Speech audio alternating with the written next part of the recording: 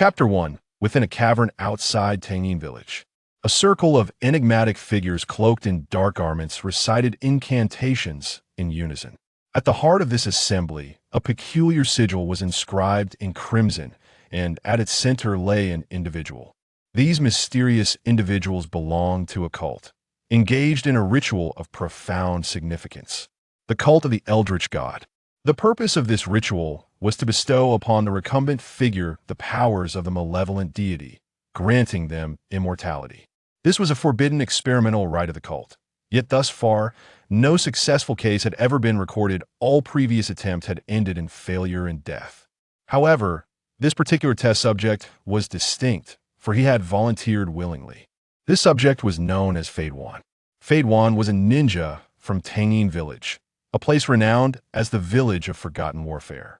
Tangin village had diminished in martial prowess due to the ravages of war, yet it remained abundant in natural resources.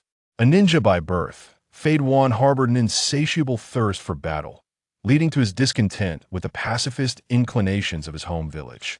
Thus, Fadewan became aware of the cult of the Eldritch God, whose tenet mandated the slaughter of all those in proximity, a doctrine that resonated deeply with his desires.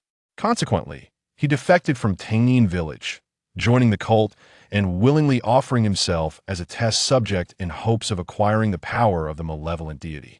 As the members of the cult infused their chakra into the sigil crafted of blood, the atmosphere thickened with anticipation. The sigil patterns emitted a crimson glow, gradually meandering onto Faiduan's body. The several acolytes of the evil god sect observed Faiduan's condition with palpable anxiety. Previous test subjects had faltered at this very juncture. Should Fadewan absorb these sigils, it would signify success. Amidst the tense atmosphere, a transformation overtook Faiduan's skin, turning it ebony while white patterns emerged, reminiscent of a skeleton. Witnessing this spectacle, the acolytes of the evil god sect erupted in exuberance. It was a triumph. Feeling the metamorphosis coursing through him, Fadewan rose from the ground, clutching his head in wild laughter. Ah ha ha ha! I am the chosen one favored by the evil god. I shall be the harbinger of the evil god. Suddenly, calamity struck. The acolytes began to levitate, each sustaining a wound from which blood gushed forth. In an instant, anguished screams filled the air. The blood coalesced into a mass, then violently unfurled to form a vast sigil array. At the heart of the sigil array, a radiant orb materialized. Faiduan's gaze fixated upon the orb, his countenance alight with ecstatic delight.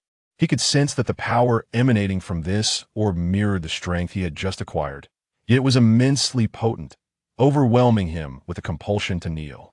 Could it be that the evil god is about to descend? Kneeling on one knee, Haydn ecstatically proclaimed, "O malevolent deity, your devoted servant awaits your descent."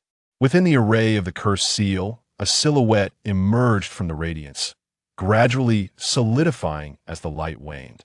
When the illumination dissipated, a nude man materialized. "O divine being!" Haydn reverently exclaimed, his voice filled with adoration. The nude man's gaze was filled with bewilderment. Where was he?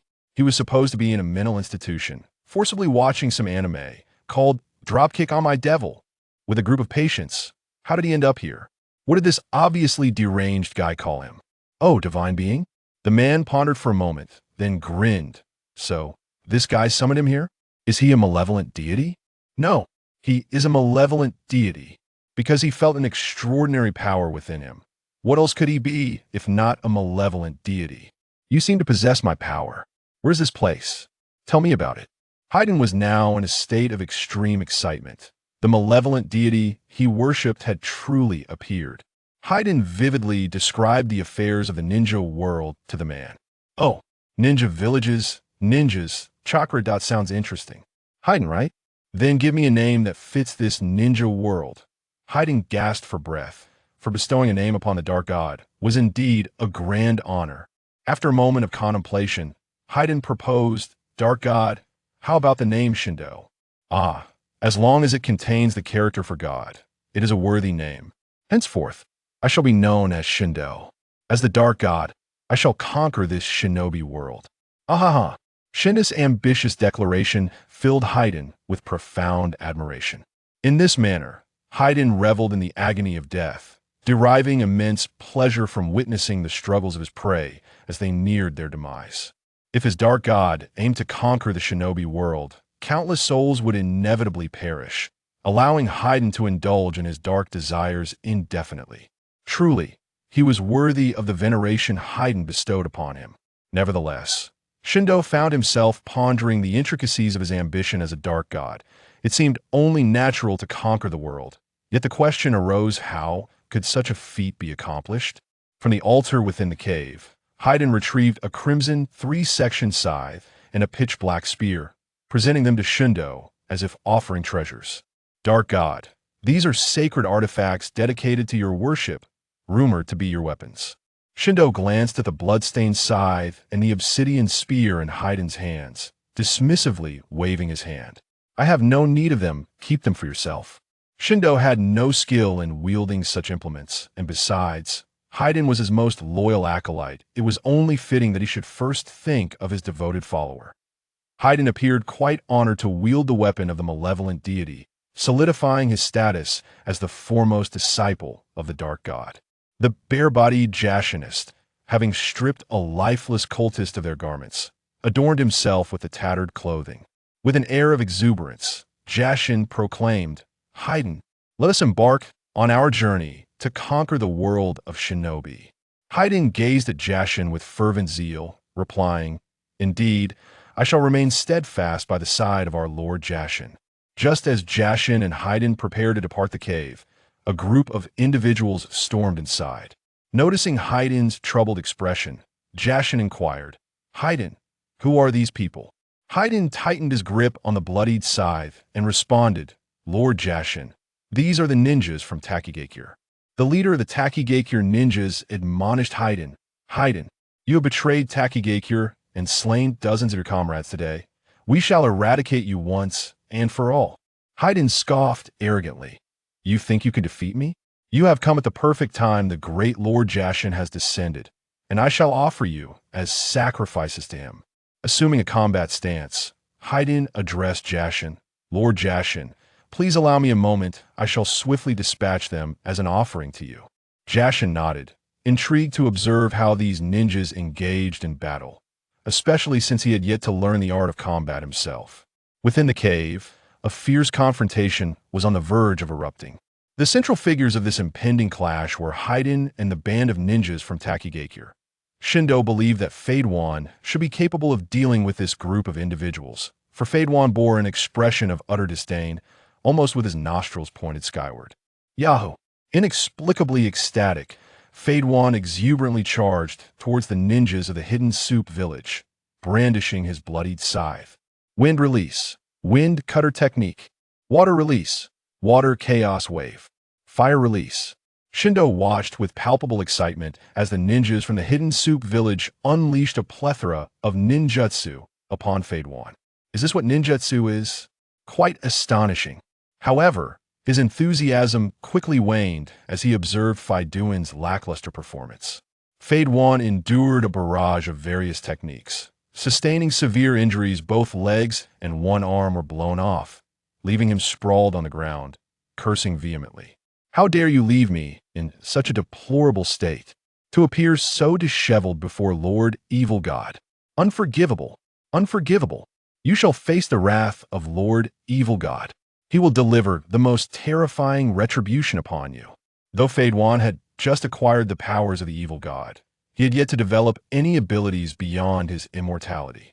Moreover, his attacks were reckless and unrestrained, rendering him unable to evade the onslaught within the confines of the narrow cave. He could only endure the assault. Shindo shook his head in exasperation, observing Faiduan's comical yet defiant demeanor even in such a wretched state. What sort of immortality is it if one cannot recover on their own? A poor evaluation indeed. Wait. The immortality of Haiden is his power. It cannot be criticized, and one can only attribute it to Haiden's own issues. Shindo took a few steps forward and had just begun to utter the word I when a ninjutsu of the hidden hot water village's Shinobi was hurled at him all at once. Shindo was utterly untrained in combat, and found himself in a predicament akin to Heiden's. He could not evade and had no choice but to endure the onslaught. In an instant, Shindo was struck by a barrage of ninjutsu attacks, his condition appearing even more dire than Heiden's, his body splitting into two halves. However, as an evil deity, Shindo, like Haiden, showed no signs of impending death. The ninjas from a hidden hot water village also sensed something was amiss. Both Haiden and Shindo had sustained what should have been fatal injuries, yet they remained alive. Moreover, unlike Haiden, who was incapacitated due to his dismemberment, Shindo's severed body swiftly rejoined, with the severely damaged parts visibly regenerating at an astonishing pace. Before long, Shindo returned to his feet as if nothing had transpired. Seeing Shindo rise again, Haiden laughed maniacally. "Ahaha! This is the power of the evil god. The evil god is an immortal being. You wretches, prepare for the wrath of the evil god." Shindus, I twitched. Haiden certainly had a knack for inciting enmity. Indeed, the ninjas from the hidden hot water village unleashed their ninjutsu once more, bombarding Shindo.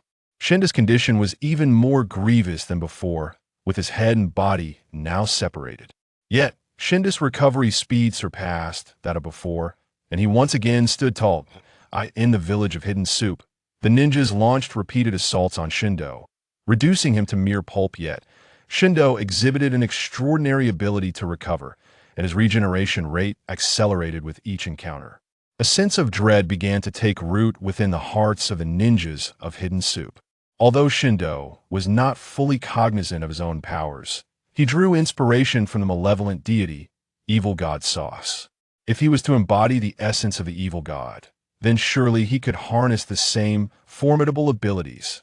Clutching his forehead, Shindo erupted into a maniacal laughter, even more unrestrained than that of Haiden. "Now it is my turn, mortals. Brace yourselves for the wrath of the evil god." With that, Shindo leaped effortlessly to the apex of the cavern. Evil god flying kick. From his elevated position, Shindo launched himself downward, delivering a powerful kick into the throng below. With a resounding boom, the impact resonated. The sheer magnitude of the force was so great that it carved a substantial pit into the ground, obliterating several ninjas from the hidden hot water village, leaving them in a state devoid of human form. The remaining ninjas were hurled in all directions by the shockwave generated by Shindo's flying kick, crashing heavily against the rocky walls. The entire cavern trembled ominously, with debris cascading down relentlessly. Shindo seized Faden, lifting him up by his legs and arms, and charged out of the cave. Mere moments after their departure, the cavern collapsed entirely, trapping many ninjas from the hidden hot water village within, leaving only a scant few to escape. Those who managed to flee cast terrified glances at Shindo. These two beings had transcended the realm of humanity, proving impossible to slay and exhibiting overwhelming strength. How could they possibly continue to fight? They all screamed in panic and fled. The maniacal laughter of Shindo and Faden echoed, filled with anticipation for the days to come. After reveling in laughter for a while, Shindo began to piece Faden's body back together. However, it appeared that Faden lacked the regenerative abilities to restore his severed limbs. With a frenzied expression, Faden exclaimed, "Lord Evil God, please take my head and carry it with you. As long as I can witness your conquest of the world, I shall be utterly content. I do not have the habit of carrying a head." Shindo pondered. "Since you have acquired my immortality, then—" He placed his hand upon Faden's body, attempting to channel his power into him. Indeed, Faden's wounds began to heal at a visible rate, akin to Shindo's own. Faden, trembling with excitement, gazed at his restored body and declared, "A miracle! This is the divine miracle bestowed upon me by Lord Evil God." Shindo grinned widely. "Faden, my most devoted disciple, tell me, where shall we conquer first?" With a sinister grin, Faden replied, "Lord Evil God, let us begin with the hidden hot water village." Shindo pointed dramatically. "Then it shall be the hidden hot water village." Onward. With renewed vigor, Shindo and Faden advanced towards the village. Upon reaching the hidden hot water village, Shindo and Faden brandished a severed head, fearlessly confronting the ninjas guarding the village entrance. "Ha! All of you shall become offerings to Lord Evil God." Scream, despair, Die. You are merely the first step in my conquest of the ninja realm. The commotion created by Shindo and Faden at the entrance of the hidden hot water village prompted immediate reinforcement from within. The battle quickly skewed in favor of the hidden hot water ninjas. Despite their initial advantage, they began to overpower Shindo and Faden, forcing them into retreat. Faden primarily relied on physical combat and lacked any ninjutsu skills, while Shindo could only execute a feeble version of the evil god kick, which was easily dodged and significantly weaker than the one used in the cavern. Shindo attempted to harness other abilities of the evil god, but to no avail, leaving him perplexed. Was his identity as an evil god merely a facade? Aside from his immortality and rapid healing, he seemed to possess no other abilities, rendering him little more than a punching bag. Conversely, Faden managed to slay several ninjas from the hidden hot water village, significantly outshining Shindo's performance. However, the overwhelming number of opponents began to take its toll on Faden, and his recently restored arm was severed once more. Yet Shindo felt a peculiar sensation, as if a certain power was continuously flowing into him. He soon realized the source. Blood. The energy from the blood of the fallen ninjas was surging into his being. Enlightened, Shindo understood the mechanism. It was akin to building an energy bar in a fighting game, where the blood contained the energy he needed to accumulate. Once he amassed enough energy from the blood, he would unlock new skills, just as in the cavern, where Faden had eliminated several ninjas to fill his energy bar, allowing him to execute the powerful evil god kick. With this revelation, Shindo jubilantly jumped in place, charging into the fray to inflict harm and gather energy from the blood of the hidden hot water ninjas. Meanwhile, Faden sensed something amiss. After licking the blood from his bloodstained scythe, his entire body turned dark. Adorned with skeletal white patterns, that a vision suddenly appeared in his mind, prompting him to instinctively draw the symbol with his own blood. A circular and triangular design, I could see that moment. A fireball struck Faden, causing burns while simultaneously inflicting similar wounds on one of the ninjas from the hidden hot water village. So that's how it works, Faden exclaimed, resembling a child who had just received a coveted toy. His face lighting up with excitement, he extended his tongue, greedily licking the blood from his bloodstained scythe, which contained the blood of numerous ninjas, allowing it to flow into his body. He then drew a new formation with his blood and retrieved a pitch-black spear. Aha! Come, taste the pain of your demise. Amidst Faden's maniacal laughter, he plunged the spear into his own chest. Several ninjas from the hidden hot water village were momentarily stunned, then spat out blood, their eyes wide with horror, before collapsing lifelessly to the ground. This is the power granted to me by Lord Evil God. Die, die. Allow me to offer more sacrifices to Lord Evil God, having discovered his new ability. Faden, like Shindo, charged recklessly into battle. However, unlike Shindo, who instantly regenerated even when his left arm was severed, Faden found himself torn into pieces, his head rolling on the ground in furious indignation. You bastards! How could you reduce me to this state? How can I present offerings to Lord Evil God now? Both Faden and Shindo were notorious for their incessant chatter. Useless! Pathetic! Hit me harder! Can't you obliterate my entire body? Shindo, adorned with dozens of shurikens and kunai, thrust one into the body of a hidden hot water ninja, reveling in the sweet aroma of blood. The leader of the hidden hot water village, witnessing the chaos, stood at the back, astonished as he observed the devastation wrought by Faden and Shindo. He was aware of Faden's affiliation with the evil god cult.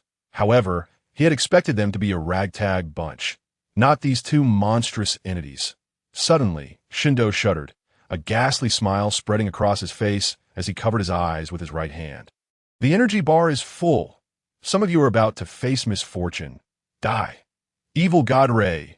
As Shindo removed his hand from his eyes, a laser-like energy beam erupted forth, piercing through a line of ninjas directly in his line of sight. The intense heat ignited their wounds, setting them ablaze. Shindo joyously swayed his head, murmuring, "Let us sway together." The high-energy rays emitted from his eyes swept chaotically around him. In an instant, countless ninjas from the hidden hot water village fell, either dead or grievously injured. Faden, witnessing Shindo's display of might, felt even more exhilarated, his voice booming for all to hear. This is the power of Lord Evil God. You fools who dared to provoke him shall meet only death. Seeing the rapid decline of his village's ninjas, the leader of the hidden hot water village, realizing that even using earth techniques would not shield them from the rays, shouted in terror, "Retreat! Withdraw immediately! Fall back to the village and prepare for defense." Shindo was lost in ecstatic laughter, reveling in the sensation. The greater the number of deaths, the more blood flowed, and the more power he gained, intensifying the potency of his energy rays. However, as the high-energy rays could only attack in a straight line based on Shindo's line of sight, it was relatively easy for the ninjas to evade them by observing the direction of his head. Once the ninjas retreated into the village, they began to mount a counterattack against Shindo. One group specifically monitored the direction of Shindo's gaze, relaying information to their comrades, who dodged Shindo's energy rays while launching ninjutsu and ranged attacks against him. After a brief period, the high-energy rays ceased. Due to the near depletion of his energy reserves, the consumption of high-energy rays proved to be quite substantial. Shindo harbored a desire to charge into Tangin Village, yet was thwarted at the village's periphery by the constraints of ninjutsu and ninja tools. With his energy exhausted, Shindo had no choice but to gather the scattered fragments of Faden from the ground.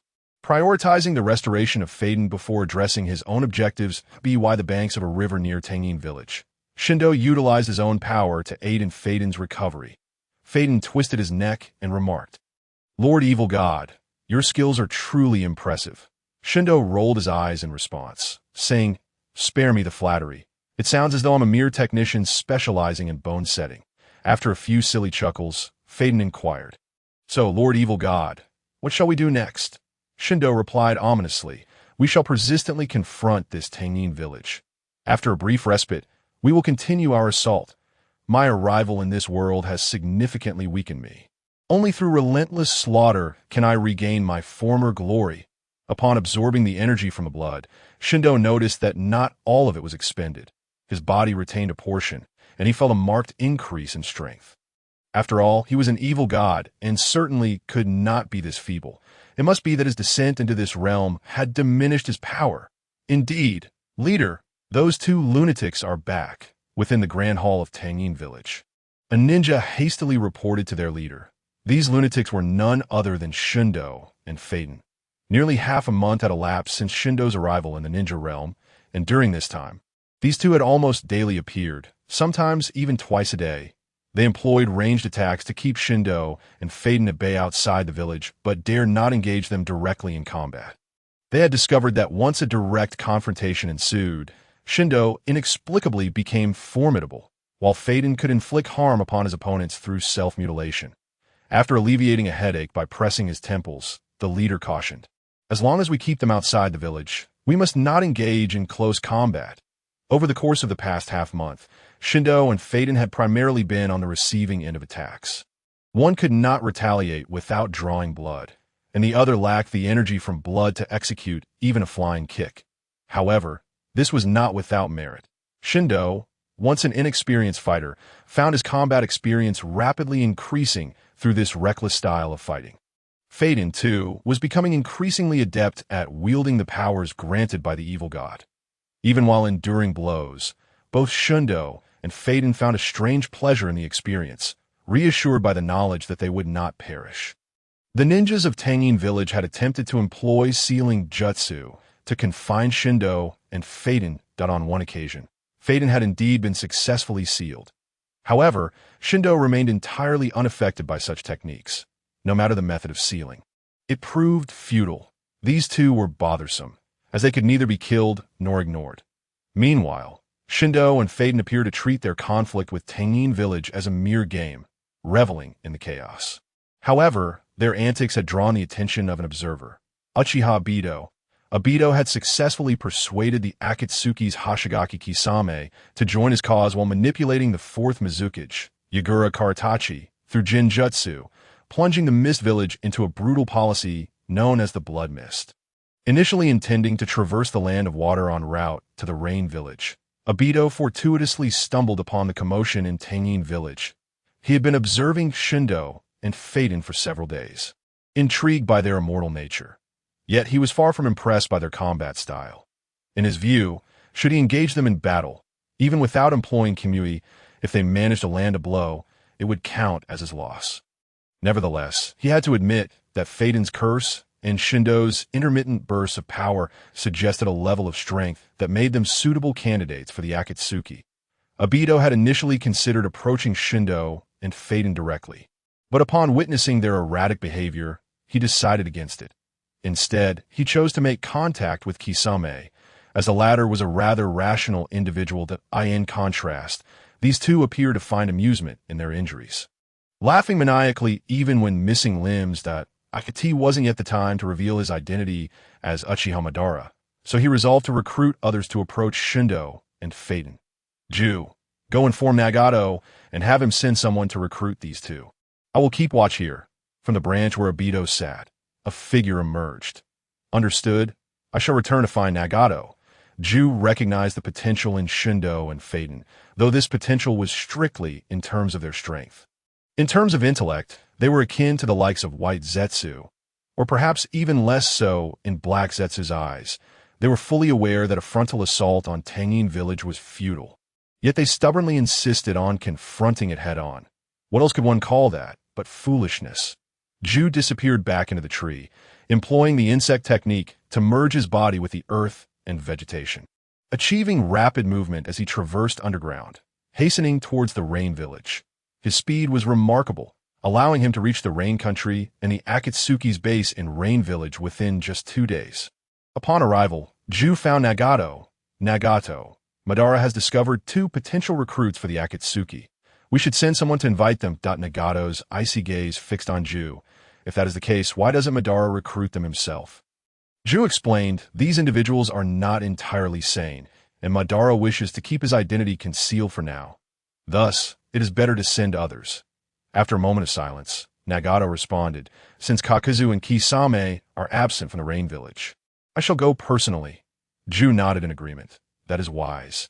These 2 are immortal with peculiar abilities. Sending Kakuzu and Kisame may not be the safest option. Your involvement should ensure success. Nagato inquired. Where are they located? In Tangin Village. Understood. I shall prepare for departure. After Nagato converged with the other pain bodies, they followed Ju to Tangin Village. 3 days later, under the cover of night, Feiden was roasting a wild boar that he had accidentally killed by crashing into a rock. Initially, Feiden proposed to eat it raw, deeming cooking too troublesome. However, Shindo firmly rejected the idea. What nonsense! I am no savage. I am a god. An evil god.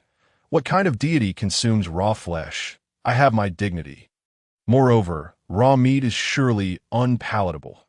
Shindo lounged with his legs crossed, a radiant smile gracing his face. Curiously, Feiden asked, Lord Evil God, what brings you such joy?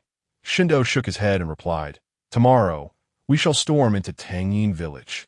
Feiden gasped. Why is that? Shindo elaborated, because my energy reserves are fully charged for the past period. I've been solely on the receiving end of blows, hoarding energy for a grand display. In his mind, Shindo began to envision the chaos that would ensue once they breached Tangin Village.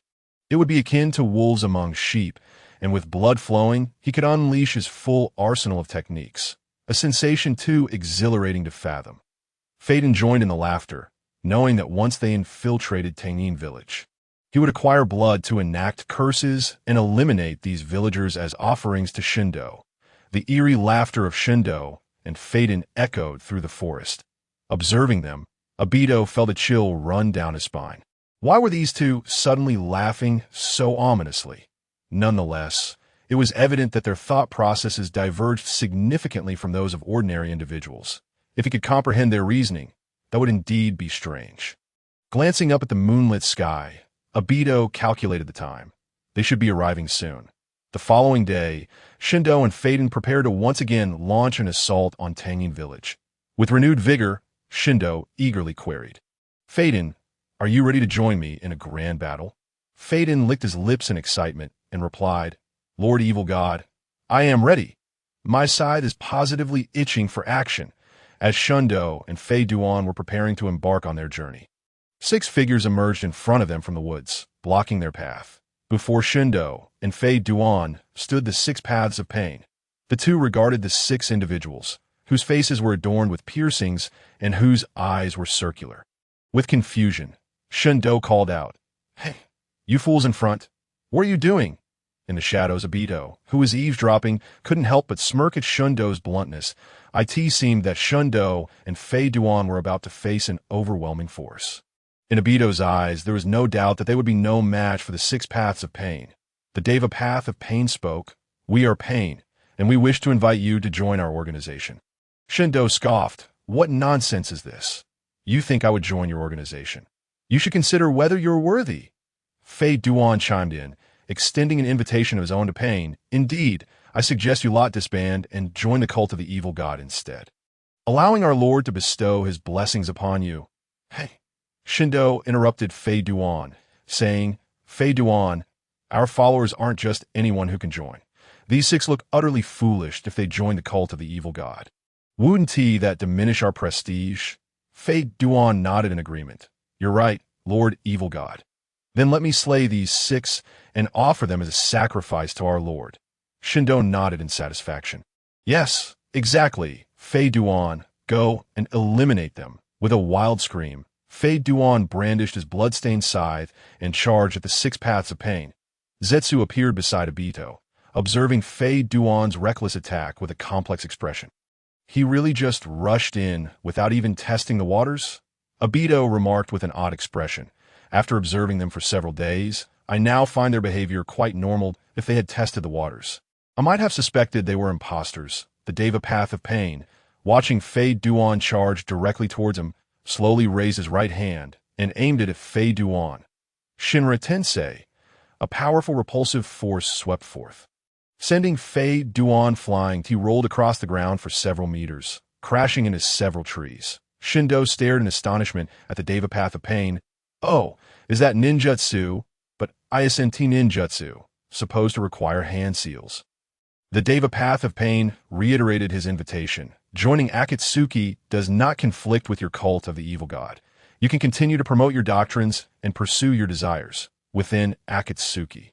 You will find a suitable platform to propagate the teachings of the evil god, as Akatsuki is also a group engaged in killings, assassinations, and wars. That it was rare for the Deva Path of Pain to speak so much at once, and his words carried a heavy sense of pressure, even intimidating strong individuals like Kisame and Koto. Yet, before the Deva Path of Pain stood two individuals with questionable sanity. Shundo inquired of Fei Duan, who had returned to his side. "Fei Duan, was that just now ninjutsu?" Fei Duan scratched his face, frowning. "It should be ninjutsu, although generally, ninjutsu requires hand signs to be executed. However, I've heard there are forms of ninjutsu that do not require signs." Shindo expressed his eagerness. "I really want to learn this ninjutsu, but it seems neither of us can grasp it." Previously, Shindo and Fei Duan had captured a ninja from the hidden soup village, forcing him to teach them ninjutsu. However, neither could master it, and their attempts at hand signs resembled fits of convulsions. Though the Deva Path of Pain maintained a stoic demeanor, a flicker of displeasure crossed his eyes. The Azura Path separated its wrists and arms, pulling out a series of missiles from the cut in its arm, aiming them at Shundo and Fei Duan. Since communication had failed, it seemed they would resort to overwhelming force to compel the two into submission. Five-finger missile. Dozens of missiles were launched towards Shundo and Fei Duan. Obito suddenly became intrigued, asking Zetsu, "Want to place a bet? I bet they won't dodge." Zetsu frowned as he observed Shindo and Fei Duan. "These two shouldn't be that foolish, right? Then I'll bet they will dodge." This gamble yielded no winner, for while Shundo stood still, Fei Duan evaded the attack. Though Fei Duan managed to dodge, he was still blown away by the shockwave from the explosion. Meanwhile, Shindo absorbed the missile's impact, losing half of his body in the blast. He erupted into manic laughter. This is quite interesting. I thought this world lacked technology. But now, are you prepared to face death for daring to challenge the authority of my evil god?"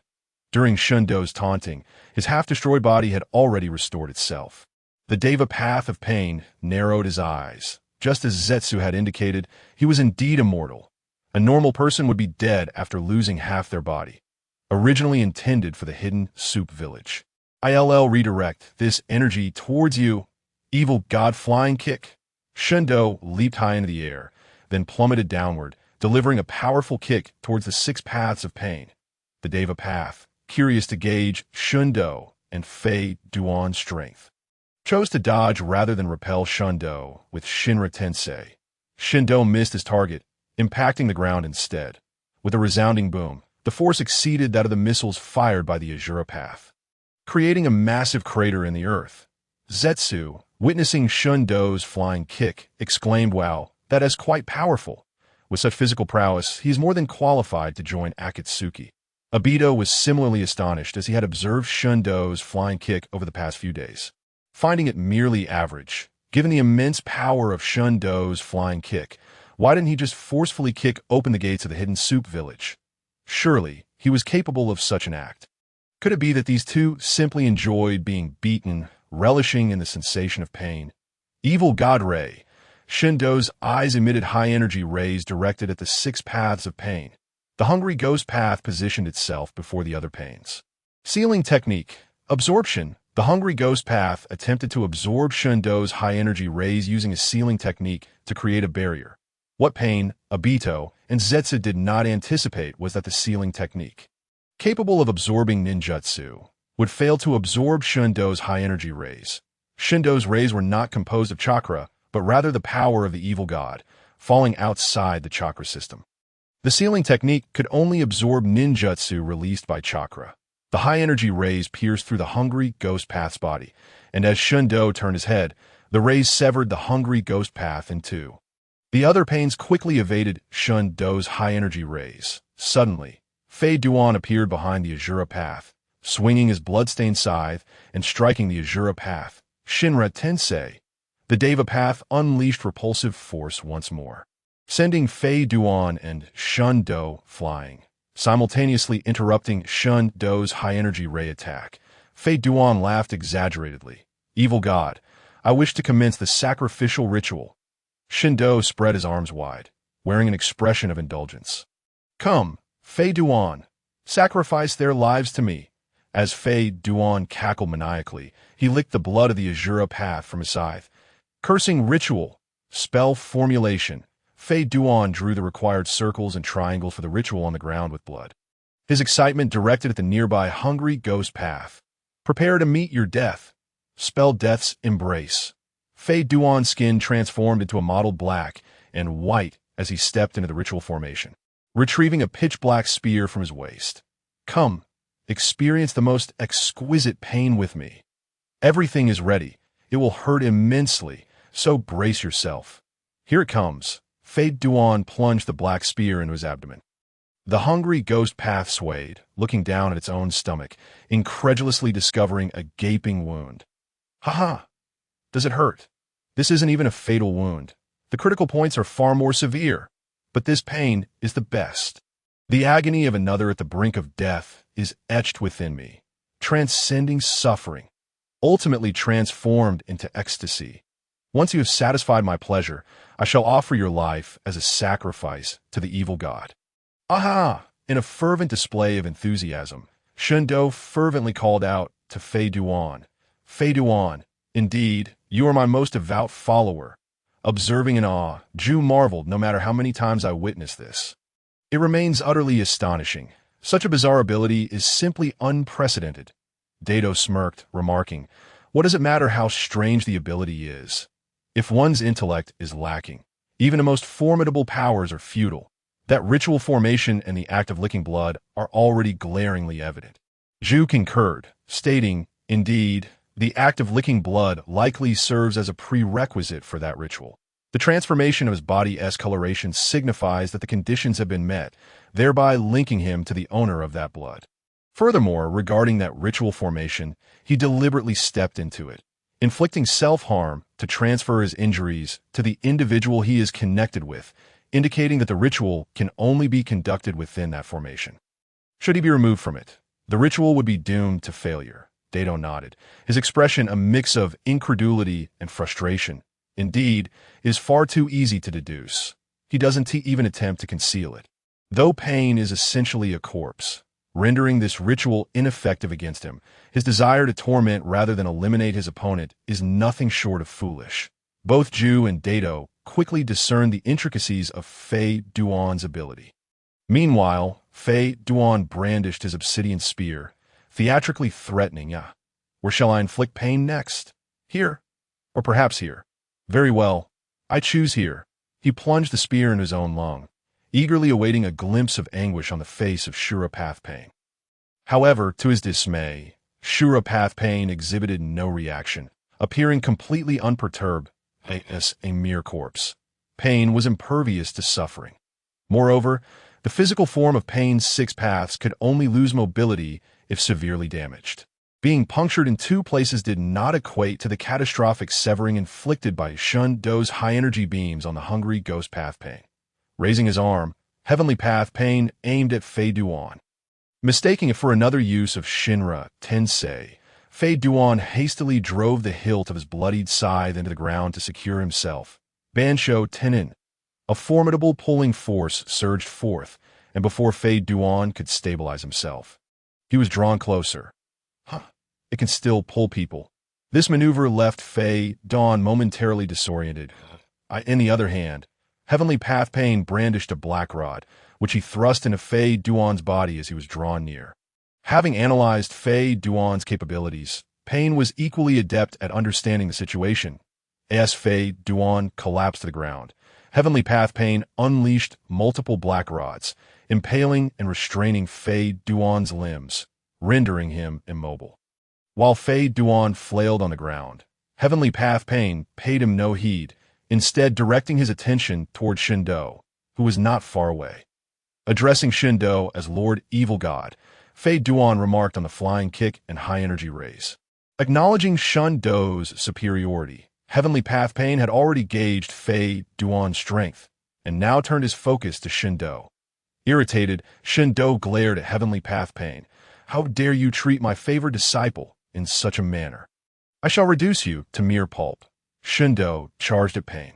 Suddenly, Shurapath Pain's head opened, revealing an internal mechanism that unleashed a laser cannon toward Shindo. The laser pierced Shindo's chest. Yet he remained unfazed and continued his assault. Beast Path Pain formed hand seals and pressed them against the ground. Summoning technique, a colossal rhinoceros materialized, bellowing as it charged at Shindo with its horn aimed menacingly. Shindo halted his advance, adopting a combat stance. Evil God combat style? Ada Ada. Shindo met the rhinoceros head-on, delivering a relentless barrage of punches that forcibly halted the beast, leaving it dazed. Subsequently, he unleashed a torrent of energy blasts, obliterating the rhinoceros into fragments. Shindo leapt high into the air, declaring, "With all my energy, I shall vanquish you. Fei Duan, bear with me. I shall mend you afterward." Fei Duan shouted passionately, "Lord Evil God, bring it on. Spare no mercy."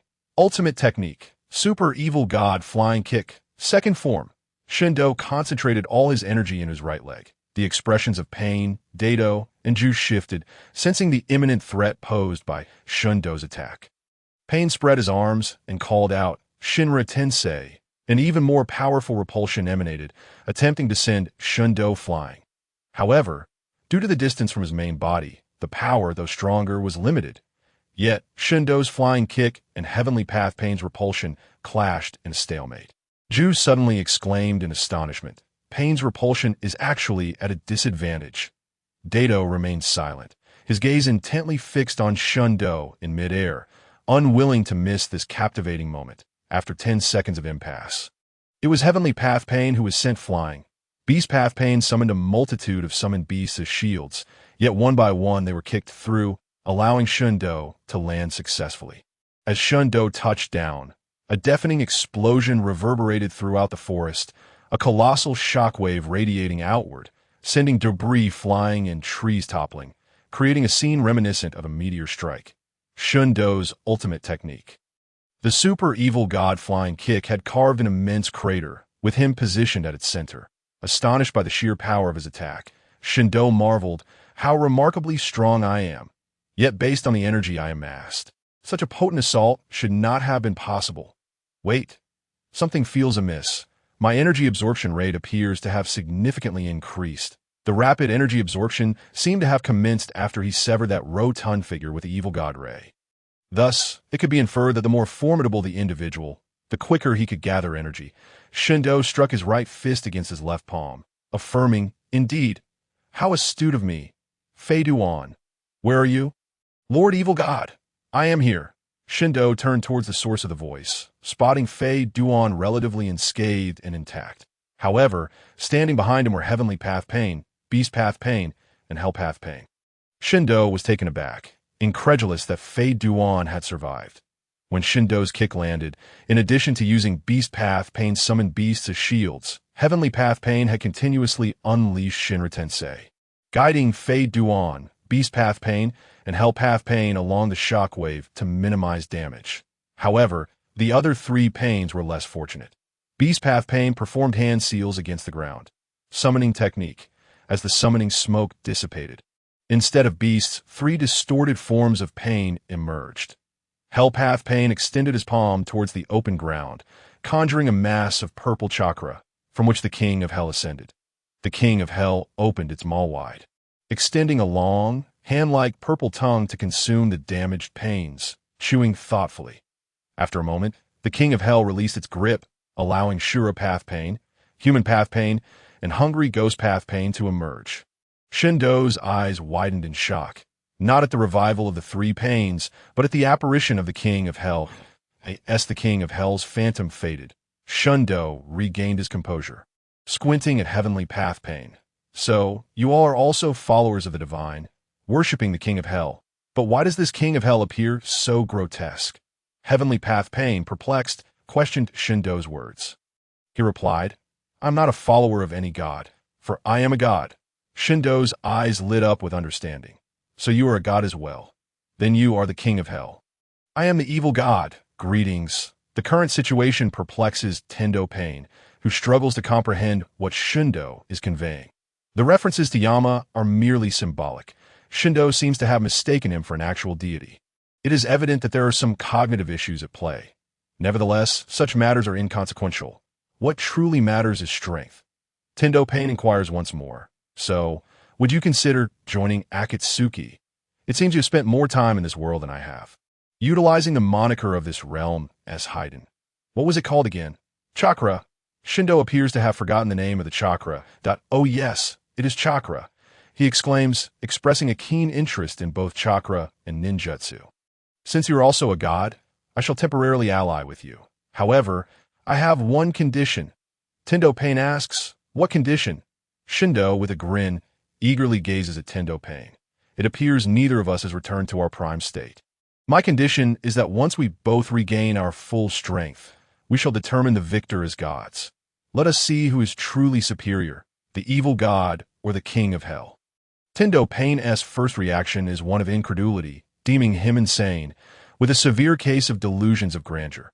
His second thought is that a conflict may not be necessary. If Shindo and Haiden join Akatsuki, then all will be well. The organization is in dire need of talent, and their inclusion would significantly enhance its power. Tendo Pain extracts the black scythe from Haiden, who glares at him in annoyance. The strongest god must be Lord Evil God. Tendo Pain retorts with confusion, while Haiden rushes to Shindo's side, apologizing. "I'm sorry, Lord Evil God. I couldn't be of much help." Shindo pats Haiden on the shoulder. "No need for apologies. It is only natural that you could not defeat another god. Keep striving for improvement. Yes, I, Lord Evil God, shall surely endeavor." Shindo and Haiden exchange glances before bursting into hearty laughter. Zetsu has arrived beside Tendo Pain. Yet Obito remains hidden. Witnessing Shindo and Haiden's sudden laughter, Pain, Zetsu, and the concealed Obito are utterly bewildered. What could be the cause of such inexplicable mirth? Shindo and Haiden turn their attention to Zetsu. Shindo exclaims in astonishment. "This ninja world is truly remarkable. Even the pitcher plant has attained sentience. But why is it a yin-yang person? Such an abstraction that a vein throbs on Zetsu's forehead, irritated by the personal attack. However, engaging with someone who appears mentally unstable would only reflect poorly on Zetsu, that he introduces himself. "I am an official member of Akatsuki, Zetsu, codename Shien." Tendo Pain likewise introduces himself. I am the leader of Akatsuki. Pain, codename Zero. Shindo, curious, inquires. And what will be the codenames for Haiden and myself? Tendo Pain produces 2 rings and tosses them to Shindo and Haiden. From now on, Shindo, your codename shall be Kong, and Haiden's will be San. Chandu express didin, Kong? Who devised such a name? It sounds utterly unappealing. Kong evokes an impression of emptiness. Such a designation is wholly unbefitting of my intellect. Zetsu's mouth twitches, and even Tendo Pain's expression betrays a hint of amusement. Who is he to claim such intellectual superiority? The term empty-headed is indeed most apt. Haiden eagerly offers his ring to Shindo. Lord Evil God, would you not prefer to use my codename instead? Forget it. I shall keep it as Kong. Shindo concedes, addressing Tendo Pain. Although you are the leader, and I have joined your organization, let it be clear that I am not your subordinate. We are merely partners. Tendo Pain remains non-committal to Shindo's statement. That is acceptable, but you are required to fulfill the organization's missions. During other times, you may pursue your own interests. However, we must not expose the existence of Akatsuki. Now is not the time for such revelations. This is not the place for discussion. We shall return to the base, and I will provide you with further details about the organization. Now, let us proceed. Shindo queries, proceed? Where to? Tendo Pain responds matter-of-factly. Back to the base, of course. Shindo firmly declines. Not now. Haiden and I still intend to visit Takigakure. Obito, who has been eavesdropping, stumbles, nearly falling from the tree. After all this time, they're still fixated on that wretched Takigakure. Shindo is determined to accompany Haiden there, as it had been their initial decision. Tendo Pain ponders for a moment before stating, You have 3 hours. Once the time is up, we will leave. 3 hours? That is hardly sufficient. Shindo feels pressed for time, having expended all his energy. Initially, he had prepared for a prolonged battle in Takigakure, ready to endure blows for a week or 2 to recharge. Suddenly, he recalls that Tendo Pain can fly. Thus, he proposes the idea of being airdropped into as long as there is bloodshed. He and Haiden would be virtually unstoppable. Zetsu interjects. I truly do not understand why you both insist on attacking through the front gate. Could you not approach from the side? There are no barriers obstructing Takigakure. Are there? Shindo and Haiden exchange astonished glances. Zetsu's reasoning holds merit. Why not infiltrate Takigakure from the side? Shindo coughs. But I am evil god. Have you ever seen a deity approach from the side? What a disgrace. Haiden immediately concurs. Indeed, Lord Evil God only advances head-on. Zetsu can hardly suppress an eye roll. How could entering from the side be humiliating? Would they not allow Pain to airdrop them into Takigakure? Tendo Pain urges. Enough of this. We must move swiftly. The base is currently occupied by only Konan, and we have just taken control of Amigakure. Our foundation remains unstable, and we must address the remnants of Hanzo the Salamander. We must return promptly. Tendo Pain seizes Shindo and Haiden, soaring into the sky as they rush toward Takigakure, above the center of Takigakure. Tendo Pain cautions, You have merely 3 hours. Once the time is up, regardless of the circumstances, I shall forcibly retrieve you. Shindo and Haiden gaze down at Takigakure, their excitement palpable, urging, All right, we understand. Now, let us down. Tendo Pain releases his grip, and as Shindo and Haiden plummet from the heights, the wind distorts their faces, and they cheer exuberantly. The inhabitants of Takigakure hear their jubilant cries and look skyward, witnessing 2 dark figures descending from above. The figures grow larger until they come into focus as 2 individuals. With a resounding thud, Shindo and Haiden crash to the ground, blood splattering in all directions. Their bones shattered upon impact. Onlookers gasp in horror, wincing at the sight. As the ninjas of Takigakure approach to assess the situation, Shindo has already healed and stands once more, rubbing his neck and muttering, How troublesome. My energy is depleted, and even my healing speed has slowed. Upon recognizing Shindo, the Takigakure ninjas' expressions shift dramatically, and they begin to call for their comrades. However, none dare to advance recklessly. Shindo approaches Haiden, placing a hand upon him, who now appears truly fragile and boneless. Shindo channels his power into Haiden, accelerating his recovery. Haiden soon rises, just as the Takigakure leader arrives with reinforcements. Regarding the two with trepidation, it seems they must engage these two formidable opponents directly. The Takigakure leader decisively commands, "Non-combatants, retreat immediately. All ninjas, engage these two with the objective of expelling them from the village. Charge!" Haiden, excited, licks the bloody scythe, slicing his tongue on the blade, the metallic tang flooding his mouth. "Lord Evil God. Shall we advance now?" Shindo wears a similarly sinister grin. "Very well. Let's charge together." With reckless abandon, Shindo and Haiden confront the fierce onslaught of the Takigakure ninjas. Tendo Pain remains aloft, observing the battle below. After a period of watching, he finds it curious. Initially, Shindo and Haiden were on the receiving end of blows, barely able to retaliate, exchanging injuries for injuries. Yet as time progressed, Shindo's combat prowess grew increasingly formidable. And now he was single-handedly pursuing a group in combat, while Haiden's performance remained consistently stagnant. Were it not for Haiden's immortal body, he would be unworthy of joining the Akatsuki. The number of lifeless bodies sprawled on the ground increased exponentially, while the strength of Shindo surged ever higher. Scream, despair, embrace death. Ha ha!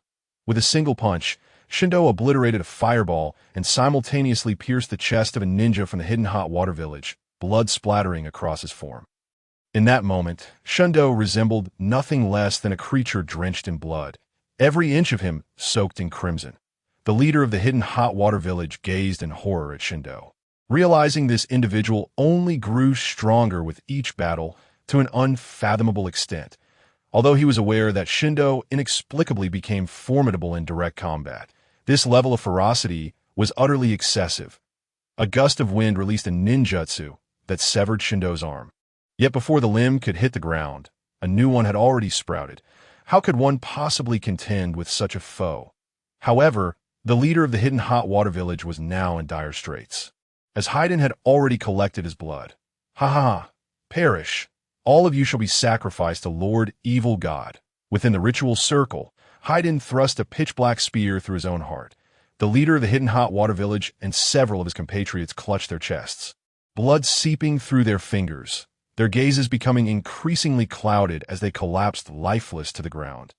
Tendo Pain, who had been observing, felt a twinge of unease regarding Shindo's exhibited combat prowess. He discerned that with each death, Shindo's power seemed to amplify, and this process appeared to have no limit. Yet, after Shindo unleashed a series of formidable attacks, his strength would dramatically wane, only to increase once more with a rising death toll.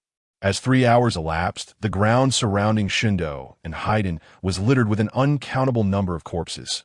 Nevertheless, Shindo and Haiden continued their relentless battle without a hint of fatigue. Tendo Pain extended his hands toward them. Shinra Tensei, Shindo and Haiden were suddenly drawn upward by an overwhelming gravitational force. They struggled, exclaiming, "Wait, we were just getting started. Don't interrupt us, you bastard." Outside the hidden hot water village, Shindo and Haiden exchanged barbs directed at Tendo Pain. With a scowl, Tendo Pain replied, "I've already stated that once 3 hours have passed, regardless of the circumstances, I will forcibly take you both away. Now, let us depart for the base." Reluctantly, Shindo and Haiden followed Tendo Pain. Atop a building within the hidden hot water village, Zetsu and Obito observed the multitude of fallen hot water ninjas below. Zetsu remarked, "This Shindo appears to be quite extraordinary. Indeed, he possesses a considerable bloodlust and grows stronger with each battle.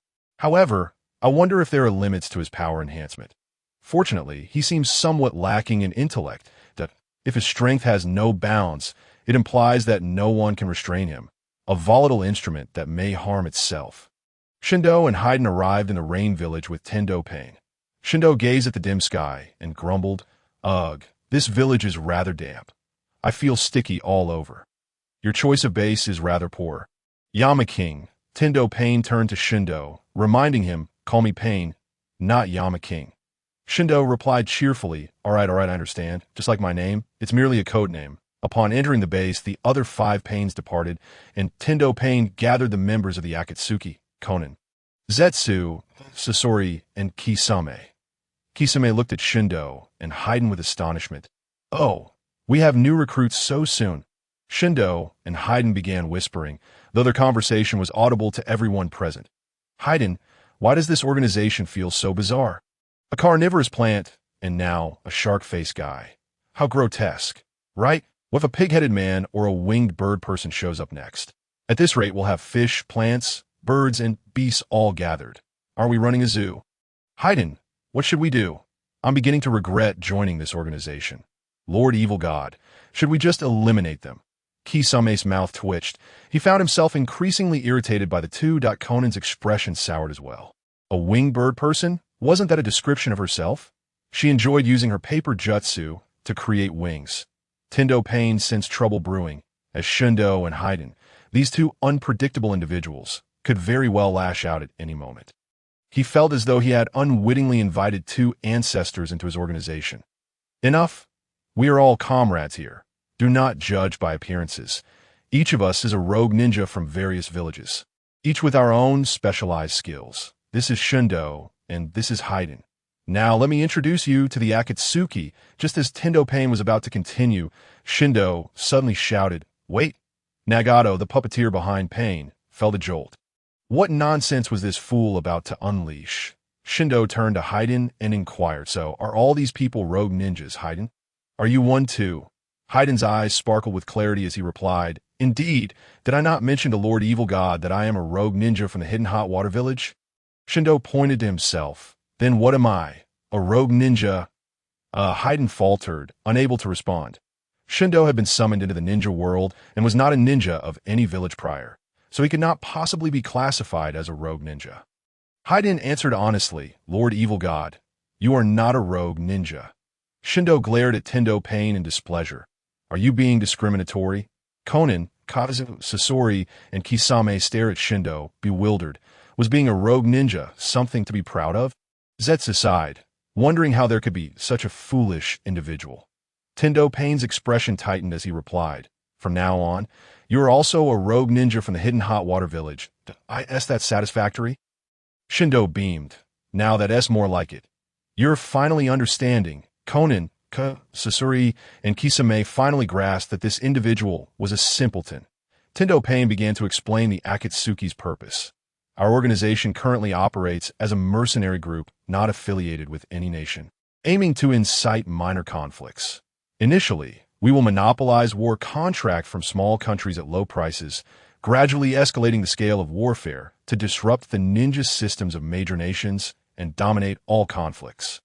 Our true objective is to gather all tailed beasts in the ninja world, using them to conquer everything and inflict suffering upon this world, achieving absolute peace through overwhelming deterrence." Shindo crossed his arms, gazing at Tendo Pain with admiration. "Truly commendable.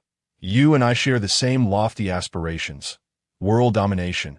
Our forthcoming battle is indeed fated." Conan and the others turned their attention to Tendo Pain, who found himself rendered speechless by the absurdity of the situation. Ignoring Shindo, Tendo Pain continued, "The organization is still in its developmental stage, seeking allies and accumulating resources for future endeavors. Therefore, I ask everyone to exercise restraint as we instigate localized conflicts and monopolize war contract from small nations to amass funds." This meeting is now adjourned. After the meeting, an outer member of the Akatsuki led Shindo and Haiden to their quarters.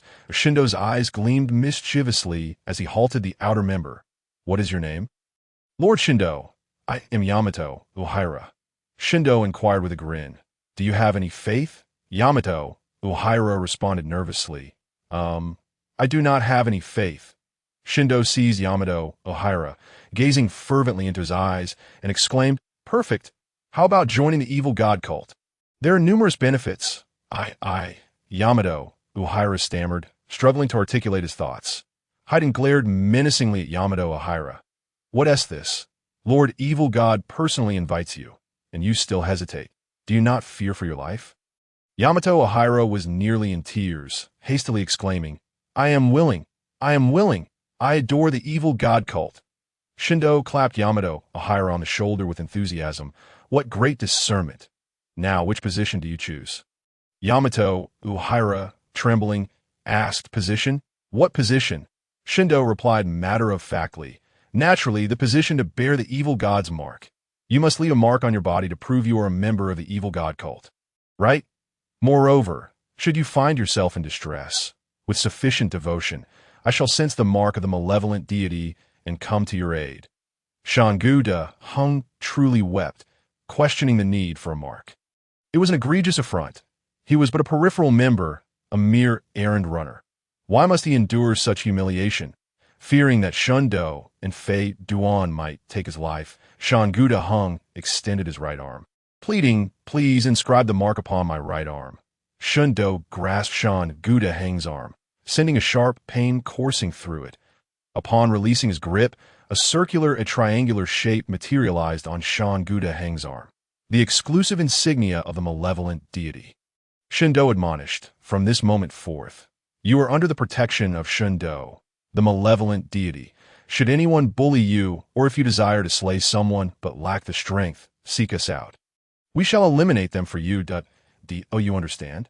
Shangguda Hung nodded fervently, exclaiming, understood, understood. After escorting Shundo and Fei Duan to their residence, he fled like the wind. Shundo turned to Fei Duan and suggested, let us wander about here and see if anyone is willing to join the malevolent cult. We must expand our sect. Nagato, are you truly going to ignore them? Is it wise to allow such behavior to continue unchecked? Xiaonan's expression was one of profound concern. Shundo and Fei Duan had been residing there for nearly a month, coercing nearly all the peripheral members of the Akatsuki, forcing peripheral members to join the malevolent cult. Those who resisted were met with Fei Duan's wrath until they complied. Now, the peripheral members bore the mark of the malevolent deity, and they had even troubled Scorpion. Fortunately, I learned of this in time. And Scorpion, whom I had recruited, was willing to grant me some face. Otherwise, a conflict would have ensued. If this behavior is allowed to persist, they may soon start troubling the villagers of the Rain Village. It is imperative that we do not permit this to continue. Nagato rubbed his weary brow with his parched hand, knowing full well of the situation, yet feeling unable to intervene that if he were to step in. He could only envision the chaos that these two lunatics would unleash upon him.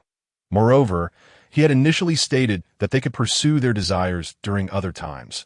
After a moment of contemplation, Nagato decided, we must find them a task to occupy their time. Madara intends to stir trouble in Konoha. Let us have them accompany him, that I could seek a bit of peace. Xiaonan asked in astonishment. Madara Uchiha is going to Konoha? What does he intend to do? Nagato responded, Madara plans to unleash the Nine Tails to weaken Konoha's strength and draw the attention of the 5 great nations. Disrupting the balance of the tailed beasts that, if successful, the imbalance will lead to war once more. This will accelerate our progress. Xiaonan inquired, are we capturing the Nine Tails now? But didn't you say that the Nine Tails should be the last to be sealed? Nagato nodded. Indeed, the last tailed beast must be the Nine Tails. Otherwise, the outer path golem may collapse. However, this time is not for capturing the Nine Tails. It is merely to disrupt the balance of the tailed beasts. As long as the Nine Tails does not belong to Konoha, it matters not who possesses it. This is a once-in-a-lifetime opportunity. Madara seems to have learned that Konoha's Jinchuriki of the Nine Tails is about to give birth. During pregnancy, the seal that suppresses the tailed beast's energy is weakened, presenting an opportune moment to break the seal. Xiaonan sighed. Very well. Let us hasten to send those two away. They are truly a nuisance. But can we trust this Madara? I have a feeling something is amiss with him. Nagato replied sternly. Madara indeed raises many suspicions that in truth, I have no faith in his identity as Madara Uchiha. However, our current objectives align, and we are in dire need of manpower. There is no reason to sever ties with him. For now, we shall maintain the status quo and remain vigilant. What? You want those two to assist me? In the land of fire, Obito was communicating with Pain through a ring. Hearing that Shundo and Fei Duan would be sent to assist him, Obito was filled with reluctance. Was this not madness? Facing all of Konoha alone would certainly be a challenge. While Shundo and Fei Duan were somewhat reckless, they did serve well as a distraction. Thus, it was decided, he would send them to rendezvous with him.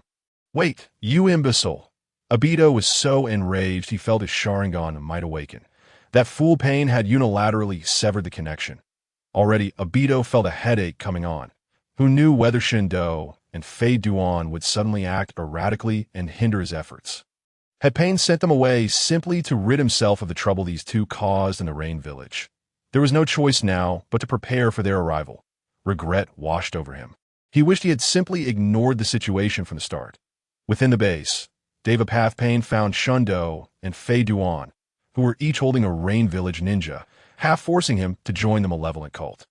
Enough of this nonsense. Come with me. I have a mission for you. Shindo, astonished, replied, Oh, finally a mission, but let me ask you one last time. Will you join the malevolent cult? Fei Duan brandished his blood-stained scythe, projecting a menacing aura that suggested dire consequences if the answer were negative. The Rain Village ninja, with a quavering voice, pleaded, I am willing. I truly am. Very well. You are perceptive. Shindo placed his hand upon the nape of the Rain Village ninja's neck, marking him with the insignia of the malevolent deity. Deva Path Pain's face darkened as he internally resolved to expel these troublesome individuals from the Rain Village and send them to bother others instead. Upon returning to the base, Deva Path Pain instructed Shindo and Fei Duan. Next, you'll head to the Land of Fire and meet with Akatsuki member Haiden, who wears a tiger-striped mask. As the Akatsuki is currently in a dormant state, do not wear the Akatsuki attire. You may depart now. Shindo queried, What is our mission? You have yet to specify whom we are to cut down. Nagato felt his patience waning. Was it not obvious? If they would meet with Haiden, then he would be the one assigning them their tasks. The IT was essential to be clear with these two. Deva Path Pain clarified, This mission will be led by Haiden. He will inform you of the specifics once you arrive. Shindo was immediately displeased. What? I am only begrudgingly following your orders because you claim to be a god. Now you want me to heed someone else? Who does he think he is? Fei Duan chimed in. Indeed, my lord, the malevolent deity should not be ordered about by anyone. Do you dare challenge him? Nagato felt utterly drained. Were it not for the fact that he could not eliminate these two, he would have relished the thought of obliterating them. For now, he had no choice but to placate them. This is my request to you as a god. Though he felt a sense of superiority when proclaiming himself a god to others, he experienced an inexplicable sense of embarrassment when addressing Shindo and Fei Duan. Were it not for the numbness in his lower half, he would surely be clenching his toes. Nevertheless, Shindo was swayed by Nagato's words, a broad grin spreading across his face. If you insist, I suppose I shall reluctantly agree. The Land of Fire, is it? Fei Duan, do you know the way? Fei Duan replied, I do. Konoha, one of the 5 great shinobi villages, is located in the Land of Fire. Very well. Then let us set forth for the Land of Fire. Come, Fei Duan. Shindo and Fei Duan departed from the Rain Village, heading towards the Land of Fire to rendezvous with Obito. Upon learning that Shindo and Fei Duan had left the Rain Village on a mission, all the peripheral members of the Akatsuki were moved to tears. These two troublemakers had finally departed, ushering in a much-anticipated period of peace. The Land of Fire indeed boasted a splendid environment. And as one of the 5 great shinobi villages, Konoha must be quite formidable. Having entered the territory of the Land of Fire, Shindo gazed about with curiosity. Fei Duan remarked, It is indeed powerful, ranking among the top shinobi villages in the ninja world. Moreover, the entire ninja village system seems to have originated from Konoha. Shindo's curiosity was piqued further. Fei Duan, tell me more. After a moment of thought, Fei Duan recounted, Actually, I do not know much as I am not particularly interested in history. Konoha was founded by the first Hokage, Senja Hashirama, known as the god of shinobi, and Uchiha Madara, a legendary ninja. It was the first ninja village to be established in the history of the ninja world. Subsequently, various nations' ninja clans began to emulate Konohagakure, establishing their own ninja villages, thus introducing the concept of ninja villages to the entire ninja world. Shindo stroked his chin, pondering. The god of ninjas, it seems this ninja world is quite complex. Besides myself, there's a king of hell, and now a god of ninjas has emerged. What of Senju Hashirama in Konoha? Faden explained, the title god of ninjas is merely an honorific. It does not imply he is a deity, he is still just a ninja. And moreover, he is deceased. That Shindo's enthusiasm waned immediately. Oh, so it's just a title. Not a true god. And he's dead. I was hoping to measure my strength against him. After Shindo and Faden had walked a short distance, the space ahead suddenly distorted, and Toby, wearing a mask, appeared before them. Shindo exclaimed in astonishment. Wow. Was that a ninja technique? Space-time transfer. That's certainly a form of ninjutsu. Toby only acknowledged this, as he was under no obligation to divulge his ocular techniques to Shindo. Shindo scrutinized Toby for 3 seconds before abruptly launching a punch at him. Faden also appeared behind Toby, swinging his scythe in tandem with Shindo's attack. However, their strikes passed through Toby's form without inflicting any harm. Toby, with a dark expression, questioned, "What are you two doing? Why did you suddenly attack me?" Shindo, increasingly astonished, replied, "You can even evade our attacks. You are quite formidable today as for why we attacked you. It was you who obstructed our path. Who else could we target?" Toby's forehead throbbed with veins, gritting his teeth as he retorted, "Did that Pain fellow not inform you too?"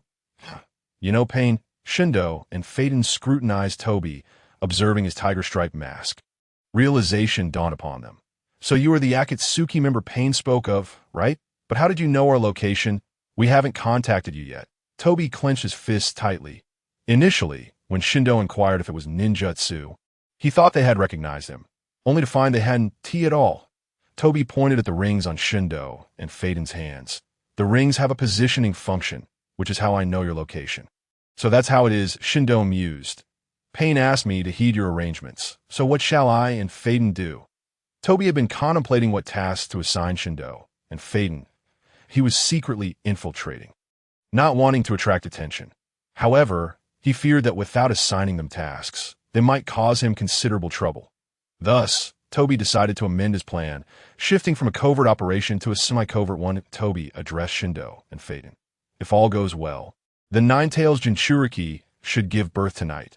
The delivery will occur in a cave outside Konoha, which is heavily guarded by many Umbun ninjas. You two will handle them. After that, you can manage your own affairs. I will come to find you when it's time to retreat." Toby believed that as long as Shindo and Faden did not interfere during the initial capture of the Nine-Tails Jinchuriki, they could do as they pleased thereafter without affecting him. Shindo raised a middle finger towards Toby. Toby looked at Shindo's gesture in confusion. "What are you doing?" Shindo disdainfully replied. "I scorn you. Don't be deceived by my title as the evil god. While it sounds rather wicked, I am still a deity, and the most despicable act for a god is to harm pregnant women or infants. You are unworthy to join my cult." Faden mimicked Shindo, raising his middle finger at Toby. "I disdain you." Toby nearly gasped for air. Were these two really looking down on him? Had they not killed enough in Takigakure? Yet upon reflection, when Shindo and Faden were airdropped into Takigakure, they hadn't harmed any children nearby. But so what? As ninjas, one must employ any means necessary. Disdain them if they choose. As dusk fell, anguished cries echoed from a cave outside Konoha. It was the labor pains of Uzumaki Kushina, the Nine-Tails Jinchuriki. Inside the cave, besides Kushina, who was in the throes of childbirth, were the fourth Hokage, Namikaze Minato, the former third Hokage's wife, Uzumaki Mito, and an Umbu Kunoichi assisting in the delivery. "Those are the ones, right?" Shindo pointed at the Umbu ninjas guarding the cave and inquired of Toby. Toby nodded. "That's them. Once you eliminate them, you can act freely," Shindo replied irritably. "Only this once. This is the first time that Pain has asked me for help. I'll grant him this favor. But if it happens again, whoever asks me to assist with another pregnant woman will meet their demise. I cannot afford to lose face. Faden, let us go. This is so annoying that I regret joining this organization. It's like a zoo with such insufferable characters." After venting his frustrations, Shindo charged out alongside Faden. Toby's lips twitched in irritation. Who in their right mind wanted their help? It was clearly Nagato who had forced this upon him. And who was the insufferable one here? Two dimwits, in the eyes of Shindo and Faden.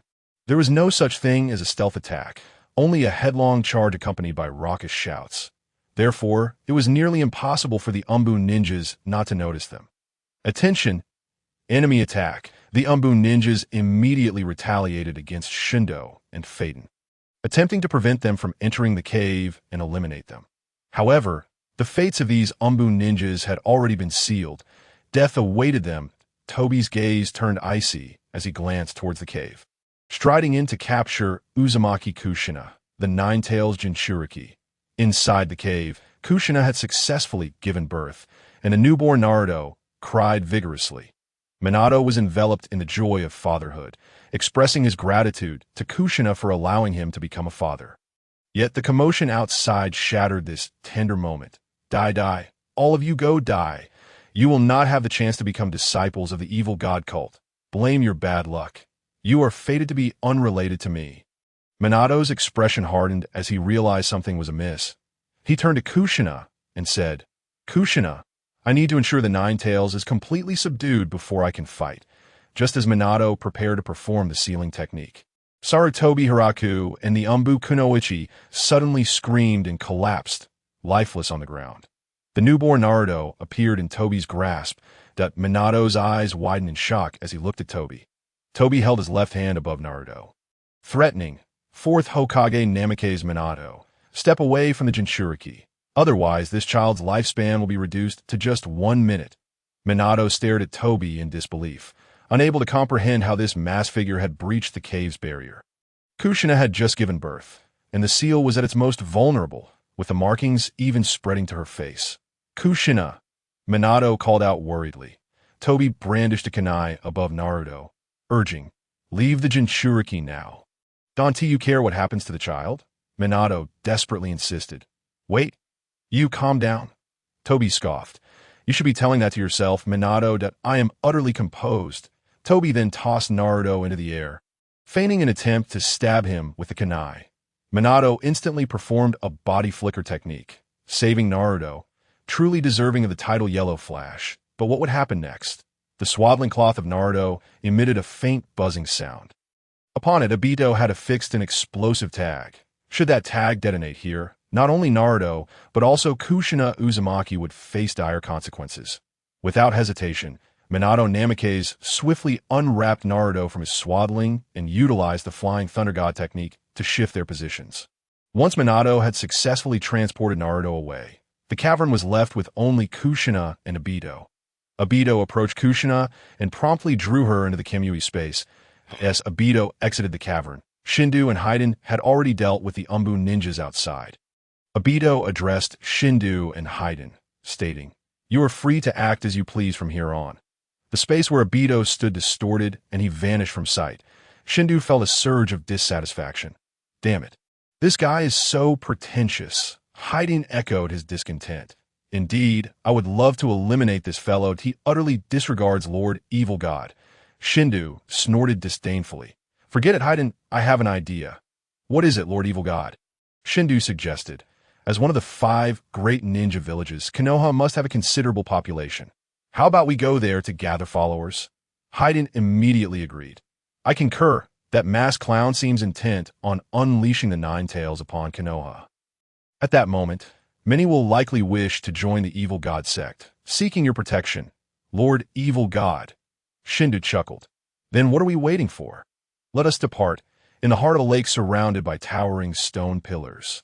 Kushina Uzumaki found herself bound by chains. Weakly, she gazed at Obito and asked, What do you intend to do? I will extract the Nine-Tails from your body and destroy Konoha. Kushina could scarcely believe her ears. What did you say? Obito, with his Sharingan coldly fixed upon Kushina, replied. The technique that allows for instant movement between spaces marked by a seal is the Flying Thunder God of Minato Namake's. That seal appears to be inscribed within your own sealing technique. Typically, Minato protects you, but now he's been lured away. Moreover, the seal on Nine-Tails has weakened due to childbirth. This once-in-a-lifetime opportunity has been long awaited. Obito's 3-tomo Sharingan spun, forming a hand seal. And Kushina was instantly enveloped by a crimson chakra emanating from the Nine-Tails. Now, emerge! Nine-Tails, release the tail seal. The chakra surged forth from the sealing technique on Kushina's abdomen, materializing into the formidable Nine-Tails. Released successfully, the colossal beast let out a thunderous roar. Deprived of the Nine-Tails, Kushina collapsed onto the ground in utter exhaustion. Obito looked up at the Nine-Tails. Excellent. Now move towards Konoha. He turned to leave. Kushina, gathering her strength, lifted her head. Wait. Obito paused. The Uzumaki clan is truly remarkable. Even after having the tailed beast stripped away, you do not perish immediately, as the Jinchuriki of the Nine Tails. I shall have this creature eliminate you. At that moment, the Nine Tails was under Obito's control, its massive paw raised to strike Kushina. Just as calamity seemed imminent, a flash of yellow darted past. On a nearby treetop, Minato Namikaze cradled Kushina. Obito gazed up at Minato. Indeed, you live up to the name of the yellow flash, but it is too late now. Weakly, Kushina inquired, Minato, is Naruto all right? Minato nodded. Yes, Naruto is safe in a secure location. Upon hearing that Naruto was unharmed, Kushina breathed a sigh of relief. That's a relief, Minato. You must hurry to stop that man and the Nine Tails. They plan to destroy Konoha. Minato cast a venomous glance at Obito, but refrained from attacking, instead employing the Flying Thunder God technique to relocate. In no matter, we shall proceed to Konoha, he declared as Shindu and Haiden made their way towards Konoha. Shindu suddenly glanced over his shoulder. Though the Nine Tails was still some distance away, Shindu could sense its presence and immense power. Haiden inquired, What's wrong? Lord Evil God. Shindu replied, I sense a formidable creature nearby. It must be the Nine Tails you spoke of that. In no matter, we will encounter it soon enough that we should be nearing Konoha, yes? Indeed, it lies just ahead, Haiden affirmed. After walking a short distance, they finally beheld the grand gates of Konoha. Within Konoha, Obito entered a narrow alley through Kemui. Summoning technique, Obito slammed his right hand onto the ground. Enormous smoke erupted from the center of Konoha. As the smoke dissipated, the Nine Tails emerged within the village. Outside the gates, Shindu and Haiden were engaged in a verbal altercation with the guarding ninjas. Their purpose for visiting Konoha was not to wreak havoc, but to recruit followers. Thus they sought dialogue before resorting to violence. However, negotiations failed, and the two guarding ninjas demanded Shindu and Haiden depart at once. Just as Haiden prepared to take lethal action against them, the ground trembled as the Nine Tails appeared in Konoha. The two ninjas, upon seeing the beast, were paralyzed with fear, collapsing to the ground in terror. Shindu and Haiden distanced themselves from the quaking ninjas. Haiden marveled at the destruction wrought by the Nine Tails. Is this what a tailed beast is like? Truly remarkable. I'm trembling all over. Shindu raised an eyebrow. Haiden, you still have much to learn? So easily shaken, yet its size is indeed impressive. It certainly looks intimidating. Come, we have work to do. Our beloved followers are in dire straits. And as their deity, we must respond. Shindu and Haiden entered the village of Konoha. They intercepted several villagers fleeing in panic. Hello there. Would you like to join the Evil God sect? Join us, and the Evil God shall protect you. However, the villagers merely cursed, You lunatics, and hurried past Shindu and Haiden. The two exchanged incredulous glances, realizing that the reality did not align with their expectations. They had anticipated the villagers would kneel and plead for salvation from the evil god. Unfazed, Shindu and Haiden continue their attempts to recruit followers, disregarding any dismissive responses. Yet their persistence resulted in an unexpected confrontation, as an elderly man with a goatee, accompanied by a group of ninjas, stood in their path. This man was none other than the third Hokage, Hiruzen Tsurutobi. Hiruzen glared coldly at Shindu and Haiden. Are you the culprits? You attacked Minato and unleashed the Nine Tails. Shindu denied. Don't place blame recklessly. We did not release that great fox. Haiden added. Exactly. We merely eliminated a few masked guards at the cave entrance. Hiruzen's expression darkened. Eliminating the guards at the cave entrance could only refer to his Umbu ninjas. Thus, it was indeed these two. No, they seemed rather dim-witted, as they could have denied responsibility, but instead claimed to have only killed the Umbu guards. Such an admission implied accomplices. Shindu asked with a smile. Hey, would you like to join the Evil God sect? The Evil God will protect you. Hiruzen regarded Shindu and Haiden with grave intensity, issuing orders to the ninjas behind him. Leave a portion of our forces to deal with these two. The rest will accompany me to confront the Nine Tails. Hiruzen led the majority of ninjas towards the Nine Tails from another direction, leaving a small contingent to surround Shindu and Haiden. Shindu shook his head in resignation. Why can't they comprehend our goodwill? What harm is there in joining the evil god sect? I am the evil god, and I am here to serve you." As the surrounding Konoha ninjas charged at them, Shindu lamented, "Haiden, since they refuse to join, we shall grant them a swift passage instead." "Well then, O dark god," Fade Wan seized the Blood March scythe and went to work. One Fade Wan was sufficient to handle these fellows. Shindo sat atop the lifeless body of a ninja, recently dispatched by Fade Wan, and one must admit that the pace of energy accumulation was remarkably swift. After all, in this very moment, Konoha was rife with death, leaving no shortage of energy. Amidst the rampant destruction wrought by the Nine Tails, it suddenly cast its gaze in a particular direction. That direction was none other than Hokage Rock.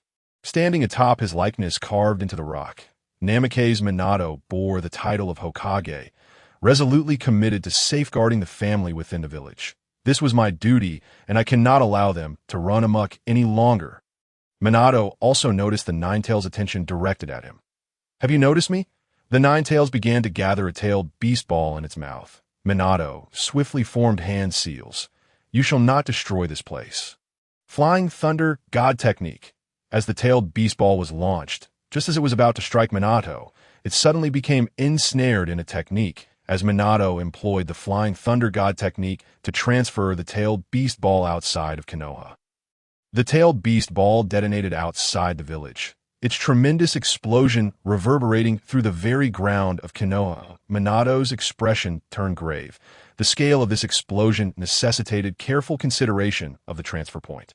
At that moment, Obito appeared behind Minato, his right hand reaching out toward him. Perceiving the presence, Minato swiftly retaliated with a kunai imbued with the Flying Thunder God Technique. However, the kunai passed through Obito's form, leaving Minato in shock. After Minato's hand completely traversed Obito's body, Obito seized Minato's wrist. "Your opponent is me, and this is where it ends." Obito attempted to draw Minato into the Kamui dimension, but Minato immediately used the Flying Thunder God Technique to relocate. "Fleeing already? Quick on your feet. I must absorb you swiftly next time and deal with you the moment I reach you." Just as Obito prepared to pursue, he heard a familiar cackling. Turning toward the source of the manic laughter, he saw Shindo and Fade Wan engaged in a scuffle with a group of Konoha ninjas. Shindo grasped the Konoha ninja's head. "Care to join the Dark God cult?" "No? Then you shall perish." With that, Shindo crushed the ninja's skull without awaiting a response. Shindo at least waited for an answer, but Fade Wan was a different story. Fade Wan never waited for a reply before he struck.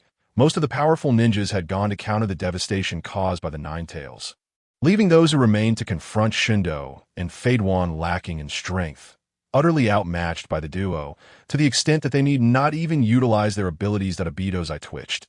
Only those two could be so brazen as to recruit followers in such a dire situation. Yet, it was of no concern to him, as long as they did not interfere with his plans. Obito vanished using Kamui, seeking out Minato, for only Minato had the capacity to halt the Nine Tails. Meanwhile, Minato, having relocated through the Flying Thunder God Technique, was bewildered. His attack had penetrated Obito, yet Obito could still materialize and intended to absorb him into the Kamui dimension. What kind of ninjutsu was this? It was utterly unheard of. The space before Minato began to warp as Obito materialized before him. "Humph. Let's see where you think you can escape." "Minato." Minato regarded Obito with grave intensity. This masked individual could wield space-time ninjutsu, just as he had with Kushina when he executed his instant teleportation, that a ninja capable of bypassing the most secure barriers, one who understood that the seal on the Nine Tails would weaken during childbirth, had even unraveled the Nine Tails seal and tamed it. Furthermore, he could move freely in and out of Konoha's barriers. In Minato's knowledge, there was only one person who fit that description. Minato spoke. "Are you Uchiha, Obito?" But he immediately refuted himself. "No, that can't be. He has long since perished," Obito scoffed. "How do you know that?" "Perhaps not," Minato replied solemnly. "At this juncture, your identity matters not. But why do you target Konoha?" Obito gazed up at the dim sky and replied, "If I must explain, it is both a whim of mine and a long-planned scheme. Aimed at both war and peace, the chain materialized in Obito's hand." Minato's gaze hardened. He was now wary of Obito, for no matter how one looked at it, This individual was no mere character, possessing the ability to control the Nine Tails, alongside space-time ninjutsu surpassing that of the second Hokage. Coupled with such a perilous mindset, if this were not resolved here, the situation could escalate into something far more troublesome than the Nine Tails rampage. Should he jump to the village, this man would undoubtedly follow, only adding to the chaos on the battlefield. Matters within the village could only be entrusted to Sarutobi Hiruzen. He had to contain this individual here. Now that the Nine Tails has been unleashed, you have no hope left. The moment Obito's words fell, he charged towards Minato. Minato reciprocated, thrusting his flying thunder god kunai at Obito. However, the kunai, along with Minato himself, passed through Obito's form without inflicting any harm. After completely traversing Obito's body, Obito's chains ensnared Minato. Startled, Minato swiftly employed the flying thunder god technique to evade. After dodging Obito's assault, Minato began analyzing the battle situation. His physical attacks were ineffective. The opponent's body only materialized during the moment of attack. In other words, they could only target each other at the instant of confrontation. However, for this masked man, an attack posed a risk, and considering the time required to control the Nine Tails, he likely did not intend to engage in a drawn-out battle. This meant that whoever was faster would determine the outcome. Both Obito and Minato surged towards each other simultaneously, with Minato throwing his flying thunder god kunai at Obito. Obito, using Kimui, rendered himself intangible, allowing the kunai to pass through him.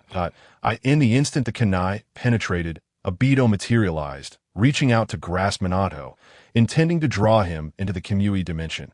Just as Obito was about to make contact with Minato, a Rasengan manifested in Minato's right hand.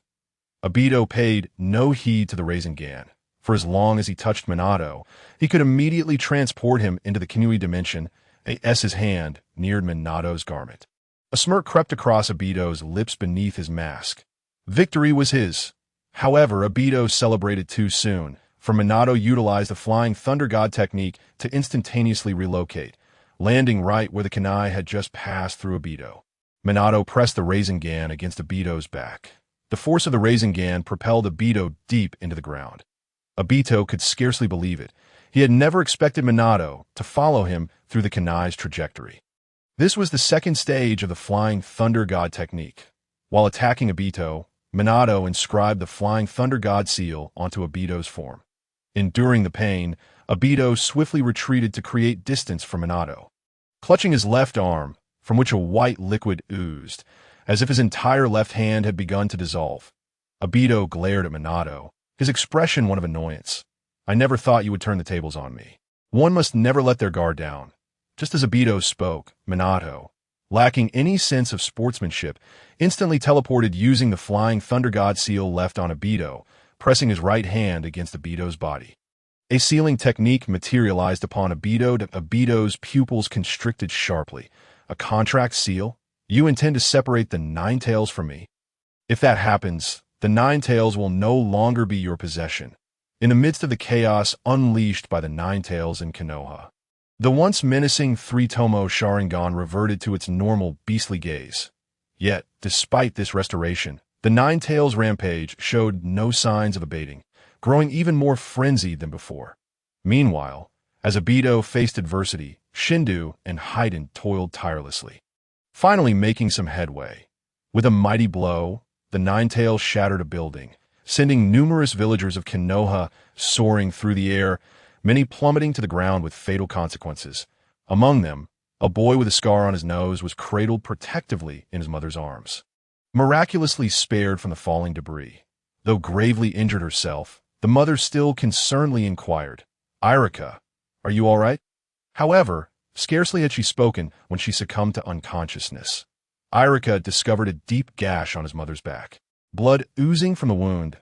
In a state of panic, he called out to the ninjas ahead, "Dad, Mom is..." Irika's father, unwilling to meet his gaze, admonished, "Why aren't you staying safely in the shelter? Leave your mother's fate to me. You must escape?" Irika stubbornly replied, "No, I refuse to abandon Dad and Mom. I want to protect Mom." Turning to face Irika, his father scolded, "Child, do not be foolish. It is a parent's duty to protect their offspring." "Please, Kubo," The Konoha ninja named Kubo swiftly seized Irika and attempted to flee. "Let go of me. My parents are still fighting." At that moment, Shindu and Haiden, the instigators of chaos, blocked Kubo and Irika's path.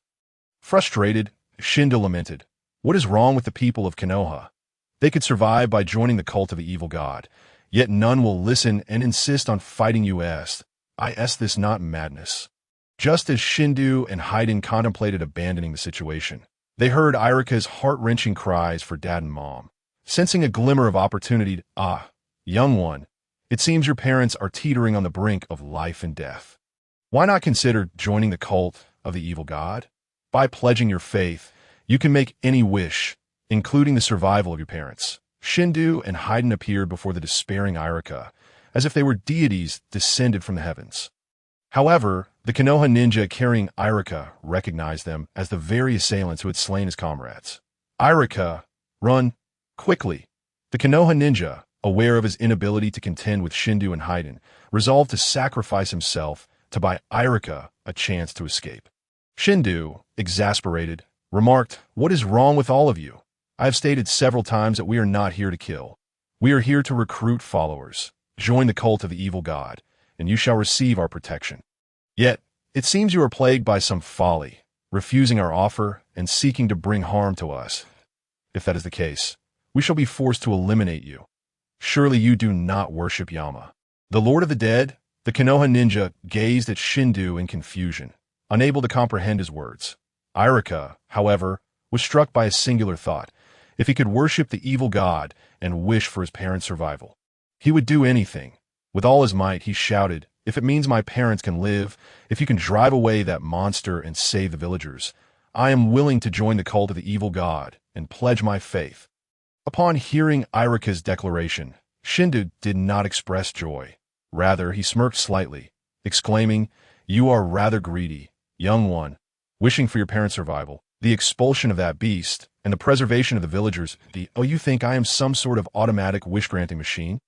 Initially contemplating the thought of ending the lives of the two, Shindu felt a twinge of reluctance after a fruitless night. He sighed, "Very well. Let us consider this an opening venture. I can only guarantee the survival of your parents and the banishment of that great fox. The fate of the others is not my concern. What do you say?" Irika wiped away his tears and nodded vigorously. "All right." The Konoha ninja pleaded, "Irika, do not be deceived. These two are enemies." In a flash, Haiden appeared before the Konoha ninja, his blood-stained scythe aimed at him. "Who do you think you are to slander the evil god? I shall punish you." The Konoha ninja, caught off guard, could only watch helplessly as the scythe approached. Irika, terrified, shut his eyes and cried, "No." The sound of the blade piercing flesh echoed, yet the Konoha ninja was not slain by Haiden. It was Shindu who grasped the edge of the scythe. "Haiden, restrain yourself.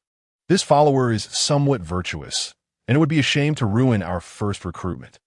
Haiden reluctantly sheathed his scythe, casting a disgruntled glance at the Konoha ninja, since the evil god has spoken. "I shall spare him." Shindu stepped forward to Irika, stating, "Now, I shall mark you with the symbol of the evil god. From this moment forth, you shall be a member of our cult," as he pressed his hand on Irika's shoulder. The mark was inscribed, a circular and triangular symbol appearing on his skin. "Now come with us. We do not know your parents, and you must guide us to them." Shindu seized Irika by the collar. Lifting him up, Irika quickly pointed in a direction, exclaiming, "Over there!" Shindu and Haiden dashed towards the indicated spot on the battlefield ravaged by the Nine Tails. The ninjas of Konoha fought desperately, sacrificing their lives to thwart the beast's destruction and gradually attempting to drive it from the village. The rampaging Nine Tails swung its front paw towards the ground, targeting the very spot where Irika's parents were located. Irika's father, cradling his unconscious wife, gazed in despair as the Nine Tails paw descended. "Dad! Mom!" Shindu sprang into the air, declaring, "Evil god flying kick." His powerful kick diverted the Nine Tails paw, just in time. Irika's father, bewildered, asked, "Who are you?" With an air of grandeur, Shindu proclaimed, "I am the evil god, having heard the prayers of your son Irika, here to save you." Yet this grandiosity lasted but a mere 10 seconds before he continued, "How about joining the cult of the evil god? Your son has already joined, It would be unreasonable for you, as parents, not to. Irika's father, utterly befuddled, replied, Huh, then it is settled. Shindu interjected, forcibly marking Irika's parents with the symbol of the evil god. With a beaming smile, he welcomed them. Welcome to the cult of the evil god. Now, hurry and reunite with your son. Irika's father, clutching his wife, cast a bewildered glance at Shindu and Haiden before rushing towards Irika. Subsequently, Shindu and Haiden turned their attention back to the Nine Tails. Shindu instructed Haiden, You may unleash your full potential in this battle. Confused, Haiden replied, Evil god, I've always fought with abandon. Shindu smiled, What I mean is, you need not worry about losing your limbs and thereby your fighting capability. My energy reserves are plentiful, and I shall protect you in battle, granting you a recovery ability akin to mine. That a look of surprise lit up Haiden's face. He had always feared being dismembered in battle, which rendered him powerless. The thought of possessing a recovery ability like Shindu's was exhilarating. Shindu raised his palm, shouting, Manifestation of Ideal. This is the extraordinary ability to interfere with reality through powerful intent, distorting the laws of physics and transforming phenomena and entities of imagination into tangible existence.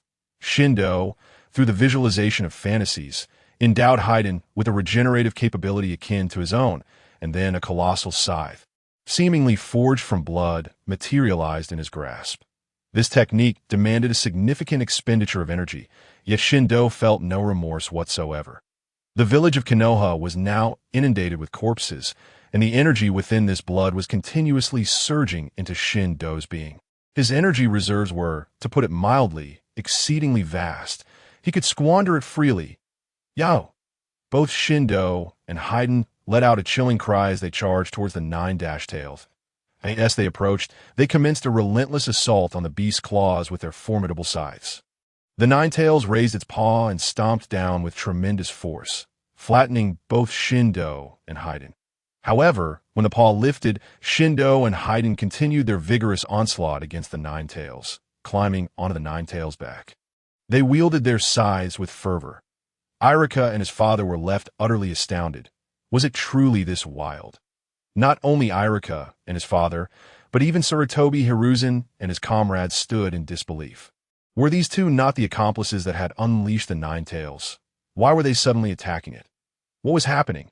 Regaining his composure, Sarutobi Hiruzen shouted, Do not dawdle. Continue the fight and drive the Nine-Tails out of Konoha. The ninjas of Konoha paid little heed to the fates of Shindo and Haiden, attacking alongside them against the Nine-Tails. In turn, Shindo and Haiden were unconcerned with the lives of the Konoha ninjas. Anyone within their range was fair game. The scene was chaos incarnate. Damn it, why does the tailed beast have no blood? Haiden had expected a thrilling battle, but found himself utterly frustrated. His strikes were akin to mere tickles against the Nine-Tails, inflicting no meaningful damage. Yet, Shindo was a different story. His punches and kicks were exceedingly painful, particularly the scythe in his hands, upon piercing the Nine-Tails' flesh, would extend its blade, impaling the beast further. The Nine-Tails roared in fury, leaping forcefully and dislodging Shindo and Haiden from its back. Subsequently, its two forepaws came together, crashing down upon Shindo. Enraged by Shindo's persistent attacks, the Nine-Tails sought to eliminate him first. Shindo flung his scythe aside and shouted defiantly, It's merely a fox, daring to be arrogant before this evil god. Ultimate move, super evil god flying kick. Second style, full power. Shindo concentrated his energy into his legs, forcefully stomping down with his left foot, causing spiderweb-like cracks to erupt across the ground, which then collapsed beneath him. He launched himself into the air, right leg aimed at the Nine-Tails' forepaws. Upon collision, a shockwave erupted, sending a tempest swirling. Shindo surged through the Nine-Tails' joined forepaws, delivering a heavy kick to its face, distorting the fox's visage and sending its massive form soaring. Evil God Ray.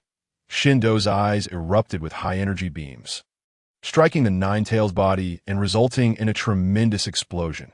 Every onlooker was left in utter shock. A mere human was contending with a tailed beast and gaining the upper hand. Is this truly a human? Sarutobi Hiruzen reacted swiftly, taking advantage of the Nine-Tails' descent to utilize the extendable capabilities of the adamantine staff transformed from the Monkey King, propelling the Nine-Tails out of Konoha. Shindo followed suit, bursting forth alongside the Nine-Tails. Evil God combat technique. Ada Ada. Countless punches rained down upon the Nine-Tails, while energy orbs erupted from his hands, driving the beast back. At this juncture, Namake's Minato arrived, witnessing Shindo's assault on the Nine-Tails, leaving him bewildered. What was happening? Third Hokage. Who is this? Gasping for breath, Sarutobi Hiruzen responded. He is an enemy. He and his companion have slain the Umbu guarding the cave of Kushina and have taken many comrades' lives. Minato, reeling from this revelation, questioned, then why is he fighting the Nine-Tails? Hiruzen was at a loss, unable to comprehend. If their intention in unleashing the Nine-Tails was to wreak havoc on Konoha, their objective had seemingly been achieved. At that moment, Obito also arrived, intending to retrieve Shindo and Haiden, but the sight of their battle against the Nine-Tails left him utterly baffled. He was experiencing a severe episode, and not just a minor one. The Nine-Tails was gathering chakra in its mouth, preparing to unleash a tailed beast bomb upon Shindo. Fully immersed in the exhilaration of battle, Shindo was now reveling in the chaos. You wish to duel? Then let us. With an abundance of energy at his disposal, he was eager to see who would prevail. Shindo clasped his hands together at his waist, concentrating energy into them, forming a crimson energy sphere. Minato, Hiruzen, and the surrounding ninjas were struck with dread. The tailed beast bomb was one thing, but the energy emanating from Shindo's sphere instilled a profound sense of peril, sending chills down their spines. The consequences of a collision between the tailed beast bomb and this energy sphere were unfathomable. In an instant, Minato sprang into action, casting two flying thunder god, kunai, towards Shindo and the Nine-Tails. He successfully transported both away. Yet, Shindo and the Nine-Tails' actions remained unbroken. Shindo continued to concentrate his energy, while the Nine-Tails persisted in forming its tailed beast bomb. The Nine-Tails unleashed the tailed beast bomb towards Shindo. Evil King Wave Cannon. Shindo released a colossal dark red energy shockwave, clashing with the tailed beast bomb. At the moment of impact, an intensely blinding light erupted, radiating outward. Anything caught in that light was obliterated. Minato, who had yet to be transported, was filled with trepidation and hastily utilized the Flying Thunder God technique to escape. When the explosion subsided, the entire mountain had vanished, reduced to barren ground. The Nine-Tails remained, albeit with half of its body obliterated. However, as a chakra conglomerate, it was gradually regenerating its lost form. Shindo was nowhere to be found, having been annihilated in the explosion. Yet a minuscule blood sphere, barely discernible, was expanding on the ground. Minato prepared to seal the Nine-Tails, arriving alongside Uzumaki Kushina and the recently born Naruto. Observing the weakened state of the Nine-Tails, Minato recognized this as a rare opportunity. However, he too was nearing exhaustion, having repeatedly transported himself and the massive beast, depleting his chakra reserves. Kushina, noticing Minato's condition, reassured him, "I can hold on a little longer, Minato." Kushina Uzumaki bit her lip, forcibly pushing her physical limits as she invoked the adamantine sealing chains. From her back emerged 5 chains, tightly binding the Nine-Tails. Kushina began to cough uncontrollably. Minato Namikaze, filled with concern, called out, "Kushina." Meanwhile, Naruto, cradled in Minato's arms, began to wail. The commotion from Kushina's use of the adamantine sealing chains had startled him awake. Kushina gazed at Naruto with a pained expression, whispering, "I'm sorry for waking you, Naruto." Uzumaki, Minato, equally distressed for Kushina, noted her extreme weakness as she continued to push herself. Kushina spoke in a faltering voice, "If I can keep the Nine-Tails restrained, I will sacrifice myself. This way, I could delay its revival and use the remaining chakra to assist you. This is the only way. The death of the Jinchuriki would mean the demise of the beast as well." Although the Nine-Tails had already separated from Kushina's body, the adamantine sealing chains reconnected them once more. Thus, Kushina resolved to give her life to ensure the Nine-Tails' death. Kushina smiled at Minato, saying, "Thank you for everything you've done for me." Minato's voice was laced with anguish as he replied, Kushina, you've made me the fourth Hokage, my beloved husband, and the father of this child. Yet Minato, do not wear such a pained expression that I am truly happy to have your love. And today is Naruto's birthday. More importantly, if I were to survive, what else could I envision for our future as a family of three? My only wish is to see Naruto grow up.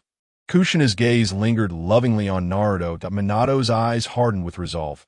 Kushina, you need not perish alongside the Nine Tails. Stay and watch Naruto grow. I will deal with the Nine Tails myself. As a non-Jinchuriki, I can only use the Shiki F gene.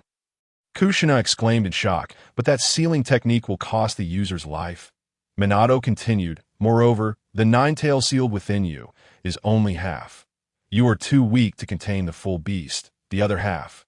As Jiraiya-sensei once spoke, will be crucial in the impending upheaval of the ninja world. The child of prophecy will rise as the savior. Therefore, I intend to seal it within Naruto, using the 8-trigram seal. Kushina stared at Minato in disbelief. Minato's expression turned serious as he said, I understand what you wish to say, but today I have confirmed two things. The masked man who attacked you will undoubtedly bring chaos and bloodshed.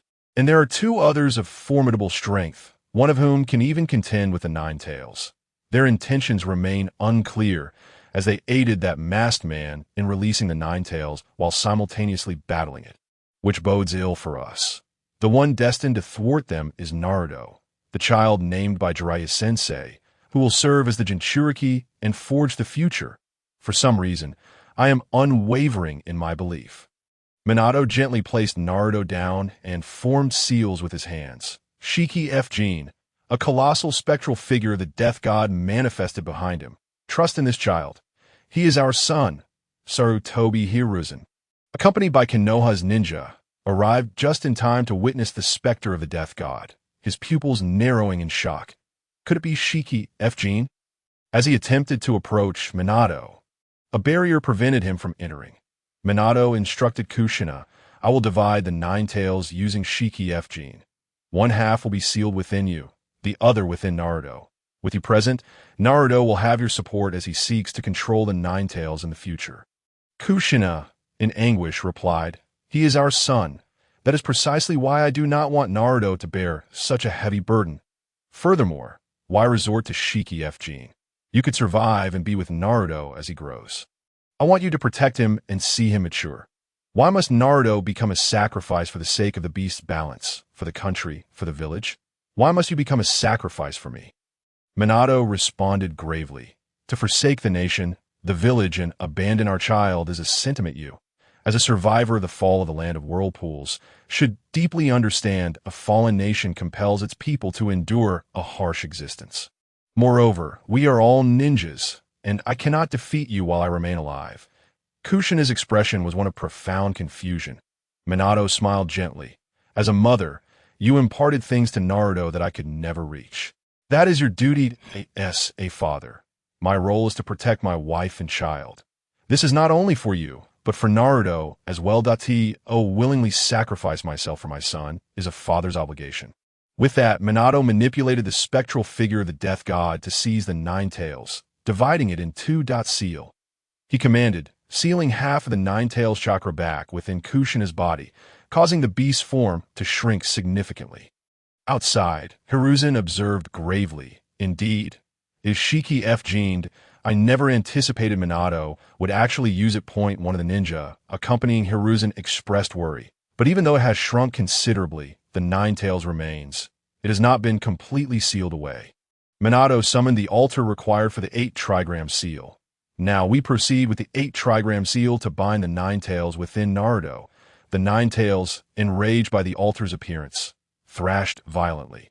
The chakra within Kushina, having just been sealed with half of the Nine Tails, became chaotic, weakening the binding effect of the adamantine sealing chains, allowing the Nine Tails to break free from its restraints.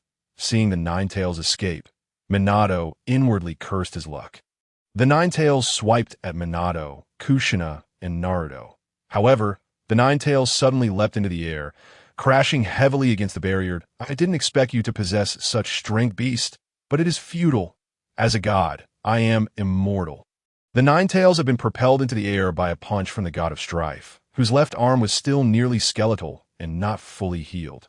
Seizing the opportunity, Minato immediately formed hand seals. 8 trigram seal. The death god's hand grasped the Nine Tails, transforming it into a massive chakra that entered Naruto's body. Minato placed his right hand on Naruto's abdomen, where the 8 trigram seals formation manifested. Successfully sealing the Nine Tails within Naruto, as the Nine Tails was sent flying by the god of strife, Minato swiftly utilized the 8 trigram seal to bind it within Naruto. Meanwhile, the spectral figure of the death god behind Minato prepared to claim his soul with a dagger held tightly in its hand. Sarutobi Hiruzen, witnessing the god of strife's arrival, anxiously pounded on the barrier, calling out, "Minato, quickly dispel the barrier." The god of strife glared furiously at Minato, seeking to identify the audacious individual who had thwarted his opponent. However, upon seeing the death god behind Minato, he expressed delight. With his left hand, which now bore some muscle, he pressed against his forehead and burst into maniacal laughter. "Ah! This world is simply fantastic. With me, the evil god, and Iyama, now a death god has arrived. That beast is unworthy to battle with me. Let it vanish, but I am far from satisfied. You, death god, are a fitting match for my identity. Come, let us engage in battle. Evil God Ray." The god of strife unleashed powerful beams from his eyes, targeting the spectral figure of the death god. The death god cast forth a string of prayer beads that spun rapidly, absorbing the high-energy rays and subsequently reflecting them back toward the god of strife. Minato was utterly astonished. The death god summoned by Shiki F. Jean was merely a specter, intended to target specific individuals. So how could it attack the god of strife? The god of strife's head was pierced cleanly by his own high-energy ray. "Tisich, it actually returned my attack." Through the art of conceptualization, Shindo summoned a scythe into his grasp. Striking towards the ethereal visage of the Grim Reaper, in retaliation, the spectral figure wielded a dagger, aiming its blade at Shindo. With a resounding clang, the scythe and dagger collided with fervor. Hokage Minato, rigid with disbelief, turned to behold the clash of these weapons. How could a mere apparition produce such a sound of combat? It was profoundly perplexing. The events of this night were overwhelming, leaving Minato utterly bewildered. Shindo, with a brazen expression, gazed mockingly at the grotesque countenance of the Grim Reaper. "You truly are a hideous sight, with nails embedded in your visage, and your face is beyond description, a deity. Could you not possess a modicum of handsomeness like myself?" A fierce confrontation ensued between Shindo and the Grim Reaper's apparition. Numerous wounds marred Shindo's form, inflicted by the Reaper's dagger, while the spectral figure bore its own share of lacerations from Shindo's scythe. The Grim Reaper's apparition glared fiercely at Shindo, recognizing a power akin to its OWI in the midst of their struggle. It attempted to devour Shindo's soul, but to no avail, indicating their equivalence in strength. Initially, after vanquishing Minato, it could have departed, yet the emergence of Shindo had altered that fate. Shindo scoffed, "It seems this is merely a fraction of your power. Rather underwhelming. Luckily, I have a sliver of energy left, which I shall generously bestow upon you. I hope your true form arrives next time." Sinister God Flying Kick. Shindo leapt, delivering a soaring kick towards the Grim Reaper's apparition. The Reaper raised a strand of prayer beads to block the assault. For a moment, they were at an impasse, until the beads shattered, scattering like stars, and Shindo's kick penetrated the Reaper's form. The spectral figure began to disintegrate, and just before its complete collapse, a coarse voice echoed, "I shall remember you. Your soul will surely belong to me." Shindo retorted with disdain, "Come at me. Remember, I am the sinister god." As the apparition crumbled, Minato's soul, previously ensnared, was liberated and returned to his corporeal body. Staring blankly at his hands, Minato pondered, had he truly survived? When Shindo's gaze fell upon him, Minato's body tensed with apprehension to confront the Nine Tails directly, to have his head pierced yet live, and a clash with the Grim Reaper. All this made it abundantly clear that Shindo was on an entirely different level from them. The ninjas, however, unbeknownst to Minato, Shindo's energy was now entirely depleted, rendering him significantly weakened. Shindo diverted his attention from Minato to Kushina and Naruto. Instinctively, Minato positioned himself protectively in front of them. Shindo smirked. "Tisich, I suppose I have inadvertently saved you. Furthermore, I have no intention of harming a pregnant woman or a child. It is a matter of principle for a god such as myself. But you must show gratitude, yes? How about joining the sinister god cult?" Minato furrowed his brow in confusion at this unexpected proposition that I refused to join. He asserted. Shindo huffed. "How ungrateful. Yet this child must join the sinister god cult. That teleporting fool had me deal with a pregnant woman. What a disgrace. Were it not for that king of hell's plea for assistance, I would have obliterated him. Since this child has survived, it signifies a connection to my cult. I shall protect him and ensure he becomes a loyal follower." Upon hearing Shindo's words, Minato deduced that the teleporting fool must refer to the masked assailant who attacked him and Kushina. It appeared that Shindo was not acting of his own volition, but was coerced. The true puppet master was someone named King of Hell. Minato resolutely declared, "Naruto will never join the sinister god cult. That is non-negotiable." Shindo, unfazed, conjured an object resembling a seal above Naruto, imprinting the sinister god mark onto the back of his hand. Minato and Kushina were astonished, witnessing this act of creation from afar. Shindo addressed Minato. "Our battle concludes for now. Once I have gathered sufficient energy, I shall return to seek you out at that time. Summon the Grim Reaper's true form to me. I have unfinished business." With that, Shindo passed through the barrier, vanishing into the twilight. Sarutobi Hiruzen and his companions dared not intervene, for the display of Shindo's combat prowess was nothing short of terrifying. Minato collapsed to the ground, gasping for breath. The encounter had utterly drained him. Faced with Shindo, he realized that any attempt to engage would expose his vulnerabilities. As the barrier dissipated, Sarutobi rushed to Minato. Kushina and Naruto. Kushina had succumbed to unconsciousness. Minato, summoning his strength, murmured, "Third Hokage, Kushina, Naruto." Sarutobi helped Minato to his feet, assuring him, "Do not worry, they are unharmed." "That is a relief." Minato's eyes rolled back as he fell into unconsciousness. Sarutobi quickly ordered his team to take Minato and Kushina for treatment. His expression darkened as he gazed in the direction Shindo had departed. Alarm struck him suddenly. Oh no! Shindo is headed towards Konoha.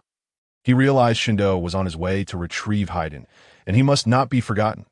Halfway there, Obito emerged from the space-time continuum. Shindo barely acknowledged him, uttering a dismissive "get lost" before continuing on his path. Obito, fuming, summoned Kimi, pulling Haiden from the void. Haiden charged at Obito with his blood-soaked scythe. Furious, "You bastard! Where did you send me? I was in the midst of a glorious battle, and you interrupted me." Though Haiden had gained self-healing abilities similar to Shindo's due to conceptualization, he still suffered against the Nine Tails, as the power disparity was too great. Nonetheless, without the Nine Tails, Haiden reveled in the exhilarating freedom of battle, even relishing the thought of his head being severed only to regenerate, a first for him.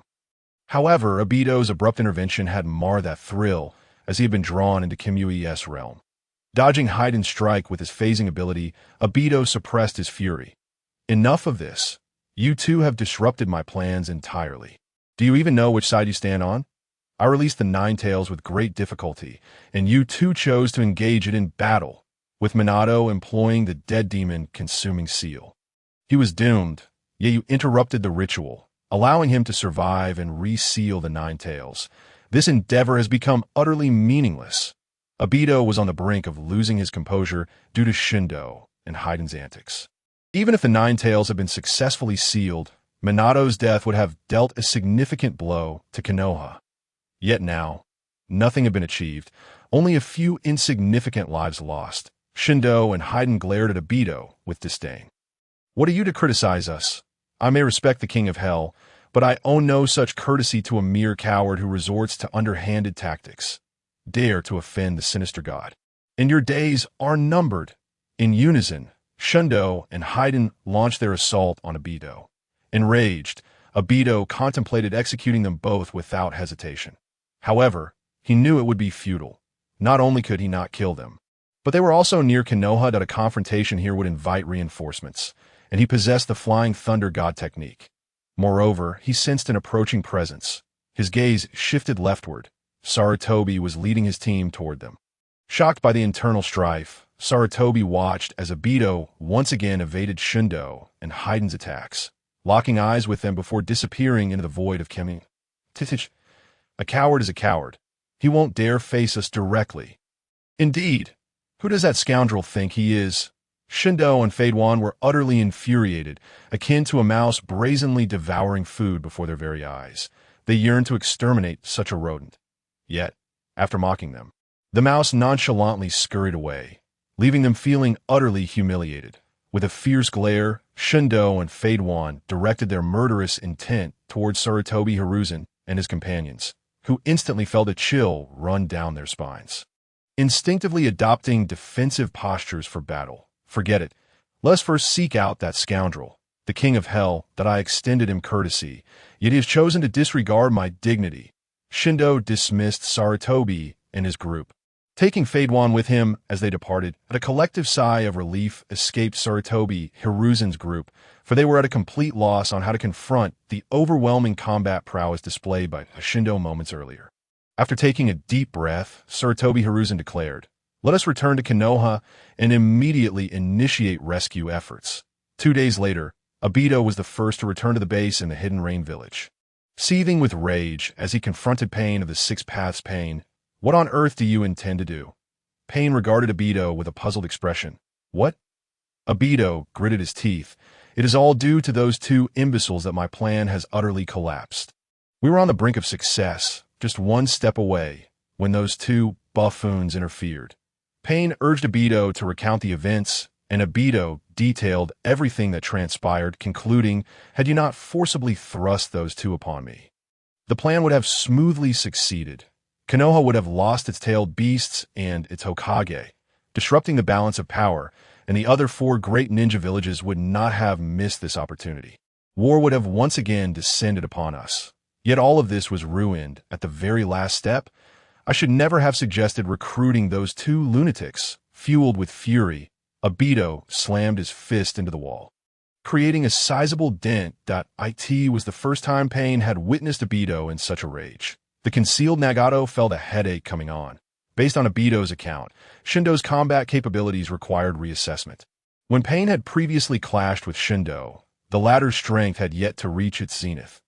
Nagato deduced from Obito's words the motivations behind Shindo and Fadewan's actions, pinpointing the issue to Obito's directive to them. Essentially leaving them to their own devices, Shindo and Fadewan were completely unrestrained individuals, capable of recruiting disciples under such circumstances that in confronting the Nine Tails, there were 2 possible motivations. Either their insatiable thirst for battle or the fact that they had genuinely gathered followers in Konoha and were acting in their defense. A similar incident had previously occurred in the Hidden Rain village, where Shindo and Fadewan forcibly recruited a disciple, promptly eliminating 2 adversaries of that disciple upon learning of their existence. Point 1 must acknowledge that Shindo and Fadewan were indeed responsive to the needs of their followers. As for the Shinigami summoned by the Reaper Death Seal, it was easy to surmise. Shindo had proclaimed himself an evil god, and when he had initially declared himself a deity, he fought as if infused with a frenzy. Now, with the emergence of another Shinigami, it would be peculiar for Shindo not to engage in battle with this so-called deity of death. However, it was also a predicament of his own making. Had he not forcibly assigned Shindo and Fadewan to Obito, the plan's success would have significantly benefited the Akatsuki. With matters having reached this point, there was no turning back. Shindo and Fadewan were unequivocally a double-edged sword. Utilized wisely, they could prove immensely beneficial. Yet mismanaged, they could lead to situations like the current one. Sighing, Nagato directed Pain to speak to Obito. "What has transpired cannot be undone, so do not dwell excessively on your anger. In the future, I shall ensure you have minimal contact with Shindo and Fadewan. Their power is invaluable, and for now, let it remain thus." Obito understood that no resolution would arise from this, and he was apprehensive about Nagato potentially assigning those 2 to him again in the future. After receiving Nagato's assurance, Obito stormed off in frustration. After Obito's departure, Zetsu sought him out. Noticing Obito's lingering ire, Zetsu inquired, What happened? Did the operation fail? Obito's breaths were heavy, indignantly replying, "Indeed, it failed, all because of those two lunatics. Shindo and Fadewand, I have never encountered such individuals. While we were invading Konoha, these two madmen chose to assist them instead. What kind of insanity is this?" Obito briefly recounted the events to Zetsu. Zetsu exclaimed in astonishment, "Are you saying Shindo clashed with the Shinigami summoned by the Reaper Death Seal?" Obito nodded affirmatively. "Precisely." Zetsu frowned, "But that doesn't make sense. The Reaper Death Seal is a forbidden sealing technique from the long-lost land of whirlpools, capable of summoning a manifestation of the Shinigami. The Shinigami's manifestation should be intangible and thus immune to harm, and it only harvests souls. How could Shindo possibly engage in combat with it?" Obito responded, "I am uncertain, but during the confrontation, it appeared that both parties sustained injuries, ultimately resulting in Shindo delivering a decisive kick that sent the Shinigami's manifestation reeling." Zetsu was thoroughly astonished. This Shindo is quite enigmatic. The powers he wields do not seem to be chakra dash related. That it is truly perplexing. What exactly is this power? He does not utilize chakra, possesses an immortal body, and can heal rapidly, growing stronger with each battle. Seemingly without limits, to be able to vanquish the Shinigami's manifestation with a single kick. Could it be that Shindo truly embodies the so-called evil god? However, I am certain he does not identify as such. He must have employed some method to achieve this. That moment, Obito harbored a profound loathing for Shindo and Fadewand, declaring, "Regardless of the circumstances, I never wish to lay eyes on those two scoundrels again." 2 days later, Shindo and Fadewand returned to the Hidden Rain village, promptly seeking out Pain. With a cold demeanor, Shindo demanded, "Where is that masked fool? Hand him over, or I shall take my wrath out on you." To treat my dignity with such disdain, forcing me to accompany him in assaulting a pregnant woman, and then having the audacity to accuse me. Truly an affront to the heavens. Fadewand brandished his bloodthirsty scythe at Pain, insisting, "Hand him over quickly." Standing beside Pain, Konan merely pursed her lips, utterly speechless at the antics of these two. Their propensity for violence was becoming an addiction, it seemed. Meanwhile, Nagato was mentally preparing himself, for the forthcoming dialogue would undoubtedly place him in a most uncomfortable predicament. After fortifying his resolve, Pain finally spoke. "Shindo, Fadewand, I hope you can find in your hearts to forgive Obito. Firstly, he was unaware of your identities as evil gods. Secondly, the pregnant woman is the host of the Nine Tails. And Obito's intention was merely to unleash the Nine Tails to wreak havoc on Konoha, not to specifically target the pregnant woman that I've already admonished Obito. He feels deeply remorseful and has recognized his error. As you are regarded as evil gods, you should exercise some magnanimity and forgive him. There is no need to hold a mortal accountable." Konan stared at Pain in astonishment. Was this something Nagato could articulate? Shindo's lips twitched. The absurdity of the statement struck him rather discordantly. It implied that if he were to insist on killing Obito, it would imply that he, as an evil god, was petty. Such a notion could not be allowed to spread. Otherwise, others might genuinely believe he was a miserly evil god, dissuading them from joining his cult. With a frustrated exhale, Shindo declared, "This shall be the one and only time." Pain nodded. "Let it not occur again." Within Konoha, Namake's Minato had regained his strength and was currently convening a meeting in the Hokage office, in the conference room. Besides Minato and Sarutobi Hiruzen, the current and former Hokages, 3 other high-ranking officials were also present. Danzo, Tsunade, and Mito Minyin. Minato began. "It has been confirmed that there are 3 invading enemies. One with a masked identity, yet unknown, while one has been identified as the traitorous ninja Fadewand from the Hidden Hot Water Village. The other remains unidentified. However, survivors from the Hidden Hot Water Village have reported that Fadewand referred to the other as Lord Evil God. Fadewand and this evil god have repeatedly attacked the Hidden Hot Water Village, inflicting significant damage. According to intelligence from the Hidden Hot Water Village, both Fadewand and the evil god are immortal. No matter the method employed, they cannot be killed. This fact is now abundantly clear to us." After becoming a rogue ninja, Fadewand joined the evil god's cult, which is an exceedingly brutal and malevolent organization. However, they have recently gone silent, seemingly leaving only Fade Wan and this evil god in their wake. The puppet master behind the scenes appears to be an individual known as Yama, a piece of information gleaned from the evil god himself, who mentioned his intent to target a pregnant woman, a disgrace he seemed quite reluctant to pursue. Sarutobi Risen interjected. The relationship between the evil god, Fade Wan, and that masked man seems rather tenuous. The final moment, I witnessed the malevolent deity and Haydn confronting the masked man, only for the latter to suddenly vanish. Subsequently, the malevolent deity expressed a desire to seek out Yama, seemingly to demand an explanation. Zhaoqing Xiaochun solemnly remarked, "It appears that Yama is merely a code name for the malevolent deity. If that is indeed the case, it is highly likely that they are part of an organized group." Sarutobi Hizashi then added, "However, it is quite perplexing. The malevolent deity and Haydn have slain numerous ninjas, primarily because they refused to join the cult of the malevolent deity. Yet, they also battled the Ninetales and ultimately assisted Minato. Were it not for their intervention, Konoha would have suffered even greater losses. I am utterly bewildered by their true intentions." Minato frowned. "I too am at a loss regarding the significance of the malevolent deity and Haydn. The malevolent deity has left an evil deity seal on Naruto's palm. Aside from Naruto, 3 others have also received this seal: Iruka and his parents. Iruka's parents are unaware of what transpired, as they were forcibly marked with the seal.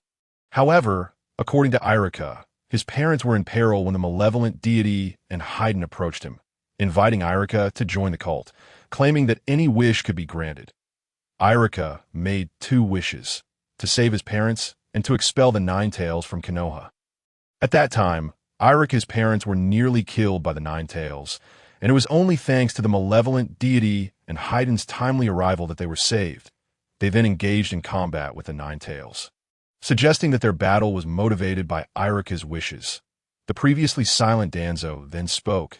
The notion that those 2 would battle the Ninetales merely to fulfill a wish after joining the so-called cult is utterly absurd. They must have ulterior motives, and their actions are simply an attempt to obfuscate the truth." After a moment of silence, Minato resolved, "Let us conduct our investigation with a focus on these 3 names: the malevolent deity, Haydn, and Yama." Konoha initiated its investigation, albeit discreetly rather than with great fanfare. However, from the outset, the investigation was misdirected, as no such figure as Yama actually existed. The malevolent deity and Haydn, however, proved to be easier to track. 2 weeks later, intelligence revealed that the malevolent deity and Haydn were spotted in the Land of Birds, recruiting followers. Their presence there was a decision made by Nagato, rather than allow them to wreak havoc in the Rain Village.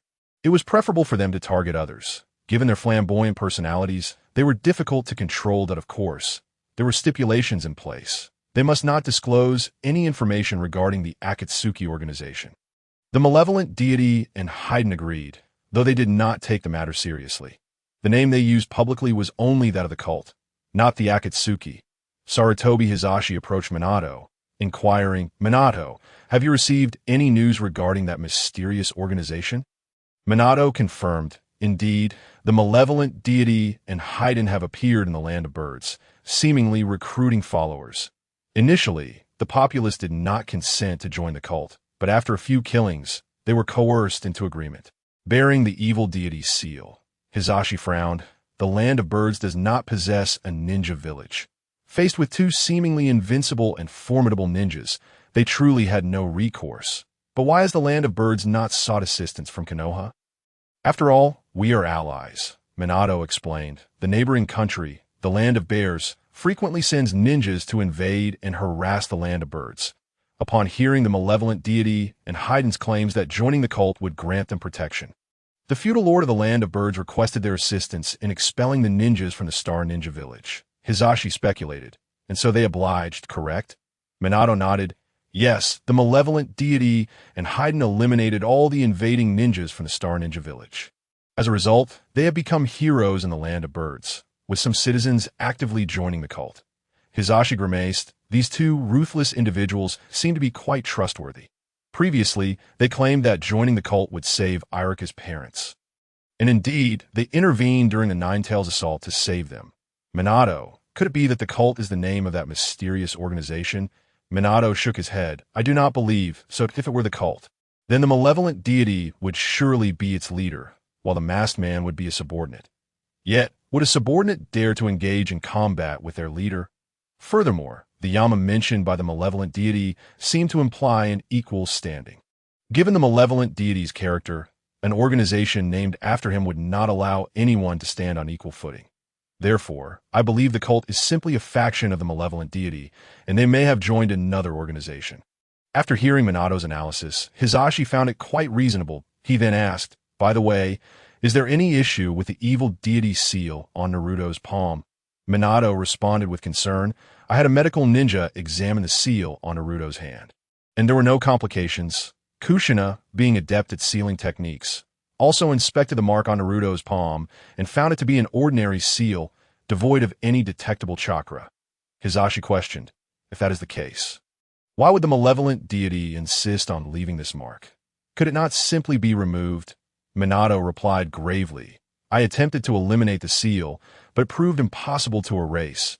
This is exceedingly strange. Hisashi was taken aback. A common mark that cannot be removed? This certainly suggests that there is something unusual about it. What do you plan to do next, Minato? Minato looked at Hisashi seriously. Third Hokage. I wish to personally travel to the land of birds that I am quite concerned about the seal on Naruto's hand. During my absence, I entrust Konoha to you. Hisashi expressed worry, but those two are quite formidable. Is there not a risk involved? Minato smiled reassuringly. I possess the Flying Thunder God technique. I could depart at any moment, so there is no need for concern. This time, I intend to take Kakashi with me. He has yet to recover from the shadows cast by Rin and Obito's deaths, and I hope this opportunity will allow him a chance to step outside. Hisashi sighed. Very well. I shall oversee Konoha while you are away. With that decision made, Minato made the necessary arrangements. Once everything was in order, he departed from Konoha alongside Kakashi, heading toward the land of birds. That a few days later, Minato and Kakashi arrived in the land of birds and met with the feudal lord, Lord Daryu. Upon their initial meeting, both parties exchanged flattering remarks. After careful observation, Minato noticed the hidden evil deity seal on Lord Daryu's collar. Once the pleasantries had run their course, Minato shifted to the matter at hand. Lord Daryu, I will be direct. I have heard that a cult known as the evil deity cult has emerged in the land of birds, and many have joined, including yourself. Minato gestured to his shoulder, prompting Lord Daryu to instinctively cover his collar to conceal the seal. His expression darkening, Lord Daryu replied, Indeed, it exists, but we know nothing about it. Perhaps you should inquire with others. Hokage. Minato's expression became stern as he stated, I am not here to lay blame. Our purpose is simply to meet with the two individuals, the malevolent deity and Haiden. Lord Daryu retorted defiantly, Hokage, I truly know nothing. He was well aware that exposing the truth about those two killing machines could jeopardize his life. Moreover, having witnessed the slaughter of the ninjas from the Star Ninja Village, many of his people, including himself, had joined the cult. He could not betray the malevolent deity and Haiden. Minato pressed, Lord Daryu, these two were involved in the attack on Konoha. We reserve the right to pursue justice and could very well eradicate the members of the evil deity cult, that we wish to avoid such measures and only desire to speak with them. Lord Daryu's face shifted through various emotions, caught in a dilemma. After a lengthy silence, he reluctantly stated, Then please, Hokage, do not reveal that I was the one who informed you, Minato assured him. I guarantee this in my capacity as Hokage. Upon hearing Minato's promise, Lord Daryu ultimately decided to divulge the information. After all, neither the cult of the evil god nor Konoha is someone he can provoke. Lord Dalu replied, Currently, the evil god and Faden are in the Bear Country. Hokage Minato was taken aback. They've gone to Bear Country. Could it be that they intend to attack the Star Ninja Village? Lord Dalu had not anticipated that Minato would guess so quickly. Yes, but that has nothing to do with us. We merely mentioned it in passing. Minato inquired, What did you mention? Lord Dalu bowed his head and said, We are concerned that if the evil god and Faden leave, the Star Ninja Village may retaliate against us. And then, Minato's lips twitched, realizing that the Bird Country feared retaliation. Thus, with the evil god and Faden attacking the Star Ninja Village, it would be a permanent solution. Minato stood up to take his leave, saying, "Thank you, Lord Dalu, for the information. I also have a piece of advice. The cult of the evil god is perilous, and the evil god and Phaeton are even more dangerous. A moment's carelessness could plunge one into an abyss of despair. I bid you farewell." Minato and Kakashi departed from the daimyo's residence, heading towards Bear Country. Lord Dalu pressed his lips together. Danger? He was certainly aware of danger. But what in the shinobi world was not dangerous? For a small nation like Bird Country, Konoha was exceedingly perilous as well, just as Minato had threatened to eradicate the members of the evil god cult. What could he do? Furthermore, if the ninjas from the Star Ninja Village invaded Bird Country and he sought assistance from Konoha, merely going through the motions would undoubtedly take some time. Although both Shindo and Phaeton were indeed brutal, when it came to action, they were decisive and efficient. Knowing their concerns, they immediately rushed to assist in their battle against the Star Ninja Village. Them. Shindo and Phaeton were practically benevolent saviors. Lord Dalu pressed his hand against the evil god seal on his shoulder, praying devoutly, "O evil god, please forgive me. I am without options. I implore you to continue to protect our Bird Country." At this moment, chaos reigned in the Star Ninja Village. Numerous corpses lay strewn across the ground as Shindo and Phaeton fought fiercely. Behind them gathered a group of trembling individuals, their eyes wide with terror as they watched the brutal clash ahead. In a desperate bid for survival, they had agreed to join the cult of the evil god. Now, only a handful remained to contend with Shindo and Phaeton, who were wreaking havoc with overwhelming force. Despite the Star Ninja Village employing a secret technique known as Peacock Mystique, which activated chakra to its utmost limit and manifested peacock tails behind the user, their combat prowess was still dismal.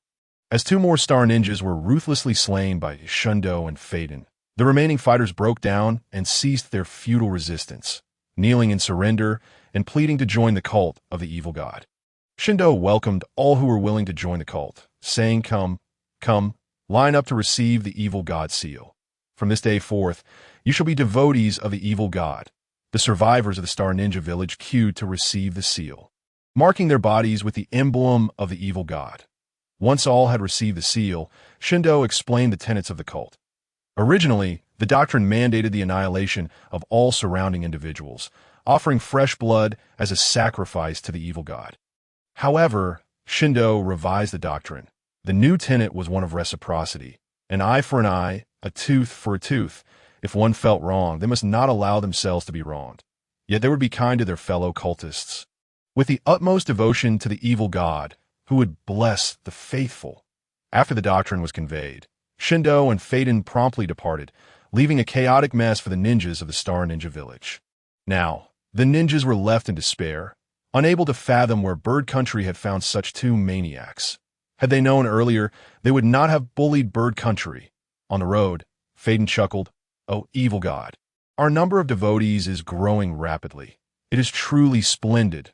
Shindo's lips curled into a slight smile, in good spirits. Phaeton, brimming with enthusiasm, asked, "O evil god, where shall we go next to recruit more followers?" Shindo replied with a grin, "No rush. We shall take our time. We can never have enough believers. Right now, we must build our reputation." Phaeton, puzzled, queried, "Reputation?" Shindo explained, "Many harbor significant misunderstandings about the cult of the evil god.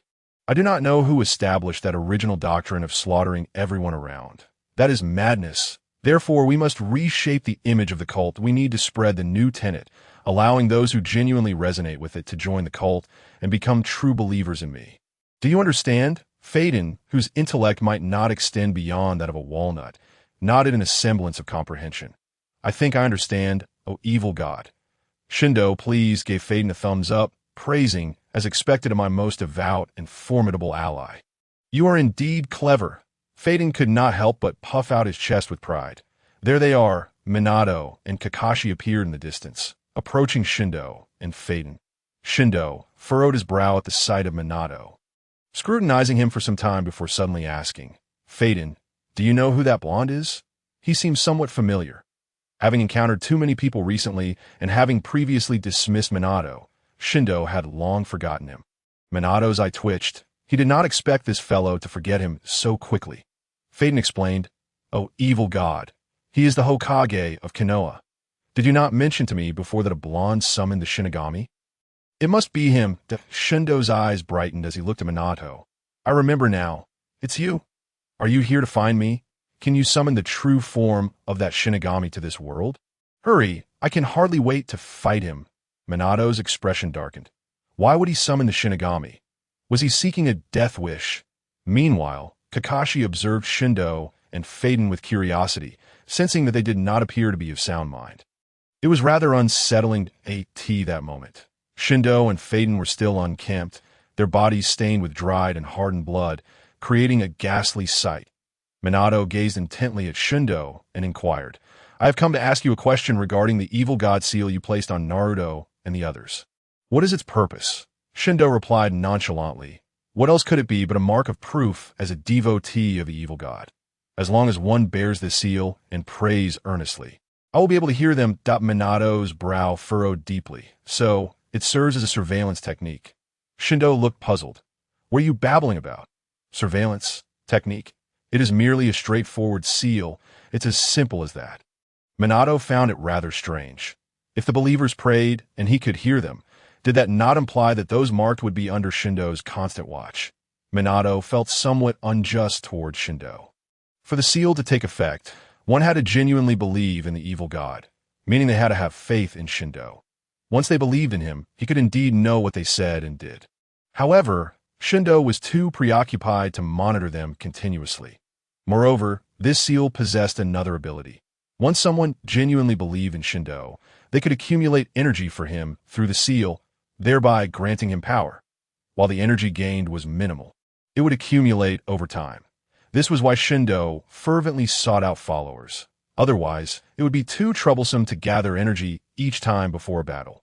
Additionally, Shindo could bestow a portion of his own power onto his followers through the seal, allowing them a brief glimpse of his abilities. Minato fixed his gaze on Shindo. What is your ultimate goal? Why did you engage in battle with the Nine Tails? The cult of the evil god is your faction. You must have an organization, correct? Why are you so eager to recruit followers? How can we remove the seal you've left behind? Shindo frowned at Minato. You blonde have an abundance of questions. And why should I answer you? You are not my follower. Hurry up and summon the Shinigami for me.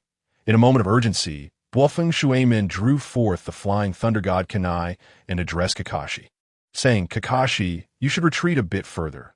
You cannot interfere in this battle.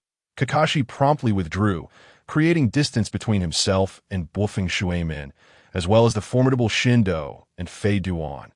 Any offender against the Lord of the Evil Gods must offer their blood as a sacrifice. Perish! Fei Duan hurled his bloodied scythe, the Bloody March scythe, towards Bluffing Shuemin.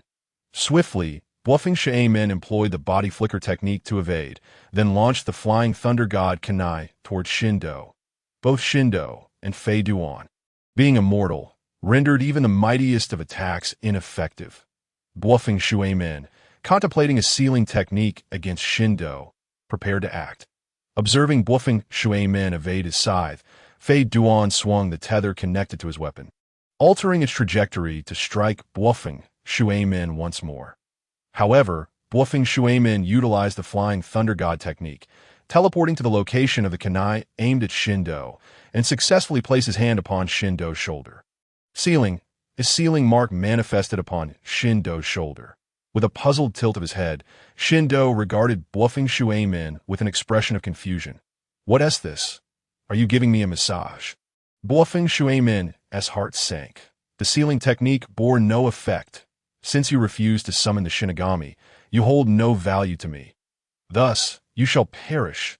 Evil God Ray. Shindo's eyes emitted a powerful energy beam directed at Bluffing Shuemin's head. In a desperate maneuver, Bluffing Shuemin maximized the use of the Flying Thunder God technique, teleporting to Kakashi's side. He regarded the distant figures of Shindo and Fei Duan with a sense of urgency. Immortal beings impervious to sealing techniques, what means could possibly vanquish them? Bluffing Shuemin resolved to retreat, having initially sought information from Shindo and Fei Duan.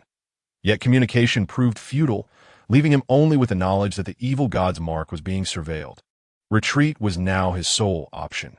Shindo glanced at Kakashi, remarking, I quite admire your gaze. It possesses an intriguing lack of vitality, exuding a somber aura. You seem well suited for joining the evil god cult. Would you care to join? Without hesitation, bluffing Shuemin placed a hand on Kakashi's shoulder and utilized the flying thunder god technique to vanish. Shindo scoffed. That teleportation ability is quite bothersome. Bluffing Shuemin and Kakashi did not immediately depart from the land of bears. Instead, they took a brief detour to the Star Ninja Village. Upon witnessing the vast number of corpses strewn about, both Bluffing Shuemin and Kakashi were taken aback. Bluffing Shuemin, identifying the evil god's mark on the surviving Star Ninja, recognized the handiwork of Shindo and Fei Duan. Kakashi, incredulous, inquired, "Is this the work of those two, sensei?" Bluffing Shuemin responded with a heavy sigh, acknowledging the sheer brutality of Shindo and Fei Duan anew. They chose to remain concealed, as Konoha and Star Ninja Village had yet to establish an alliance, and their sudden appearance could prove detrimental. Thus, they slipped away quietly on the journey back to Konoha. Bluffing Shuemin cast a glance at Kakashi, unable to suppress a sigh. The suicide of his father, coupled with the deaths of his important comrades Obito and Rin before his eyes, had caused Kakashi to shudder his emotions. Isolating himself in his room during times of quietude, disconnected from the world outside, Bluffing Shuemin had persistently sought to guide Kakashi, and this outing was intended to uplift his spirits, yet it appeared to have little effect. Regret washed over Bluffing Shuemin for having permitted Kakashi to join the Umbu. The loss of Obito and Rin had inflicted profound wounds upon Kakashi, both physically and mentally, subjecting him to relentless nightmares. As Kakashi's teacher, Bluffing Shuemin had hoped that joining the Umbu would alleviate his suffering, but it had only led to further emotional isolation that he resolved to find a moment to extricate Kakashi from the Umbu in the future. Upon their return to Konoha, Bluffing Shuemin relayed the events at Star Ninja Village to Sarutobi Hiruzen. Hearing of the massacre wrought by Shindo and Fei Duan, Hiruzen lamented, "These two are truly perilous. Watergate. Until we have a clear method to counter them, it would be prudent to avoid any risky engagements." Bluffing Shuemin nodded in agreement, sharing the same sentiment. Shindo's obsession with the Shinigami suggested that he might attempt to breach Konoha again to summon the deity. Bluffing Shuemin felt that such a possibility loomed large. After all, the destructive power they wielded was comparable to that of the Nine Tails, and it was wise to tread carefully. Days turned into weeks, and weeks into years. Throughout these years, Shindo and Fei Duan wandered aimlessly. However, through their relentless efforts, they finally disseminated a new doctrine, the evil god cult, advocating for an eye and a tooth for a tooth, became notorious for its violent tendencies, readily resorting to violence at the slightest provocation. The new teachings attracted individuals eager to join the ranks of the evil god cult, yet Shindo did not actively recruit followers. It seemed beneath him to seek out acolytes. Consequently, those desiring to join sought Shindo out, traversing the ninja world in search of admission. The evil god cult gained considerable notoriety across the realm of ninjas, rendering Shindo and Fei Duan no longer in need of actively soliciting followers, as people were now coming to them voluntarily. Meanwhile, in Konoha, a significant crisis was brewing, though Bluffing Shuemin still lived.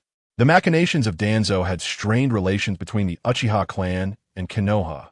Furthermore, Danzo's ambition led to the assassination of Uchiha Shursui to acquire his Mangeki Sharingan, inciting deep resentment among the Uchiha ninjas towards the higher-ups of Konoha, including Bluffing Shuemin. Uchiha Fugaku, the clan leader, despite his reluctance to resort to a coup, ultimately succumbed to the pressure from his clan members and consented to the uprising that, in a sinister turn, Danzo approached Uchiha Itachi, offering his brother Uchiha Sasuke's life in exchange for the annihilation of the Uchiha clan. The decision for the coup was set. Itachi realized he could not alter this grim reality. To safeguard the village from potential incursions by other nations and to honor Shursui's will, as well as to protect his brother's life. Itachi reluctantly accepted the mission of extermination amidst his anguish and torment. While wandering near Konoha, Obito was detected by Itachi, who had been monitoring the Uchiha clan. Obito's presence near Konoha was due to his surveillance of the Uchiha, whose formidable Sharingan powers pose a latent threat to his plans. Thus, Obito needed to remain vigilant regarding the Uchiha clan's movements to ensure they would not disrupt his designs. After all, the Uchiha clan now possessed two pairs of Mangekyou Sharingan, one belonging to the deceased Uchiha Shursui and the other to Itachi, and it remained uncertain whether any other Mangekyou Sharingan existed within the clan or if new ones would emerge. Upon discovering the Uchiha clan's intention to stage a coup, Obito opted to observe the unfolding events, biding his time to seize the opportunity to collect some Sharingan. After noticing Obito, Itachi approached him. And Obito claimed to be a vengeful spirit of the Uchiha clan, seeking retribution against his kin. Itachi offered to assist Obito in his quest for vengeance against the Uchiha clan. However, he was not permitted to take action against the village or Sasuke. Tobi acquiesced to Itachi's terms. Thus, on a night when the moon was full, Itachi and Tobi joined forces to eliminate all members of the Uchiha clan, save for Sasuke. Before departing, Itachi disguised himself as a member of the Umbu to uncover Danz's intent to assassinate Sasuke. Threatening Danz that should he dare harm Sasuke, he would divulge crucial village intelligence to enemy nations. After his escape, Itachi heeded Tobi's counsel and became a member of the Akatsuki organization. When Minato Namikaze learned of this development, he was utterly bewildered. He was already aware of the Uchiha clan's plans for a coup and had hoped to make a final effort to avert disaster, only to discover that Itachi had directly annihilated the Uchiha clan. From Hiruzen Sir Tobi, Minato gained a complete understanding of the situation. He felt considerable dissatisfaction, as this was a decision made privately between Hiruzen and Danz, leaving Minato completely uninformed. In response, he promptly disbanded Danz's roots and gradually reclaimed the management authority of the Umbu from Hiruzen. Naturally, Danz harbored resentment towards Minato, already bitter over the latter's usurpation of Orochimaru's position as Hokage. Hiruzen, while somewhat resigned, believed that at that moment, there was no alternative but to eradicate the Uchiha clan to prevent greater calamity. He worried that if Minato delayed in making a decision, civil war would erupt, leading to further devastation of Konoha. Although Hiruzen was initially outraged at Danz's unilateral decision, he was eventually persuaded, rather than risk Konoha descending into chaos. It was better to eliminate the potential for a coup at its source. Hiruzen also recognized that Minato would likely be displeased with him, so he relinquished control of the Umbu entirely to Minato. Following Itachi's induction into the Akatsuki, the organization officially welcomed its 10th member. Pain, Konan, Zetsu, Itachi, Kisame, Sasori, Orochimaru, Kaku, Haiden, and Dei. In the early days of the Akatsuki, Orochimaru began to secretly monitor and investigate the organization, sensing its unusual nature and potential dangers, while also realizing that it could aid his own research and ambitions. During Orochimaru's clandestine inquiries, Pain approached him through reverse tracking. Orochimaru discovered Pain's Rinnegan and, after feigning defeat to Sasori, attempted to seize the Rinnegan at lightning speed, only to be repelled by Pain's Shinra Tensei. Subsequently, Orochimaru expressed a desire to join the Akatsuki. Despite Sasori's objections, Pain believed it was more advantageous to have someone like Orochimaru close at hand than to let him roam free, confident that he could not stir up too much trouble. Thus, Orochimaru became a member of the Akatsuki. Meanwhile, Konan and Haiden were tasked by Pain to recruit a member from the land of Earth. Data IT was originally not their responsibility, but Konan and Haiden had unexpectedly returned to Amage Cure. Within days, chaos erupted in the village. Pain had initially intended to observe Deidara further before sending someone to recruit him. But due to Konan and Haiden's involvement, he decided to expedite the recruitment. Nonetheless, to mitigate any unforeseen circumstances, he instructed the Animal Path to accompany Konan and Haiden to recruit Deidara, should anything unexpected occur. Curiously, Konan asked Pain, "Hey, why do you all call yourself Pain? As the king of hell, can't you give your puppets a few pleasant names? How pitiful. Your cultural level must be quite low. Even gods must learn." Pain remained silent, having already grown immune to Conan's numerous similar foolish inquiries along the way. Upon arriving at a small temple filled with Buddhist statues in the land of Earth, Konan inquired, "Is the member we're recruiting a monk?" The Animal Path did not respond, but continued to survey the surroundings. Konan then seized Haiden's scythe and swung it towards the Animal Path. The Animal Path dodged back, perplexed, and asked, What are you doing? Conan retorted, I'm talking to you. What does it mean when you don't respond? Don't you know it's rude? The animal path as I twitched slightly. It wasn't that he wouldn't answer. But he habitually ignored Conan and Haydn's remarks, meaning he hadn't heard Conan's question at all. With a sigh, the animal path replied, I was too focused on my thoughts. What did you just ask? Conan repeated her question. I asked if the member we're recruiting is a monk. The animal path answered, no, he is a ninja from Awagakure who was forced to leave his village due to frequent acts of terrorism. He is also a disciple of the Tsuchikage, and I am interested in his abilities, which is why I wish to recruit him for the Akatsuki. Who are you?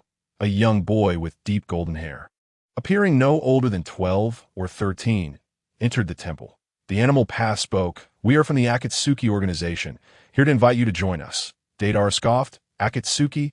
Who knows about such an obscure organization? Don't disturb my appreciation of art. Conan burst into laughter. I like this kid's character, so audacious. Quite impressive. The animal path shot a sidelong glance at Conan before turning back to Deidara, asking, you were behind the recent acts of terror against neighboring nations, correct? What was your motive for such actions? Deidara replied, motive? I don't have such a thing.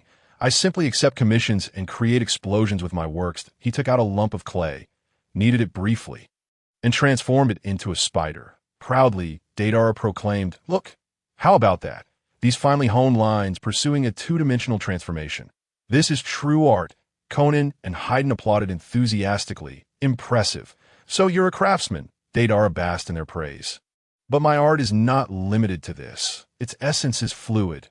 When it has form, it's merely a physical object. This will explode. Through the explosion, its existence will be elevated. Only in that moment of ascension does it truly become a work of art. I can only experience art in that fleeting moment, Deidara exclaimed passionately. Art is an explosion. Upon hearing that it could explode, Conan, intrigued, urged, can it really explode? Hurry, let us witness it. As Conan and Haydn were so supportive, Deidara was more than willing to oblige, throwing the spider out of the temple. Art is an explosion. Huh. The clay spider detonated violently, shaking the very temple. Conan clapped again. Hey, Deidara, if you don't want to join the Akatsuki, why not join my evil god cult instead? The animal path frowned. Conan, this is for recruiting members for the Akatsuki. Conan gazed at Deidara with gleaming eyes. It's the same. I really like him. Deidara, surprised at the mention of the evil god cult, retorted, you're with that group of lunatics? Conan asked, puzzled, lunatics? Why do you say that? Deidara recounted, during my last mission I was hired by a bunch of madmen calling themselves the evil god cult who wanted to seize power. They charged headlong into danger without a care for their lives, even resorting to biting the enemy in desperation. What else could they be but lunatics? Now, it was Conan's turn to be proud. No wonder he's my follower. He has got such courage. Deidara looked at Conan incredulously. Your follower? You founded the evil god cult. Haydn puffed out his chest proudly. What do you mean, founded? This one here is the true embodiment of the evil god we worship. Deidara clearly did not believe it. You really are lunatics calling yourselves gods. Get out of here, or I'll make you experience my art firsthand. Haydn glared angrily at Deidara. Hey, watch your tone. If it weren't for the evil god's interest in you, I'd have chopped you up already. The god of chaos obstructed the ferocious Haydn, who was poised to confront Deidara. Ah, Haydn, do not be so rash. I hold a certain fondness for him, and I perceive a semblance of your character within his. Allow this malevolent deity to personally subdue him, transforming him into my most devoted follower. Turning to Deidara, the god of chaos declared, should I emerge victorious, you must join my cult and become my most faithful disciple. What say you? Deidara, with his left hand delving into his pouch of ninja tools, retorted, do not underestimate me or my art. My ninjutsu transcends all. It is a sublime form of artistry. With that, he hurled a small clay bird towards the god of chaos. The diminutive avian exploded as it neared the god of chaos, leaving his left shoulder and face marred and bloodied. Observing the god's disfigured state, Deidara scoffed, you are hardly impressive.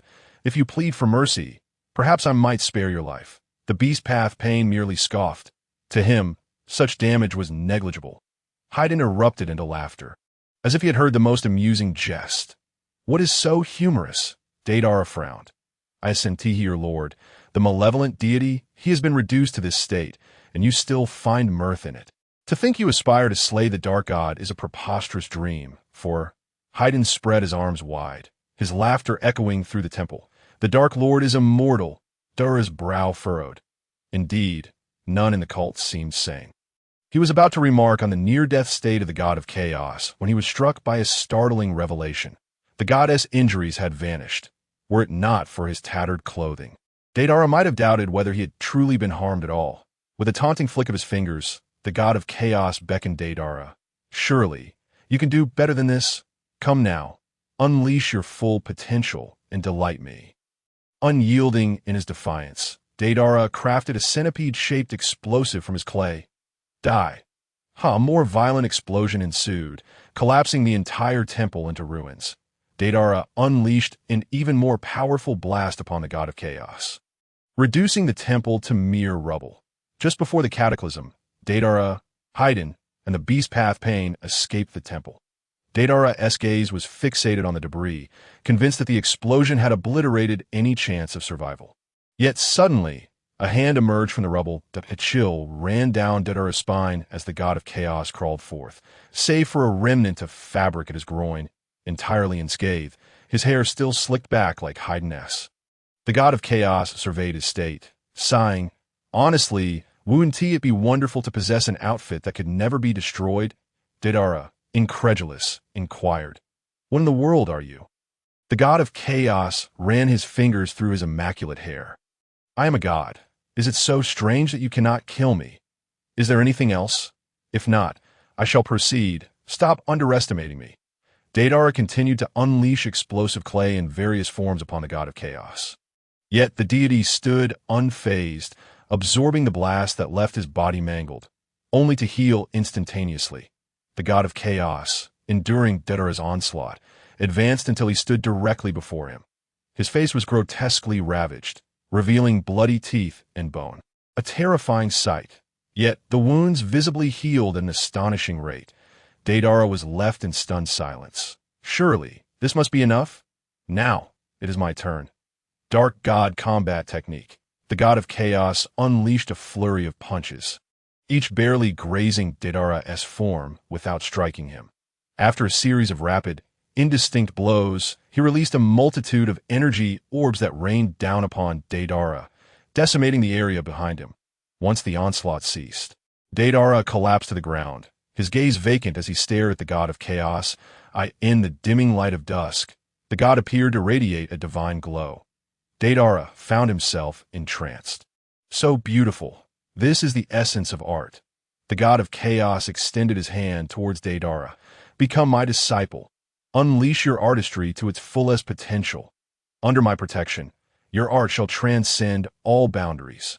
Slowly, Daedara raised his right hand and clasped the deity. A sharp pain pierced his palm as the god of chaos lifted him to his feet. Upon glancing at his right hand, Daedara was astonished to find a mouth etched in the center, enveloped by the dark deity's mark. "You are my disciple from this day forth," the god of chaos proclaimed, and a member of the cult. "You shall accompany Haydn, just as he does, becoming my right-hand man." Daedara clenched his fist tightly. Shutting his eyes, the image of the god of chaos and the sunset seared into his mind. When he opened his eyes again, they shone with fervor. "I shall undoubtedly become your right-hand man, O Dark Lord." The beast path Pain stood by, speechless. The two rascals, the god of chaos and Haydn, had seemingly forgotten their original purpose of recruiting for the Akatsuki.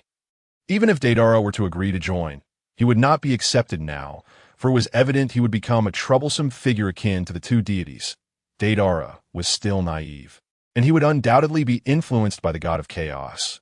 Indeed, he already was that it was best to prevent these three from returning to the Hidden Rain village. For now, a new agent of chaos, Daedara, had joined their ranks. In the Hidden Rain village, Nagato turned to Conan, who stood beside him, and said, "Conan, we have failed to recruit Daedara. He has been ensnared by the god of chaos. We must find a mission swiftly and send it out before they return to the village." Conan frowned. "A mission, you say? There is a small island near the Land of Water where many rogue ninjas have gathered, seeking to seize a resource-rich isle within the Land of Water. How about that?" Nagato nodded. That will do. Assign them this task. Once the mission was decided, the Beast Path Pain addressed the God of Chaos. God of Chaos, the organization has just received an urgent task. The other members have pressing matters to attend to, and since you are free, assist the organization in completing this mission. The God of Chaos readily agreed, for he had promised Pain to fulfill any tasks the organization required of him. He was a god of his word and had no intention of breaking his promise. Upon hearing the goddess' affirmation, the Beast Path Pain breathed a sigh of relief. For now, the hidden rain village was safe. He produced a map and circled an island near the land of water. You are to proceed to this island and assist the rogue ninjas in seizing a resource-rich isle within a land of water. The God of Chaos took the map, unable to comprehend it, and handed it to Haydn, who could read it. Haydn replied, "Understood, we shall take care of this mission. Then I shall leave this task in your hands. I have urgent matters to attend to," the Beast Path Pain said. Departing in the opposite direction, Deidara, puzzled, asked, "O Dark Lord, given your immense power, why join this organization that I've never even heard of?" The God of Chaos replied, "Do not underestimate the Akatsuki. There's a god within its ranks, much like myself. Moreover, Haydn and I are not technically members of the Akatsuki. We are merely collaborators. The Akatsuki requires our assistance, and what I desire is to see who is the stronger god once I and the King of Hell return to our prime." Deidara exclaimed in astonishment, "There's a god in the Akatsuki. I had thought gods were mere myths." Shindo, with a smile radiating mischief, remarked, "It is not only I and the King of Hell who are divine. In Konoha, there exists the golden-haired individual capable of summoning the Shinigami. However, he can only conjure a mere avatar of the Shinigami, not the true form. In the future, I must seek out that golden-haired one and persuade him to summon the Shinigami for a battle." Deidara expressed his admiration, exclaiming, "As expected of the Dark God, even the opponents are divine."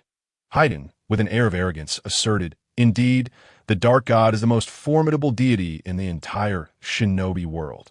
Although he said this, the corners of Shindo's mouth were nearly reaching his ears. Shindo, Haydn, and Deidara made their way to an island beyond the land of water. Present, the village of Kirigakure was no longer under Obito's control.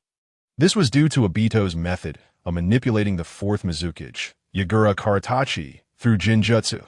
The newly appointed fifth Mizukage, Terumi Mei, sensed that the fourth Mizukage was seemingly under Jinjutsu control. Consequently, she instructed Ao to use the Byakugan to dispel the Jinjutsu afflicting Yagura. Ao acquired the Byakugan during the Third Shinobi World War, having obtained it as a trophy from the Hyuga clan and subsequently implanted it into his right eye. Terumi Mei was currently implementing sweeping reforms in Kirigakure. But such changes inevitably infringed upon the interests of certain groups, leading to considerable chaos within the land of water. Thus, the wandering shinobi set their sights on the land of water, hoping to seize a resource-rich island amidst the turmoil. After several days of travel, the trio finally arrived at the island occupied by the wandering shinobi. The individual they were to meet was a ninja named Yamano Kayamizu, the leader of this group of wandering shinobi. Furrowing his brow, Yamano Kayamizu questioned, "Why are there only the three of you? Isn't the Akatsuki organization renowned as a mercenary group of war experts? I paid a considerable sum, yet only 3 of you show up. Are you attempting to deceive me?" In an instant, Haydn seized Yamano Kayamizu by the hair and slammed his head against a rock, shattering it upon impact. Blood streamed from Yamano Kayamizu's head, startling the surrounding wandering shinobi, who quickly readied themselves for battle against Shindo and his companions. Haydn, undeterred by their movements, growled, "Do you think you can speak to us like that?" Deidara, equally fearless, displayed a wild grin, his right hand already delving into his ninja tool pouch, poised to unleash explosive clay upon the wandering shinobi. Dazed from the blow, Yamano Kayamizu found his vision obscured by his own blood, rendering everything a blur. Trembling, he stammered, What do you intend to do? I am your employer. How can you treat your employer this way? Is this how the Akatsuki operates?" Haydn sneered, "Employer? In my eyes, there are no employers, aside from the Dark God. All I see are corpses." Deidara eagerly inquired, "Dark God, may I showcase my art to them?" Shindo intervened. "Enough, Haydn, Deidara. Slaughtering them would tarnish the Akatsuki's reputation, and I do not wish to go back on my word. After all, this task was assigned to us by that fellow, the King of Hell, and I promised him. Haiden released his grip on Yamano Kaimizu's hair, snorting before stepping beside Shindo.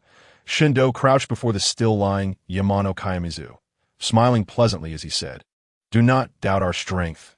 When we demonstrate our prowess, everyone here will perish. I advise you to swiftly indicate where we should strike, so we can finish our task and depart." Despite Shindo's cheerful demeanor, a chill shot up Yamano Kaimizu's spine, as he inexplicably sensed that if he uttered another word, he might not live to see his 18th birthday. Realizing the gravity of the situation, Yamano Kaimizu capitulated, declaring, "The island we desire lies to the northwest. You will see it immediately upon entering the land of water. We will guide you there." Shindo patted Yamano Kaimizu's cheek. "Very well. Let us hasten. Do not keep us waiting too long." With the assistance of two subordinates, Yamano Kaimizu rose and quickly arranged for a vessel to transport everyone to the island, having attacked the island several times. The wandering shinobi were aware that many of the Kirigakura ninjas were stationed there. The island's strategic defenses made it challenging for them to breach, prompting them to enlist the low-cost services of the Akatsuki. If they could seize the island, the tide of the battle would turn, making it difficult for Kirigakura to launch an assault. Given the current internal chaos within Kirigakura, there was a significant chance they might abandon the island. Allowing the wandering shinobi to establish their own dominion and fortify their power. Before they reached the shore, the Kirigakura ninjas spotted them and prepared to unleash ninjutsu upon the approaching wandering shinobi. Yamano Kaimizu halted the vessel, fully aware that advancing any further would lead to an assault from the ninjas. He had suffered losses before and was not foolish enough to repeat the mistake. He inquired of Shindo and his companions, "We cannot approach any closer. If we do, we will be attacked by the Kirigakura ninjas that Oh, you have a solution." Shindo scoffed. "Remove the word solution. There is nothing we cannot resolve. Continue sailing." Huh. Yamano Kaimizu thought Shindo had misheard him and was about to repeat himself when Haiden interrupted. "The Dark God commands you to sail. So sail." Yamano Kaimizu shook his head vigorously. I cannot sail. Going in like this would be akin to courting death." "Then you may leave." Haiden tossed Yamano Kaimizu overboard. Haiden turned to Deidara. "Deidara." "Understood." Deidara promptly hurled a lump of unshaped explosive clay toward the stern of the boat. The explosive clay detonated, the force of the explosion propelling Shindo and his companion's vessel towards the island. Wahoo! Shindo, Haiden, and Deidara stood at the bow of the ship, beaming with delight. Yamano Kaimizu, having just been fished out of the water, glared at the trio, speeding towards the island, muttering a curse under his breath. Insane, he felt certain that Shindo and his companions would meet their demise before reaching the shore. What kind of mercenary organization was this? It was utter madness. The money he spent was a complete waste. As the Kirigakura ninjas noticed Shindo and his companion's vessel hurtling towards them, they swiftly unleashed ninjutsu to attack. Shindo cautioned Deidara. "Deidara, you and Haiden should fly in first. You lack immortality and must be cautious." "Understood. We will regroup on the island." Deidara crafted a bird-shaped explosive clay and hurled it into the air, forming a seal that transformed the bird into a giant avian. Deidara and Haiden leaped onto the giant bird, guiding it skyward. Meanwhile, Shindo sprang into the air, causing the entire ship to splinter as he did so. In mid-air, Shindo executed the evil god flying kick, forcefully countering the ninjutsu from the Kirigakura ninjas, propelling himself toward the island as Shindo kicked. The energy coalescing in his leg and his rapid speed allowed him to disrupt the ninjutsu effortlessly. Upon landing on the island, a resounding boom echoed, enveloping Shindo in a cloud of dust. Upon the dispersal of the dust, Shindo erupted into raucous laughter. The Dark God makes a grand entrance. In the sky, Deidara and Haiden leaped from the clay giant. Landing flanking Shindo, the slaughter commenced. Haiden was the first to plunge into the crowd, indulging in bloodshed without restraint, simply reveling in the sanguinescence. Once sufficiently sated, Haiden licked the blood from his scythe, drawing forth the sigil of the Dark God. "Come, revel in the agony. The Grim Reaper feasts on blood." Haiden plunged a spear into his thigh. The Kirigakure ninjas he drained of blood bore gaping wounds in their thighs, blood gushing forth. Ah! Scream in agony. Embrace the torment of death. This is dedicated to my most revered dark god. Deidara commanded the clay giant to charge into the throng of Kirigakure ninjas. With 2 fingers raised, Deidara ecstatically proclaimed, "Art is an explosion! Huh!"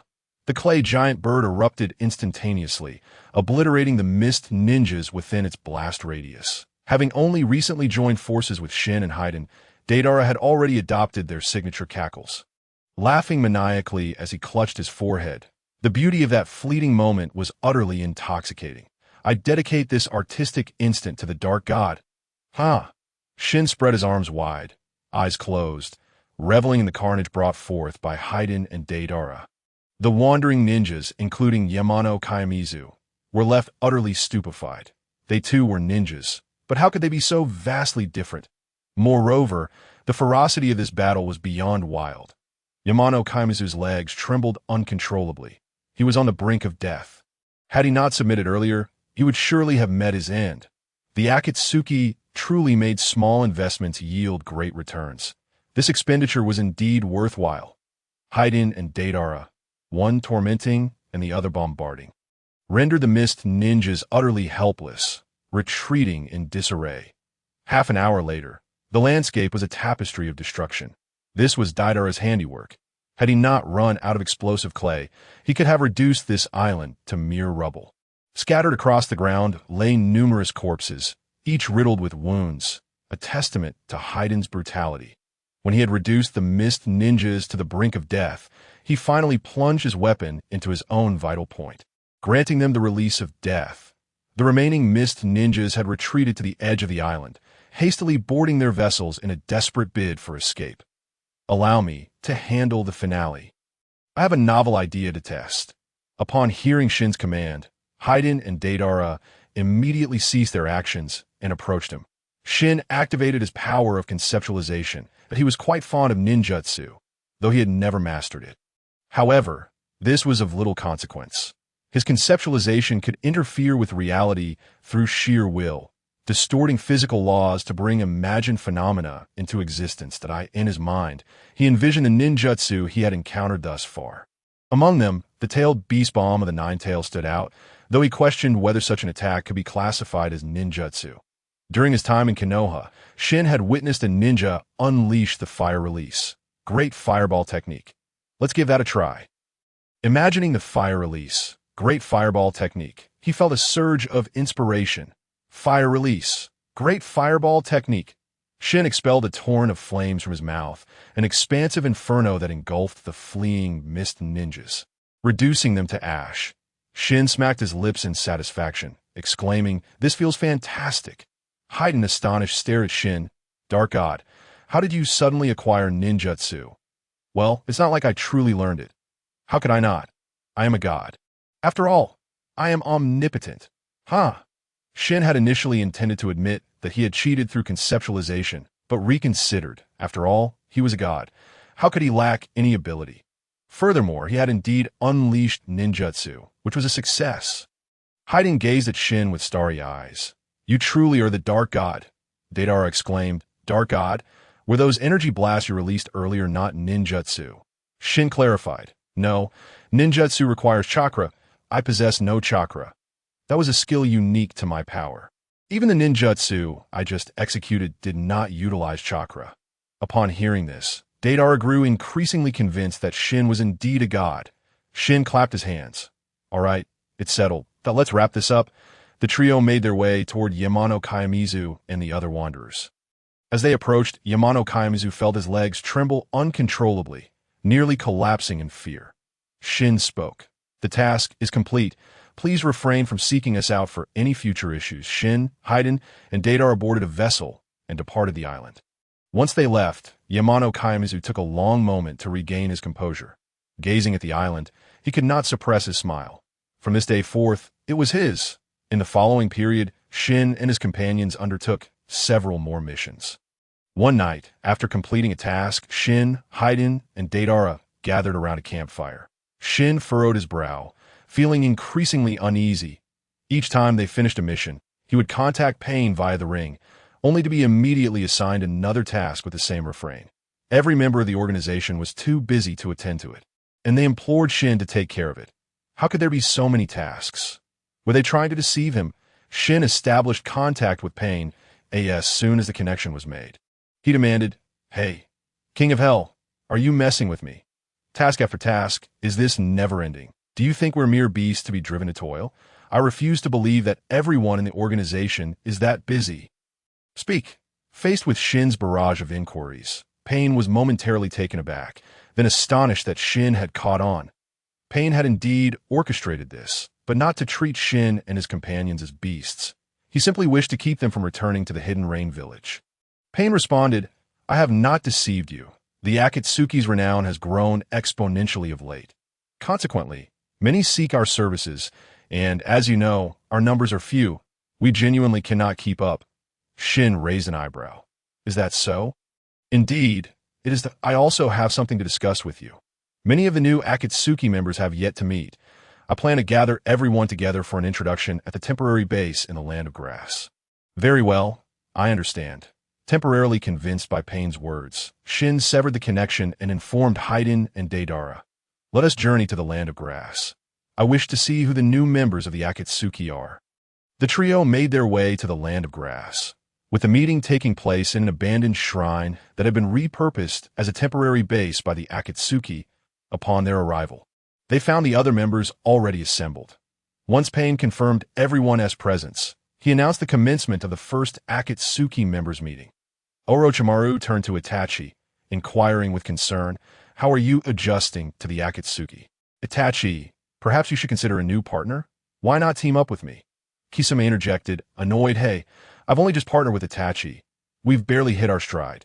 It's a bit rude to poach, don't you think?" Ignoring Kisame, Orochimaru turned to Pain, saying, "I hope the leader will reconsider." Kisame's eyes widened in indignation as he threatened, "If you don't shut up, I'll slice you. You filthy snake." Upon hearing Kisame refer to Orochimaru as a filthy snake, Shin expressed his disdain. "Seriously? Another Itachi and a snake? Pain, are you really planning to open a zoo?" Orochimaru's gaze shifted to Shin, momentarily taken aback, before smirking ominously. "I did not expect you to be a member of the Akatsuki as well." "Dark God." Itachi's attention snapped to Shin. Having never encountered him before, he had been unaware that Shin was the Dark God. The leader of the notorious Dark God cult was, surprisingly, also an Akatsuki member. Shin exclaimed in surprise. "Oh, you know of me?" Orochimaru replied. "Naturally, I was still in Konoha when you attacked." Shin scoffed. "Then you must be a mere minnow. Otherwise, I would have some recollection of you. Is that so?" "That may not necessarily be the case." Orochimaru's eyes glinted with intense interest. He had been researching the forbidden techniques of immortality and had succeeded. His technique, the impure world reincarnation, allowed him to transfer his consciousness into another's body, thus achieving eternal life. The fact that many knew of the Dark God as immortality intrigued him greatly, and this body was particularly enticing. Yet Itachi's body was equally appealing, with the power of the Sharingan. "What a difficult choice," Shin, feeling a wave of disgust under Orochimaru's gaze, coldly remarked. "If you continue to look at me like that, I won't hesitate to add a dish to the menu. Snake meat." The scorpion's gaze turned towards Deidara. "It seems there is an unwelcome presence here." Deidara glared back at the scorpion. "Who do you mean by unwelcome? Do you wish to witness my art?" Pain, the leader of the Akatsuki, felt it necessary to intervene and prevent further exchange between them, as continued discourse was likely to lead to a confrontation. "Well, Deidara is indeed a member of the organization and is qualified to attend this meeting. Let us address the matter at hand. Your performances have allowed the name of Akatsuki to proliferate within the underworld, resulting in increasingly significant requests and corresponding rewards. However, this is merely a means to an end. Akatsuki is entering a new phase, and the next target is the tailed beasts." The scorpion expressed his astonishment. "Tailed beasts? You mean the 9 that are said to exist?" Pain nodded. "Precisely. Most of them are in the possession of the 5 great ninja nations. However, a few tailed beasts remain unaccounted for, and those available should investigate their whereabouts."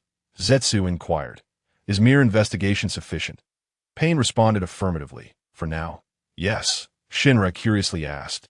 Are these tailed beasts akin to the great fox in Konoha? Indeed. Then let me handle the investigation. I had quite an enjoyable experience battling that great fox last time, though I was rudely interrupted by that blonde fool, which left me quite displeased. Shinra's eagerness for battle was palpable. Haydn chimed in impatiently. Next time, let me have the first go. I must reclaim my honor. Deidara joined in the excitement. I want to participate as well. Engaging with the tailed beasts will surely allow my art to reach its zenith. Observing the enthusiasm of Shinra and the others, Pain felt a sense of reassurance. With their presence, capturing the tailed beasts would likely proceed smoothly. Yet, caution was warranted should they inadvertently slay a tailed beast. It would pose a significant problem. He would need to oversee or assign someone to monitor them closely. Orochimaru asked, "What of the future? We shall collect all the tailed beasts. And then," Pain proclaimed with conviction, "they will serve as a means of world domination." Orochimaru mused. Tailed beasts, huh? I believe there are numerous alternative methods. Shinra concurred. This loathsome snake has a point. As a god, isn't conquering the world rather simple? Why bother capturing a few pets? Zetsu defended Pain. The leader's vision is infallible. Shinra rolled his eyes. What business do you, a mere shadow, have in this? Your flattery is glaringly obvious. You wouldn't be trying to curry favor for membership, would you? Zetsu's eyelid twitched. He pondered why he was being targeted. Had he offended Shinra? What harm did his appearance cause? Pain interjected. Each member possesses unique attributes. The scenario you describe does not exist. Now, let us allocate tasks. Itachi and Kisame, you will handle the request from the land water and investigate the tailed beasts there. Orochimaru and Scorpion, you are to manage the assignments from the land of fire and the land of wind, while also investigating the tailed beasts. Zetsu, you will individually investigate the tailed beasts in the land of earth and the land of lightning. The remaining members will attend to requests from other nations and investigate the tailed beasts beyond the 5 great nations. Upon gathering information, refrain from acting impulsively. Report back to me, and I will arrange for the capture of the tailed beasts. This meeting concludes here. You are all dismissed. The group dispersed, yet Shinra, Deidara, and Haydn lingered. Shinra proposed, since the Nine Tails resides in Konoha, why not go there and capture it first? Pain recognized the necessity of carefully steering Shinra as ambitions. Otherwise, trouble would ensue. After a moment's contemplation, Pain replied, capturing the tailed beasts is not the end goal. Restoring my power is. Shinra was taken aback. Restoring your power? Pain affirmed. Indeed, the 9 tailed beasts are, in fact, manifestations of my power. My ability to control these 6 corpses stems from the fact that my true self has lost all strength. My soul occupies these 6 bodies to collect the tailed beasts and revive my true form. Conan stared in astonishment at Pain. Witnessing the serious yet nonsensical declaration for Nagato for the first time, Pain's absurdity left her utterly shocked. However, what surprised her even more was the solemnity that overtook Shinra and Haydn. It seemed they genuinely believed him, but there appeared to be one rational individual present. Deidara questioned, the tailed beasts are manifestations of your power. Is that truly the case, Lord God? I find it hard to believe. Shinra asserted gravely, it is true, for I have witnessed the spectral visage of the king of hell he summoned.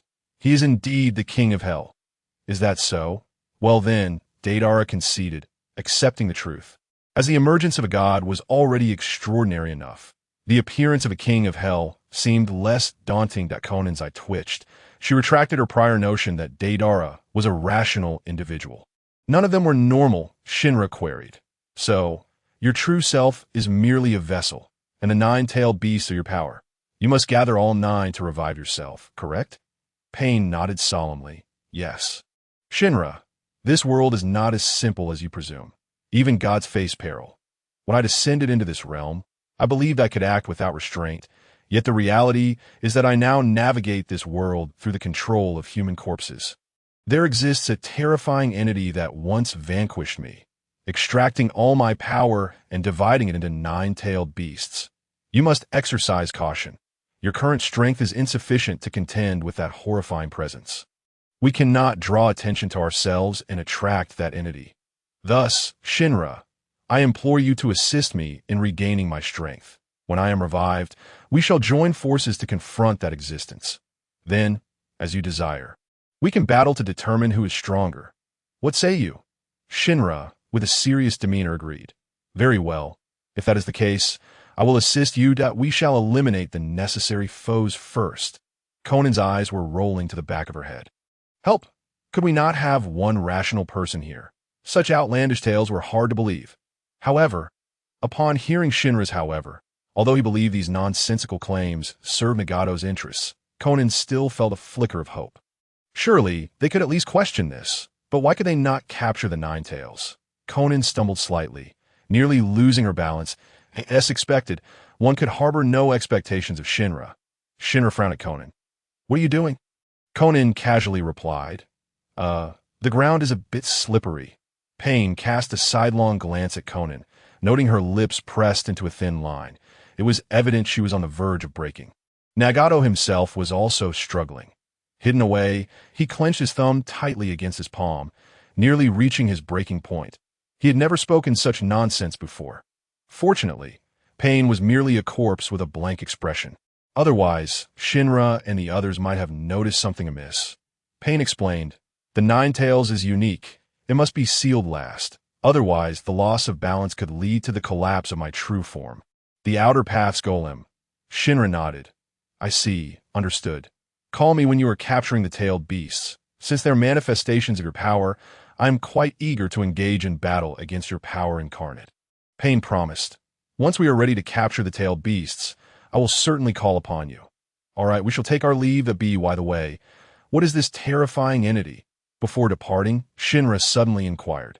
Pain appeared caught off guard, momentarily stunned by the question. How was he to know what that terrifying entity was? He had simply been speaking nonsense. Conan, sensing Pain's discomfort, attempted to provide an answer.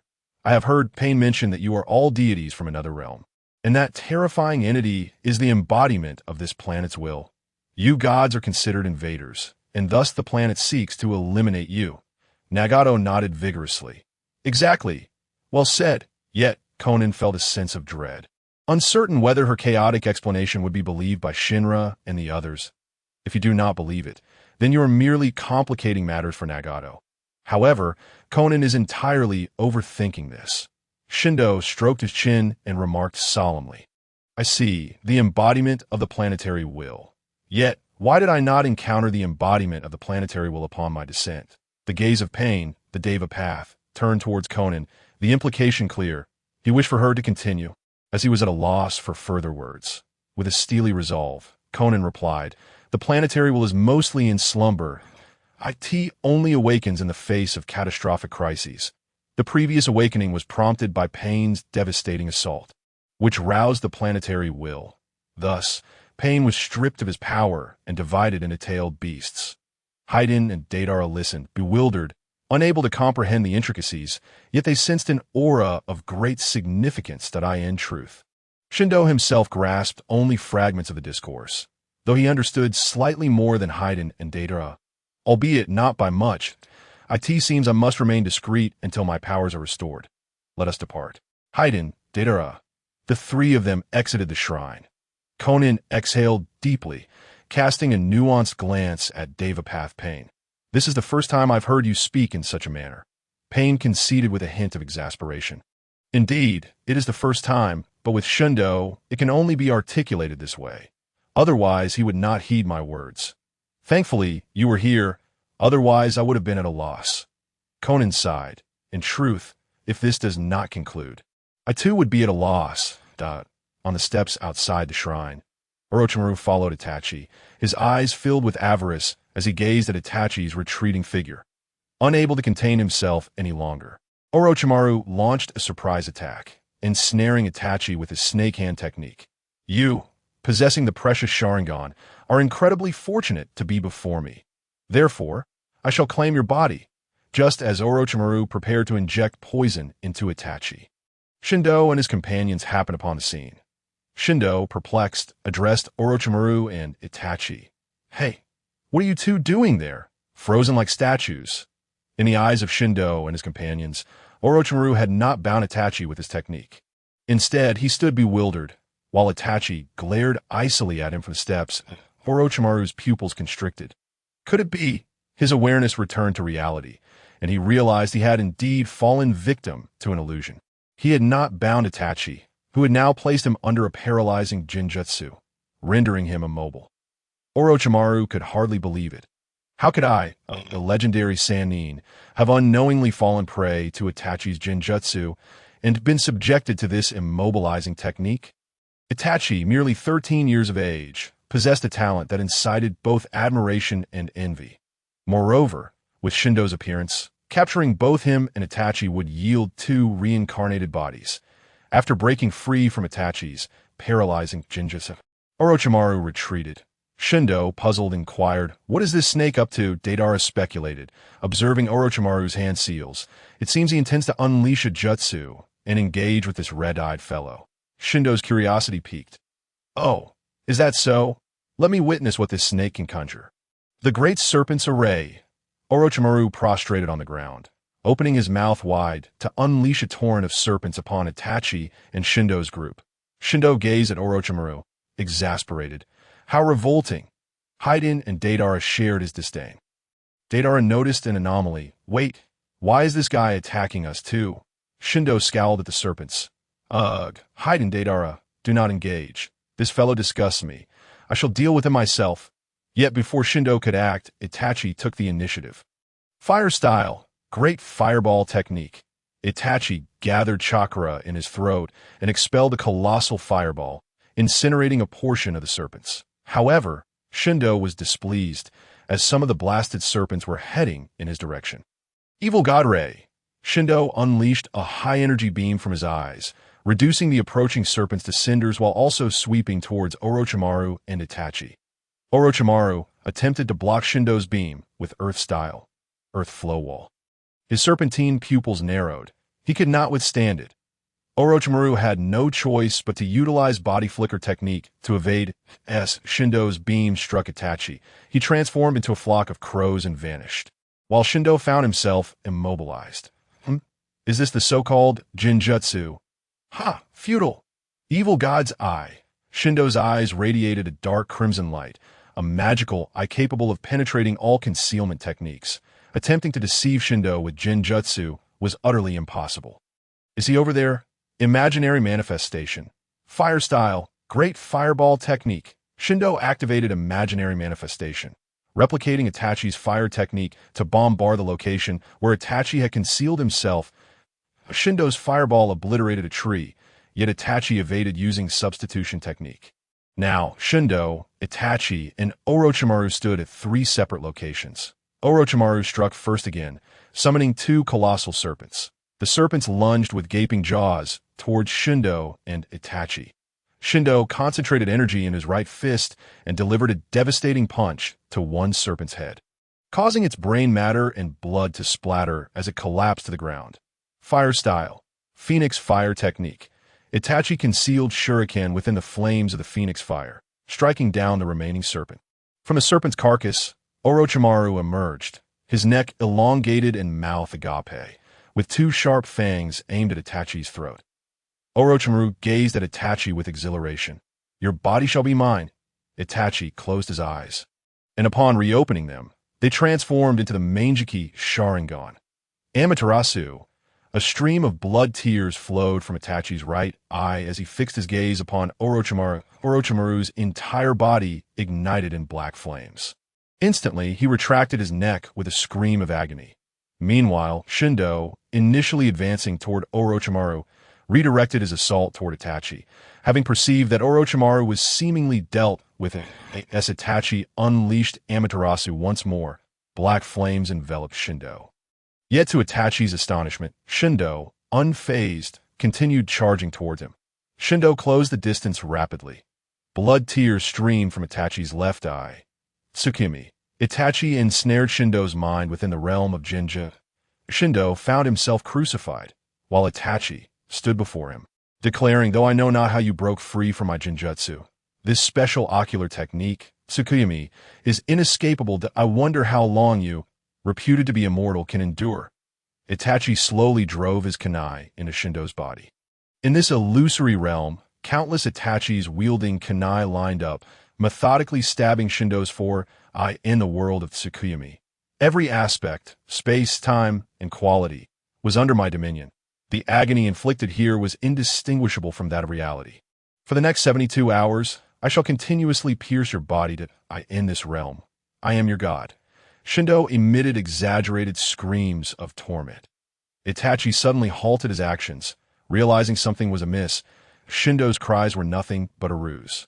With a mocking tilt of his head, Shindo, bound upon the cross, grinned at Itachi. Is this the kind of scream you wish to hear? Itachi transformed the illusionary space, engulfing it in flames that relentlessly scorched Shindo. Yet, Shindo's expression remained unchanged, still mocking Itachi with his gaze. Itachi endeavored to inflict various torments upon Shindo, but none seemed to have any effect. You just claim to be the god that governs me in this world? Such audacity! A mere human daring to call himself a deity before this evil god. It's all just a fictional realm. What gives you the courage? As Shindo's words fell, the entire illusionary space began to collapse. Returning to reality, Itachi staggered back a few steps, clutching his left eye in disbelief. Itachi's right eye fixated on Shindo, astonished that someone had forcefully shattered Tsukuyomi. Back in the real world, Shindo summoned a sphere of water through his imagination, attempting to extinguish the Amaterasu flames consuming him. It can't be doused. This fire is quite intriguing. Shindo materialized a kunai, swiftly severing the portions of his body that were aflame with Amaterasu, then rapidly healed himself. Looking disdainfully at Itachi, Shindo remarked, "Consider this a plea. Do not let every common mutt claim to be a god without contemplating whether they deserve it. Do you have any final words to utter?" Shindo compelled Itachi to speak his last words, and once Itachi had finished, he delivered a powerful strike. Itachi regarded Shindo with trepidation, having never comprehended why Shindo sought to attack him from the outset. Deidara suddenly shouted, "Lord Evil God, be cautious." Haiden nonchalantly responded, "Deidara, there's no need for such reminders. This is but a minor matter for Lord Evil God."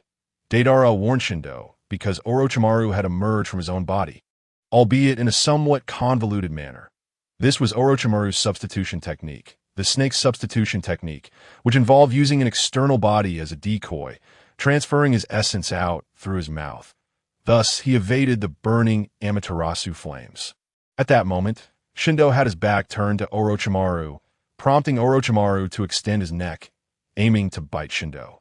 Shindo scoffed, "Is this never-ending?" With a swift turn, he unleashed a powerful punch, having previously experienced the potency of Shindo's fist. Orochimaru retracted his neck. Shindo resolved to deal with Orochimaru first. He leaped high into the air. Evil God flying kick. Shindo soared towards Orochimaru. A chill ran down Orochimaru's spine, and trusting his instincts, he quickly formed hand seals and pressed his palms to the ground. Summoning technique, triple Rashomon. 3 colossal gates of Shura rose before Orochimaru. When Shindo's flying kick collided with the first gate, it was shattered, creating a significant hole. The second gate also failed to withstand Shindo's assault, meeting the same fate. The third gate yielded a similar result, though the speed and force of Shindo's kick had diminished considerably. Nonetheless, Orochimaru was astonished that Shindo could obliterate 3 Rashomon gates with a single kick. Shindo struck Orochimaru, and upon landing, the ground fractured, forming a deep crater. However, Shindo furrowed his brow. The sensation upon impact felt wrong. Turning to investigate, he discovered that Orochimaru's form had transformed into mere earth at the moment Shindo shattered the third gate. Orochimaru had utilized the earth substitution technique to evade Shindo's onslaught. Shindo's evil god, I remained activated, scanning the ground. "Found you." He slammed his fist into the earth, sending dirt flying. Among the soil, he discerned red blood. It was evident that his previous punch had inflicted harm upon Orochimaru. Continuing to scrutinize the ground, Shindo clicked his tongue. "Quick to flee are we. Do not fret. I shall find you and end your life." Shindo then turned his attention to Itachi, who was now confronted by Deva Pathpain and Konan. "That weren't you two just standing by, watching? What brings you out now?" Shindo questioned. Upon activating his evil god eye, he had noticed Deva Pathpain and Konan observing from a distance, yet he had chosen to ignore them. Deva Pathpain spoke up, We are all comrades. There is no need for such ruthlessness. Moreover, I fail to comprehend why you attacked Itachi just now. Shindo glared at Itachi, still covering his eye, and replied, he sent those repugnant snakes exploding towards me. If not him, then who? Itachi stared in disbelief at Shindo, astonished that such a trivial matter warranted a death sentence. Was this not a clear case of madness? Devapathe and Konan also found themselves at a loss for words. Yet Shindo's reasoning seemed inexplicably valid. Devapathe asserted, Itachi did not act with intent.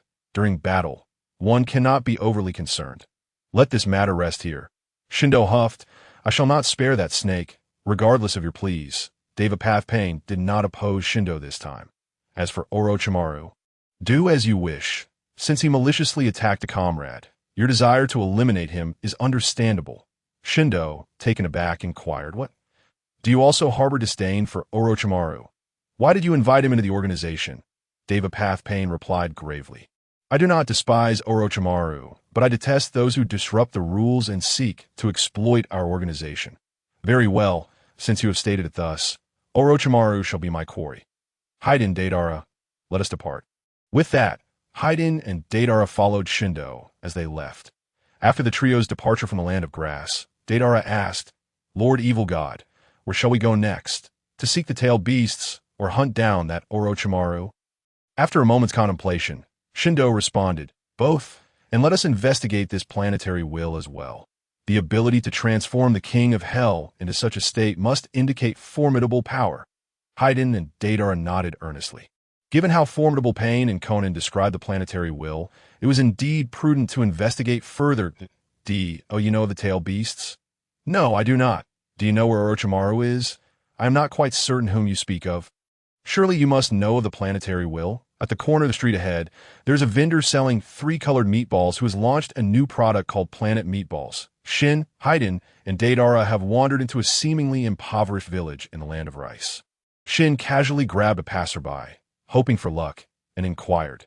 The passerby, intimidated by the fierce demeanor of Shin and his companions, answered his questions with trepidation. Shin, expressing disdain, remarked, What good are you if you know nothing? Acting like a thug. No, indeed, he was a thug. He pushed the passerby to the ground. The passerby, bewildered, was entirely at a loss. He had no idea what Shin was asking. Moreover, why should he know? By that logic, Shin and his group should be well informed themselves, so why ask him? Haiden glared at the passerby menacingly. What are you staring at? Do you wish to die? The passerby fled, using all limbs to escape. Shin grumbled in frustration. Honestly, why are they hiding so well? And that Yama guy, knowing full well that the 5 great ninja villages possess tailed beasts, why not just charge in and seize them? That Orochimaru is like a rat in a sewer, hiding very well. And this planet will, as inhabitants of this planet, how can no one know about it? Deidara raised his hand. That revered Lord Evil God. I am indeed from this planet. If it weren't for Pain mentioning the planet will, I would have been oblivious to its existence. Haiden chuckled awkwardly. Lord Evil God, I too am in the same boat. I have never heard of this planet will. Shin waved his hand dismissively, applying a double standard. You two don't count. Let us grab a bite here, then explore elsewhere. Consider it a little vacation. It's settled then. We shall feast on Planet Meatballs. Within the underground base of the Sound Village, Yakushi Kabuto found Orochimaru in his laboratory. Lord Orochimaru, the 3 individuals you mentioned are currently in the land of rice, seemingly investigating you. Orochimaru paused in his experiments, frowning. Have I been exposed? Kabuto replied. It doesn't seem so. They appear to be merely trying their luck. Besides asking where Lord Orochimaru is, they also inquired about tailed beasts and something called Planet Will. Orochimaru's frown deepened. It seems they are searching for tailed beasts. But what is this Planet Will? I've never heard of it. Kabuto, do you have any knowledge of it? Kabuto lowered his head and said, If even Lord Orochimaru is unaware, I certainly cannot know. Orochimaru pondered. He murmured, since it can lead them to search everywhere. This planet must be significant. Kabuto, keep an eye on Planet Will and investigate what it entails. Kabuto responded, Understood, Lord Orochimaru. Then out of curiosity, he asked Lord Orochimaru, Is it true that the evil god Shin cannot die, no matter how one tries to kill him. Orochimaru's gaze deepened as he replied, "Indeed, compared to my newly developed forbidden technique, the impure world reincarnation. His is the true form of immortality. He is unaffected by Jinjutsu, possesses a formidable physique, and remains unscathed regardless of the severity of his injuries. When Itachi unleashed the Amaterasu black flames upon me, I felt the imminent threat of death that, if not for my snake substitution technique, I would have surely sustained serious injuries. Yet when the Amaterasu black flames burned Shin, he emerged unscathed, casually severing the burning part and instantaneously recovering. If not for the fact that his body is not eternal, it is indeed flawless. Even so, I am currently overwhelmed with excitement and desire to obtain his body." Observing Orochimaru's eager expression, Kabuto realized that Shin's body was indeed highly coveted by Orochimaru. Kabuto, puzzled, asked, "If he can heal so quickly, it indicates a robust vitality. Why is his body not eternal?" Orochimaru explained, "Under normal circumstances, there is no such thing as eternity. The first Hokage, Hashirama Senju, is a prime example. Even in death, his body retains remarkable vitality, yet he still perished. My concept of eternity involves transferring my spirit into another's body through forbidden techniques, thereby achieving everlasting life. Therefore, in my view, Shin cannot possibly possess eternal life. However, it is regrettable that Shin seems to lack a bloodline limit. I also covet Itachi's Manjiki Sharingan. That if only the two could be combined, it would be perfect. Alas, perfection is a rarity in this world. Capturing Shin and Itachi now would be exceedingly difficult and fraught with risk. We must focus on developing our own power and avoid provoking them. Should they approach here, we shall immediately retreat. Once our strength has sufficiently grown, we could devise a plan to capture Haiden, as he possesses abilities akin to Shin's. Obtaining his body would grant me immortality, and then I could set my sights on Shin's body." After conversing with Orochimaru, Kabuto departed the base to personally observe Shin and his companions. After 3 days of surveillance, Kabuto was left in a state of confusion that on the first day, Shin and his companions questioned 6 individuals about tailed beasts. Orochimaru and the planet will not be why the 6th person. They seem to have lost patience, and Haiden assaulted him, leaving the man battered and missing a front tooth that on the 2nd day. Rather than interrogating, Shin and his group dined at a tavern without paying. When prevented from leaving, Deidara simply blew up the establishment that on the 3rd day Shin, Haiden, and Deidara departed the land of rice, grumbling as they did so that in Kabuto's impression, true powerhouses possess their own sense of honor. Orochimaru, for instance, would not stoop to violence against commoners. Yet, Shin and his companions exhibited no such decorum, behaving more like ruffians. Could such individuals truly be the formidable powers Orochimaru spoke of? Upon returning to the base, Kabuto reported their departure from the land of rice to Orochimaru, sharing his observations from the past 3 days. Orochimaru, perplexed by Kabuto's report, pondered, what on earth are these 3 doing? Randomly interrogating people. It is a wonder they glean any information at all. Having left the land of rice, Shin, Haiden, and Deidara were uncertain of their next destination and gathered to discuss where to venture next. Shin turned to Deidara. "Deidara, you shall choose our next destination." Deidara, puzzled, pointed to himself. "Me? I don't know where to go either." Haiden pulled out a map. Then Deidara, "Just point to a place on the map." With a directive to choose at random, Deidara closed his eyes, pointed, and upon opening them asked, "Where did I land?" Haiden examined the spot Deidara had indicated. It's the land of water." Shin contemplated. "The land of water seems to be under the jurisdiction of Itachi and Kisame. No matter, we are merely going for leisure. Our next stop shall be the land of water. Let us depart." Thus, the trio casually selected a destination and set off for the land of water.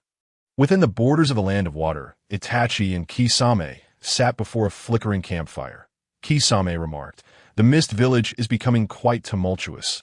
The new Mizukage is too hasty. The Kagaya clan is inherently a group of battle-hungry lunatics. A civil strife seems inevitable."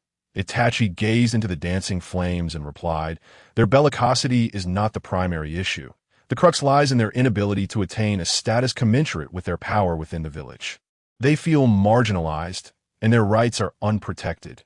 This long-simmering dissatisfaction with their status accumulates, driving them to seek change through rebellion, vying for greater influence and a dominant position within the village. They are discontent to merely occupy a corner, constrained by the village's existing rules, and seek to overthrow the current order through insurrection, thereby establishing a regime centered around their clan, allowing their influence to expand significantly throughout the surrounding areas and the village as a whole. Kisame stared at Itachi in astonishment. "Mr. Itachi, how do you understand this so well?" Itachi offered no reply, for the Uchiha clan had once followed this very path, ultimately leading to their demise. Noticing Itachi's silence, Kisame curiously inquired about a different matter. "Mr. Itachi, I heard you clashed with that Shin. What kind of person is he? Is he powerful?" Itachi closed his eyes, recalling the fierce battle with Shin, and upon reopening them, responded, "His strength is formidable. I am no match for him. As for his character, he is rather an inexplicable madman." Kisame was taken aback, remarking, "I never expected you, Mr. Itachi, to openly acknowledge that you are not his match. It seems that this inexplicable lunatic is equally detested by you, Mr. Itachi." I share that sentiment as well, that he recalled the first time he encountered Shinju, who had greeted him with shark face and utterly hideous, displaying a complete lack of decorum at that moment. Their rings emitted a faint glow, a signal indicating a request to establish communication. However, both Itachi and Kisame wore grim expressions, reluctant to respond. The orange light radiating from the rings signified the empty ring, owned by Shinju. It was uncanny how Shinju appeared just as he was being discussed. Kisame wanted to slap himself for his earlier words. Had he known, he would have refrained from speaking. Yet, ignoring the call would lead to further complications. So Itachi and Kisame begrudgingly established a connection. Shinju's voice came through. "Hey, Itachi Shark, where are you two?" Kisame felt a vain throb at his temple. He understood that Shinju's reference to Uchiha Itachi was laden with insult. While he couldn't discern the tone, the term shark was unmistakably derogatory. Kisame replied, somewhat sullenly, "Where we are doesn't seem to warrant a report to you." Shinju responded, "That's true. I just wanted to let you know that we've arrived in the land of water. Don't be too surprised if we cross paths. Also, I wanted to ask how your investigation into the tailed beasts is progressing." Itachi and Kisame's expressions shifted dramatically at the mention of Shinju's arrival in the land of water. If Shinju was here, he certainly wouldn't be alone. He would likely be accompanied by Haiden and Deidara. Those three were notorious troublemakers wherever they went. Itachi spoke in a low tone. "Why have you come to the land of water?" "This area is under the jurisdiction of Kisame and me." Shinju replied flippantly, "My feet are my own. I'll go where I please. Besides, we have no mission, and the Akatsuki can't dictate my personal affairs." "So, do you have any news regarding the tailed beasts?" Itachi, feeling a bit of a headache, could only respond, "There are currently no updates on the tailed beasts. Your visit is in vain, so depart." Shinju sighed. "What a disappointment. You two are utterly useless. Regardless, since we're already here, we might as well explore the land of water. The last time I was here, I was on a mission to attack an island. I haven't had the chance to truly wander. By the way, I want to inquire about Orochimaru and the planetary intentions." "Oh, I can't discuss that with you." "Well, goodbye for now." With that, Shinju severed the connection. Leaving Itachi and Kisame with darkened expressions, they had indeed arrived in the land of water, and it seemed prudent to keep their distance. Suddenly, Kisame's eyelids twitched. "Hey, Mr. Itachi, it's now confirmed that the Kagaya clan is planning a coup. If Shinju and the others happen to be around." Itachi furrowed his brow, speculating. After all, the Hidden Mist Village is one of the 5 great Shinobi villages. They should be able to handle those 3. Right? We'll assess the situation, and if it escalates beyond control, we shall contact the leader. They will heed the leader's commands. Kisame nodded in agreement. That seems to be the only option. The land of water was reminiscent of the land of rain. Perpetually shrouded in mist, it felt sticky and uncomfortable. Shinju, upon arriving in the land of water, lamented the conditions.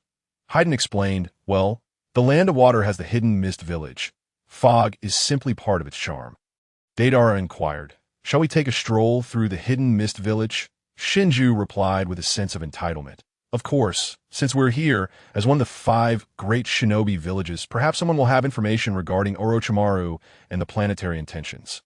But that Itachi and that shark are utterly useless. They've been in the land of water for so long, and still haven't uncovered any news about the tailed beasts. Deidara shrugged. There are only 9 tailed beasts in the entire shinobi world, and they're all sealed within Jinchuriki. The 5 great shinobi villages are very protective of their Jinchuriki. Moreover, those 2 with red eyes and shark features are clearly lacking in capability. It is no surprise they couldn't gather any intel. Haydn scoffed. If we manage to uncover any information about the tailed beasts, it's entirely possible that they'll be expelled from the Akatsuki for being so inept. Let us go. I want to see the Hidden Mist Village and compare it to Konoha, another of the 5 great shinobi villages. With that, Shinju, Haydn, and Deidara proceeded towards the Hidden Mist Village. Upon reaching its gates, they attempted to enter, but were halted. Halt! Who are you? 2 gatekeepers from the Hidden Mist Village blocked their path. Shinju raised an eyebrow.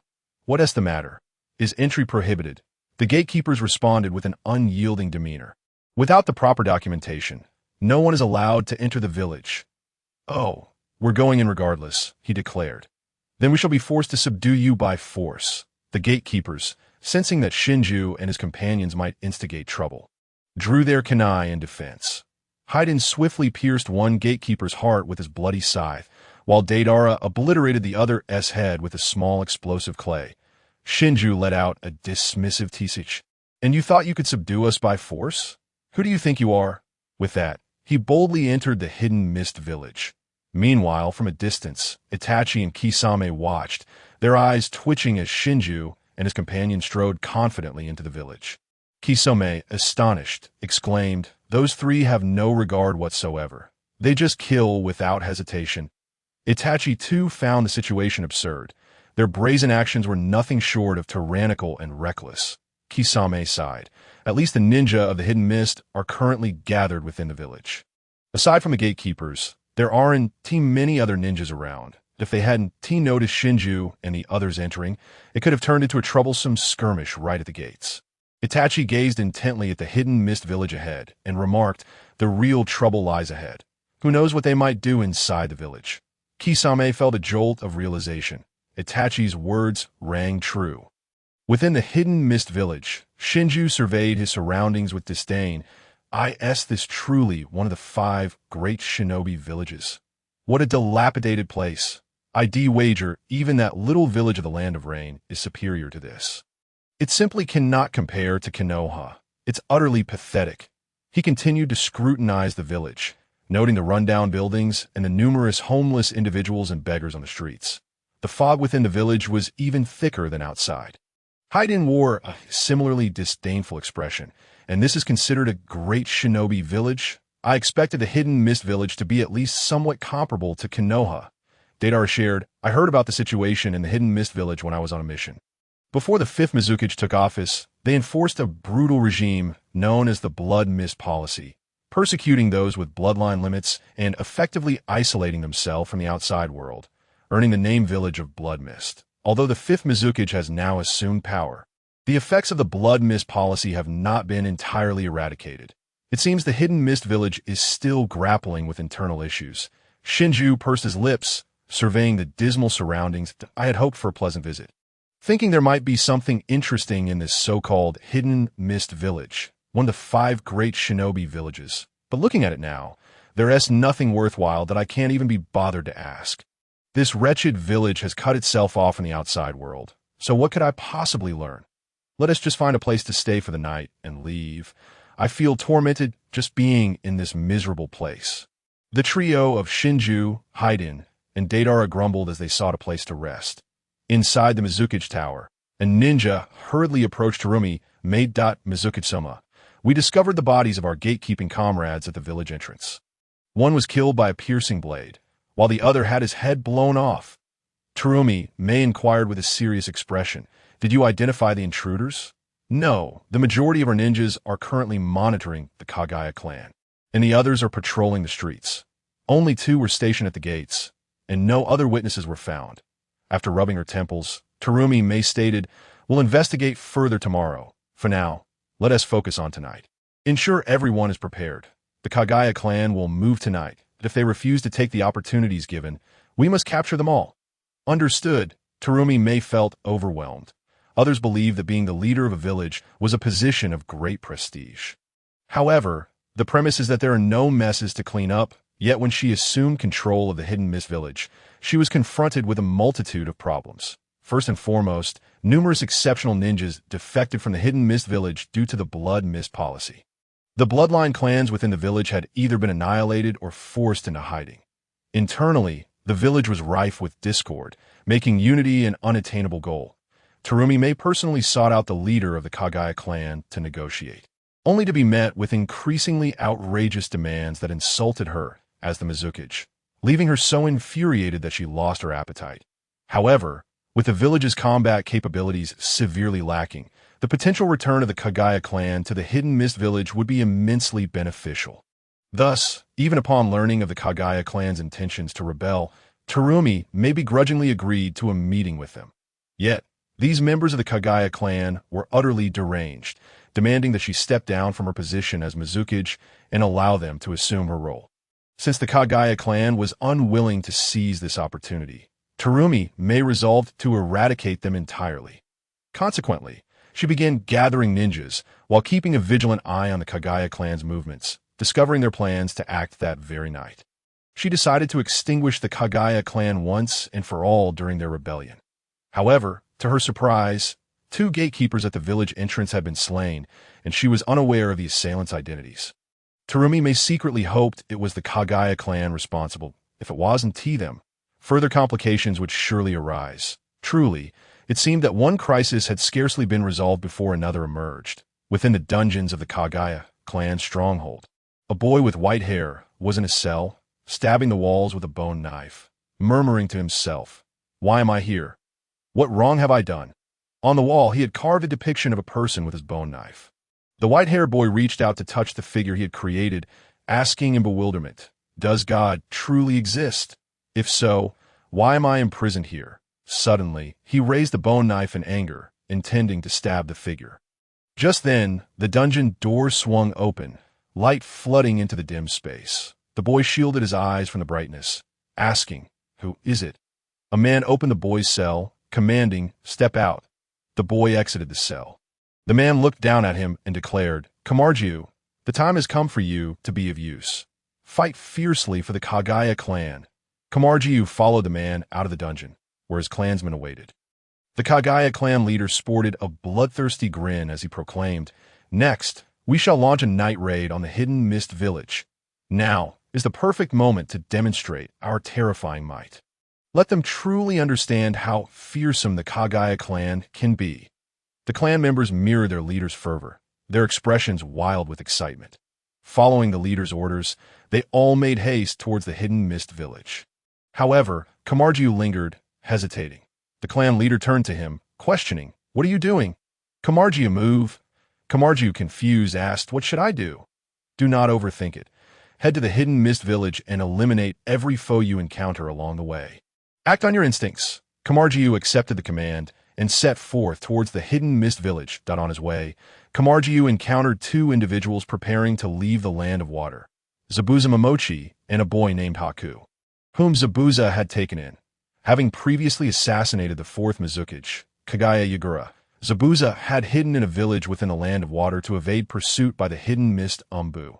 Recently, Zabuza noticed that the pursuing Umbu had departed, prompting him to seize the opportunity to escape. Upon spotting Zabuza and Haku, Kamarju brandished his bone knife, adopting a combat stance, and inquired, "Are you from the Hidden Mist?" Zabuza, initially prepared to engage, paused at Kamarju's question, gripping the hilt of his executioner's blade, but refraining from attacking, simply responding, "No, is that so? My apologies." Kamarju continued his advance. Haku, however, kept his gaze fixed on Kamarju as he departed. Zabuza called out to Haku, "Haku, there's no time to dawdle. Let us move." Haku snapped back to reality, replying yes. He glanced back once more at the direction Kamarju had taken, feeling an unsettling familiarity in the boy's gaze reminiscent of his encounter with Zabuza. Upon reaching a cliff, Kamarju spotted a figure standing at the edge. Mistaking the individual for a hidden mist ninja, he leaped towards them, lunging with his bone knife. However, the figure swiftly turned and sent Komarju flying with a kick. The individual was none other than Orochimaru, the one sought after by Shinra. Komarju picked himself off the ground, eager to continue his assault on Orochimaru. Orochimaru interjected. "Wait," Komarju halted. Orochimaru regarded him with interest, stating, "You are quite the impatient one. I am not from the hidden mist. Your destination lies just beyond that point. Now, go." Komarju cast a puzzled glance at Orochimaru before resuming his run. Orochimaru turned his gaze towards the hidden mist village. Where the sounds of battle had already begun, he murmured, "It has commenced." The Kagaya clan, foolishly believing they can find their path to survival through conflict, are but brutes reveling in slaughter. Only during wartime can such individuals roam free. If the opposition were a cohesive organization, relying solely on brute force would lead only to their demise. Only one like Shinra, who possesses an immortal body coupled with formidable strength, could continue to derive enjoyment from the act of killing. Alas, Orochimaru turned away, walking in the opposite direction of the hidden mist village. Originally, he had come to the land of water to gather experimental materials. However, he had also detected Shinra and his companions entering the hidden mist village, as well as Itachi and Kisame lurking within. Remaining here posed too great a risk. If discovered, it would undoubtedly lead to a pursuit, and he would have no means to defend himself. Thus, Orochimaru resolved to leave the land of water without delay. Nonetheless, he found himself intrigued by Komarju's earlier gaze, which he perceived as easily manipulable. Regrettably, it would go to waste, and Orochimaru believed Komarju would likely not survive the impending turmoil that if Shinra and his companions were absent. He might have lingered. Should Komarju still be alive by the morrow, he would have ensnared him. However, fate had placed Shinra and his companions in his path. Within the hidden mist village, the trio of Shinra awoke in therein, roused by the sounds of fierce combat. Shinra rubbed his eyes, exclaiming, "Huh, it seems a battle has erupted." Haiden confirmed, "Lord Jashin, it's not just a semblance. They are indeed fighting." Deidara perked up, straining to listen. There seemed to be quite a number of them. "Should we go take a look?" "Of course we should." "Let us go." The trio departed the inn, heading towards the source of the conflict, aka the outskirts of the hidden mist village, having long distanced themselves from the villagers. The area was now a battleground between the Kagaya clan and the hidden mist ninjas. The trio of Shinra perched atop a rooftop, observing the clash. TSK, I must say, coming to the hidden mist village was a splendid decision. This is truly marvelous. I never expected to witness such a spectacle. Earlier complaints faded as Shinra now reveled in the unfolding battle. Haiden inhaled deeply, savoring the aroma of blood. Ah, the sweet scent of blood. Deidara's right hand was buried in his ninja tool pouch, fiddling with explosive clay. "I can't wait to showcase my art." Shinra's attention was drawn to Komarju, who fought with remarkable fluidity and instinct. "Hey Haiden, Deidara, look at that kid." Haiden and Deidara turned their gazes in unison, observing Komarju's instinctual prowess in battle. Haiden, intrigued, remarked, "He seems to be a prodigy in combat." Deidara concurred, "Indeed, human combat instinct is an art form in itself, amid slaughter." Shindo grinned broadly, exclaiming, "I have taken quite a liking to this child. Although we no longer personally recruit followers, I find this child particularly appealing. What do you all think?" Fei Duan agreed, stating, "The decision of the evil god must be correct." Deidara echoed, "Perhaps from his artistry, I might derive unique artistic inspiration that I concur." Rising to his feet, Shindo stretched his neck and declared, "Then our next target shall be him. Let him witness our combat style. Let the others manage as they see fit." Fei Duan and Deidara promptly stood, eagerly awaiting Shundo's words that on the battlefield, the leader of the Kagaya clan surveyed the few remaining clan members. "Is this all that survived?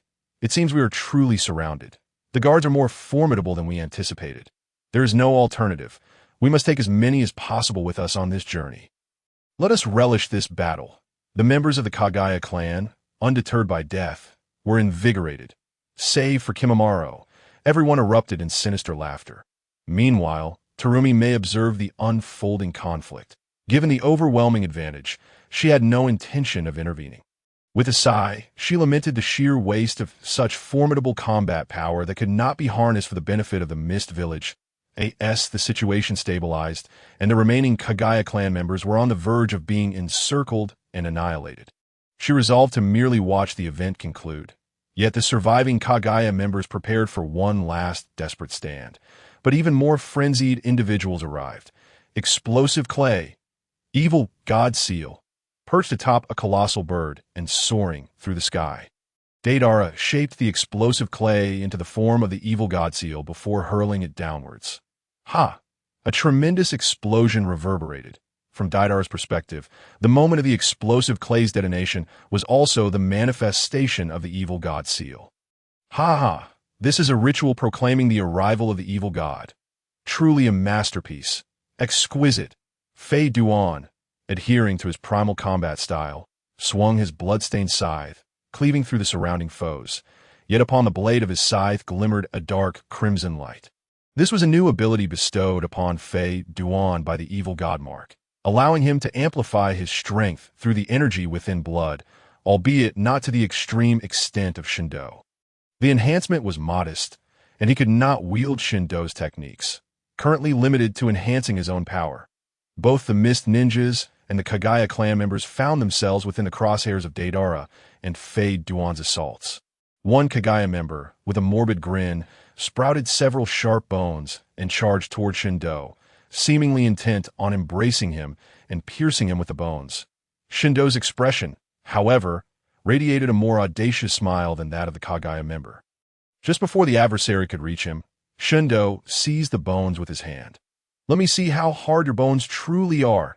Shindo snapped the bones in half, eliciting an instant scream of agony from the opponent. Not particularly hard after all, Shindo mused, opting to extract rather than break, forcefully pulling the bones free. However, these bones were connected to the bones within their body, and, as Shindo yanked, a series of bones came out, leading to the immediate demise of the Kagaya member. Hiss! The surrounding onlookers gasped in horror at the gruesome spectacle, their gazes towards Shindo filled with dread. Terumi Mei's eyelids twitched. Where did these three individuals emerge from? Given that the Kagaya clan had been decimated, the area was predominantly filled with Mist Ninjas. Consequently, Shindo's indiscriminate assaults resulted in the highest casualties among the Mist Ninjas. Realizing that her village's ninjas were no match for Shindo, Terumi Mei knew she had to take action. Water release. Water dragon bullet technique. Terumi Mei unleashed a torrent of water, forming a dragon that surged towards the airborne Deidara. However, Deidara nimbly maneuvered the colossal bird to evade her attack. Not pursuing further against Deidara, Terumi Mei shifted her focus to Shindo and Fei Duan.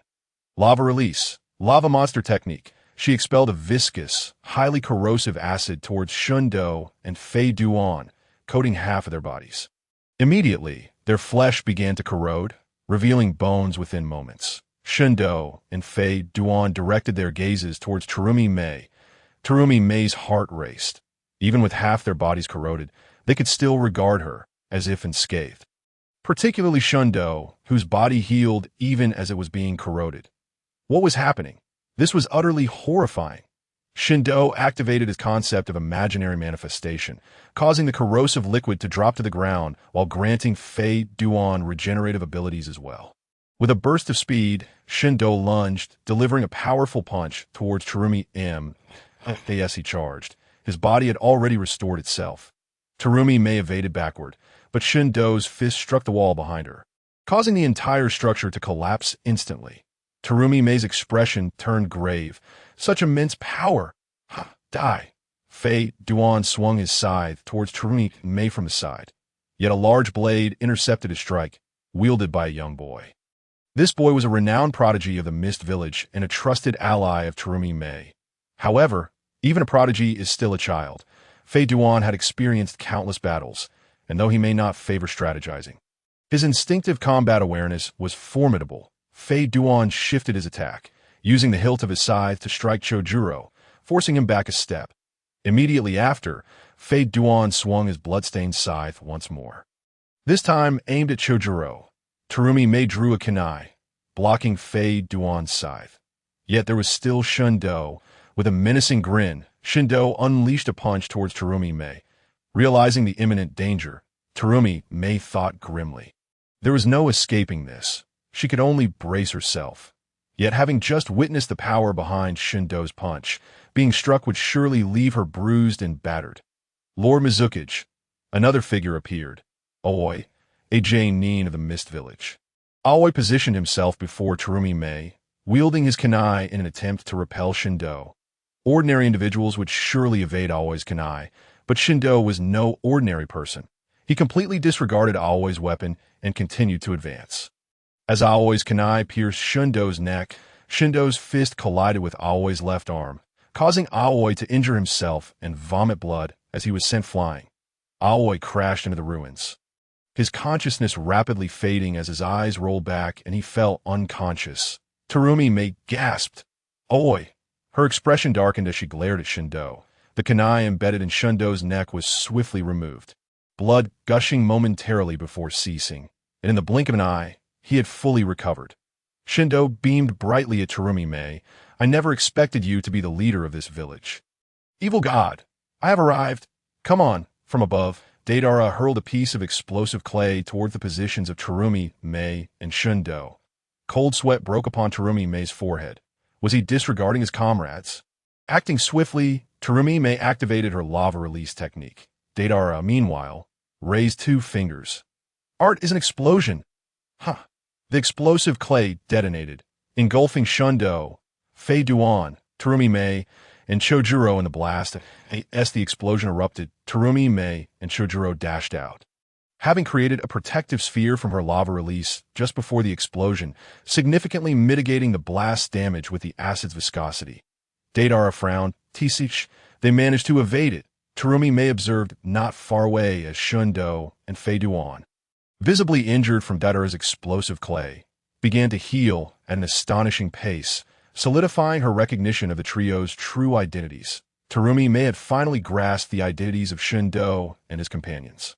As Deidara had just called out Lord Evil God several times, and with the immortal beings Shindo and Haiden present, Terumi Mei gravely inquired, why has your evil god sect invaded the hidden mist village? Shindo shrugged and replied, Invade? We haven't invaded. We merely found this place quite lively and thought we would come a play. However, our primary interest lies in a particular child who has caught our fancy. He cast a glance at the still battling Kim and Maru. Kim and Maru, amidst the fray, was observing the 3 newcomers, perplexed by their intentions. They attacked the mist ninjas and his kin, seemingly driven solely by a lust for slaughter. Upon hearing Shindo mention a child of interest, and noticing Shindo's gaze upon him, Kim and Maru paused momentarily, wondering if he was the subject of discussion. His brief hesitation allowed a mist ninja to seize the opportunity, launching a kunai aimed at his back. Yet, instead of the anticipated sound of a blade piercing flesh, a resonant clang echoed as the weapon struck something solid. From Kim and Maru's back emerged a hardened bone, deflecting the blade. The sight of Kim and Maru's body sprouting bones shattered the mist ninja's composure, leaving him terror-stricken. With swift decisiveness, Kim and Maru wielded his bone blade to slay the mist ninja. The reason Kim and Maru had been confined in the dungeon by his clan was not due to any wrongdoing, but rather because of his overwhelming strength. Indeed, possessing the Shikatsumeku bloodline limit, Kim and Maru's control over his skeletal structure far surpassed that of his clansmen, leading them to regard him as a human shield and weapon, thus imprisoning him. Kim and Maru glanced at his remaining kin. Now dwindled to just a few, he resolved to continue the fight as long as his clan members remained. He felt compelled to complete the mission entrusted to him, for his kin depended on him. Meanwhile, 2 observers, Itachi and Kisame, were scrutinizing the battle. Observing the combat style of Shindo and his companions, their brows furrowed in concern. It appears you were right, Itachi. Shindo is indeed formidable, and both Haiden and Deidara possess considerable strength, Itachi remarked gravely. The 3 of them together present a significant challenge. With Shindo and Haiden's immortality and Deidara's aerial advantage, it remained uncertain whether they could be harmed. Shindo's physical techniques were impressive, his eyes capable of emitting beams and impervious to genjutsu, while Haiden could retaliate after bloodletting, and Deidara could execute long-range bombings without concern for his allies.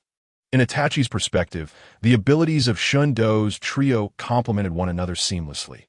Even with his intelligence, Itachi could not devise a strategy to defeat them. Kisame inquired, "Itachi, should we contact the leader to inform him of the situation?" Itachi nodded. "Yes, we should alert him. If this continues, greater chaos may ensue." On the other side, Terumi was vexed as she observed Shindo and his companions. What could the evil god sect possibly want with the hidden mist village? Was it to recruit followers? She had heard that the members of the evil god sect were notorious for seeking out converts. However, she had also heard tales of their madness, with the Kagaya clan nearly eradicated. It was her responsibility as Mizukage to eliminate or expel Shindo and his companions from the hidden mist village. Water style. Hidden mist technique. Terumi exhaled a thick fog, obscuring the surroundings and impeding visibility. Shindo and his companions could hardly see anything. Nevertheless, Deidara continued to hurl explosive clay, while Shindo and Haiden attacked anyone in sight. Terumi instructed the mist ninjas to withdraw to avoid collateral damage from her impending jutsu. Boil style, skilled mist technique. She directed a stream of scalding, pH-adjustable vapor towards Shindo and Haiden. This high-temperature mist was formidable, gradually melting any object it touched. The bodies of Shindo and Haiden began to distort under the searing heat. Noticing a portion of his clay bird had melted, Deidara swiftly ascended to a higher altitude. Shindo envisioned a wind-style technique he had once encountered. Wind-style, tornado. A colossal tornado emerged, dispersing Terumi's mist and steam entirely. Haiden charged forward, grinning maniacally as he swung at Terumi. Water style. Water dragon bullet. Terumi unleashed a water dragon, propelling Haiden away. Mizukage, watch out above. Deidara had already thrown explosive clay. A few mist ninjas utilized water techniques to deflect Deidara's explosives slightly. The clay detonated, and as it was not at the epicenter, the shockwave sent Terumi flying a short distance. Simultaneously, Shindo appeared in the sky, executing an evil god flying kick aimed at Terumi. As she dodged, she activated her skilled mist technique again, transforming Shindo's right leg into a skeletal structure. Yet, even with his leg transformed, the force of his kick upon the ground was immense, creating cracks in the earth. Shindo shook his right leg, restoring it to its original state, with keen interest. He gazed at Terumi. "Your techniques seem quite entertaining. Allow me to try them out." Boil style. Skilled mist technique. Shindo mimicked her, expelling boiling vapor that spread outward. Terumi's pupils constricted in disbelief as she witnessed the mist melting the bodies of the surrounding mist ninjas. She was utterly astonished. Could it be that this individual possessed the boil-style bloodline limit as well? Not only was Terumi shocked, but Itachi and Kisame also stared in disbelief at Shindo unleashing the boil style. Kisame's small eyes were filled with incredulity. This guy also has the boil-style bloodline limit? Itachi's expression darkened. Shindo was already powerful, and the revelation of a bloodline limit only heightened the threat he posed. As Shindo prepared to continue the fight, the ring on his hand began to glow. Seeing Shindo establish a connection with the ring, Itachi and Kisame exhaled in relief. Although Terumi was the Mizukage, theoretically the strongest individual in the hidden mist village, neither Itachi nor Kisame believed she could triumph over Shindo and his companions. They could not even envision a scenario in which she might succeed. A voice laden with frustration emanated from the ring. "Shindo, why are you attacking the hidden mist village?" It was pain, filled with ire as he questioned Shindo's actions. Nagato had learned from Kisame that Shindo and his companions were causing chaos in the hidden mist village, leaving him in a state of mental fatigue. These three had been quiet for a while, granting Nagato a rare moment of peace, only for them to stir up a significant disturbance in one of the 5 great shinobi villages. Unfazed by Pain's inquiry, Shindo replied nonchalantly, "We're not attacking. The hidden mist village is in disarray on its own, and we're merely having some fun." Through gritted teeth, Pain retorted, "Fun? You're on the verge of eliminating the Mizukage. Is that merely fun?" Shindo, irked, responded, "Hey, did someone report me?" "No, I have my informants in the hidden mist. You need to halt this quickly. You must heed my previous warnings. Your actions will only disrupt my plans. Prolonging the time until my resurrection. Do you still wish to compete with me? Pain refrained from revealing that it was Kisame who had reported. If he did, Shundo and his companions would undoubtedly seek vengeance against Kisame. Hearing Pain's remarks, Shundo scoffed. Recognizing how well Pain understood his vulnerabilities, he indeed desired to engage in battle with someone of equal caliber. Irritated, Shundo concluded, "Enough of this. Fighting against these weaklings is tedious. I'll take my leave, all right?" So tiresome. He abruptly severed the connection and surveyed his surroundings. Deidara and Haiden were still engaged in their antics, but Shundo suddenly furrowed his brow. Kimimaro was nowhere to be seen. Yet, Shundo did not find Kimimoro's corpse. Had he escaped? As the remaining members of the Kagaya clan had perished, there was no longer any purpose for Kimimaro to remain and continue the fight. Thus he chose to flee. Shundo called out to Haiden and Deidara. "We've had our fun. Let us retreat."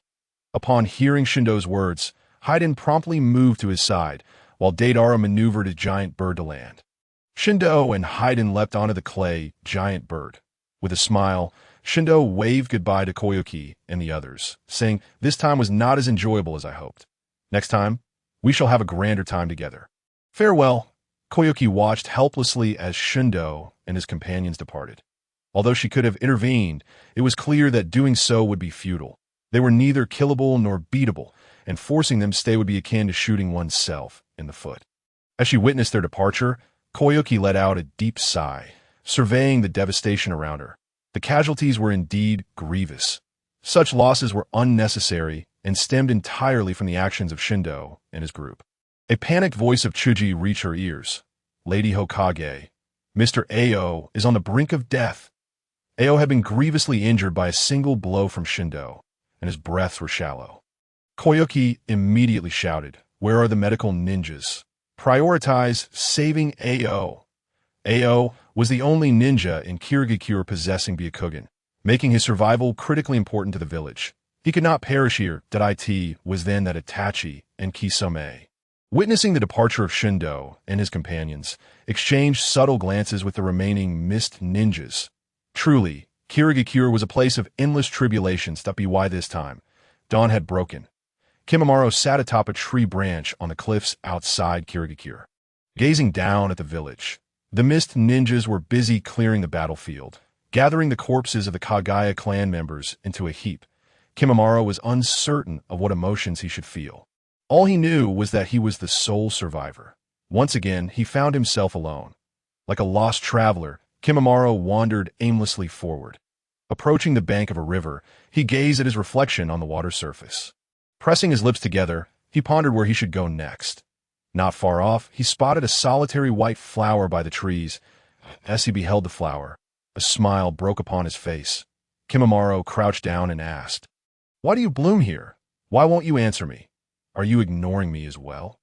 In a fit of anger, he conjured a bone dagger, exclaiming, "In a place like this, clearly no one can see you." Just as he was about to destroy the flower, a cacophony of voices interrupted him. That king of hell is truly insufferable. Always planning, as if plans can account for change. My feelings should matter more than any plan. Right?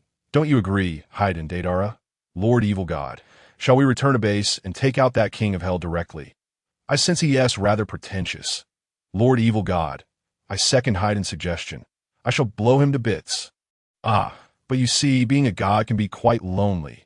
Standing at the pinnacle is rather isolating.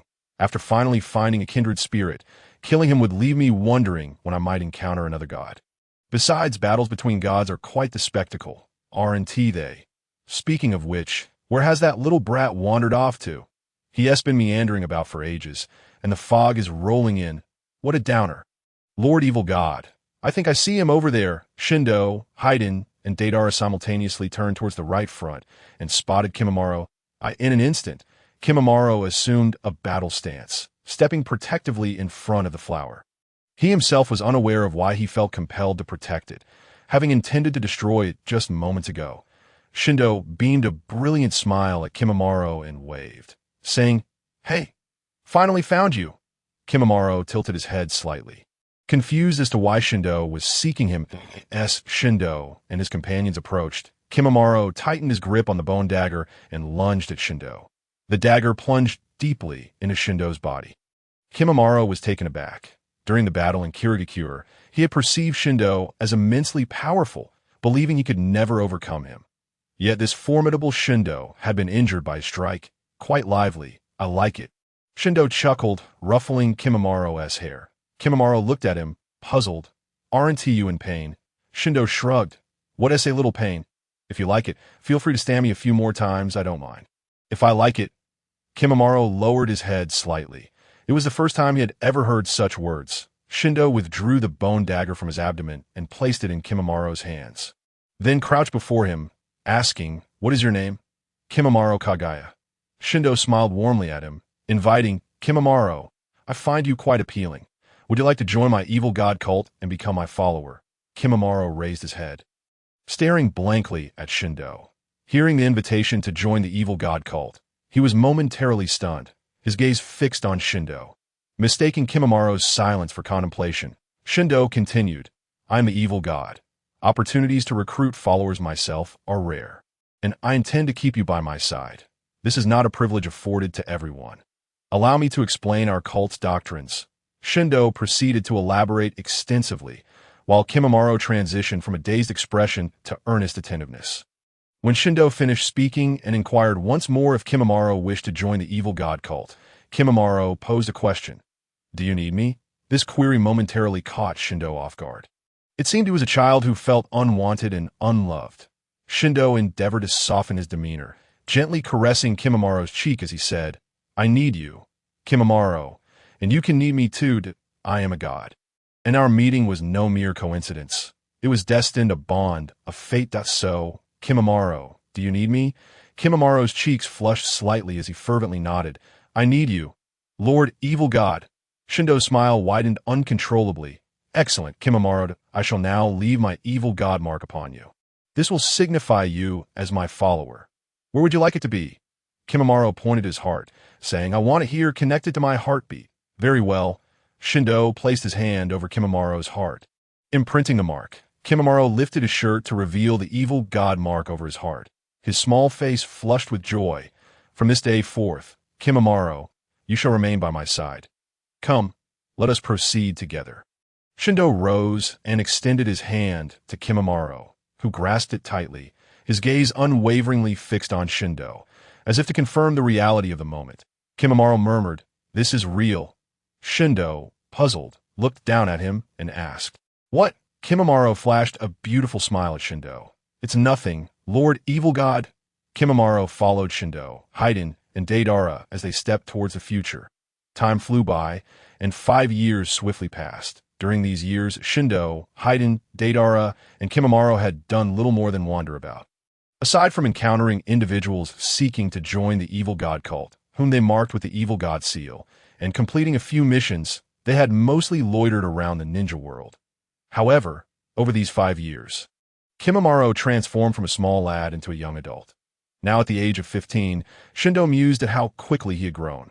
Unlike Shindo, Haiden, and Deidara, who were incessant chatterboxes, Kimimaro was notably quiet, speaking only when prompted, as if he were a switch that only activated upon interaction.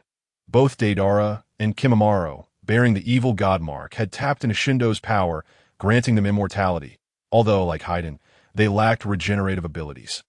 Furthermore, the two individuals currently cannot draw strength from blood like Haiden. Shindo lay on the ground, sighing, how utterly dull. Is there anything more exhilarating to do?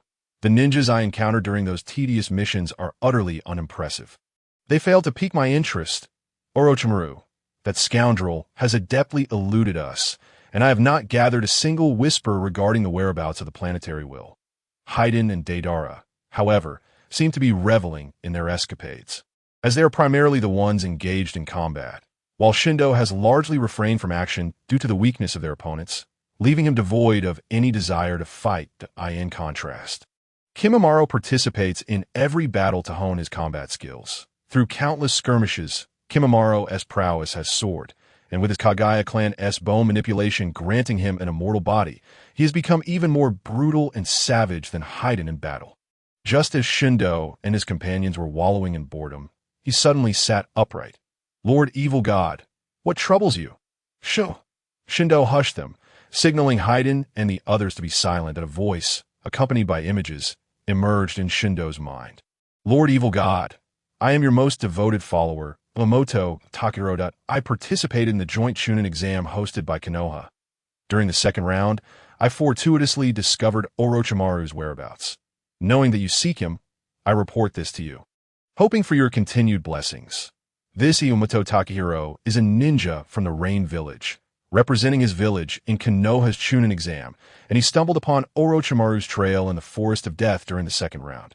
A grin nearly split Shindo's face in two. "After so many years of searching, my devotee has found Orochimaru. Orochimaru, I'm coming for you," Shindo declared to Haiden and the others. "One of our followers has discovered Orochimaru's location in Konoha. We must set forth to apprehend the snake.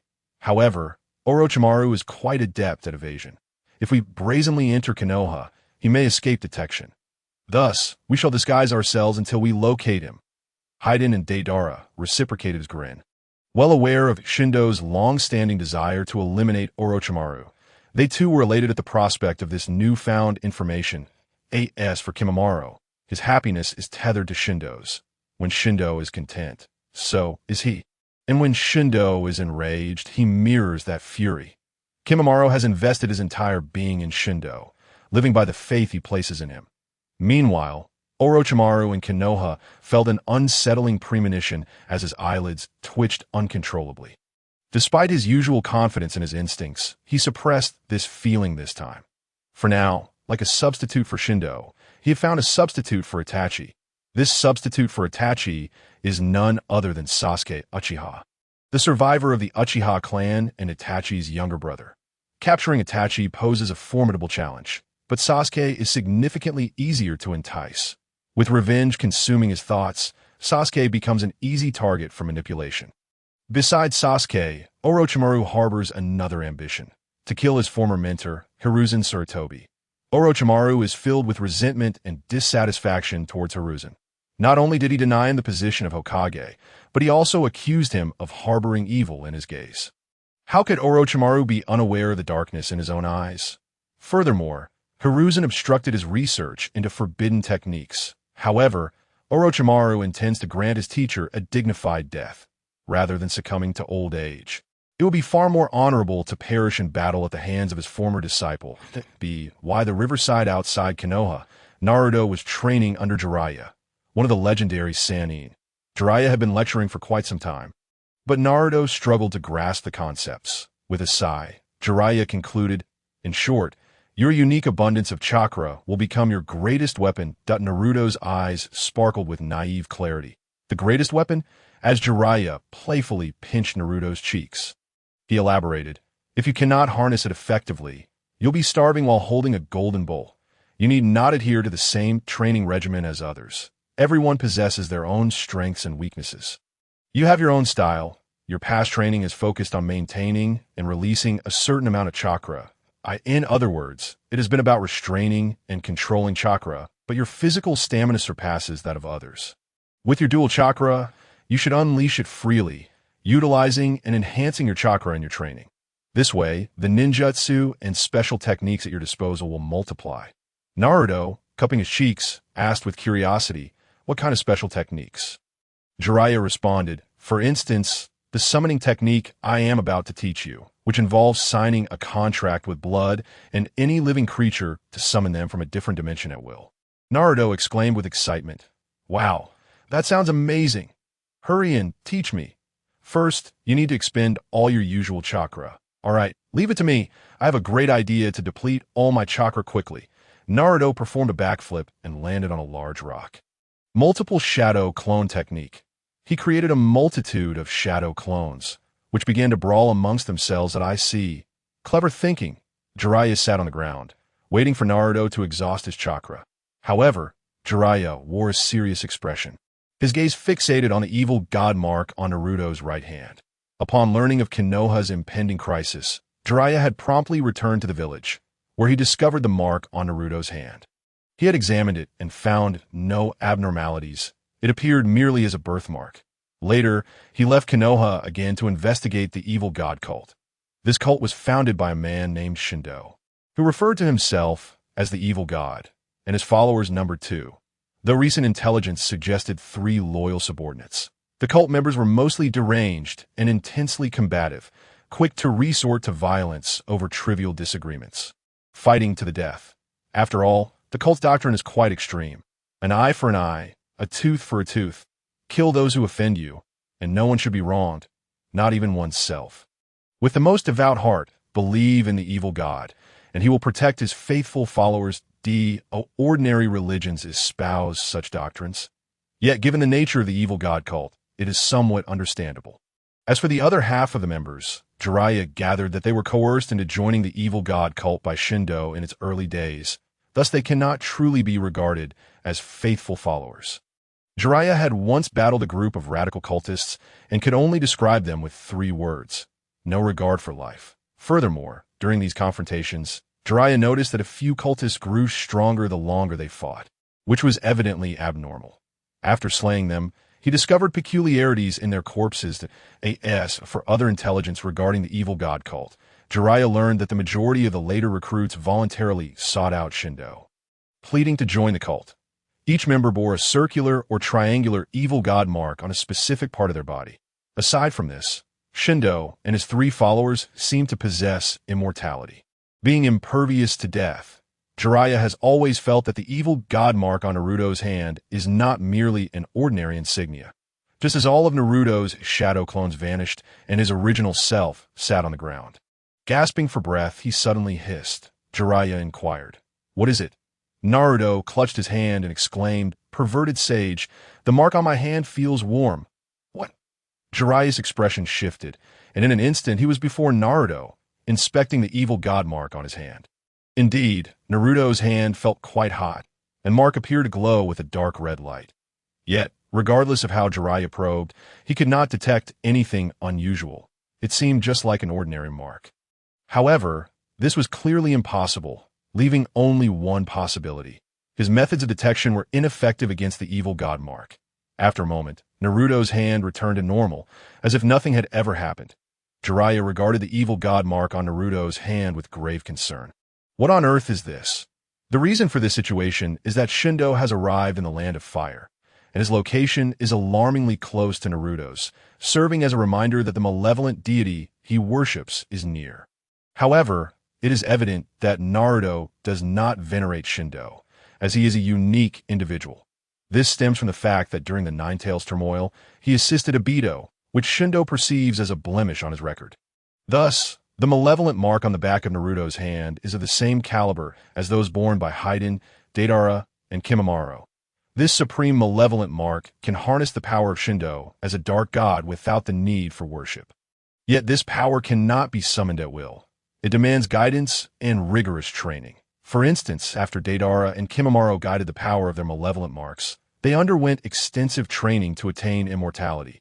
Moreover, it is not guaranteed that after Naruto guides his power and trains, he will achieve immortality. The mechanism of the malevolent mark is akin to the conceptualization of Shindo's fantasies. One can only gain what one desires. If Naruto seeks not immortality, but merely power, he will only acquire raw strength at this moment. Shindo, approaching Konoha, gazed in a certain direction. "Oh, that infant from back then seems to be over there." Haiden, intrigued, inquired, "That infant from back then? Which infant?" Shindo replied, "The one who was present during the battle with the great fox of Konoha. At that time, Haiden, you were trapped in a bizarre space by that masked old rat. Thus, you were unaware that I bestowed the same supreme malevolent mark upon that Jinchuriki child. Let us go and see." The 4 of them, Shindo, Haiden, Deidara, and Kimimaro, made their way toward Naruto's location. They arrived at the edge of a cliff, overlooking the river where Naruto and Jiraiya were situated. Naruto was attempting to utilize the summoning technique, but all he summoned were tadpoles, leaving Jiraiya quite exasperated. Deidara looked at Naruto and remarked, "Is this the child? He appears rather dim-witted." Haiden chimed in, Indeed, he exudes a certain foolishness. Kimimaro, do you agree? After a brief pause. Kimimaro responded, since he has been chosen by the Dark God, he must possess some extraordinary qualities. Haiden and Deidara exchange glances, for when it comes to flattery, Kimimaro is unrivaled. However, Kimimaro was not simply flattering. He was speaking from the heart. Shindo shrugged. After all, this is a form of compensation, and he was merely an infant at the time, so there was no way to test him. Nevertheless, he is the Jinchuriki of the Great Fox, and when the opportunity arises, let him summon the Great Fox for our amusement. Just as Jiraiya was about to retort, he sensed something and instructed Naruto to continue training before instantly appearing behind Shindo and his companions. It is morally questionable to spy on others' training. The four turned around, and Shindo and Haiden disguised themselves, while Deidara and Kimimaro employed transformation techniques. Thus Jiraiya failed to recognize them. Even if Shindo and his companions revealed their true identities, Jiraiya might still be oblivious, as he had never seen them in person and had only heard rumors of their differing appearances. The most widely circulated tale described Shindo, the Dark God, as possessing an inherently malevolent visage, complete with demon horns atop his head. A mere glance could induce 7 days of nightmares. Shindo shrugged. Is this your territory? Am I not allowed to simply observe? You certainly have a wide reach. Jiraiya retorted calmly. How unreasonable. Upon seeing someone training here, isn't it basic courtesy to avoid suspicion? Shindo scoffed. I shall not avoid it. What of it?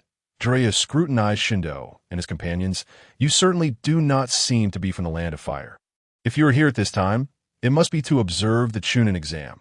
Very well, guests are welcome. If you wish to remain, I shall allow it. Jiraiya chose not to confront Shindo and his companions.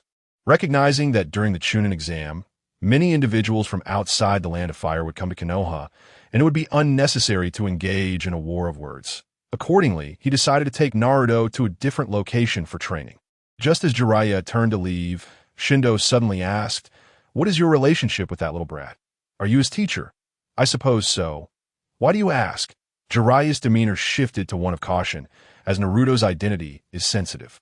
Not only is he the son of the fourth Hokage, but he is also a Jinchuriki. Given the Chunin exam, a multitude of unsavory characters might infiltrate Konoha, potentially including those with malicious intent. Shindo looked disdainfully at Jiraiya. As that child's teacher, you are teaching him to summon tadpoles? Such things I could crush a multitude of with a single step. How can someone like you, who misleads others, even be a teacher? Jiraiya was left in shock. He had been ridiculed, and it seemed he could not refute it, as Naruto had indeed summoned tadpoles. Jiraiya felt his pride diminishing, his embarrassment palpable. He retorted. His face flushed. I am Jiraiya, one of the legendary Sannin. The fourth Hokage of Konoha is my disciple. Shindo, trash. Haiden, waste. Deidara, good for nothing. The three of them then turned their gazes toward Kimimaro.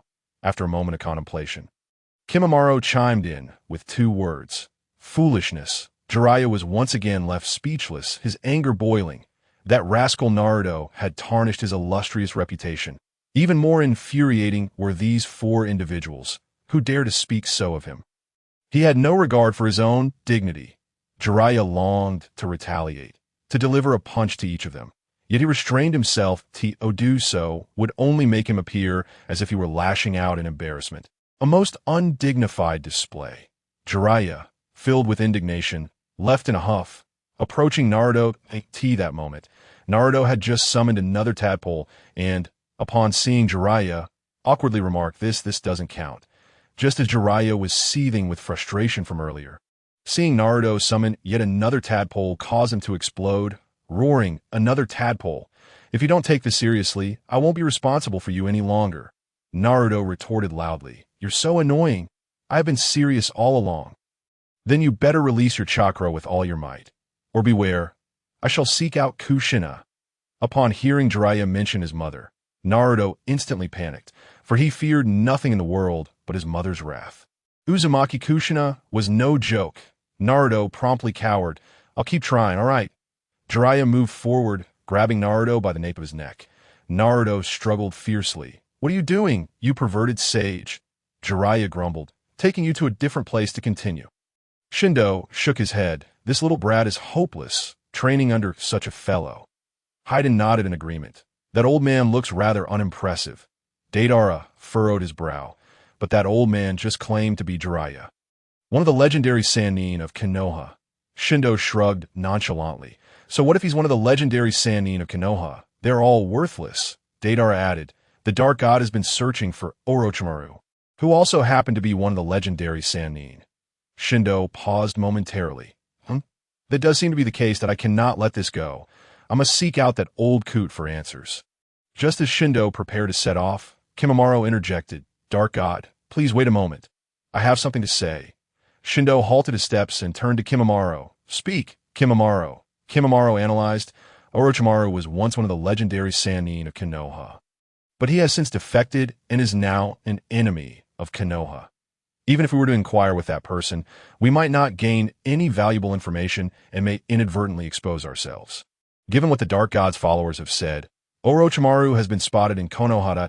It would be prudent for us to continue our investigation here. If Orochimaru intends to take action against Konoha, it is highly likely he will do so during the upcoming official matches of the Chunin exam. If we have not located Orochimaru by then, we can inquire with that person again.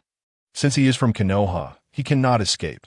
Shindo and Haydn were not particularly fond of using their brains, whereas Deidara preferred to think during battles. However, ever since attaining immortality, Deidara has grown somewhat disinclined to engage in critical thinking. Consequently, Junmaru has assumed the role of their intellect. Utilizing his keen mind, Junmaru provided an analysis of the situation to the somewhat reluctant Shindo, who listened attentively, alongside Haydn and Deidara. The trio nodded in agreement, acknowledging Junmaru's brilliance. Indeed, it is you, Junmaru. You are truly my most astute follower. Junmaru's cheeks flushed with pride at Shindo's praise. Shindo then declared, let us proceed as Junmaru suggests. We must conceal our identities upon entering Konoha, ensuring that we do not reveal ourselves. Everyone, temper your tempers. Haydn, refrain from indiscriminately attacking. And Deidara, you too must resist the urge to showcase your art. Should we fail to locate Orochimaru after the official matches of the Chunin exam, we shall interrogate that despicable old man who misled our disciples. Do you understand? Haydn and Deidara readily affirmed. Understood. Shindo continued. Since we must disguise ourselves, we should adopt pseudonyms. We often introduce ourselves by our titles, and many may recognize us. Therefore, let us utilize our Akatsuki codenames. Haydn, you shall be known as Santai. Deidara, you will be called Sarayu, and Junmaru, you need not assume a pseudonym, for you do not share a penchant for titles. As for me, I shall be Dust Void. After Orochimaru's defection, Deidara naturally joined the Akatsuki, taking Orochimaru's place. Shindo gestured towards Konoha, stating, let us depart. During the Chunin exam, Konoha was entirely open, allowing the four to smoothly enter the village. Observing the surroundings, Shindo nodded in satisfaction. This is the environment befitting one of the 5 great Shinobi villages. The Mist Village I visited years ago was scarcely habitable. Wouldn't you agree, Junmaru? Junmaru replied. Lord Dust Void, that was indeed my first visit to the Mist Village as well. First visit or not, it is best left behind at What is happening over there? Why are there so many people gathered? Shindo inquired, glancing to the left where a long queue formed. Deidara peered over. It seems to be a place serving food called Ichiraka Ramen.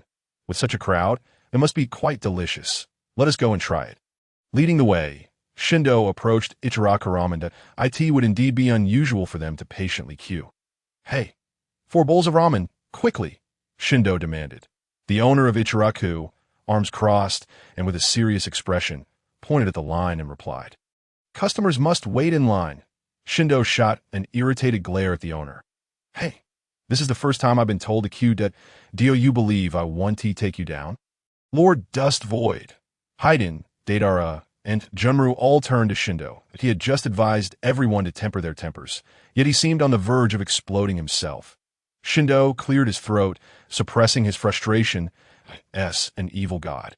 He understood that he must lead by example and practice restraint. Fine. SQ. The 4 took their place at the end of the line.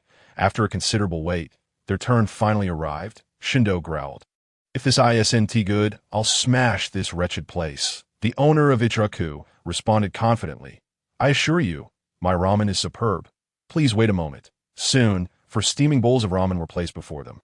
The owner declared, this is today's finest flavor ramen, crafted with the finest ingredients, in perfect condition, infused with the utmost passion to create today's pinnacle of ramen. Puffed, such grandiose claims, yet we still have to eat it. Remember, if it's not good, I'll smash your establishment. Shindo scoffed, picking up his chopsticks and slurping a noodle. His eyes widened. The owner, smiling broadly, inquired, how does it taste, sir? Shindo coughed. I can't quite discern the flavor yet. Let me take another bite. The owner pressed for a response again. Not yet. Let me have another taste. What is the rush? I'm tasting. Having finished his noodles, the owner, brimming with pride, asked, sir, you've finished your meal. Might I request your thoughts? Shindo stubbornly replied. It's just average. Santai, Jumru, do you wish to try some? Haiden, Deidara, and Jumru chimed in unison. Yes. None had ever tasted such delicious ramen. They usually settled for whatever filled their stomachs, paying little heed to flavor. Let us have 4 more bowls. The owner was elated. This was the ramen he had poured his heart into, and no one had ever claimed to dislike it. He brought forth 4 more bowls, then 4 more, and so on. After the 10th round, the owner's face turned pale. How could these 4 eat so much? Ichiraku Ramen had only 6 seats, and they occupied 4 of them, showing no signs of stopping. The available ingredients were dwindling, and the line of waiting customers would soon be affected. Yet, he could not rush out his patrons, so he instructed IM to inform those at the end of the line to return another time. Junro, having consumed 12 bowls, finally reached his limit. Deidara managed 21, Haiden 38, while Shindo had devoured 54 bowls, and it seemed he was far from full. Haiden, Deidara, and Junro thought to themselves, truly, the evil god's appetite was unlike that of any human.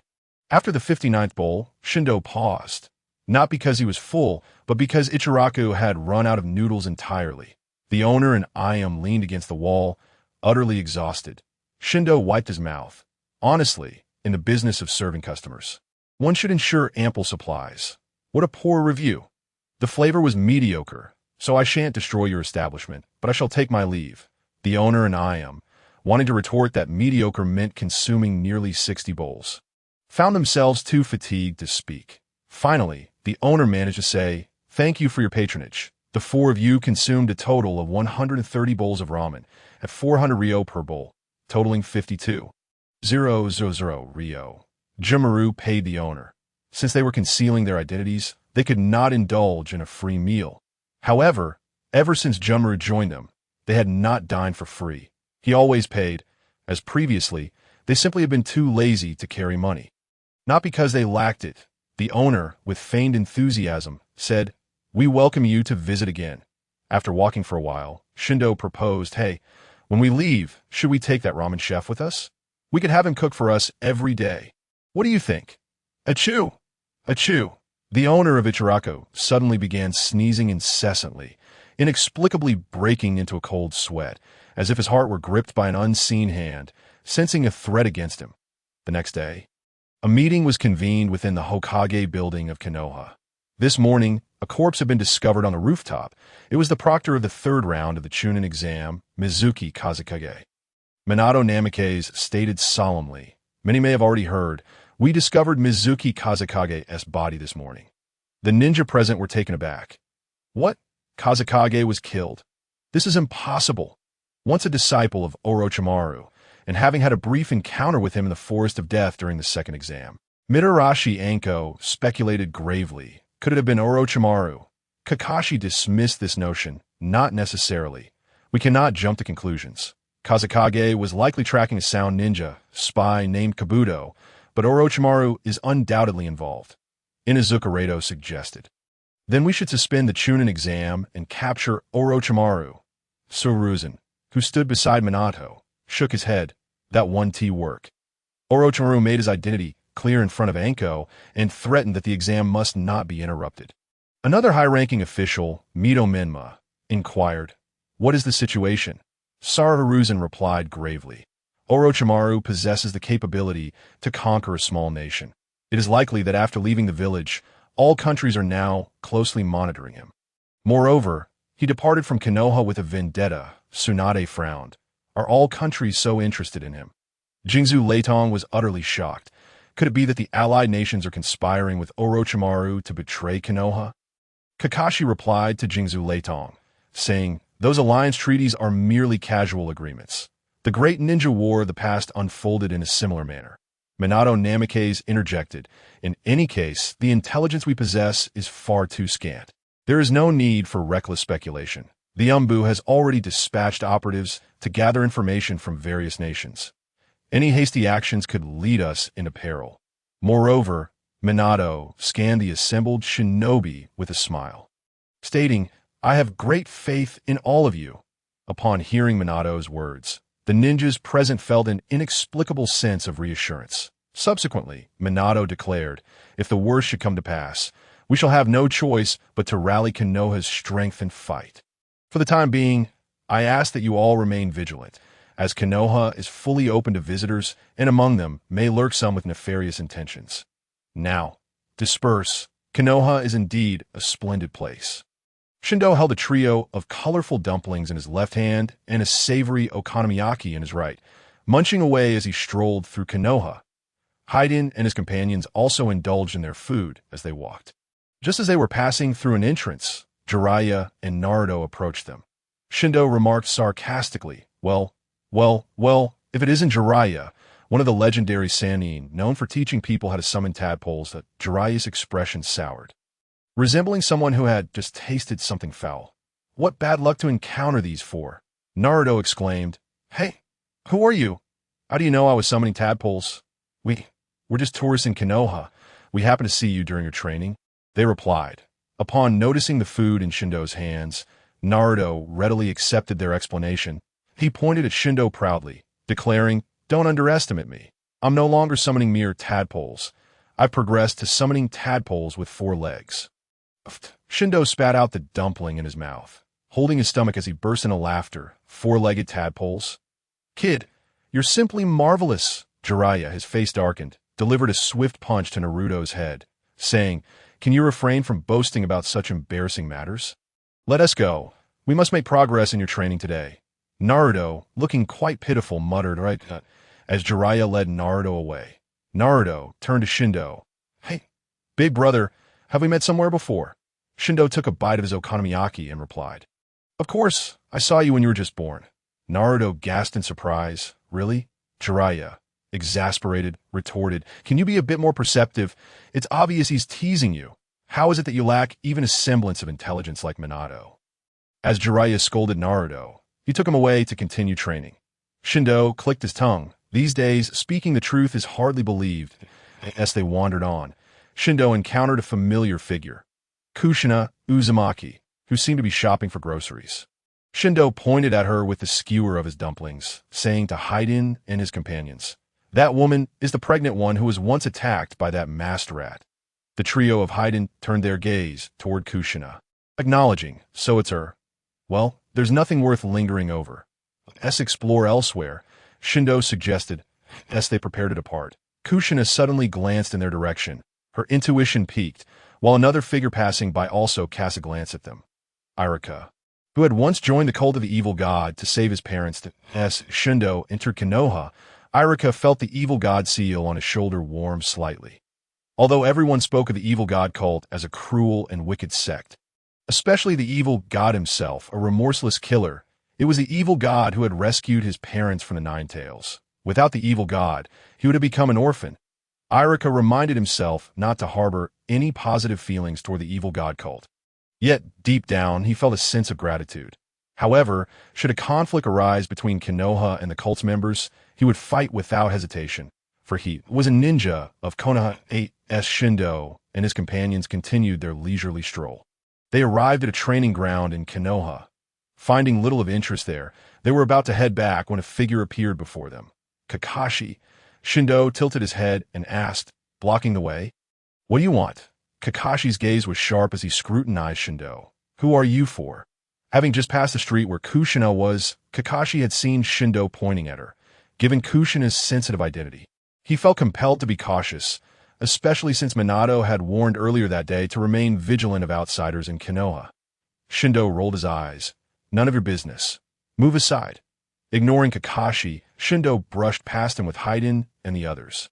Kakashi furrowed his brow, not stopping Shindo and his companions from leaving. After all, they had merely pointed at Kushina. It would be unreasonable to act against them for such a trivial matter. His purpose for intervening was merely to warn them that someone was watching, advising them to refrain from any rash actions. Lacking forehead protectors, they likely were not from a ninja village. Yet Kakashi was certain that these four were indeed ninjas as Shindo and his companions departed. He suddenly recalled, it's that little brat. He remembered the masked boy who had accompanied Minato after their encounter in the Land of Bears. Realizing Kakashi was the same boy from years ago, Shindo paused and turned back to Kakashi. Hey. Kakashi looked up at Shindo, puzzled by the sudden call. Shindo locked eyes with Kakashi and smiled. Your disguise is quite convincing, although you seem to have improved significantly. There remains a lack of vitality in your eyes. If you harbor resentment, why suppress it? After saying this, Shindo turned and left. Kakashi was left bewildered, unable to comprehend Shindo's words. However, there was a sense of familiarity in Shindo's statement, as though someone had once spoken similar words to him. Days passed. Beyond their exploration of Konoha, Shindo and his companions continued their search for Orochimaru, yet with no progress. Not a trace of the snake could be found. Nevertheless, having resolved to wait until after the Chunin exams, they could only continue to bide their time. Meanwhile, Kakashi spent these days training Sasuke, and after their sessions, he resumed his surveillance of Shindo and his group. For reasons unknown, Kakashi felt a sense of familiarity with two of the individuals among them, as if he had encountered them before. The following day marked the commencement of the Chunin exams. Shindo and his companions joined the throngs of participants, taking their seats in the audience. Feeling bored, Shindo yawned. What a hassle. If that stinky snake doesn't show up, I'll have to entertain myself. Perhaps I'll summon that blonde-haired kid's Shinigami to play. Even a shadow clone will suffice. The abundance of idle time had grown wearisome to Shindo, despite the passage of so many days without locating Orochimaru. My composure remains intact. The temperament of Shindo has improved significantly compared to when he first arrived in this ninja realm. The assembly hall is increasingly crowded, and soon every seat in the audience will be occupied. Among the participants in this examination, 7 candidates have already arrived. Suddenly, a commotion erupted at the entrance of the venue that a throng of Narutos jostled at the doorway, eager to enter, when a loud mooing resonated from behind. A cow charged forward, forcefully nudging the Narutos into the hall. Shindo smirked and remarked, "This little brat is truly foolish, entering in such a manner. It's no wonder he is studying to summon tadpoles. The mark on him is utterly wasted that in the highest tier of the viewing platform, Minato Namikaze occupied the principal position, with the former Hokage Hiruzen Sarutobi seated to his right, while the seat to his left remained vacant. Reserved for the Kazekage, Raza of Sunagakure." Minato inquired of his bodyguard, Shizen, "Have we found Sasuke yet?" Shizen reported, "We've dispatched several Umbu to search, but there has been no news that he may have already fallen into Orochimaru's grasp. If that is the case, the likelihood of locating him diminishes." That Minato's expression turned grave. "Not necessarily. Kakashi is not present in the hall, so it's possible he is with Sasuke." Hiruzen cautioned sternly, "Minato, Orochimaru may have ulterior motives this time. We must ensure the security measures are robust." Minato nodded in agreement. "Indeed, in addition to the patrolling police force, I have dispatched all available Umbu to covertly monitor the situation in Konoha." Although the Uchiha clan's annihilation led to the disbandment of Konoha's police force, Minato deemed the existence of such a force essential and thus reinstated the Konoha Police Department. This newly established department is no longer solely controlled by a single ninja clan. Rather, it welcomes anyone who meets the criteria to join. A man donning the Kazekage's hat and a mask approached. Minato rose to greet him warmly. "Kazeka-sama, your presence is an honor. Please take a seat in the audience." Shindo's eyes glowed a dark crimson as he fixated on Raza in the viewing area, his grin nearly stretching to the back of his head. "Found him."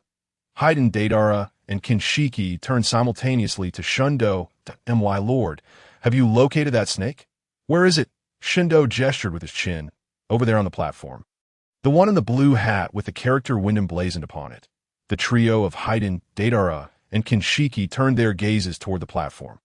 Haiden exclaimed in astonishment, "The Kazekage of Sunagakure is that snake? Has that snake even managed to become the Kazekage in Sunagakure?" Deidara, displaying greater acumen than Haiden, speculated, "It's likely not the real Kazekage, but rather a disguise." Kinshiki queried, "My lord, shall we take action now?" Shindo stroked his chin thoughtfully, a mischievous smile emerging. "No rush. This snake's masquerade is sure to incite trouble, and when it does, we shall make our grand entrance that he will surely be moved to tears." Shindo's eerie laughter elicited a shuffling of seats among those nearby, who presumed they had encountered three lunatics. Meanwhile, Kinshiki regarded the disguised Orochimaru on the platform, shaking his head in disbelief. Why provoke the wrath of his dark deity? Minato continued to engage Orochimaru in pleasantries. "Kazekage-sama, I appreciate your efforts in making the arduous journey to Konoha to witness the matches." Orochimaru, mimicking Raza's tone, responded with underlying implications. "Oh, it is merely a pleasure to be in Konoha, a place so privileged. I can only imagine the toll it would take on you esteemed Hokages to travel to the harsh conditions of Sunagakure for such an event." Hiruzen chuckled heartily. "Though I have stepped down, do not mistake me for an elder. I wish to see more of the world as scenery." "Now, let us commence," declared Minato, stepping to the edge of the platform. "Esteemed guests, I extend my heartfelt gratitude for your presence here in Konoha to witness the Nin selection exams. We shall now invite the 8 candidates who passed the preliminaries to participate in the formal selection matches. Please enjoy the event." Orochimaru inquired. 8 competitors, yet it seems one is still missing. Minato glanced down at the 7 individuals present, his heart heavy with concern for Sasuke, who had yet to appear. "Fear not. The first match does not involve Sasuke. He will arrive once the first round concludes." In a buoyant mood, Shindo anticipated witnessing the spectacle of inexperienced fighters clashing, passing the time. The first contender is that little brat. The first match featured Naruto, pitted against Neji of the Hyuga clan. However, Naruto's initial move left Shindo perplexed as he extended his fist toward Neji. Was he truly asking Neji to present his face for a hit? Such an abstract notion. Nevertheless, it was clear that Naruto's gesture was not a mere whim, but a promise made in their previous encounter, where Neji had brutally injured Hinata, even attempting to kill her. In that moment, Naruto had vowed, with his fists stained by her blood, to defeat Neji. With a fierce gaze, Naruto declared, "I told you before, I will win." Neji activated his Byakugan, scrutinizing Naruto's expression that Naruto's confidence was palpable. Devoid of bravado, Neji adopted a fighting stance, taunting, "This is how it should be. I am eager to witness your panic when confronted with reality. Even if you are the Hokage's son, it does not change the fact that you are at the bottom." Naruto, brimming with fighting spirit, retorted, "Stop rambling. Let's get started." When the proctor announced the commencement, Naruto seized the initiative, launching several shuriken while advancing from the front. However, Neji, with his Byakugan, deftly evaded Naruto's attacks, attempting to strike at Naruto's chakra points to incapacitate him. But Naruto skillfully dodged. Naruto then employed the shadow clone technique, surrounding Neji with multiple clones. Yet Neji, with his keen Byakugan, easily discerned Naruto's movements, dismantling each clone with ease. Shindo yawned, observing the match. These 2 little brats are merely playing at fighting. Comparing them to Kinshiki is an affront to Kinshiki. Haiden and Deidara shared a similarly disinterested sentiment, finding the display lackluster. Neji looked down upon Naruto with derision. "Did you not claim you wish to become Hokage?" "That is impossible. I can see it clearly. With my eyes, I discern that a person's talents are predetermined from birth. Just because your father is the Hokage does not mean you can become one. In essence, everything is destined from the moment of birth." Naruto clenched his fists tightly, questioning, "Why do you persist in making such baseless conclusions?" "You fool," Neji coldly replied. "So, you assert that anyone can become Hokage through sheer effort. The number of ninjas who have become Hokage is exceedingly rare. Thus far, there have only been 4 Hokages. You lack your father's abilities. Accept reality. Those who become Hokage possess a destiny, not merely a desire to become one." It is fate that dictates such paths, and we all must live within the confines of inevitable destiny. The only fate that is equal for all is death. Shindo, intrigued, regarded Niji. Ah, this little brat seems to harbor a compelling narrative. Is life not as one wishes? Shindo noticed Kinshiki appearing somewhat perturbed. Kinshiki, is something amiss? Kinshiki lowered his head, stating, I feel a strong urge to counter his claims, for I believe destiny can be altered. Just as my future changed upon encountering you, my lord. It began the moment I met you. Shindo playfully ruffled Kinshiki's hair, laughing heartily. Ha! Your words are quite flattering. I, too, am delighted to have met you, Kinshiki and Haiden. Deidara, you three are among my most valued companions, far beyond mere followers. Shindo seized Juanma Lu's hand, leaving a sinister mark of the evil god upon it. Juanma Lu gazed at Shindo in perplexity. With a smile, Shindo remarked, if you wish to rebut his words later, feel free. If he captivates you, bestow this mark upon him. Follow your own desires. Juanma Lu clenched his fist and beamed radiantly at Shindo, exclaiming, all right. Meanwhile, in the arena, Naruto raised his fist towards Niji. With unwavering determination, he declared, so what? What of it? I shall not concede. The indomitable Naruto once more employed the shadow clone technique, conjuring even more clones in an attempt to encircle Niji. Confident in his ability to counter, Niji was taken aback when Naruto intentionally used one clone as bait. However, in a crucial moment, Niji utilized the heavenly spin to fend off the attack. Naruto's clone was shattered by Niji's technique, sending Naruto's original body hurtling away. Yet with unyielding tenacity, Naruto surrounded Niji once again with his clones. Niji decisively unleashed the 8 trigrams palm, employing the chakra released during his rotation to form a protective shield against Naruto's onslaught. Niji, seizing the advantage, executed his ultimate technique, the gentle fist's 8 trigrams 64 palms, striking Naruto's chakra points with astonishing speed, obstructing his chakra flow. Naruto collapsed to the ground, prompting even the examiner to believe it was over. Nevertheless, Naruto struggled to rise. Niji looked down upon him with disdain, stating, I have sealed all 64 of your chakra points. You cannot rise. Naruto, filled with defiance, murmured, damn it.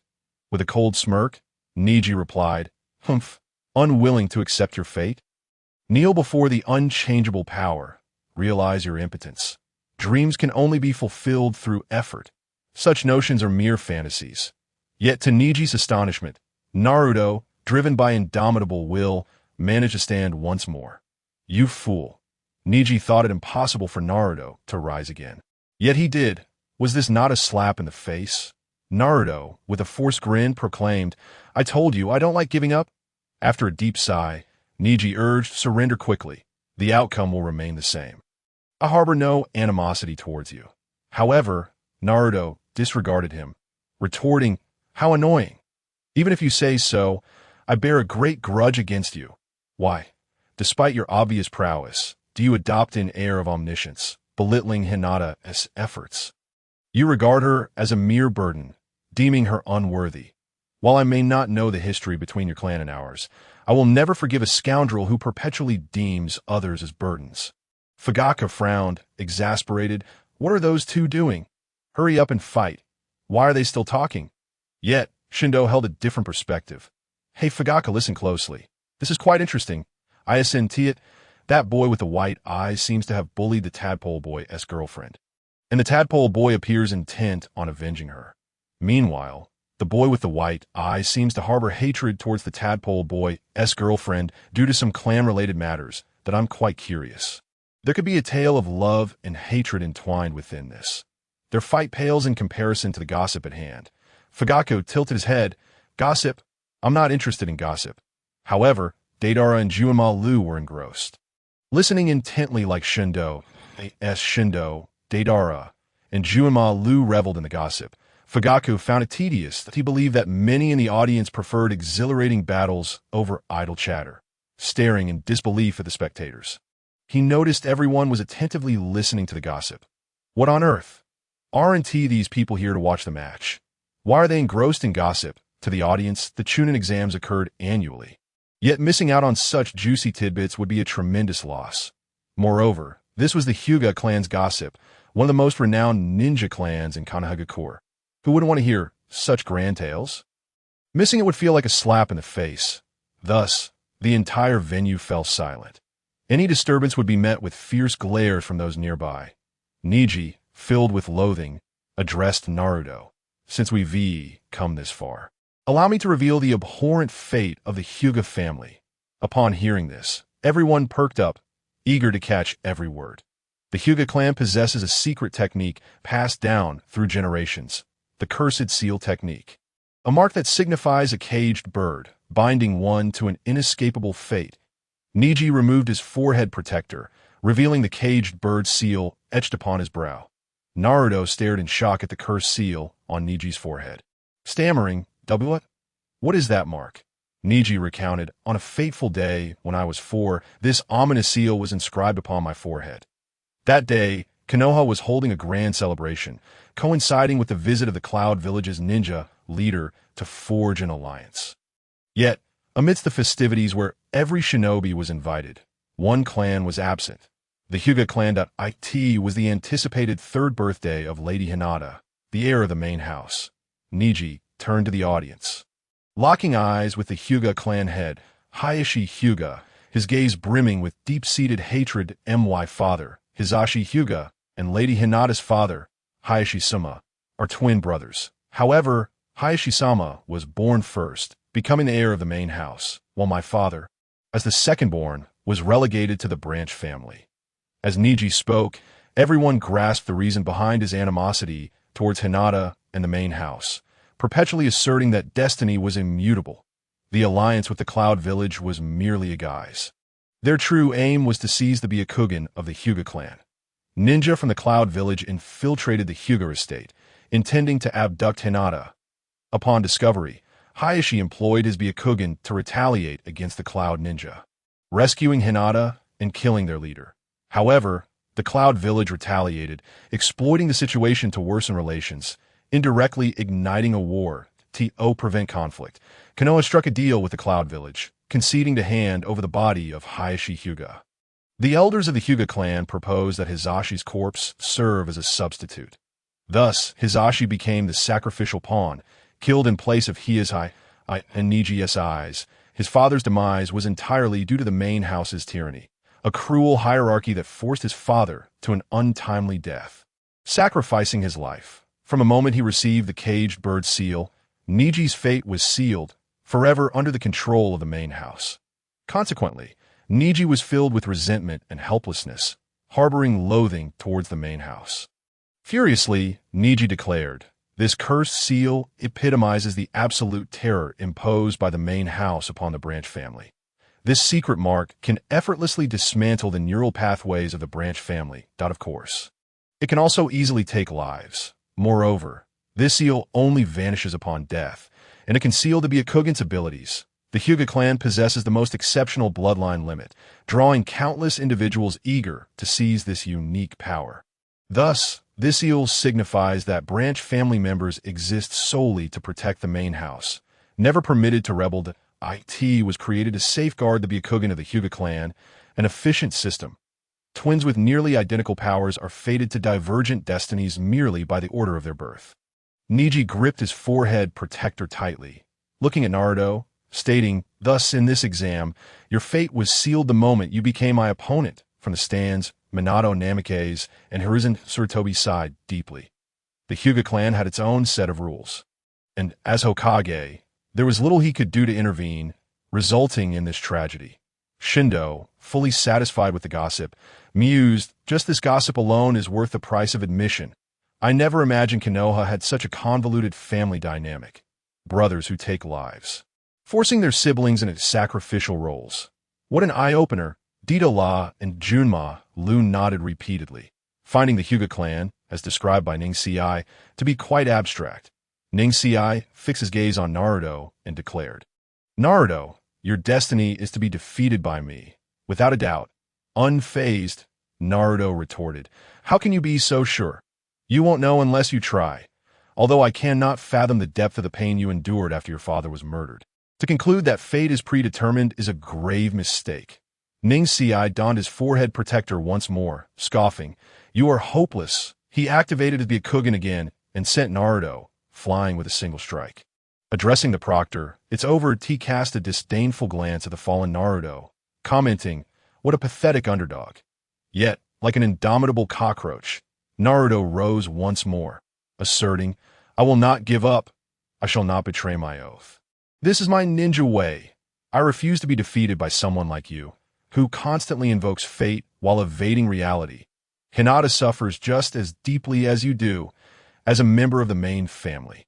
She is not recognized, desperately striving to transform herself. Even if it means spitting blood, she will fight you, just as I will die someone who should protect the main family. You've used this exam to mercilessly batter Hinata, which means you're also fiercely resisting your own fate. After speaking, Naruto coughed several times, appearing in agony. Ning Xiai replied with a cold smirk, Humph, with all 64 of your chakra points sealed, how do you intend to fight? Ultimately, your fate aligns with Hinata's. Naruto, growing impatient, exclaimed, Enough! Whether you are Byakugan or whatever else, stop acting as if you have seen through everything to judge others. Ning Xiai provocatively challenged. Then show me if what you say holds true. Very well. I shall defeat you and prove it, Naruto declared. Though internally he was frantic, feeling utterly devoid of chakra, akin to the exhaustion experienced after depleting all his energy during training. Suddenly, he froze, recalling a phrase from Jiraiya. You possess two types of chakra. You must awaken the dormant chakra within you and harness it at will.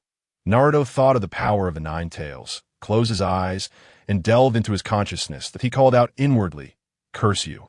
Fox, lend me your strength. Suddenly, he felt a surge and formed a hand seal. Ning Xiai looked down on him, saying, I told you it's useless. Naruto let out a furious roar as he gathered chakra. A crimson energy coursed through his chakra pathways. Ning Xi's Byakugan clearly detected this transformation, his expression one of sheer shock as the chakra threatened to overflow. The red chakra within Naruto morphed into the visage of a fox, seemingly roaring at Ning Xiai. Goddo, witnessing Naruto channeling the Nine Tails chakra, felt displeased. Why rely on that fox's power instead of my own? Do you look down upon my strength? The curse seal on Naruto's hand began to emit a dark crimson glow, and from it, Goddo's power surged forth, causing Naruto's eyes to radiate a dark red light. In the audience, Bofeng Shui Min, Sarutobi Hiruzen, and Orochimaru gazed at Naruto in astonishment. They were aware of the Nine Tails power, having been informed by Jiraiya that Naruto needed to learn to wield it. However, the dark red energy, which resembled no chakra they had encountered, puzzled them. Orochimaru noted the cursed seal on Naruto's hand, familiar with the power it represented, having endured Goddo's wrath himself. He was taken aback to discover that the Jinchuriki of the Nine Tails bore the same cursed seal and appeared to utilize Goddo's power through it. Meanwhile, Jiraiya, his expression grave, scrutinized Naruto, suspecting that the dark red energy likely emanated from the cursed seal on his hand. What had transpired to cause such a sudden transformation? Jiraiya was baffled. According to Naruto, the curse seal had shown no signs of change for 12 years, yet it had transformed twice within a few days. The first change was a burning sensation in his hand, with the curse seal faintly glowing dark red. And the second was the current situation to appear that Naruto had somehow drawn forth a certain power from the curse seal. In the audience, Goddo smirked slightly. This is how you wield my power.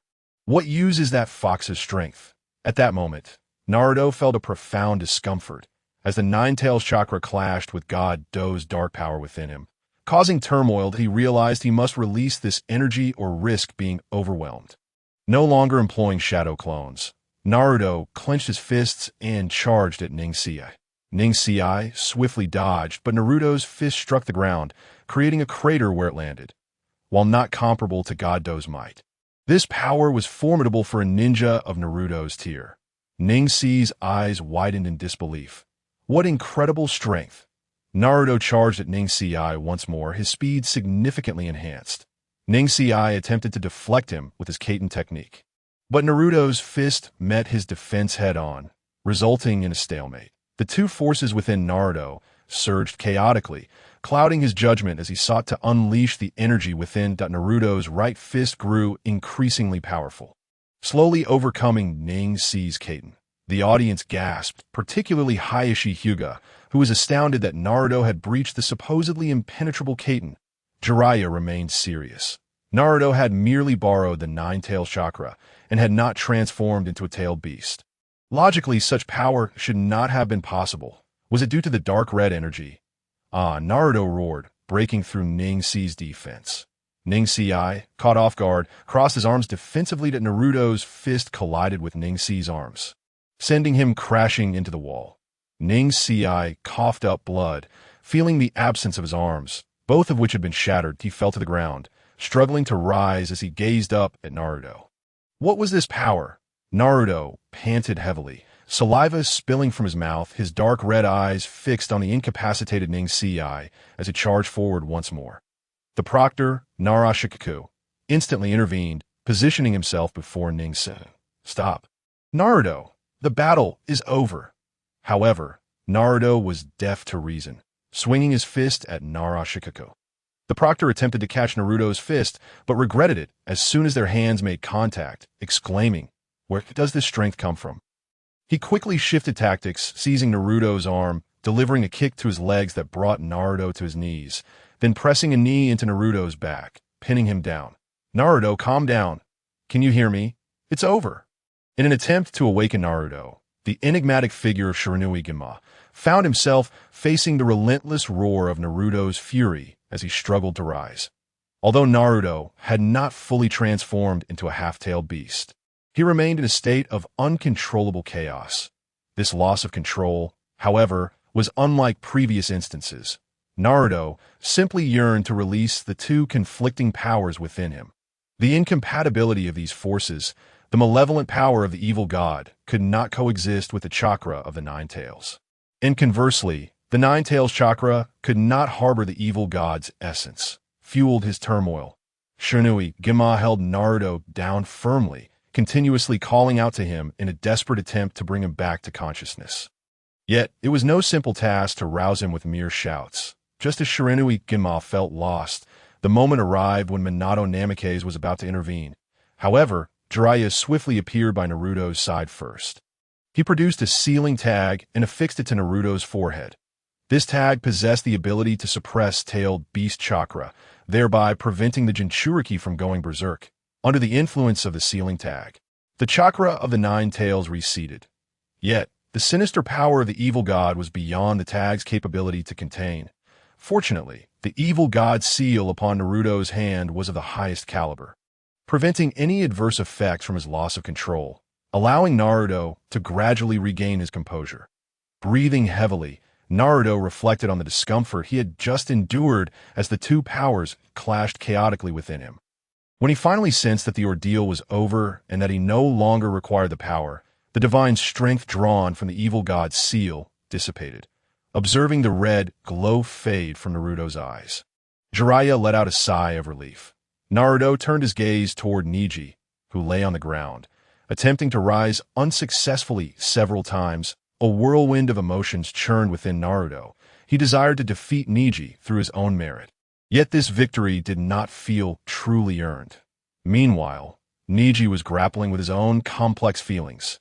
Initially, he had dismissed Naruto as an underdog, convinced that his own strength far surpassed Naruto's and that the outcome of their match was predetermined from the outset.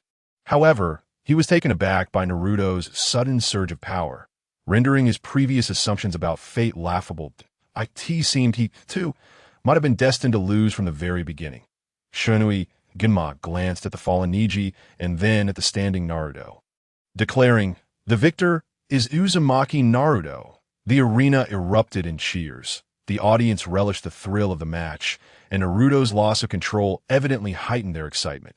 The evil god scoffed, remarking, "That little brat's fox is quite the troublemaker. I must find an opportunity to teach that beast to behave itself." Jiraiya intended to escort Naruto away, but Naruto approached Neji, who had been carried away on a stretcher, and said, "This battle was not what I desired. However, I must express that fate can be altered. Perhaps you were right. I am indeed the underdog. Yet, even as the underdog, I will change my destiny and become Hokage. I hope to fight you again in the future. My belief remains unchanged. I do not intend to lose. Raising his fist toward Neji, he proclaimed, "It's a promise." Neji remained silent, staring blankly at Naruto.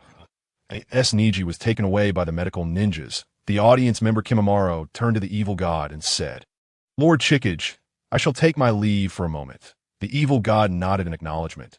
"Very well. Go ahead." In the medical room, Neji had already received emergency treatment and awaited transfer to a ninja hospital for further care. At that moment, Hinata Hisashi entered. Addressing the medical ninjas, "I apologize, but could you please step outside for a moment? But I will be quick." "All right." Given Hinata Hisashi's high status in Konoha, the medical ninjas complied and exited the room. Neji, struggling to sit up, let his arms hang limply due to his fractures that he coldly inquired, "What do you want?" Hinata Hisashi replied solemnly, "I have come to reveal the truth about that day." Neji frowned. "That day," Hinata Hisashi spoke in a low tone. "At that time, I was prepared to face death." Neji, agitated, retorted, "What are you saying? Father was killed to take your place." Hinata Hisashi produced a scroll. "This contains the truth about that day." Neji was reluctant to look. "It is merely an excuse fabricated from the perspective of the main family. You should be able to understand now," Hinata Hisashi insisted. Opening the scroll, he laid it on Neji's bed. Neji glanced at it, startled. This handwriting. He recognized the script as that of his father, Hayashi Hyuga, and began to read the contents. Within the letter, Hayashi explained that the Cloud Village had abducted Hinata in an attempt to steal the Byakugan. However, contrary to Neji's belief, his father had not been coerced into sacrificing himself for Hinata Hisashi. Rather, Hayashi had willingly chosen to do so. The letter revealed that he had died not to protect the main family, but to safeguard his brother and the village. Hinata Hisashi knelt before Neji, apologizing. "This is the truth. I'm sorry, Neji." After a long pause, Neji finally spoke. "Please, leave me alone for a moment." Hinata Hisashi departed the room in silence. Neji closed his eyes, tears streaming down his cheeks as he whispered, "Father, is a person's fate merely like the clouds in the sky, drifting aimlessly? Or can one choose the direction they wish to pursue? I still do not understand. Regardless of which is true, perhaps the destination remains the same. Choosing the latter means striving toward a goal. Yet, it is those who possess a true goal that are the real strong ones. I seem to understand a bit now. Father, my only goal is to be stronger than anyone else, to not lose to anyone. This is how I feel at this moment." As Neji pondered, a voice echoed within the room. "It is commendable that you can think this way, but I believe fate is a curious thing. It is not predestined from the start. The destinations are varied, and throughout this journey, the people, events, and circumstances encountered may alter the course of one's fate, leading to different outcomes." Neji was startled, demanding, "Who are you?" "Kagaya Kimimaro. That is my name." Present in Neji's hospital room was none other than Kimimaro, who had just departed from the audience. Neji, wary, questioned, "Why are you eavesdropping?" "What do you want?" Kimimaro replied, "I merely intended to refute your earlier assertions regarding fate. However, it seems unnecessary now, as you have abandoned your own beliefs about destiny. Yet, it appears you have been deceived." Neji regarded Kimimaro with confusion. Deceived? The notion troubled him. Neji frowned and asked, "Why do you claim I have been deceived?" Kimimaro gestured toward the scroll on Neji's bed. "From your words earlier, it seems your father died when you were 4.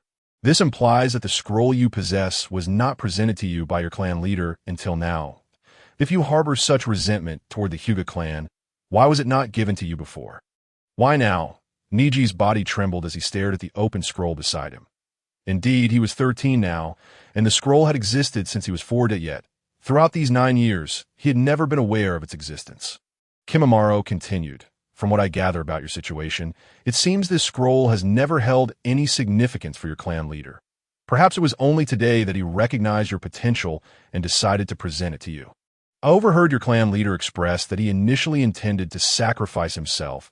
That I surmise that the scroll's contents are meant to convey that your father willingly took his place, correct?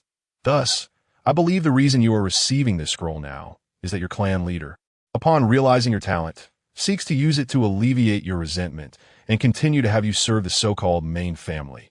From your demeanor earlier, it appears he has indeed succeeded, as you seem to have reconciled with everything. If I am not mistaken, you will soon be willing to serve your clan. Furthermore, I find your clan leader to be quite hypocritical. He appears to feel remorse, yet the absurd system of main and branch families still persists, indicating that he endorses such a structure that if he truly felt guilt, he would not allow you to harbor resentment, nor would he permit the very existence of the clan and branch family system. Thus, I am led to believe you have been deceived. He recognized your extraordinary talent, and merely by acknowledging a mistake, he could have a remarkably gifted individual to serve him. What a profitable arrangement that would be. Niji's lips pressed into a straight line. Indeed, as Juinma Ryu had said, he had just found some solace and was prepared to strive for the Hyuga clan. However, Juinma Ryu's words were profoundly reasonable. If this scroll had existed all along, why was it not given to him sooner? Hyuga Hizashi was acutely aware of Niji's animosity towards the Hyuga clan. Knowing his resentment and that the scroll could eradicate it, why was it not presented to him earlier? Juinma Ryu's remarks stirred memories within Niji. Both he and his father had once been subjected to the caged bird curse by Hyuga Hizashi. His beloved father fell before him, writhing in agony. And during his training sessions with Inada, his resentment towards the main family led him to desire harm upon her. But he was stopped by Hyuga Hizashi, who employed the caged bird technique against him. The deep, searing pain of that moment, even after years had passed, sent shivers down Niji's spine. The solace he had just found was now overshadowed by a resurgence of resentment. Perhaps his father willingly faced death at the hands of Hyuga Hizashi. Yet, he could no longer believe Hizashi's claim that he intended to sacrifice himself from the outset. Even if his father had consented to his fate, it was still under the compulsion of the main family's will. This meant that his father had ultimately been slain by the very people of the main family. Niji's gaze was piercing as he turned to Juinma Ryu. Then why do you share this with me? Merely to contradict me? Juinma Ryu looked earnestly at Niji and replied, I see a semblance of myself in you, yet also a divergence. You are lost, unsure of your path. The curse upon your forehead leaves you with no choice but to serve that so-called main family. I too once wandered aimlessly, confined in a dungeon by my own kin after awakening my bloodline limit, treated as a weapon that I could not comprehend why I was imprisoned. Had I committed some offense? I yearned for the sense of being needed. Thus I complied with every demand from my kin, believing it affirmed my existence. Yet such feelings were illusory. I thought my life would end in this facade. Resigned to a predetermined fate, much like you perceive your own destiny. Niji gazed intently at Juinma Ryu, saying nothing. Juinma Ryu's words suggested he had encountered something that altered his perspective. Juinma Ryu's previously impassive demeanor now bore a hint of fervor. However, I encountered my deity. When all my kin had perished and I was adrift, it felt as if fate had orchestrated our meeting. My deity revealed to me that our encounter was no coincidence, but rather an inevitable bond, a destiny intertwined. Because of my deity, my fate was irrevocably altered. I am no longer a lost wanderer, but one who has found purpose, a cause for which I am willing to sacrifice everything. Thus, upon hearing your notion of predetermined fate, I felt compelled to challenge you. Now, I wish to extend the same invitation my deity once offered me, which is undoubtedly the reason for the mark bestowed upon me. Niji, I invite you to join us. By doing so, you shall attain freedom, unshackled from the constraints of the caged bird, become a bird soaring freely in the skies, impervious to any hindrance, able to choose your own destiny. Niji's emotions surged tumultuously. The prospect of liberation from the caged bird's confinement, becoming a free bird, with no one to impede him, and the ability to choose his own fate was an overwhelming temptation. After a moment of contemplation, Niji inquired, Do you mean to say that you possess the means to lift the caged bird curse? How can I trust you? Juinma Ryu's lips curled into a slight smile as he replied, I will not lift the caged bird curse. But my deity undoubtedly can. You need not believe me now. Soon, a battle of unparalleled intensity will unfold in Konoha, wherein you will witness the might of the deity, and your belief will follow naturally. I shall leave you with a mark. If you come to believe in what I have spoken, then have faith in the deity. This mark will guide you to them, should you not believe. Disregard it.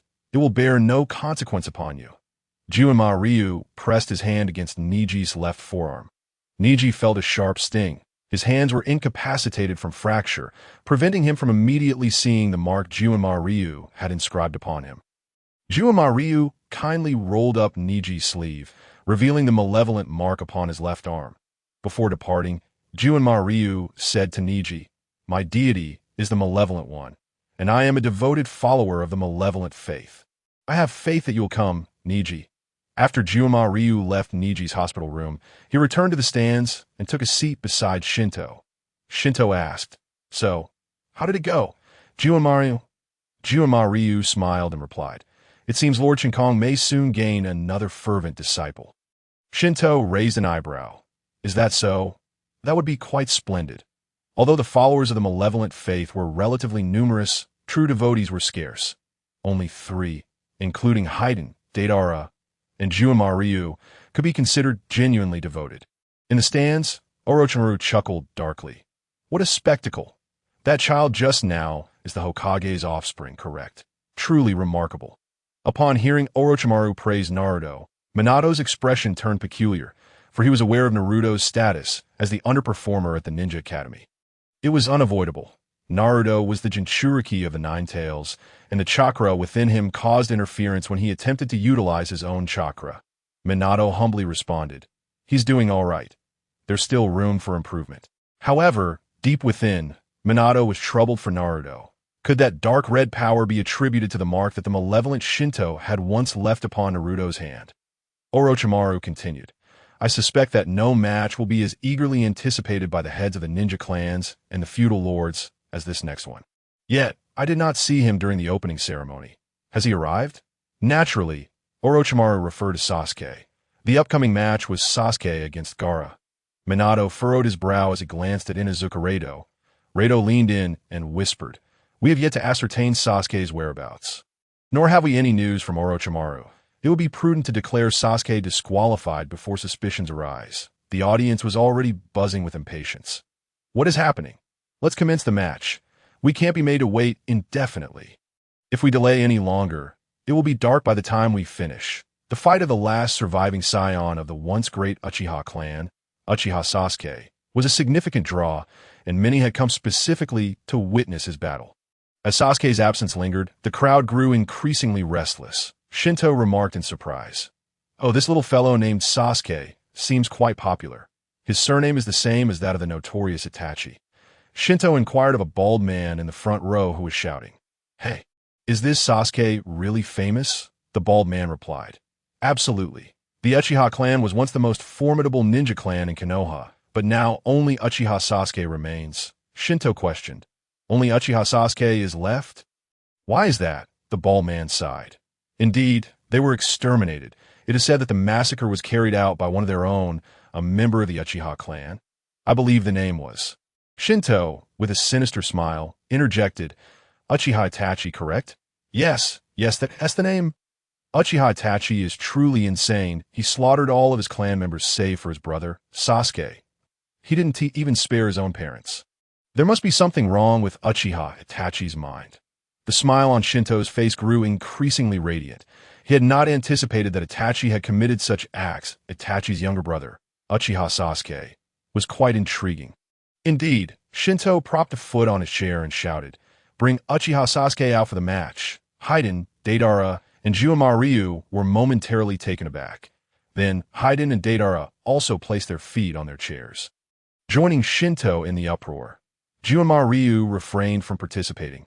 Such antics did not align with his character. In the stands, Minato sighed.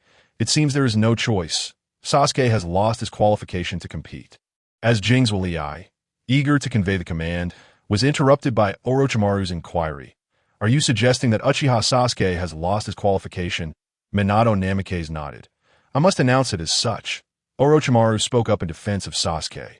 "Hokage-sama, I implore you to reconsider the matter of Sasuke's disqualification." Jing's Wali, with a serious demeanor, stated, "Pardon my frankness, but a ninja who lacks punctuality, regardless of their exceptional abilities, is unworthy of the title of Chunin. Without a reasonable explanation that can be accepted by the assembled heads of ninja clans and daimyos, we cannot afford to wait for him any longer." it became apparent that many, including myself, had come to witness this match out of admiration, as he is the last surviving member of the Uchiha clan. It is imperative that he faces Gaara of the Sand. Minato glanced at Sarutobi Hiruzen beside him, who nodded in agreement. Given that Kakaga has made such a statement, Minato felt compelled to oblige, responding, "Very well, I understand. We shall postpone this match." Orochimaru nodded in satisfaction. Jing's Wolei, anxious, questioned, "Hokage-sama, is this truly necessary?" Minato affirmed, "Yes, please inform the proctor." With no other option, Jing's Wolei proceeded to relay the news to Nara Shikaku. However, Minato looked towards the disguised Orochimaru, expressing surprise at his tenacity. Orochimaru chuckled softly, replying, "The only opponent capable of earning the recognition of the daimyos for our ninja prowess is Uchiha. This presents a rare opportunity for us. The Chunin exams serve as a crucial occasion for observing national strength among the allied countries. Should Gaara emerge victorious, it would yield greater commissions for the Sand Village." Yet Orochimaru had no interest in such considerations. He simply wished to witness Sasuke in battle and to initiate his own plan for the downfall of Konoha through Gaara. Jing's Wolei had already apprised Nara Shikaku of the situation. Nara Shikaku announced, "Ladies and gentlemen, the next participants have yet to arrive. Therefore, we shall proceed with the next match." Shindu raised his fist in a mock roar. "What is Konoha playing at?" Haiden and Deidara immediately chimed in. "Yeah, what's going on?" Nara Shikaku glanced at Shindu and the others, shrugging. There was little he could do about the absence of the contestants. He followed the match protocol and allowed the next group to compete. However, during the match between Kankuro and Shino Aburame, Kankuro chose to forfeit, which further elicited dissatisfaction from the audience, who began to voice their frustrations. The subsequent match featured Temari against Shikamaru for Shindu and his companions. This contest was rather dull. Shikamaru relied on his intellect to battle, which was precisely what they found most unappealing. Ultimately, Shikamaru also forfeited, granting victory to Temari. Then the moment arrived for the battle between Sasuke and Gaara. However, Sasuke had yet to make his appearance, inciting the audience's discontent to reach a boiling point. Initially, Minato intended to declare Sasuke's defeat, but Orochimaru suggested waiting an additional 10 minutes. AS time ticked away. Just as the final second approached, Kakashi and Sasuke arrived on the scene, cutting it rather close. Kakashi sheepishly remarked, "Sorry for the delay." Shindu scrutinized Sasuke and remarked with curiosity, "He doesn't quite resemble Itachi. Are they truly related?" Leaning on his chin, Shindu observed Sasuke with keen interest, looking forward to his performance. As the match commenced, Sasuke began by throwing several shuriken to gauge Gaara's defenses to in response. Gaara transformed his sand shield into sand clones to intercept the shuriken while simultaneously launching an attack on Sasuke. Sasuke swiftly evaded, delivering a powerful blow that shattered the sand clone. Subsequently, he maneuvered behind Gaara, striking him with a forceful punch. Gaara quickly gathered chakra, enveloping himself in sand to create an absolute defense against Sasuke's assault. However, Sasuke's determined strike was effortlessly repelled by Gaara's sand, revealing the vast difference in density and hardness. Despite Sasuke's relentless attempts to penetrate Gaara's sand shield, he found himself thwarted at every turn. Sasuke scaled the wall to gather power, then unleashed Chidori, descending from the wall with tremendous force.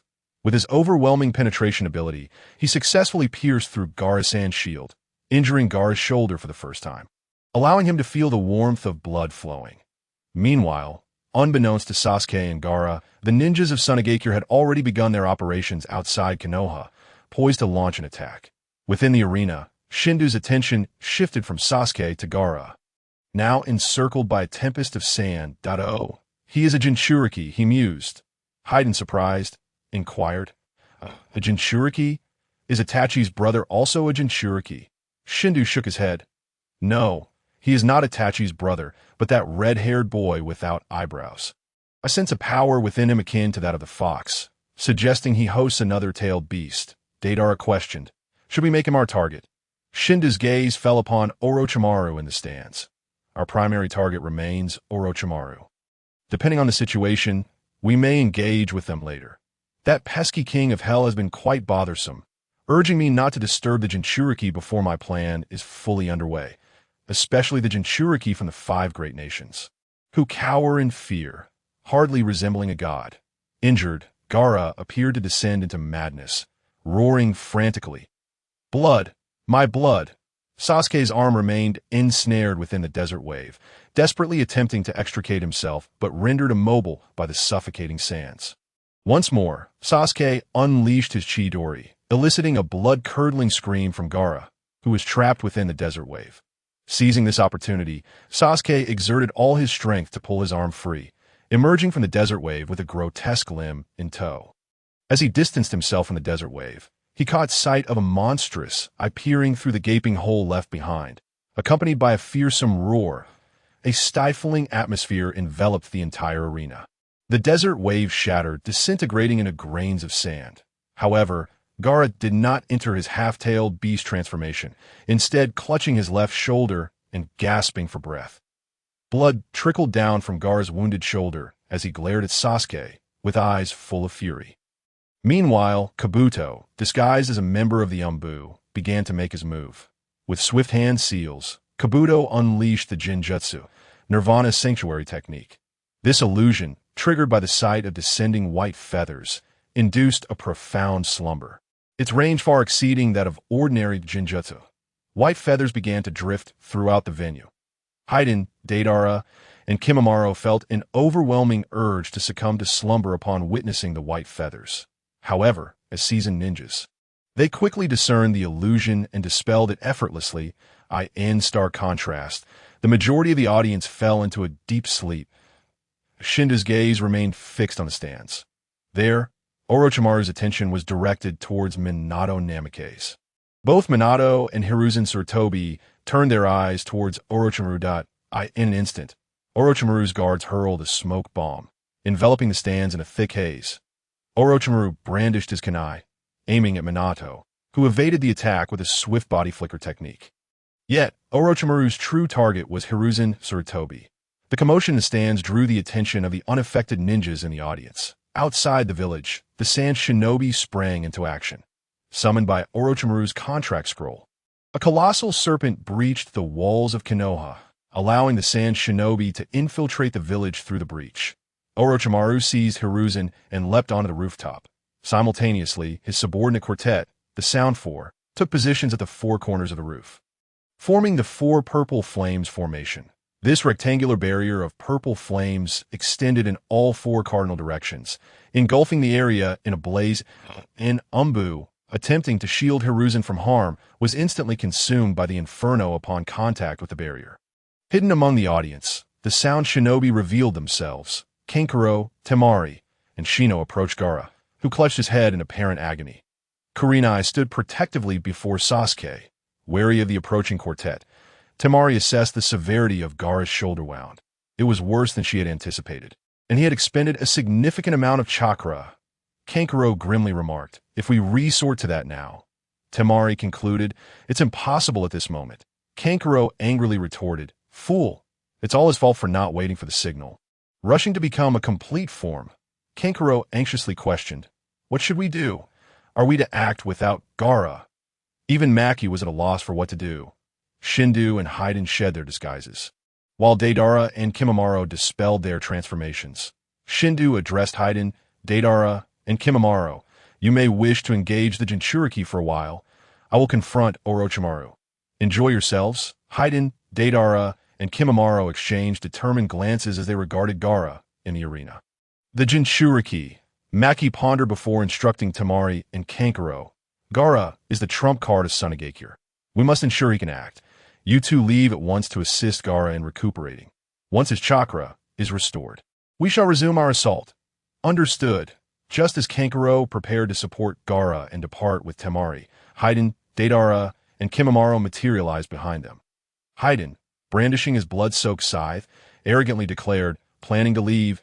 That seems rather improbable. This tedious contest has lulled me into a stupor. I cannot let you depart, especially not this Jinchuriki." Maki intended for Kankuro and Temari to withdraw with Gaara and allow him to regain his chakra, but Haiden, Deidara, and Kimimaro obstructed their escape. Maki clicked his tongue. mistaking the trio for Konoha ninjas due to their lack of forehead protectors. However, Kurenai and Sasuke regarded Heiden's group with unfamiliarity, questioning, "Who are these three?" Maki employed Wind Release, Wind Blade, channeling chakra from his fingertips like a sharp blade, and urged Kankuro and Temari, "I will clear the path for you. You must flee at once." With that, he charged towards Haiden and his comrades. Haiden and Deidara showed little interest in Maki, their focus solely on the Jinchuriki, thus turning their attention to Kimimaro. Kimimaro, unselective in his opponents, engaged in battle that he appeared before Maki in an instant, who thrust his wind blade towards Kimimaro's chest. Yet Kimimaro disregarded Maki's attack entirely. Yes, the wind blade made contact with Kimimaro's chest. Maki's expression shifted in shock. He realized he had struck something remarkably solid. Dance of the Willows. Kimimaro's joints sprouted sharp bones, and he unleashed a flurry of graceful strikes, akin to willow catkins swaying in the breeze, combining fluid movements with his bony appendages to assault Maki. Unfamiliar with Kimimaro's abilities, and given their close proximity, Maki had no time to evade in an instant. He was left covered in wounds from Kimimaro's relentless onslaught. Nevertheless, Maki, a seasoned shinobi, quickly sought to evade. He touched his neck, feeling a gash. If it had been any deeper, it could have severed an artery, putting his life at grave risk.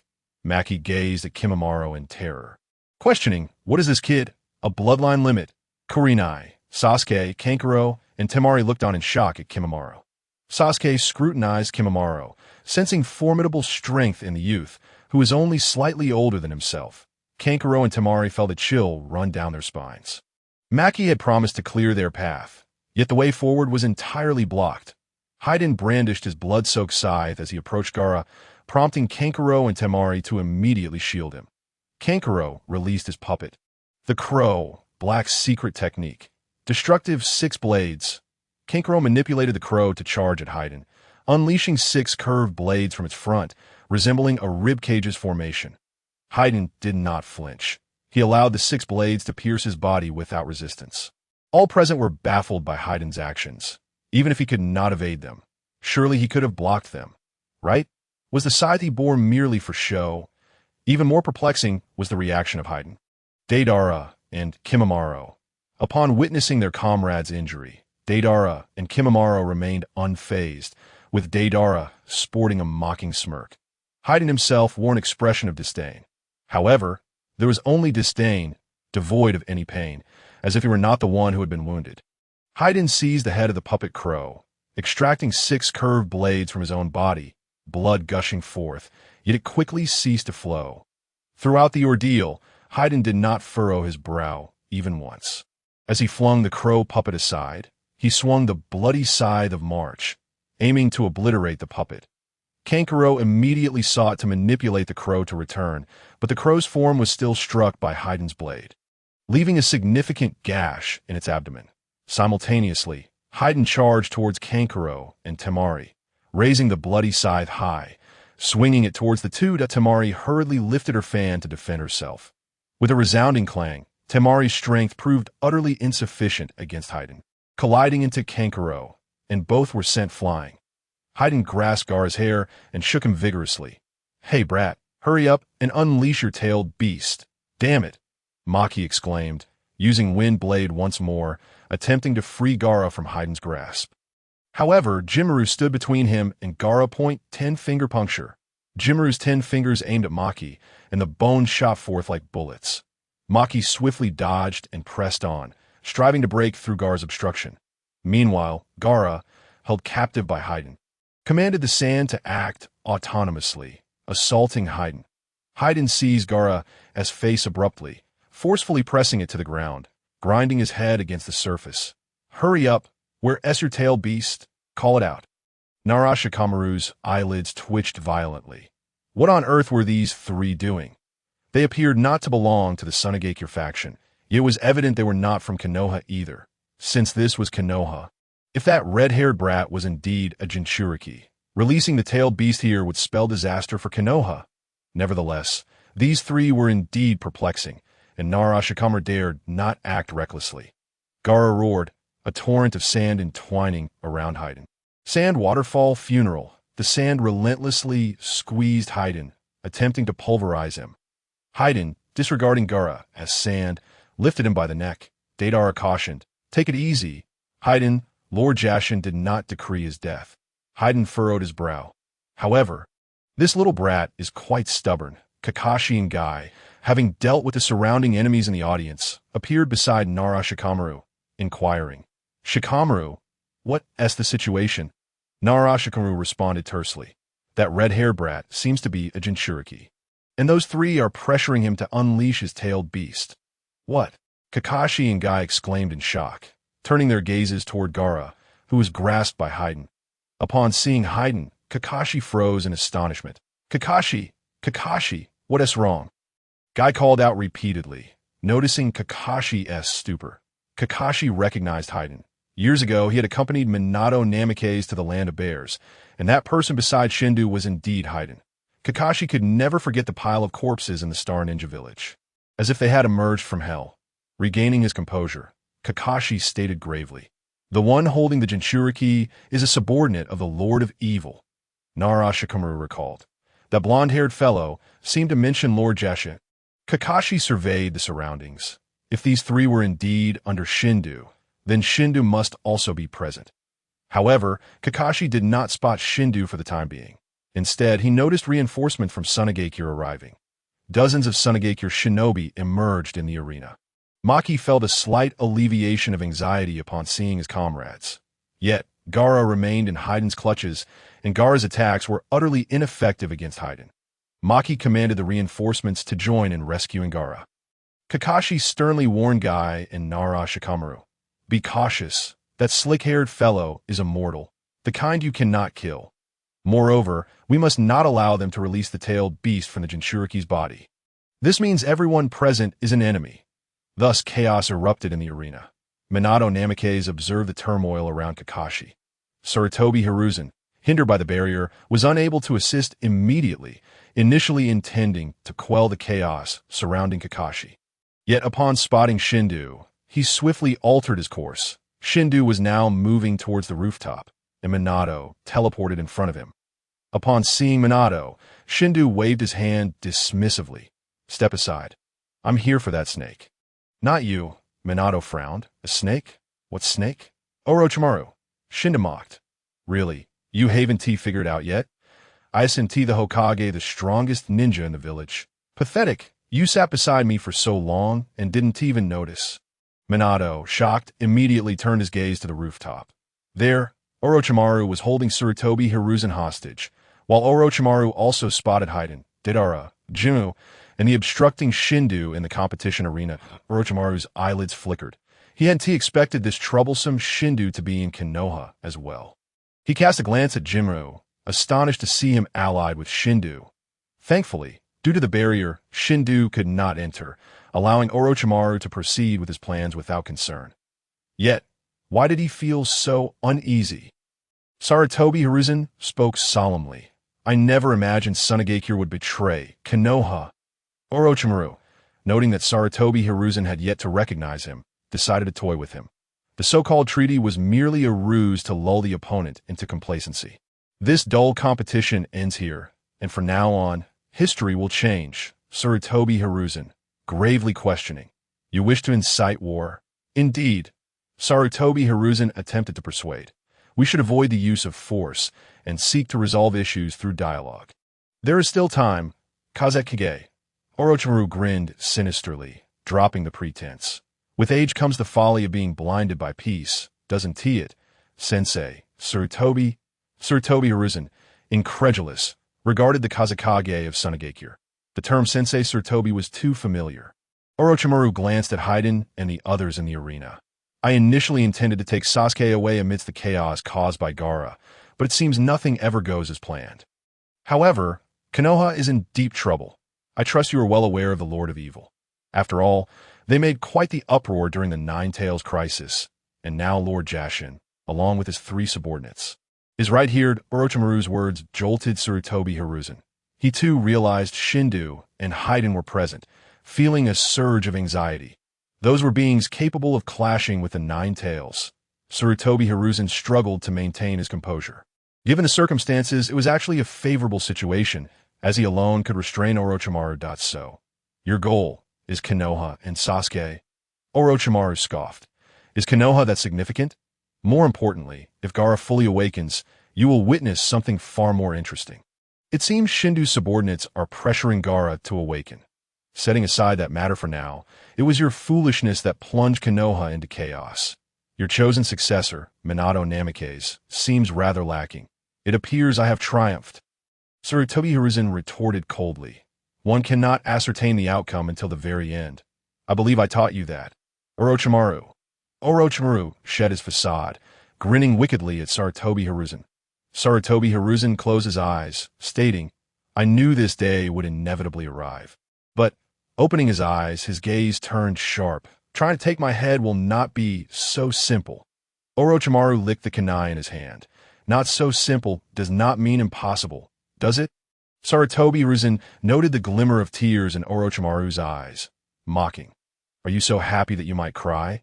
Or perhaps killing me, your teacher, brings a tinge of sorrow? Not quite. Orochimaru inserted a kunai into his own palm and yawned. I've been rather drowsy since earlier, but now I have finally awakened, that he willingly released Sarutobi Hiruzen, creating distance between them. Sarutobi Hiruzen snorted coldly. I knew it would come to this, that I understand you are not a man driven by hatred. You possess neither purpose nor motive. Orochimaru chuckled lightly. Well, I do have a purpose, if you insist on calling it that. It's simply that seeing something in motion piques my interest. Stillness is rather dull. Akin to a windmill that does not turn. Though sometimes, depending on my mood, I might find it amusing. Generally, it holds little value to behold T present. I seek to utilize the destruction of Konoha as a gust to set the windmill in motion. You haven't changed at all. Sarutobi Hiruzen removed his Hokage hat, locking eyes with Orochimaru, where he discerned a palpable battle intent. After a gust of wind swept by, the clash between Sarutobi Hiruzen and Orochimaru commenced. Meanwhile, after confirming that the figure on the rooftop was Orochimaru in disguise, Namikaze Minato's expression turned grave. That yellow-haired one. The snake is your adversary, is it not? Confronting him would also assist you. Go on. For I have no desire to battle you now. You can be quite slippery in a fight, and I prefer to avoid engaging unless you summon the Shinigami. That Minato's Flying Thunder God technique allowed him to teleport, leaving Shindu at a loss for how to counter him, which was rather vexing. Minato fixed his gaze upon Shindu and stated solemnly, Since your target is Orochimaru, why do you compel Gaara of the Sand to release the tailed beast? Shindu shrugged. I must provide Haiden and the others with some amusement. After all, if I were the only one playing, how dull it would be. Perhaps you should unleash your great fox for Haiden to entertain himself with. It is the same principle. Minato retorted angrily. Do you comprehend the number of lives that would be lost upon releasing the tailed beast? What do you consider life to be? Merely a plaything for your amusement? Shindu tilted his head in contemplation. Is it not? Minato appeared shocked by Shindu's response, incredulous at his blatant disregard for life. Shindu regarded the trembling Minato with confusion. Why are you so enraged? The fate of others is not your concern. Is it? Minato's expression darkened. Every life is vibrant. Death should not be treated so lightly. It is a grave matter. You hold no authority over life and death. Shindu replied nonchalantly. To me, you are but ants. We do not exist on the same plane. The law of the jungle applies universally. Would you mourn the death of a few ants? I doubt it. Perhaps you would find it amusing to torment them. In the midst of that torment, I reckon you would not perceive them as lives, would you? Furthermore, death is not the end. Why do you persist in believing that everything concludes with death? There exists a realm beyond this one. Death is merely a transition to another existence. Even if I were to slay them, I would only be sending them to another place to continue living. Minato glared furiously at Shindu. I cannot communicate with someone as devoid of humanity as you. Shindu shrugged. I find it equally impossible to converse with you, a being so perplexing. Now, step aside. I must pursue the snake. Shindu continued his ascent towards the rooftop. Minato hurled a kunai imbued with the Flying Thunder God technique at Shindu and began to gather chakra into a Rasengan. Flying Thunder God. Second stage. Minato pressed the Rasengan against Shindu. Shindu's shoulder was torn by the Rasengan, but healed almost instantaneously. He retaliated with a punch aimed at Minato, who nimbly evaded using the Flying Thunder God technique once more. Shindu clicked his tongue in annoyance. Fighting against someone capable of teleportation was truly tedious. Hence, he chose to disregard Minato entirely and continued onward towards Orochimaru. Meanwhile, the situation in the examination grounds was dire. But it was certainly not due to Haiden, Deidara, or Kankuro. The Sand Ninja reinforcements were utterly ineffective, easily dispatched by Kankuro's puppet technique. Kakashi and Guy joined the fray, with Guy engaging Kankuro. Initially, Guy suffered greatly against Kankuro, unaware of his bloodline limit. However, once he grasped Kankuro's abilities, he began to hold his own. Kakashi found himself embroiled in a confrontation with Deidara, who rode upon a clay bird, raining explosive clay down upon him. Kakashi was forced to dodge incessantly, unable to mount a meaningful counterattack. In a fit of rage, Gaara entered his Shikaku state, undergoing a significant transformation akin to a small Shikaku. Haiden relished the battle with Gaara. At this moment, Naruto and Jiraiya arrived on the scene. "Hey Sasuke, who are those people?" Naruto inquired. Sasuke's gaze was fixed intently on Haiden and his companions. They call themselves the followers of the evil god. It seems they wish to coerce Gaara into releasing the tailed beast within him. What? Jiraiya's expression turned grave as he looked at Haiden and his cohorts. The evil god. Why does that sound so familiar? Suddenly, a realization struck Jiraiya. These were 3 of the 4 individuals they had encountered previously. Since Haiden was incapable of using transformation techniques, his disguise was recognized by Jiraiya. Only 3 remained. Where was the 4th? Jiraiya scanned the area for Shindu's presence. There, Jiraiya spotted Minato continuously attempting to attack Shindu, who seemed utterly indifferent to the onslaught, focused solely on reaching the rooftop. Upon hearing Sasuke mention the coercion of Gaara to release the tailed beast, Naruto's attention shifted to Gaara. Although Gaara had entered his Shikaku state, he was still being overwhelmed by Haiden's assault, as Haiden remained unfazed by Gaara's attacks. Jiraiya found himself in a dilemma. Should he assist Minato or remain to support the battle?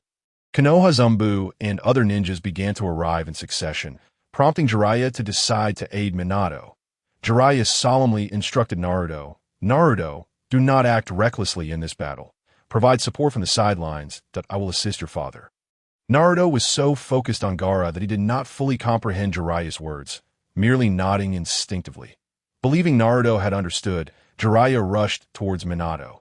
"Hurry and fully transform into your tailed beast. What are you waiting for? Do you think this meager power is sufficient to defeat me?" Haiden kicked Gaara into the air and called out, "Deidara, make him suffer." All right, Deidara molded a centipede-shaped explosive clay and hurled it at Gaara. The centipede clay grew larger, ensnaring Gaara. Ha! The centipede clay exploded spectacularly. Kankuro, Temari, and Matsuri watched in shock as the explosion unfolded. Gaara plummeted from the smoke, his Shikaku form being expelled from within him, visibly injured from the blast. Suddenly, a massive hand of sand emerged, fiercely striking at Deidara, who maneuvered his clay bird to evade. Simultaneously, a vast cloud of smoke enveloped Gaara. Once the smoke dissipated, the colossal Shikaku materialized on the battlefield. The spectators were left in awe of the immense form of Shikaku, especially Naruto, who murmured, "Is this the tailed beast within Gaara?" Kankuro, Temari, and Matsuri gazed gravely at Shikaku. It had finally appeared. However, at this moment, Shikaku lacked self-awareness, with Gaara maintaining control of its consciousness. Now this is getting interesting. Haiden and Deidara, upon witnessing the appearance of Shikaku, were filled with exhilaration at that moment. The battlefield was divided into 3 groups: Kakashi, Guy, Naruto, Sasuke, and other Leaf ninjas, Maki, Kankuro, Temari, along with other Sand ninjas who had come to assist, and Haiden Kimimaro, alongside Deidara hovering in the air. Kakashi stated gravely, "We can no longer target the enemy ninjas. We must focus on the tailed beast and ensure its control here." Maki commanded the other Sand ninjas, "Do not allow the Leaf ninjas to impede Shikaku. Let join the fray and wreak havoc upon the Leaf." However, Deidara and Haiden had already taken action. Eager to engage in combat with Shikaku, Deidara leaped from his clay bird, declaring, C2, giant dragon. He utilized explosive clay to create a massive flying dragon and mounted its back. The clay bird surged toward Shikaku, who reached out to grasp it. Just as Shikaku's hand was about to make contact, a thunderous explosion erupted, scattering Shikaku's hand. Simultaneously, the dragon beneath Deidara unleashed explosive clay, demonstrating remarkable speed and power, bombarding Shikaku mercilessly. Haiden grinned, gripping his blood-soaked scythe, which glimmered with a dark crimson light. Blood sacrifice slash. With a fierce swing of his scythe, a dark red slash surged toward Shikaku, leaving a deep gash in its ample midsection. Deidara and Haiden continued their relentless assault on Shikaku without respite. Kimimaro observed from the sidelines, realizing that without substantial offensive capabilities, his attempts against Shikaku were futile, akin to merely scratching an itch. Both the Leaf and Sand factions, intent on stopping Shikaku, stood in disbelief as they witnessed the formidable prowess of Deidara and Haiden. These two seemed to dominate Shikaku effortlessly. Haiden called out to Deidara in the sky. Hey, Deidara, something feels off, Deidara replied. Yes, this tailed beast seems rather weak, for Shikaku was merely an empty vessel, devoid of its consciousness, leaving Gaara only rudimentary control, unable to harness Shikaku's true strength. As Haiden and Deidara conversed, Gaara's head emerged that I will kill you all. This pain is unbearable. I just want to sleep, Gaara mumbled, seemingly entranced, as he began forming hand seals. Hypnotic technique, he cast a high-level hypnosis, sinking into a deep slumber, which allowed Shikaku to awaken fully. With Gaara entranced, his head drooped, and Shikaku's eyes spun wildly, letting out a sharp cry. Aha! I can finally emerge. Haiden laughed maniacally. Aha ha! This is the sensation. This is the pressure. This is how a tailed beast ought to be. Shikaku, spotting the ninjas below, stomped down, attempting to crush them. Everyone hastily retreated in avoidance. C3.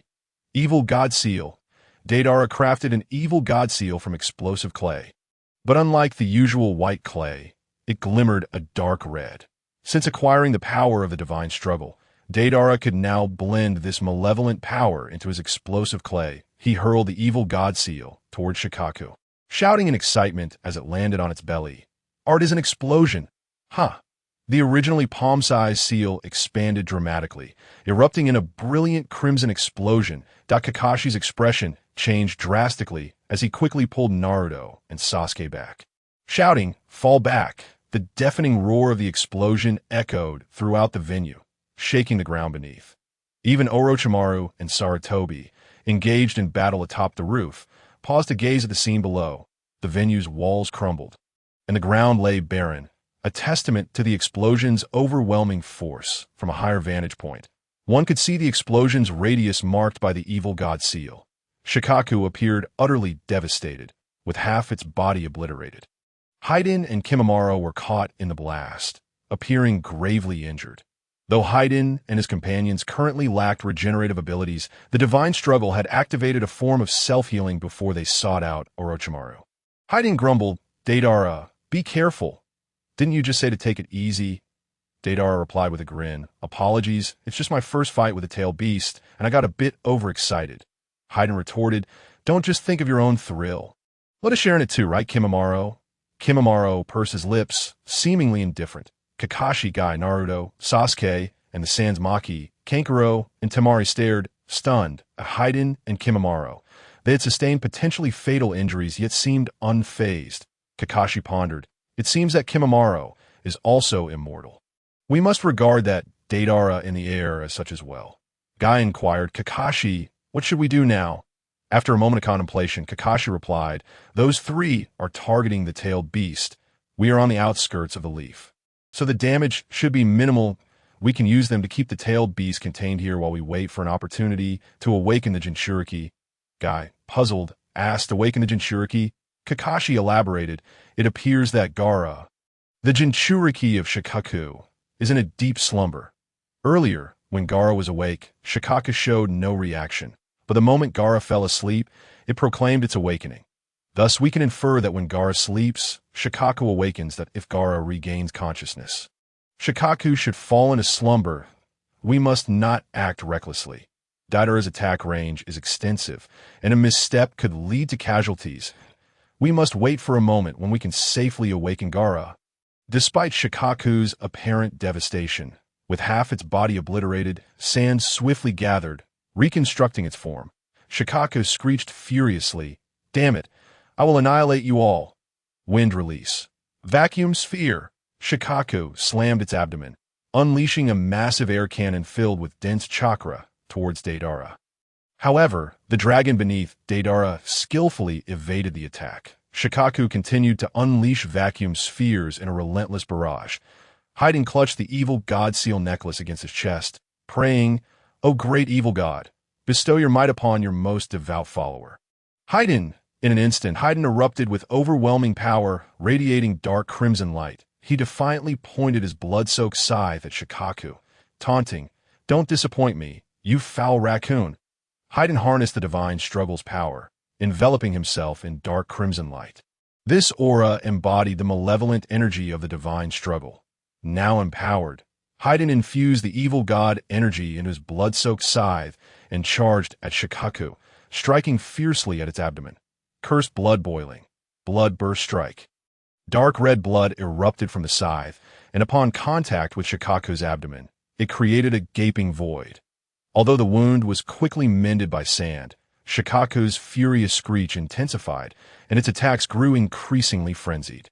Shikaku smote Haiden with a powerful palm strike, flattening him under the blow. However, due to the conceptual embodiment of the divine battle and its self-healing capabilities, the entity continued to engage in combat with Shoha as if nothing were amiss. Faden and Deidara coordinated seamlessly, reveling in their fierce confrontation with Shoha, their boisterous laughter reverberating throughout the venue. All onlookers gazed in astonishment, captivated by the unprecedented clash between Faden, Deidara, and Shoha. Such a spectacle was beyond anything they had ever encountered. Utterly horrifying, Kakashi found himself at a loss, unable to awaken Gaara, the medium, due to the overwhelming chaos that rendered any intervention perilous. Even the slightest misstep could draw them into the fray on another battlefield. Minato, Namikaze, and Jiraiya attempted to impede the divine battle, yet their efforts were met with indifference as the entity disregarded their assaults. Jiraiya exclaimed, "What in the world is this creature? Its head has been blown apart by a Rasengan, yet it immediately regenerates. This is no human." Minato replied gravely, "We cannot stop it. It is about to breach the barrier." Jiraiya, glancing at the 4 purple flames formation atop the roof, speculated, "Surely it cannot enter the barrier?" Minato answered somberly, "No, neither barriers nor seals affect it. During the Nine Tails chaos, I prepared a seal to contain the beast, backed by a barrier, yet it effortlessly penetrated through without consequence." Jiraiya furrowed his brow tightly. An immortal entity with rapid regeneration, impervious to attacks and unaffected by sealing techniques or barriers, such an insurmountable existence. "Minato, what of Jinjutsu? Is it susceptible to illusions?" Minato shook his head. "I cannot say, and I am not well versed in Jinjutsu." After a moment's contemplation, Jiraiya suggested, "Then we must attempt it, though I suspect that against an adversary of such caliber, ordinary illusions will prove ineffective. I am not particularly skilled in Jinjutsu in that case. I shall summon Fukusaku and Shima. I once heard them mention a potent sound-based illusion. However, this technique requires the target to hear the sound to activate, and achieving the desired effect will take time. By then, that creature will surely have entered the barrier. What can we do?" Minato turned to Jiraiya and said, "Jiraiya-sensei, prepare yourself. I have inscribed the Flying Thunder God technique on him, that I will use it to teleport into the barrier." Jiraiya nodded. "Understood." He performed the summoning technique, calling forth Fukusaku and Shima. The 2 sages perched upon Jiraiya's shoulders, astonished. "Little Jiraiya, what has happened to Konoha?" Jiraiya implored, "We've come under attack. Please, I beg you to use that sound-based Jinjutsu." Shima resolutely declined. "I refuse to do such a thing." Jiraiya, perplexed, asked, "What is the matter?" Fukusaku advised, "Given how seriously little Jiraiya is urging us to use that Jinjutsu, it must be an urgent situation. Now is not the time for capriciousness. Minato, confused, inquired, "Why are the two of you so reluctant?" Fukasaku and Shima finally noticed Minato standing nearby. Ah, little Minato is here, too. The bead of cold sweat trickled down Minato's forehead as he realized they had just noticed him. Shima's green cheeks flushed with embarrassment as she explained, "At our age, how can we possibly engage in a singing duel with the children's father? It's far too embarrassing," Minato stated seriously. "Sages, our foe, is exceptionally unique, possessing immortality. Neither ninjutsu nor sealing techniques can harm him. Thus, we must rely on Jinjutsu. But Jiraiya-sensei and I lack proficiency. We must entrust this task to you." Hearing the gravity of Minato's words, Shima begrudgingly acquiesced. "Very well." Minato glanced at the rooftop. Shindo was already outside the barrier. On the verge of entering, it would be more prudent to wait until Shindo breached the barrier before executing the teleportation. Within the barrier, Sarutobi, Hiruzen, and Orochimaru had exchanged blows multiple times, yet neither had gained the upper hand. Jiraiya utilized the shadow shuriken technique, unleashing a torrent of shuriken towards Orochimaru. Orochimaru formed hand seals, casting a sinister gaze at Sarutobi Hiruzen, articulating deliberately summoning technique, impure world reincarnation. Hiruzen watched in shock. Impure world reincarnation. 1. A coffin appeared, intercepting Hiruzen's shuriken. Gazing at the character inscribed on the coffin, Hiruzen's expression turned grave. He was employing the summoning technique for defense. Moreover, that figure was, too, a second coffin marked with manifested. Hiruzen, now solemn, resolved, "I must prevent the third." Just as the third coffin, inscribed with, was about to appear, Hiruzen exerted his will to halt its emergence. This coffin was that of the fourth Kazekage, Raza, slain by Orochimaru. Although the summoning of the third coffin was thwarted, it mattered little to Orochimaru. One was enough. Hiruzen grimaced at the two coffins. Though the third was blocked, the situation was still precarious. As the coffins opened, the first figures to emerge were none other than the first Hokage, Senju Hashirama, and the second Hokage, Senju Tobirama. "Ah, you're stealing from the underworld. Won't the king of hell be furious?"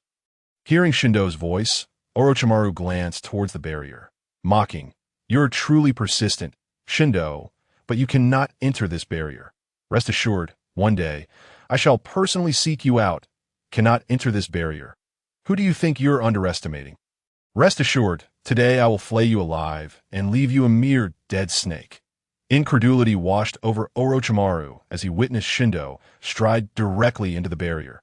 Shindo passed through the barrier, though the flames that enveloped it scorched him, rendering him akin to a demon in the inferno. Orochimaru stared in disbelief as Shindo breached the barrier just like that. Was it merely for show? Orochimaru's sounding subordinates were equally astonished. The barrier had not failed. They had maintained it. So why was Shindo able to traverse it?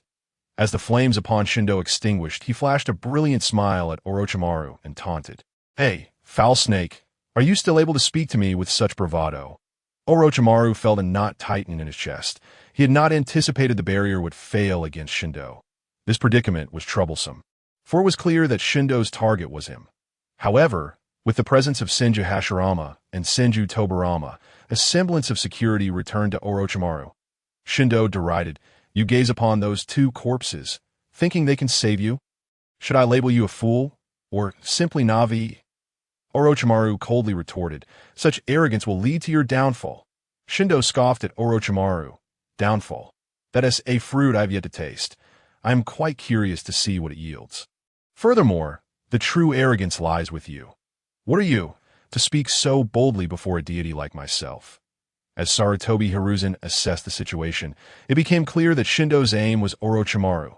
Consequently, Orochimaru's primary focus would now shift to Shindo. And it was highly probable that Hashirama and Tobirama would be manipulated to confront Shindo, which, for Hiruzen, might prove beneficial. Orochimaru wielded two kunai, the ends bound with talismans, embedding them into the skulls of Hashirama and Tobirama. These talismans would completely eradicate their wills, transforming them into battle machines. Shindo unleashed a malevolent beam towards Orochimaru, a dark crimson ray of energy aimed directly at his head. Water release. Water break wave. Senju Tobarama rapidly expelled a high-pressure jet of water to counteract Shindo's energy beam, resulting in a steam explosion as the two forces collided. Wood release. Wood dragon technique. Senju Hashirama transmitted chakra to the seeds of the trees, resulting in the emergence of a wooden dragon that ensnared and bound Shindo. Simultaneously, Orochimaru elongated his neck, opening his mouth wide to bite Shindo's neck, injecting him with the cursed seal in an attempt to render him immobile.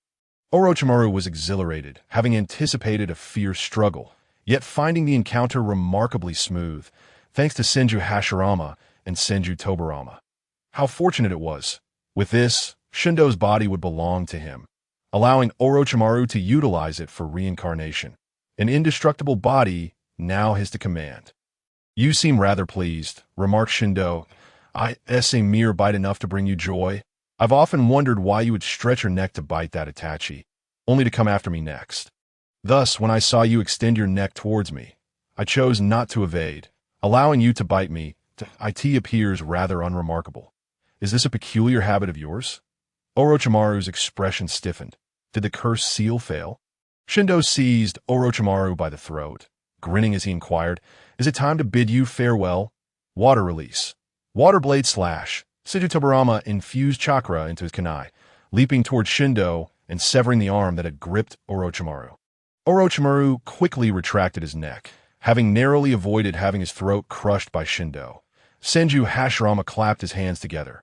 Would release secret technique. Birth of the tree world, utilizing his chakra as the source of life.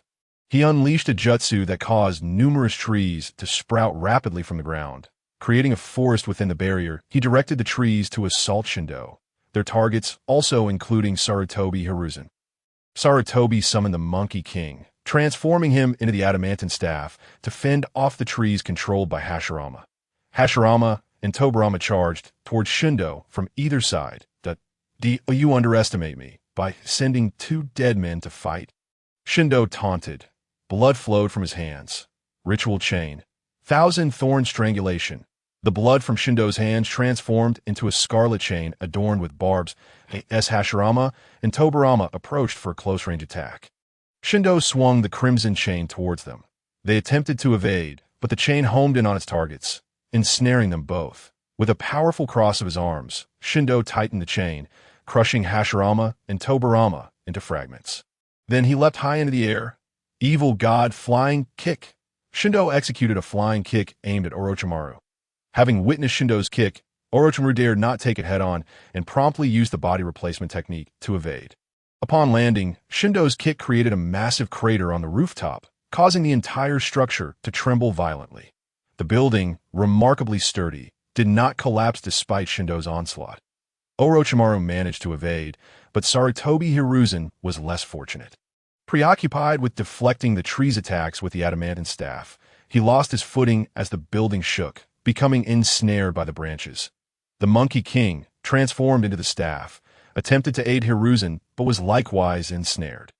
Just as Hiruzen was about to be strangled by the trees, a flying thunder god kunai suddenly pierced the ground before him.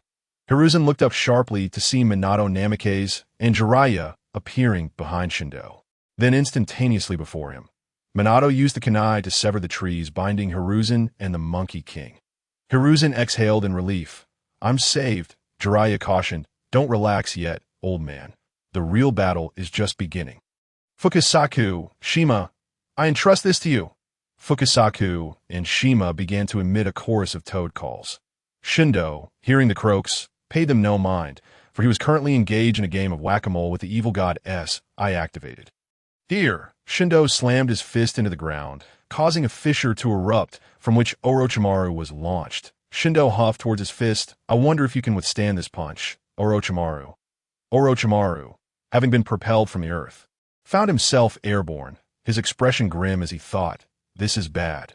His current position made evasion difficult. He would have to endure Shindo's blow. However, Shindo's punch was no trivial matter. A single strike could prematurely end his plans.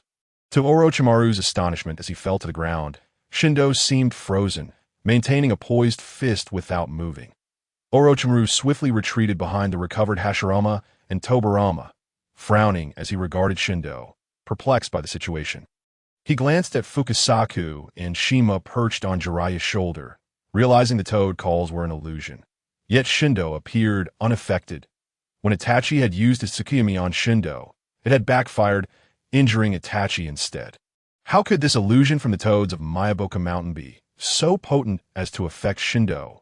With the illusion taking effect, Jiraiya and Minato were elated. They had finally discovered Shindo's weakness, illusion. The illusion was now fully prepared. Fukasaku and Shima spoke in unison. Illusion. Toad's descent. Shindo's consciousness was drawn into the realm of the binding illusion. Within the illusion, he found himself encircled by 4 colossal toads, each inscribed with the characters No, Move, Death, and King, confined within a square barrier. Shindo furrowed his brow. What power is this? It evokes a sense of threat.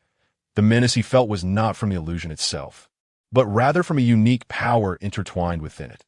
While he could break free from the illusion, he chose not to, wishing instead to discern the essence of this peculiar force. Jiraiya brandished a stone sword, a secret weapon from Mayaboka Mountain. Piercing an enemy's heart would gradually release them from the illusion and usher them into the realm of the dead. Minato immediately placed his hand on Jiraiya's shoulder and utilized the Flying Thunder God technique to teleport in front of Shindo, thrusting the stone sword into Shindo's heart. Shindo began to extricate himself from the illusion, yet the surrounding darkness deepened. As everything succumbed to pure blackness, it was akin to Shindo entering the realm of the dead entirely. Jiraiya wiped the sweat from his brow. At last, it was successful. Fukasaku and Shima began to cough incessantly. The strain of the illusion weighed heavily upon their throats, causing them immense discomfort. Jiraiya, Minato, and Hiruzen turned their attention towards Senju Hashirama, Senju Tobirama, and Orochimaru, for the next step was to confront Orochimaru. The battle commenced anew, with Orochimaru relying on the strengths of Hashirama and Tobirama to engage Minato, Jiraiya, and Hiruzen, although the offerings were rather mundane. Limiting the power of Hashirama and Tobirama, these 2 brothers had been formidable in life. Even diminished, their combat prowess remained formidable. Moreover, the body of the impure reincarnation can recover even when injured, thus prolonging the battle. Currently, Orochimaru's objective is no longer to eliminate Sarutobi Hiruzen. With Minato Namikaze and Jiraiya present, the prospect of slaying Sarutobi has become nearly impossible. Hence, Orochimaru has shifted his focus on Shindu, as it appears that Jiraiya has dealt with him. All he needs to do is claim the body. Orochimaru resolved to retreat immediately after acquiring Shindu's corpse. While a corpse cannot serve as a vessel for impure reincarnation, Shindu's body undoubtedly harbors many secrets. Perhaps he could cultivate an experimental subject with abilities akin to Shindu's. Seizing the opportunity while Minato and the others are occupied by Hashirama and Tobirama Senju, Orochimaru employed a summoning technique, conjuring a massive serpent. The serpent, with its gaping maw, intended to swallow Shindu whole. Shindu's consciousness had nearly succumbed to the pure darkness, teetering on the edge of the netherworld. Yet the corner of Shindu's corpse curled into a slight smirk, as he finally recognized the peculiar power within the recent illusion. The pure blackness was gradually overtaken by a dark crimson glow, until all shadows were dispelled. Shindu's consciousness resurfaced. He first glanced down at his chest, where a stone sword was embedded, then turned his gaze towards a serpent that was lunging at him. Shindu extracted the stone sword and hurled it with force, piercing the serpent's head. The colossal body of the serpent crashed to the ground. Orochimaru, Jiraiya, and others turned their attention to Shindu, with Jiraiya expressing disbelief. How is this possible? Wasn't he already dealt with? Minato's expression turned grave. It seems that the illusion had little to no effect on him. Sage Fukasaku and Sage Shima remarked, "There are hardly any illusions superior to the level of the summoning of toads. This is known as the strongest illusion of Mayaboka Mountain. If even such a high-caliber illusion had minimal impact, then it suggests that this individual is immune to illusions. Such a being is unheard of in our long lives." Sarutobi tightened his grip on the adamantine staff. "It seems we are in for a tough battle." Orochimaru felt a surge of relief, thankful that he had not recklessly approached Shindu, but instead summoned the serpent.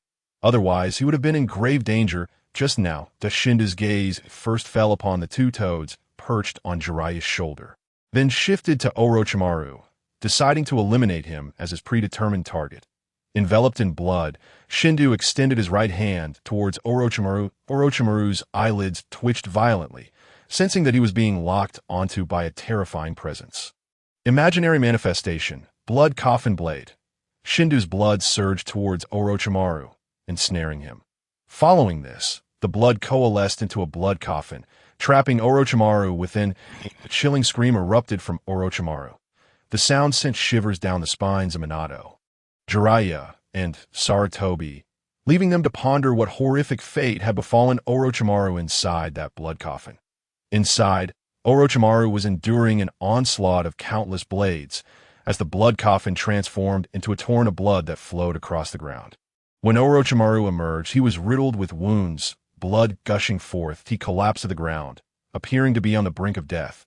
Just before Shindu could act again, Orochimaru gasped, "Dissolve the barrier." The four sound ninjas promptly dismantled the four purple flames formation. Hashirama and Tobirama Senju positioned themselves before Orochimaru, launching their assault on Shindu. Hashirama manipulated the trees to strike at Shindu, while Tobirama unleashed Water Release, Water Dragon Bullet, summoning a rapidly spiraling torrent akin to a waterspout, which then cascaded down like a waterfall onto Shindu. Simultaneously, Orochimaru invoked his secret technique, transforming into a gigantic serpent composed of innumerable smaller snakes. However, these countless tiny snakes suddenly scattered in all directions.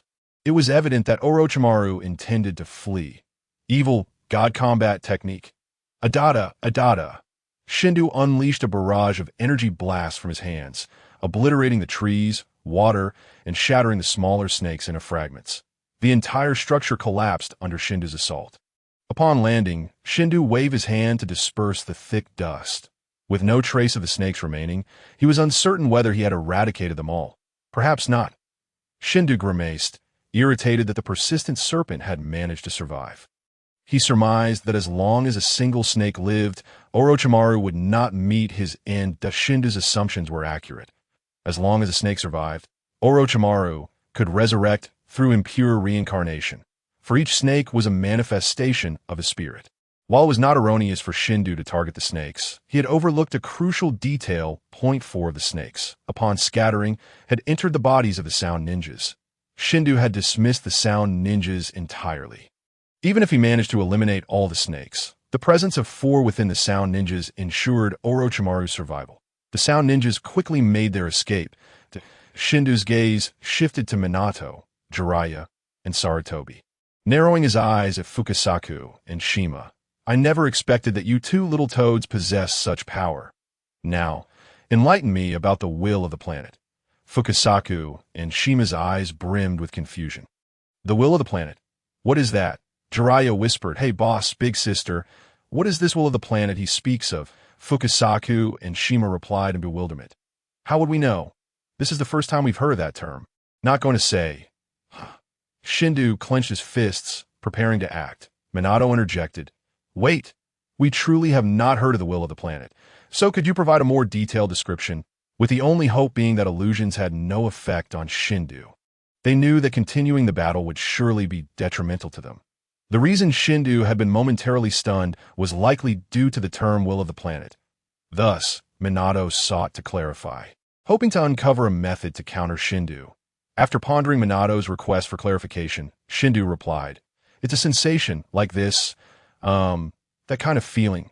You understand, right?" Minato, Jiraiya, and Sarutobi exchanged exasperated glances at Shindu. What kind of absurd description was that? How could they possibly grasp it? Minato said to Shindu, "With such vague descriptions, how could we understand? Can you be more specific?" Minato's request was akin to a challenge for Shindu, if he knew how to articulate it. He wouldn't have described it in such a manner. Shindu furrowed his brow, contemplating before stating. Those two toads were calling out just now, and among their croaks was a power that originates from this planet. Fukasaku and Shima racked their brains, pondering a power that originates from this planet. This description was equally abstract. So, it was during their summoning of the magical toad song that there existed a unique power that Shindu recognized. The magical toad song required a considerable amount of chakra to perform. However, the unique power Shindu referred to could not possibly be chakra. Yet, the magical toad song also necessitated sage chakra. Could it be that the power of the planet that Shindu spoke of referred to sage chakra? Fukasaku and Shima quickly whispered this speculation to Jiraiya, Minato, and Sarutobi. Shindu, dissatisfied, exclaimed, "What are you two muttering about over there? Hurry up and answer me," Jiraiya replied. "We are discussing what you mentioned regarding the power of the planet.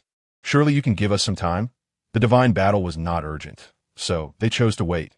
The reason Jiraiya mentioned the need for time was that both he and Minato Namikaze intended to enter Sage mode, a process that required them to gather Sage chakra. Shikaku, the One-Tail, observed the fierce skirmish unfolding in the arena. Haiden and Deidara were utterly engrossed in their chaotic brawl. Shikaku was infuriated, having already smashed Haiden into the ground multiple times. Yet Haiden would simply bounce back as if unharmed.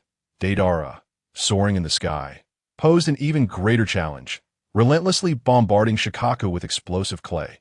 Several times, Shikaku, on the verge of unleashing a tailed beast bomb, was thwarted in his attempts. This was the inherent flaw of the tailed beast bomb. It required time to gather, unlike his readily available air bomb technique.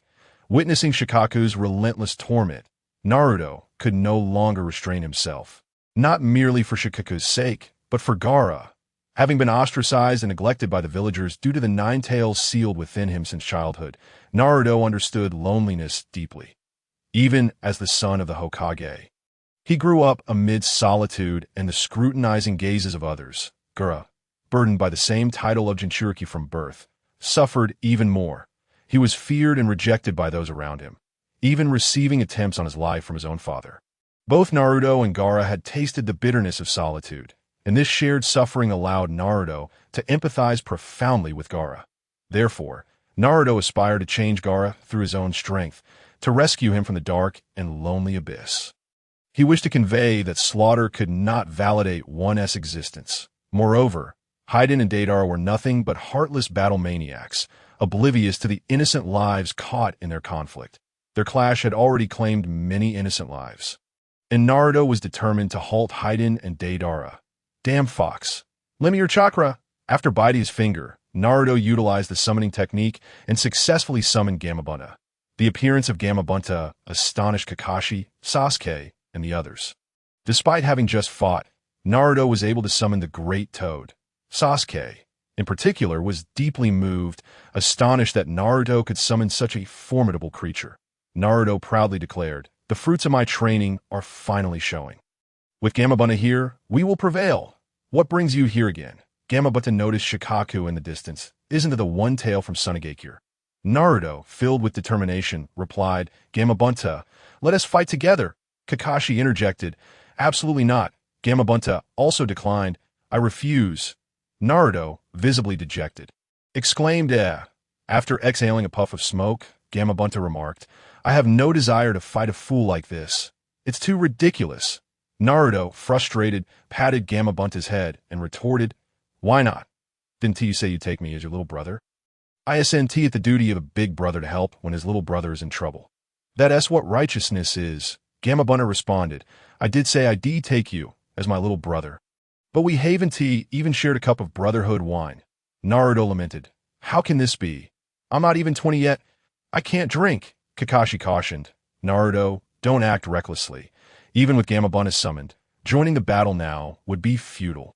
Just as Kakashi finished speaking, a loud explosion echoed, obliterating Shikaku's right leg. Gamabunta, with a serious expression, asked, "What's the situation with those two? How can they overpower Shikaku?" Naruto sighed. "They're from the cult of the evil god." Upon hearing cult of the evil god, Gamabunta's eyes widened. The evil god cult? That's indeed troublesome. Naruto, sensing Gamabunta's tone, asked eagerly, "Does that mean you're willing to join the fight?" Gamabunta replied sternly, "Not all." During the 9 Tails incident, the evil god suppressed the 9 Tails. With such explosive power and one flying in the sky, they're formidable foes. Even if I joined, it would only lead to my demise. With his head lowered and trembling slightly, Naruto murmured, "Why?" Gamabunta, puzzled, asked, "What do you mean by why? Why not at least try instead of saying it's impossible? I refuse to sit idly by and do nothing. Damn fox, grant me your power." Naruto implored the Nine Tails for strength, but this time, the Nine Tails ignored him. It too had its temper. Continuously being asked for power might lead one to think it was Naruto's pet. "Come on, fox, hurry up," Naruto urged. The Nine Tails' impatient voice echoed in his ear. "No." Stunned for a moment, Naruto felt a surge of anger. The Nine Tails refused to lend him power, despite their prior agreement, remembering the mysterious crimson power from the tournament. He gritted his teeth and declared, "No matter what you are, lend me your strength." The evil god seal on the back of Naruto's hand seemed to respond, radiating a dark red light. In the next moment, Naruto was flooded with power. "Here it comes. The feeling is upon me. Since you refuse to try, I shall take the initiative." Naruto charged forward. Kakashi and Sasuke watched in shock as Naruto dashed out with incredible speed. However, Kimimaro intercepted him. "Stop right there. You possess the evil goddess blessing. Don't throw your life away foolishly." "What blessing from the evil god? I only know you are my enemy." An enraged Naruto threw a punch at Kimimaro. Kimimaro raised his hand to block, but still found himself pushed back several steps. Naruto sprang forward, the ground cracking beneath him as he closed in on Kimimaro with lightning speed. Kimimaro, unwilling to kill Naruto, merely focused on defense, preventing Naruto from advancing. Sasuke watched in disbelief as Naruto's power and speed surpassed his own, overwhelming Kimimaro, who had previously seemed so formidable. Kakashi observed Naruto's glowing hand with concern. "Is that the power of the evil god?" Sasuke turned to Kakashi, asking, "The power of the evil god? Are you suggesting it's Naruto? How could he be connected to the evil god?" Kakashi, reluctant to explain, was pressed by Sasuke. "Kakashi-sensei, I want to know." Sighing, Kakashi began, "Actually, from the moment Naruto was born, he was tied to the evil god. You may have heard of the Nine Tails incident. The Nine Tails was sealed within Naruto. During the sealing, the evil god was present and left a unique mark on the back of Naruto's hand. This mark is also found among the followers of the evil god, known as the evil god seal. Since then, Naruto's evil god seal has shown no issues, likely due to the evil goddess presence, causing a resonance that granted Naruto this power. Sasuke gazed at Shindu, who is currently facing off against Minato Namikaze, Jiraiya, and Hiruzen Tsurutobi. He had been watching the battle on the rooftop closely. It could be said that Shindu was the most powerful opponent Sasuke had encountered thus far. "The evil god, huh? Are you merely going to evade?" Naruto, increasingly infuriated, noticed that Kimimaro only defended, showing utter disdain for him. "Since you wish to fight me so badly, then let it be as you desire." Dozens of bones emerged from Kimimaro's body. Dance of the Pine. Kimimaro engaged Naruto in close combat, but Naruto's attacks failed to breach Kimimaro's defenses. Instead, Naruto was left battered and bruised by Kimimaro's bone strikes. At that moment, completely overmatched, Naruto was knocked to the ground. However, due to Shindu's manifestation of the imaginary, which targeted those with the evil god seal, Naruto possessed formidable regenerative abilities. After healing his injuries, he leapt back into battle against Kimimaro. Yet, Naruto was not immortal. A fatal wound would still spell his demise. Raikiri. Witnessing Naruto being assaulted by Junmaro, Kakashi sprang into action, launching a thrust towards him. Struck by Kakashi's Raikiri, Junmaro's bones shattered in several places, and Kakashi pierced through his body. With a detached gaze, Junmaro regarded Kakashi, aware that Naruto, marked by the cursed seal of the evil deity, was not to be killed. However, Kakashi bore no such mark, despite his foreknowledge. Kakashi was still taken aback by Junmaro's immortality. Junmaro drew a bone blade and executed the dance of the camellia, delivering a series of precise and fluid taijutsu strikes that forced Kakashi to retreat repeatedly. Kakashi, gripping his kunai, struggled to defend against Junmaro's relentless assault. After all, taijutsu was not Kakashi's forte, and as he neared his limit, Guy joined the fray. Observing Kakashi's predicament, Guy immediately leaped into battle. The fourth gate. The injury gate. Open, resplendent in green, Guy unleashed a powerful spinning kick, striking Junmaro squarely in the head and sending him hurtling backward. The force of Guy's kick fractured Jumaro's neck. Yet for Jumaro, the concept of injury was entirely foreign. Rising from the ground, he addressed Guy, Kakashi, and Naruto, stating, "You must understand that even if you go, you cannot thwart Haiden and Deidara. Their sole objective is to capture Shikaka. If you keep your distance, you will remain unharmed."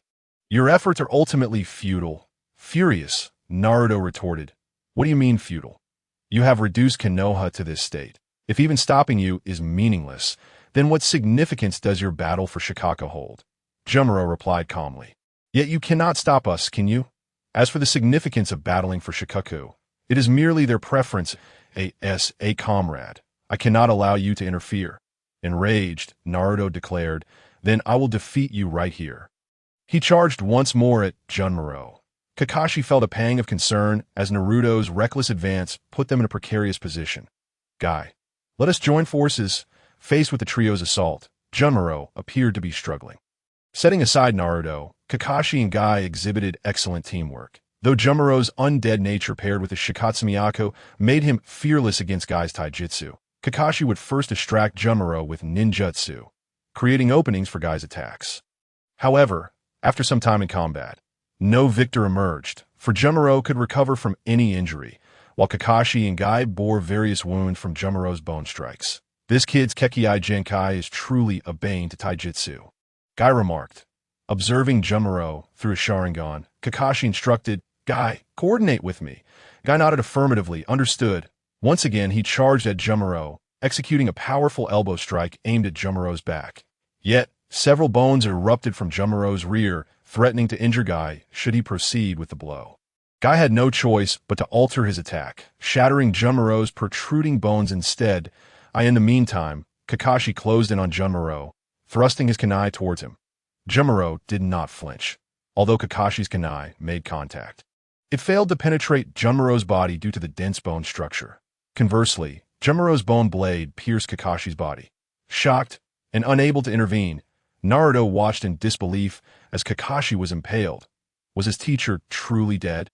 Yet his shock was short-lived, for Kakashi transformed into lightning. This was Kakashi's lightning clone technique, utilizing lightning chakra to create a tangible clone that, upon destruction, could unleash a lightning attack on the enemy. Jumaro was momentarily incapacitated by the jolt, allowing Kakashi's real form to appear before the paralyzed Jumaro, his Sharingan fixed on him. Illusion, dreaming lock technique. Jumaro's mind was ensnared within a mental realm constructed by Kakashi's Sharingan, his body immobilized by enormous iron nails. Unlike the god of combat, Jumaro was vulnerable to Jinjo. Sighing in relief, Kakashi remarked, "That takes care of one." However, Guy observed Jumaro with a grave expression. "Not so fast, Kakashi." A dark red glow emanated from Jumaro's left chest. The next moment, he broke free from the Jinjutsu. "What?"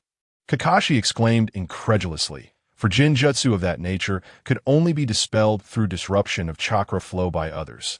Yet, it was evident that no one had intervened to disrupt Jumaro's chakra. Gazing at the dark red glow on Jumaro's chest, Kakashi muttered, "Is that also the power of the evil deity?" From Jumaro's arms, bone spikes extended, the dark red surface bristling with thousands of slender, barbed protrusions. Jumaro whispered, "Thousand spikes burial." The spikes scattered at incredible speed, covering a 120-degree area in front of him. Kakashi and Guy felt a chill run down their spines. Kakashi immediately formed seals and unleashed ninjutsu. Earth release, earth flow wall. He infused earth chakra into the ground, erecting a vertical earthen wall adorned with 4 canine heads. The bone spikes struck Kakashi's wall, but it cracked within moments. Their spiral trajectories and formidable penetrating power rendered the wall ineffective. Multiple earth flow walls. Kakashi hastily cast another ninjutsu, raising several earthen barriers to barely stave off Jumaro's assault. Just as Jumaro prepared to strike, a massive water sphere crashed into him, sending him flying. This was Fukusaku's jutsu, water release. Iron cannonball, equal in power to Shikaku's wind release. Air bullet.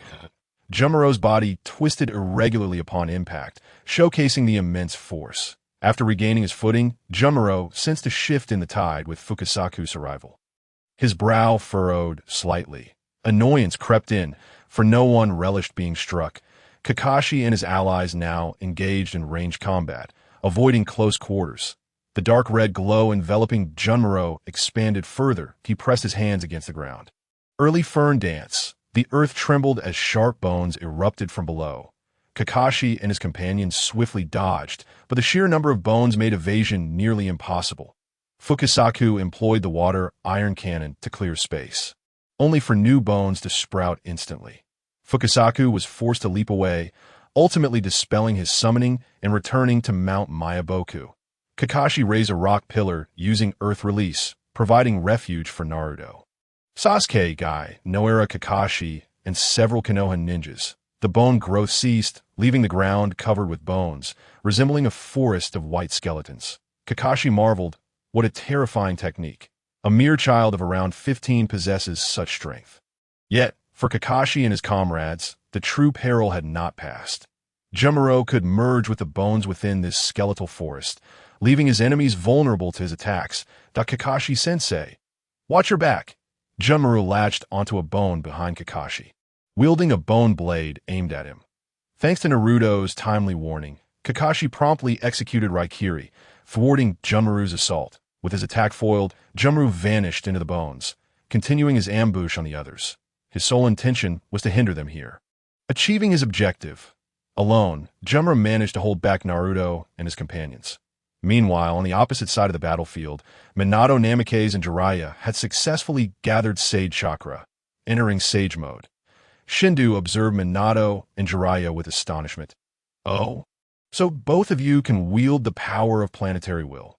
If you can, why not use it from the outset? Jiraiya felt a twinge of embarrassment, as his Sage Mode was incomplete, relying on the assistance of the two great sages, Fukasaku and Shima. Minato, on the other hand, preferred not to employ it, as the Sage Mode for Mayaboku Mountain had the drawback of lengthy chakra gathering time and limited duration. Being a man who prioritized speed, Minato found it more beneficial to utilize the Flying Thunder God technique multiple times rather than remain stationary in Sage Mode. Jiraiya unleashed his Sage Art, Hair Needle Thousand Needles, transforming his hair into hardened projectiles. He launched them forth with the force of a tempest. Simultaneously, Fukasaku and Shima activated Jiraiya's hair roots, enabling an unlimited barrage. In an instant, Shindu found himself besieged by the onslaught of hair. He chuckled darkly. You too. I've been waiting for your response all this time, and you dare to deceive me. Shindu retaliated with the evil god Ray, sweeping it toward Minato, Jiraiya, and Sarutobi Hiruzen. Minato swiftly utilized the Flying Thunder God technique, teleporting himself, Jiraiya, and Hiruzen away to evade the oncoming assault. As Shindu halted his attack, a frown etched upon his brow. He realized that the power of his evil god Ray had diminished significantly. Given the energy he had expended, it should have been much more potent.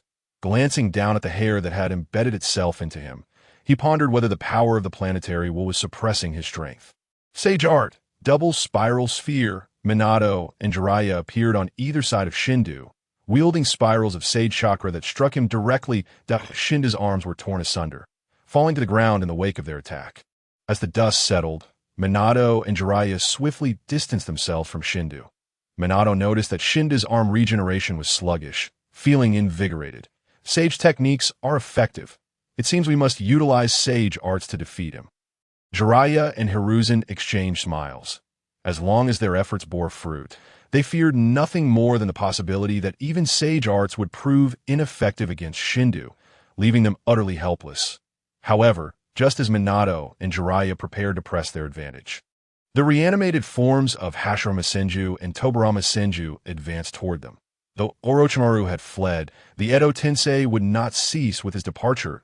At that moment, the battling Haiden, Deidara, and Junmaru halted their actions. Casting their gazes toward Shindu, they sensed his rising fury. Shindu's face contorted into a sinister grin. You think merely borrowing a bit of planetary will's power can secure your victory over me? Shindu expelled the hair embedded in him. Though his arms had reverted to mere bones, he gathered them at his waist. He began to concentrate all his energy, preparing for a significant offensive. The power coalescing in his bony hands sent tremors of fear through Minato, Jiraiya, and Hiruzen. Full power. Evil King Wave Cannon. Shindo unleashed a massive dark red shockwave from his hands. Minato quickly formed hand signs to execute a jutsu. Flying Thunder, God, Guiding Thunder. A colossal flying Thunder God array appeared before Minato, absorbing Shindo's shockwave and transporting it far beyond Konoha. The earth-shattering explosion echoed through the air, a massive mushroom cloud rising in the distance, shaking the ground. Jiraiya and Hiruzen stared in horror at the mushroom cloud. Had that attack occurred here, Konoha would have surely faced annihilation. Minato knelt, exhausted and withdrawing from Sage Mode, as the effort to redirect Shindo's attack had nearly depleted his chakra.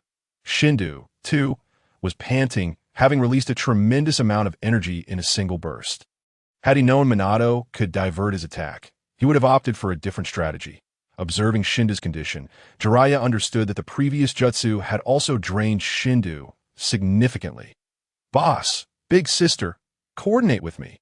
Jiraiya, Fukasaku, and Shima simultaneously formed hand signs. Sage Art.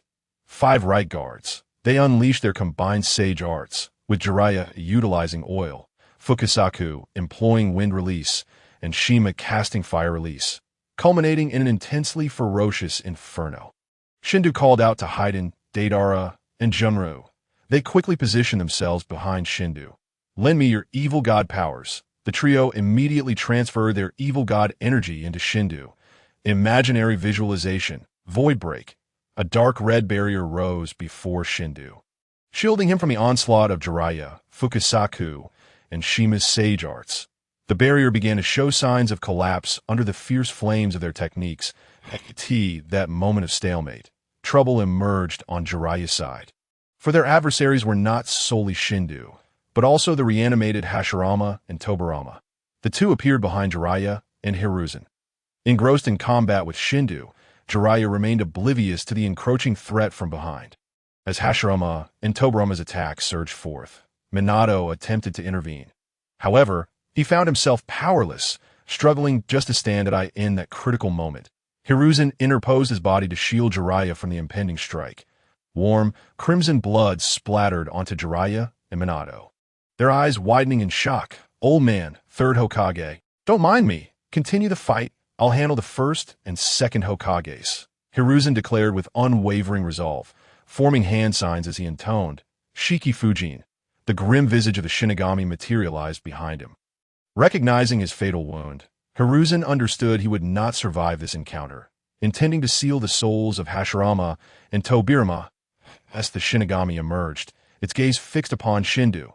After blocking Jiraiya's Sage Arts, Shindo provocatively addressed the Shinigami. "Why is it that you've summoned a mere clone? Are you incapable of handling this?" Despite his dwindling energy, Shindo could not afford to lose face. Turning his attention to Hiruzen, he taunted, "Why not summon the true form of the Shinigami? As a god, I can graciously spare you." Wiping the blood from his lips, Hiruzen retorted sternly, "You are no God Tiomi. You are merely a fool intoxicated by power, indulging in reckless abandon. In the eyes of humanity, a god embodies omniscience, perfection, and an ideal worthy of reverence and allegiance. Yet you kill indiscriminately for pleasure. Your actions are barbaric and irrational, an utter perversion of morality. You are nothing but a madman consumed by power." Shindo's expression darkened, his gaze seething with rage as he glared at Hiruzen. "What did you just say?" Sarutobi Hiruzen, with a stern demeanor, proclaimed, "Life is immeasurably precious and sacred. Each life carries with it emotions, dreams, and the significance of its existence in this world. To casually take lives for amusement is a trampling of emotions, dreams, and the meaning of existence that a true deity ought to empathize with the joys and sorrows of all beings. Yet you derive pleasure from killing, indicating a complete loss of empathy, rendering you incapable of comprehending the weight of life's demise and the suffering of others. That a person as cold and cruel as you is akin to a mere shell of a human. How can you shamelessly proclaim yourself a god? You are but a pitiful wretch, consumed by darkness, devoid of love and warmth." Shindo erupted into laughter, clutching his forehead. You deem me pitiful. You are merely an ant that I could crush at any moment. What right do you have to speak so boldly before me? Sarutobi Hiruzen fixed his gaze upon Shindu and replied, Do not refer to me as an ant. In my eyes, you are no different from us. You too bleed. You too can be wounded. You possess the same emotions as humanity. You experience anger, sorrow, and joy, do you not? You fail to grasp the meaning of life. Every year, Konoha gives birth to many exceptional ninjas who grow, bravely fight, and sacrifice themselves to protect the village. The villagers, regardless of blood ties, are all important to me. They're my family that I must protect. Even if I were to perish today, my will shall endure. I am the man who inherits the will of the first and second Hokage. It is they who bestowed this legacy upon me. I am the third Hokage. The ninjas of Konoha shall carry forth my will. This is the essence of life and the significance of the power we acquire. And you, along with the three behind you, do you not share a relationship of guardianship and legacy? Shindu's expression darkened. He was lectured by one he regarded as an ant. Sarutobi Hiruzen turned to Minato Namikaze and Jiraiya. Minato. Jiraiya. Konoha is in your hands. Sarutobi Hiruzen seized Senju Hashirama, while the Monkey King captured Senju Tobirama. Seal, Sarutobi Hiruzen commanded, manipulating the Shinigami to extract the souls of Hashirama and Tobirama, devoured by the Shinigami. The Shinigami, having consumed Hashirama and Tobirama, did not depart but charged at Shindu with a short blade in hand. Shindu, expressionless, regarded the approaching Shinigami and raised his hand toward it. Blood coffin blade. A blood coffin ensnared the Shinigami, which was then besieged by countless blades, shattering the Shinigami's manifestation. Jiraiya supported the fallen Sarutobi Hiruzen, continuously calling out, Old man, wake up! Don't drift away! Wake up! Though Sarutobi Hiruzen had not been claimed by the Shinigami, his time was running short. Sarutobi Hiruzen, with murky eyes, gazed at Jiraiya, attempting to speak, yet ultimately succumbed to slumber. Lord Evil God, Haiden, Deidara, and Kinshiki sensed Shindu's foul mood. After a prolonged silence, Shindu scoffed. Utter nonsense, he turned to Haiden and the others. What a bore. I'm leaving it. Enraged Jiraiya attempted to attack Shindu and his companions, but was halted by Minato Namikaze. With a sorrowful expression, Minato advised, Stand down, Jiraiya-sensei. Among all of Konoha, only you and I wield Senju. I am now devoid of combat capability. I cannot stop them and would only increase casualties. Jiraiya, fists clenched tightly, glared at Shindu and the others retreating, filled with unwillingness. As Shindu passed by Kakashi and his team, they stood on high alert. Shindu glanced at Kakashi's group, and upon meeting his gaze, they felt their bodies stiffen. As if they were no longer under their own control, Shindu's gaze fell upon Naruto, who bit his lip defiantly, staring back at him with unwavering resolve. Subsequently, Shindu shifted his focus to Sasuke, whose body trembled uncontrollably. Shindu snapped his fingers, and a sinister mark appeared on the back of Sasuke's left hand.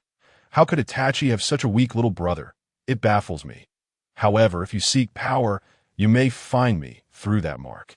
Though you are weak, I find your gaze quite appealing. After speaking, Shindu departed with Haiden and the others. Sasuke, upon hearing Shindu mention Itachi, felt his pupils constrict in shock, yearning to inquire about Itachi's whereabouts. Yet fear rendered him speechless. Meanwhile, the Shikaku, due to the departure of Shindu, Haiden, Deidara, and Kinshiki, provided Kakashi and the others with an opportunity. Naruto successfully revived Gaara with a head.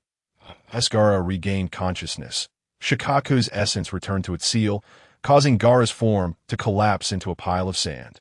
While Naruto spoke at length to Gaara, Maki suddenly appeared, whisking the injured Gaara away. The remaining sand and sound ninjas began to retreat en masse. The collapse plan for Konoha, in terms of damage inflicted, was not particularly severe, mainly concentrated around the venue.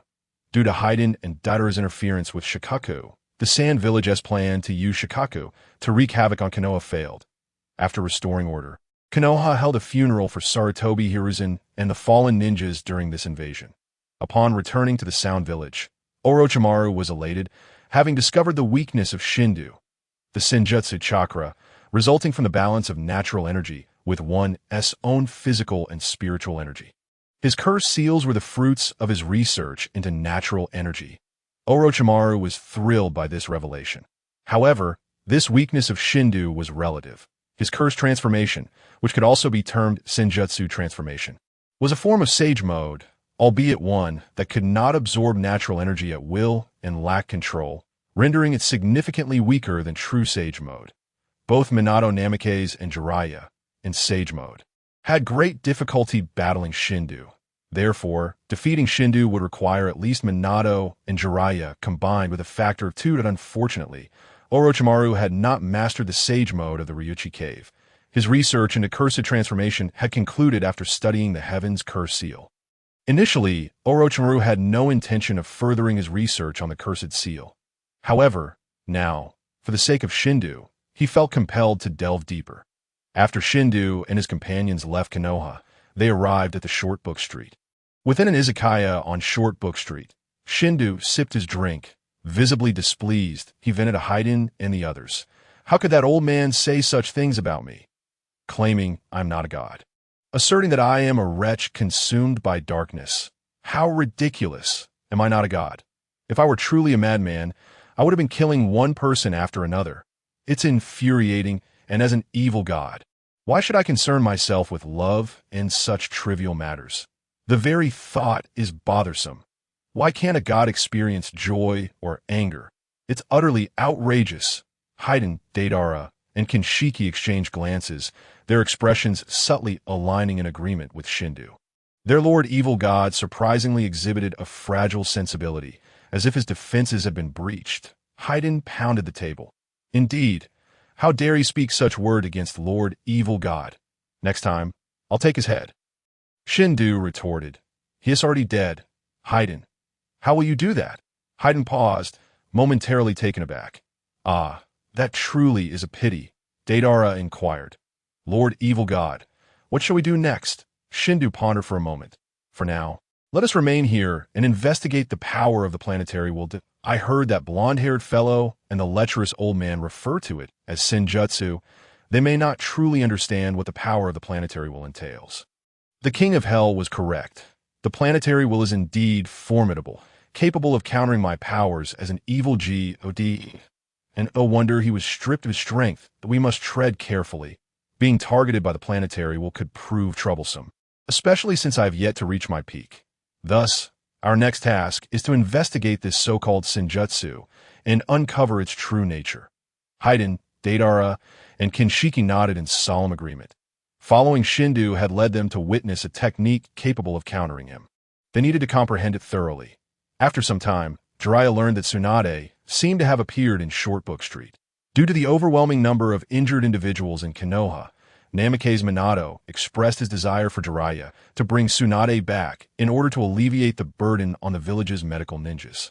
Consequently, Jiraiya prepared to embark on a journey with Naruto to the town of Shikamachi, where he could seek out Tsunade while simultaneously teaching Naruto new ninjutsu. At this juncture, 2 unexpected visitors appeared within Konoha, Uchiha Itachi and Kisame.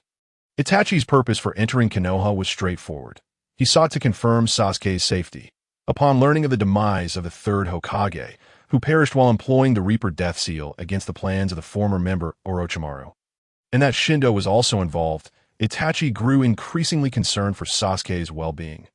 Thus, under the guise of gathering intelligence on Konoha, he and Kisame infiltrated the village.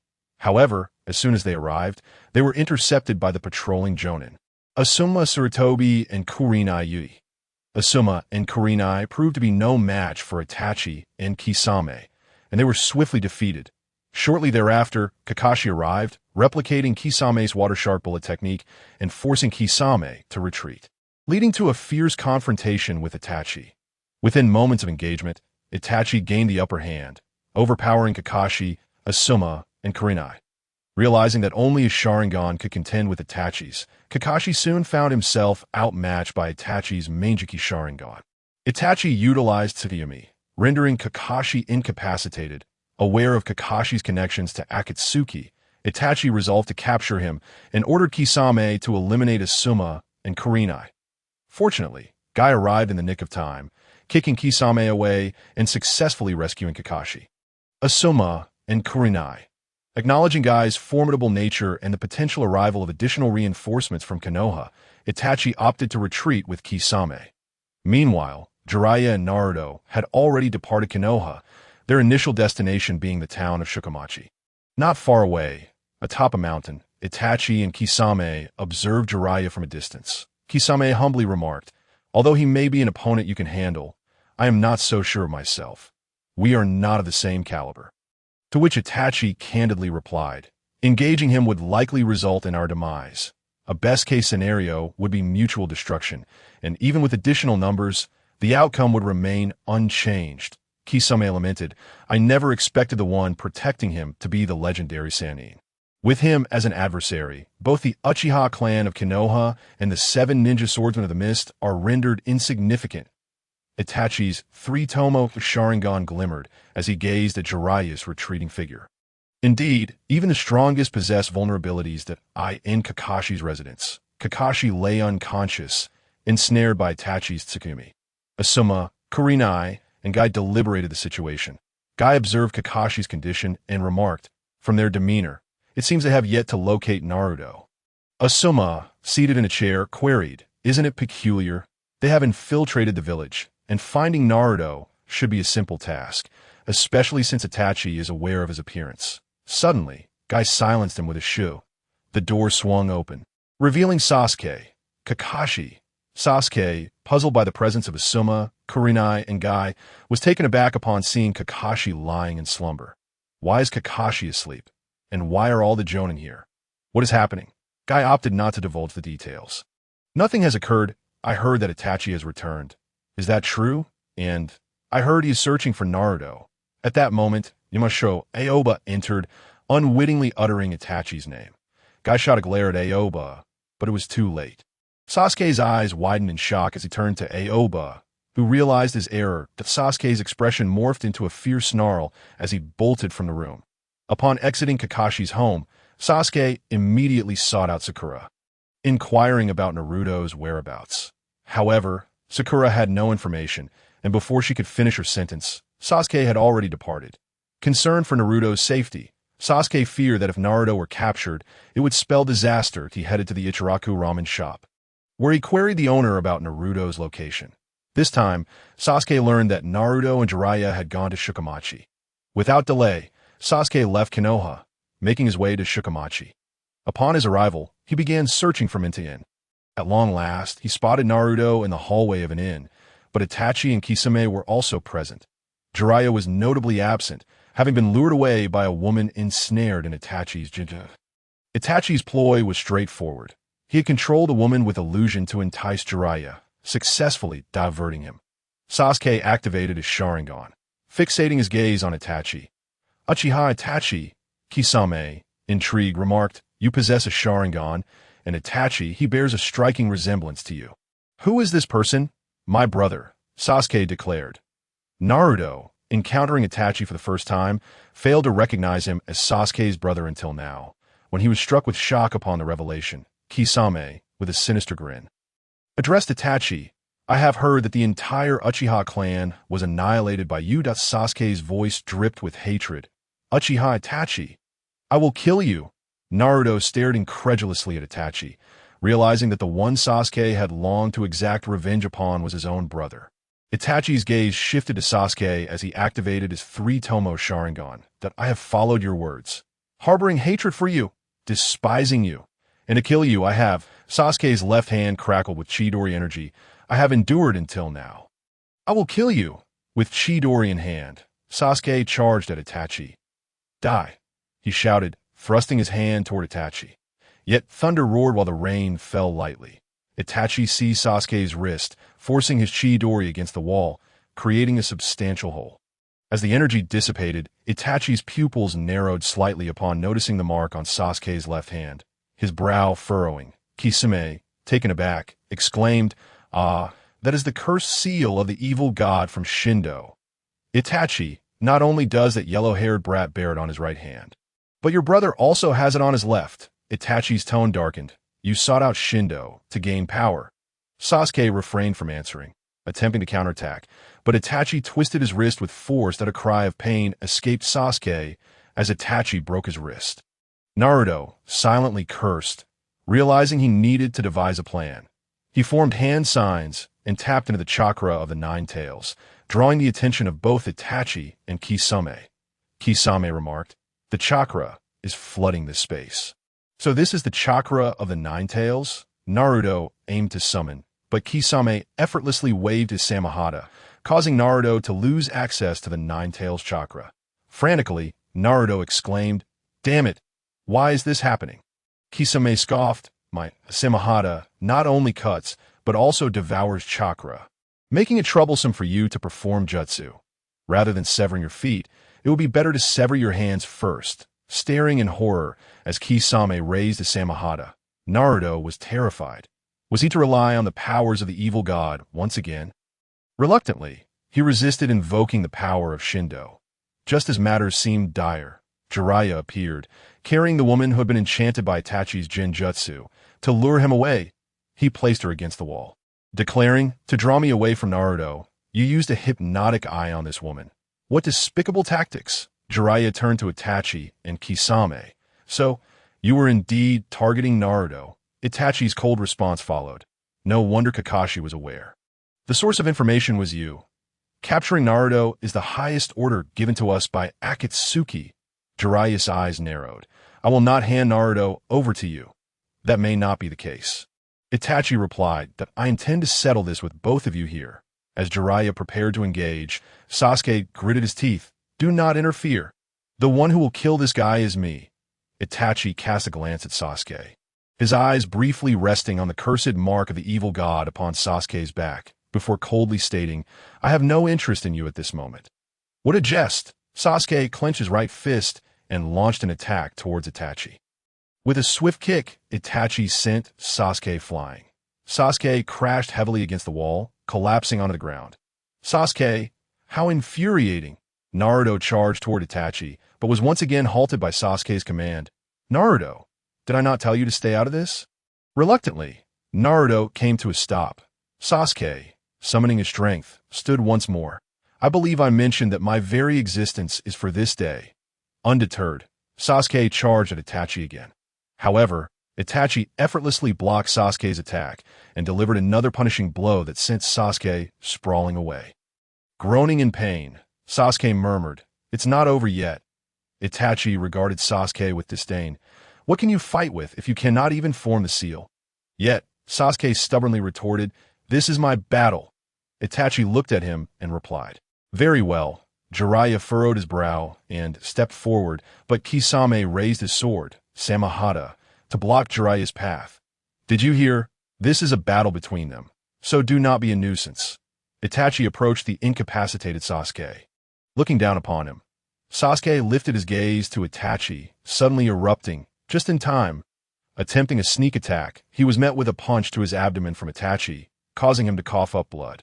What followed was a one-sided display of brutality, as Itachi unleashed a series of taijutsu strikes that left Sasuke unable to retaliate. Watching this merciless display, Kisame grinned with excitement. "Truly, you show no mercy."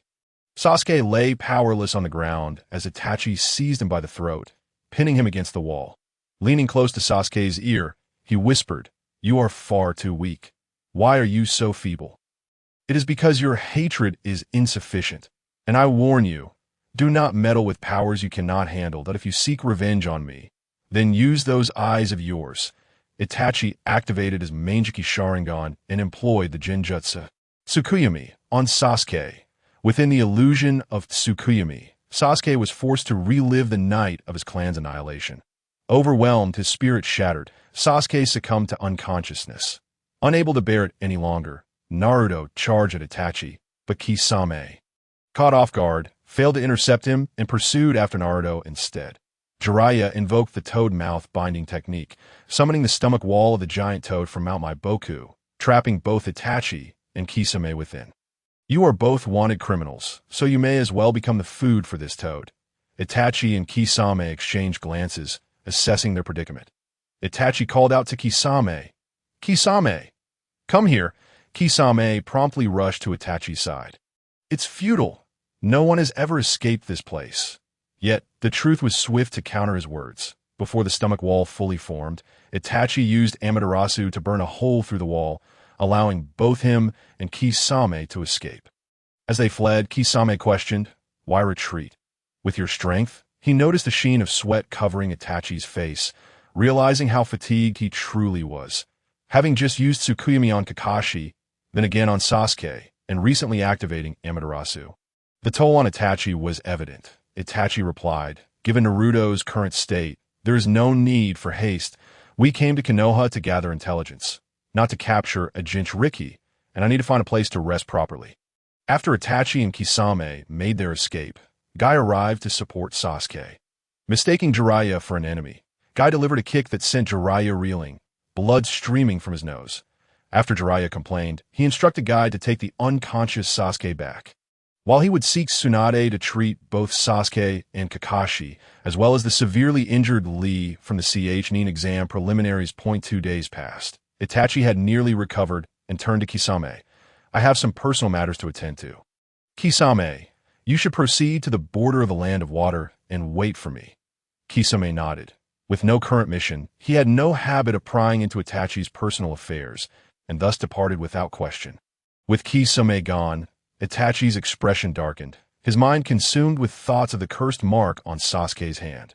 Meanwhile, the God Fight Quartet wandered the land of fire, although they sought to investigate sage techniques. They had no leads. Presently, they felt a sense of aversion towards Konoha and were reluctant to venture there, resulting in a situation reminiscent of their past search for Orochimaru, relying on chance. Just as the quartet departed from Takeda Town in the Land of Fire, a figure appeared before them. Upon seeing this person, the leader of God Fight exclaimed, Well, who do we have here?" "Why, it's Itachi." Itachi fixed his gaze upon them and requested, "Let us have a private conversation." The leader shrugged, "Very well." Itachi and the leader entered a nearby grove. Itachi stood firm, his piercing gaze fixed on the leader as he demanded, "Why did you give your curse mark to Sasuke?" The leader smirked subtly. "Ah, so that is what you wish to discuss. The reason I bestowed my cursed mark upon Sasuke is simple. I wanted to assist him. I sensed within his eyes a profound hatred and a willingness to do whatever it takes to gain power. I find such eyes utterly captivating, do you not? I heard you were the one who annihilated your own clan, sparing not even your parents. I must admit, I once despised you, but now I find you somewhat intriguing. Since it was you who brought about your clan's demise, it seems that Sasuke's hatred and his relentless pursuit of power can be traced back to you. What is it? Are you concerned that once he obtains my power, he will surpass you? If Sasuke poses a threat to you, then why did you not eliminate him along with your clan?" Itachi replied coldly, "That is none of your concern. How can I lift the mark from Sasuke's back?" The leader chuckled sinisterly. "What authority do you possess to demand I remove Sasuke's curse mark? As his brother. But you are in an adversarial position, as an enemy. If that is the case, you could simply kill Sasuke now. Could you not? Even with my power, he would never be your match." Itachi reiterated. "I said, this has nothing to do with you." The leader grinned wickedly. "If it is of no concern to me, then my giving Sasuke the curse mark is also of no concern to you. The simplest way to remove the mark is to kill me. Come now, I could use a little stress relief." Itachi's brow furrowed.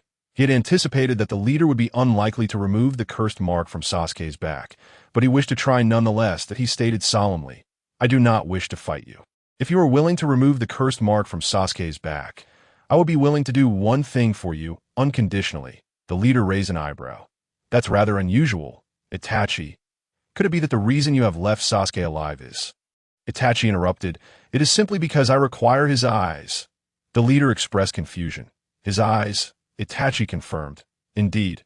The Sharingan is the bloodline limit of the Uchiha clan, and the Mangekyou Sharingan is its advanced form, which can only be awakened through immense negative emotions that generate a unique chakra. The Mangekyou Sharingan not only greatly enhances the original abilities of the Sharingan, but its awakened techniques align with the user's strengths.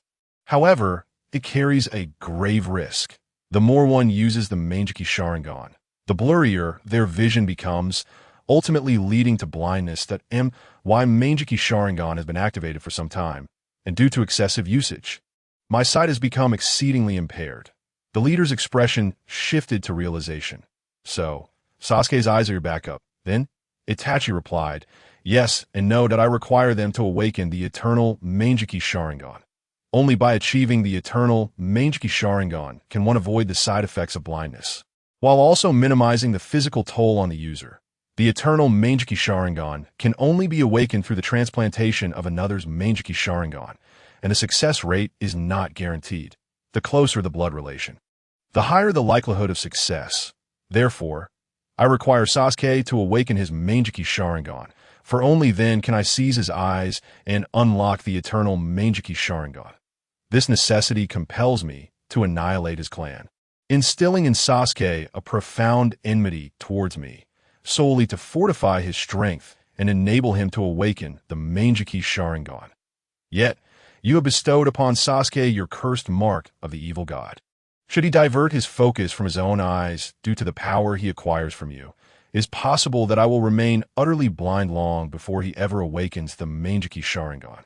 Itachi half-truthfully disclosed to Shindo the reasons for needing Sasuke to remain alive. From Itachi, Shindo learned the method of awakening the Manjiki Sharingan, as well as the eternal Manjiki Sharingan. Itachi solemnly declared, "Thus, I implore you to retract the cursed mark from Sasuke. I must ensure he awakens the Manjiki Sharingan without succumbing to the allure of your power." Shindo, stroking his chin, replied, "Your reasoning is both compelling and substantial. But alas, I must refuse." Itachi's eyelids twitched. Indeed, it appeared futile to reason with this madman. Shindo elucidated to Itachi, "Sasuke's curse mark is not akin to the marks possessed by Haiden and the others. If Sasuke does not yearn for my power, then the cursed mark remains merely a symbol, devoid of any effect. However, should Sasuke seek my strength, the mark will resonate with him, allowing him to sense my whereabouts. In other words, the cursed mark will guide him to me. For my followers, I am always at their beck and call, yet you are not my follower, which is why I cannot acquiesce to your request. Therefore, you must hope that Sasuke does not desire my power. As long as he does not wish for it, he shall never obtain it. Conversely, should he seek it, I will grant him power." Upon reflection, the notion of brotherly strife is rather intriguing, is it not? I find myself unexpectedly eager. Realizing there was no point in further discussion, Itachi turned to leave. Although Shindo did not agree to lift the cursed mark from Sasuke's back, he had gained a valuable piece of information. As long as Sasuke did not crave Shindo's power, the cursed mark would not affect him. "Wait a moment," Shindo suddenly called out to Itachi. Itachi halted, turning to Shindo. "What is it?" Shindo inquired. "Do you know what Senjutsu is?" Though Itachi was puzzled by Shindo's question, he replied, "I have heard a bit. Senjutsu involves absorbing the natural energy surrounding one, merging it with one's own physical and spiritual energy to create Senjutsu chakra, which is utilized to perform ninjutsu, taijutsu, and genjutsu." Shindo's eyes brightened. He had merely asked Itachi out of desperation, yet Itachi's response was enlightening. Natural energy, the will of the planet. A flash of inspiration struck Shindo's mind. The natural world signifies the planet itself, does it not? Natural energy embodies the power of the planet's will. Indeed, it must be so. Shindo then asked, "So, how does one acquire the power of Senjutsu?" Itachi found Shindo's sudden interest in Senjutsu peculiar, given his previous arrogance regarding his own strength, dismissing all other powers. Why the sudden curiosity? Odd, truly odd. Noticing Itachi's hesitation to respond, Shindo urged, "Hey, don't zone out." Coming back to himself, Itachi answered, "The legendary three great sage lands, Mount Maiboku, the Land of the Dragon, and the Wet Bone Forest, are said to be places where one can learn Senjutsu." Shindo's eyes narrowed slightly. To learn Senjutsu implies that Jiraiya and Minato's mastery of it was not directly bestowed by the planet's will, but rather acquired through study. This suggests that within those three sage lands, there may exist beings capable of directly communicating with the planets, that he would need to tread carefully. If Jiraiya and Minato were to return and divulge his existence, it was entirely possible that the planets would come seeking him. He had no desire to end up like Pain, stripped of his powers and fragmented into 9-tailed beasts, forced to divide his soul among 6 corpses to act. If Jiraiya and Minato could suppress his techniques merely through their learned Senjutsu, then the power of the planets must be formidable. Although he was reluctant to admit it, he was currently no match for the planets.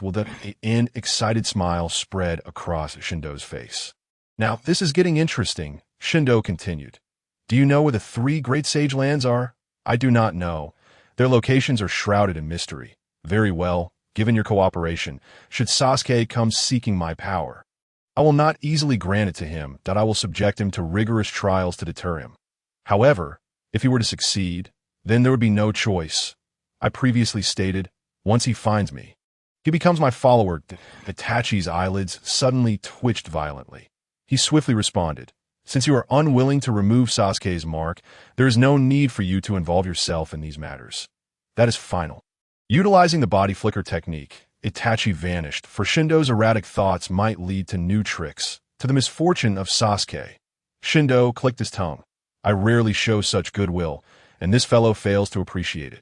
Truly ungrateful. Nevertheless, at least I have gleaned some information regarding the planet's will. Once my strength is restored, I shall seek out those three Great Sage Lands. Shindo returned to the company of Haiden and his companions. Deidara, curious, inquired, Lord Evil God, you seem rather pleased. Did you kill Itachi? Shindo smiled. No, Itachi is quite commendable. He imparted to me valuable insights concerning Senjutsu, and my investigation into the planets has finally progressed. After Itachi's departure, Shindo surmised why he had asked about Senjutsu. For Shindo to be so invested, either Senjutsu could significantly enhance his power, or it could serve as a counter to him, compared to the notion of enhancing Shindo's strength. Itachi was more inclined to believe it was a means to restrain him. For a man so prideful, Shindo would likely dismiss Senjutsu as inferior. Itachi's gaze was penetrating. His favorite and most steadfast belief was that even the mightiest possess vulnerabilities. In Senjutsu, that was Shindo's weakness. It appeared he too must seek the power of Senjutsu. Meanwhile, Naruto and Jiraiya had arrived at Shortbook Street. There, Jiraiya intended to share a meal with Naruto at an izakaya, only to encounter Tsunade and Shizune, who were also present. The four gathered around the table to dine. Naruto, curiously observing Tsunade, pondered how she and Jiraiya were of similar age, yet Jiraiya appeared as a lecherous old man, while Tsunade resembled a beautiful sister. The disparity was stark. Tsunade produced a deck of cards and began to play a game with Jiraiya. After shuffling the cards she dealt, Jiraiya stated, Tsunade, to be frank, the village is under siege by Orochimaru's Sound Village and the Sand Village. Many ninja are gravely injured, and the medical ninjas here do not match your expertise. Your presence would greatly reduce casualties. Thus, the village requests your immediate return to Konohagakure to assist in the healing of our shinobi. Upon hearing Jiraiya's plea for her return, Tsunade's hand hesitated. She did not respond to Jiraiya, continuing to deal the cards. Jiraiya picked up a card from Tsunade's hand and remarked, the third Hokage. Shizune's expression darkened. The rumors were indeed true. Tsunade finally spoke. This was orchestrated by Orochimaru, was it not? If he has invaded Konoha, then it stands to reason he is responsible for the third's demise. Naruto, bewildered, asked, aren't the three legendary Sannin all disciples of the Hokage? Why do you seem so indifferent upon hearing the news of his death? Tsunade shot a sideways glance at Naruto, then turned to Jiraiya. Who is this brat? He is Uzumaki Naruto. He is the child of the fourth Hokage. Naruto was about to say more, but was interrupted by Jiraiya. Naruto, let the adults speak. Children should not interject. Jiraiya turned to Tsunade.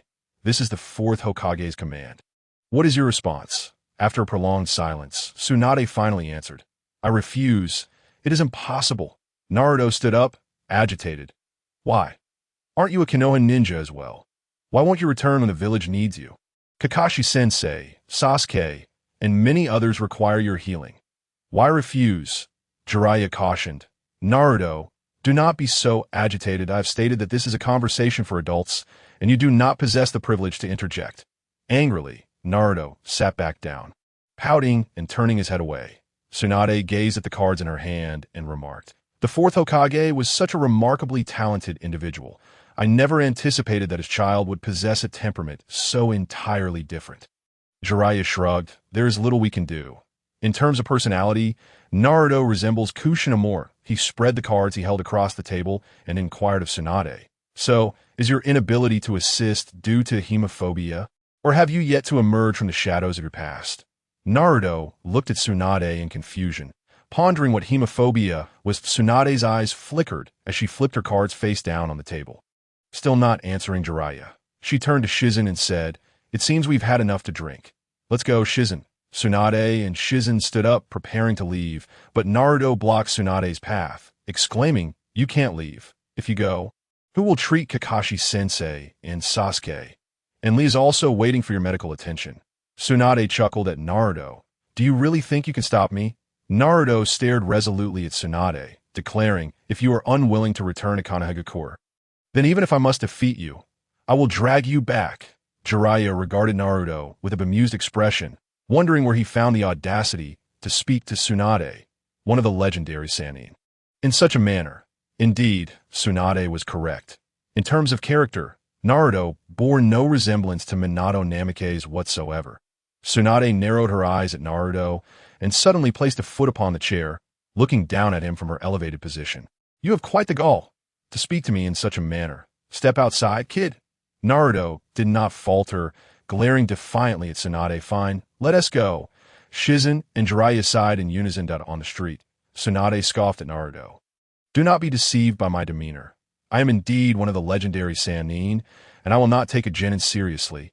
Infuriated, Naruto retorted, "What did you say?" Tsunade raised a single finger. "Not even a minute. One finger will suffice to deal with you." She provocatively beckoned Naruto with her finger. "Bring it on, kid, don't make me laugh." Naruto hurled several shuriken at Tsunade, who effortlessly evaded them. Subsequently, Naruto charged at her with a kunai, swinging it towards her. In an instant, Tsunade disarmed Naruto, sent his forehead protector flying with a strike, and flicked him away with a mere finger. Stunned, Naruto sat on the ground, clutching his forehead, overwhelmed by her strength. "Do you still have the courage to claim you can defeat me and bring me back to Konoha?" Naruto asserted with unwavering conviction, "I am the future Hokage, and I will surpass my father.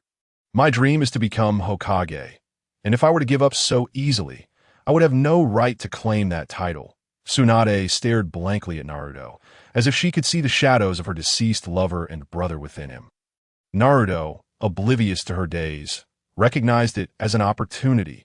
He had been training under Jiraiya to master the Rasengan, and although he had yet to fully learn it, he had progressed to the third stage, able to maintain its chakra and materialize it, causing destruction.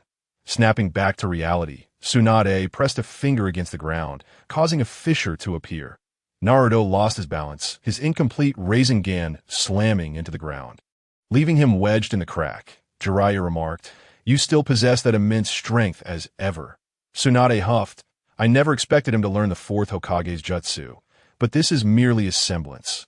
It is entirely different." Jiraiya shrugged. After all, Naruto has not been training with the Rasengan for very long.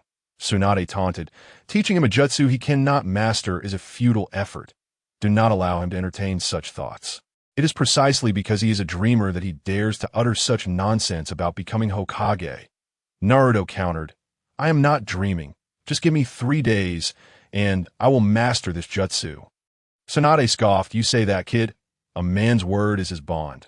Naruto pointed to himself with his thumb, declaring, "I always follow through on my promises. That is my ninja way." Tsunade extended her finger once more. "Then let us make a wager. I shall give you 1 week. If you master that jutsu, I will acknowledge your potential to become Hokage. Not only will I give you this necklace, but I will also accompany you back to Konoha." Shizen gasped, "Lady Tsunade, that necklace is—" "Regardless, he cannot possibly achieve it," Tsunade replied, turning to leave with Shizen. That night, Naruto found himself alone in the inn, as Jiraiya had vanished. Suddenly, there was a knock at the door.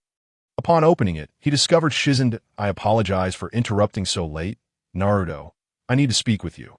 However, Naruto was not in the mood. "I want to rest well tonight. I need to begin my training tomorrow."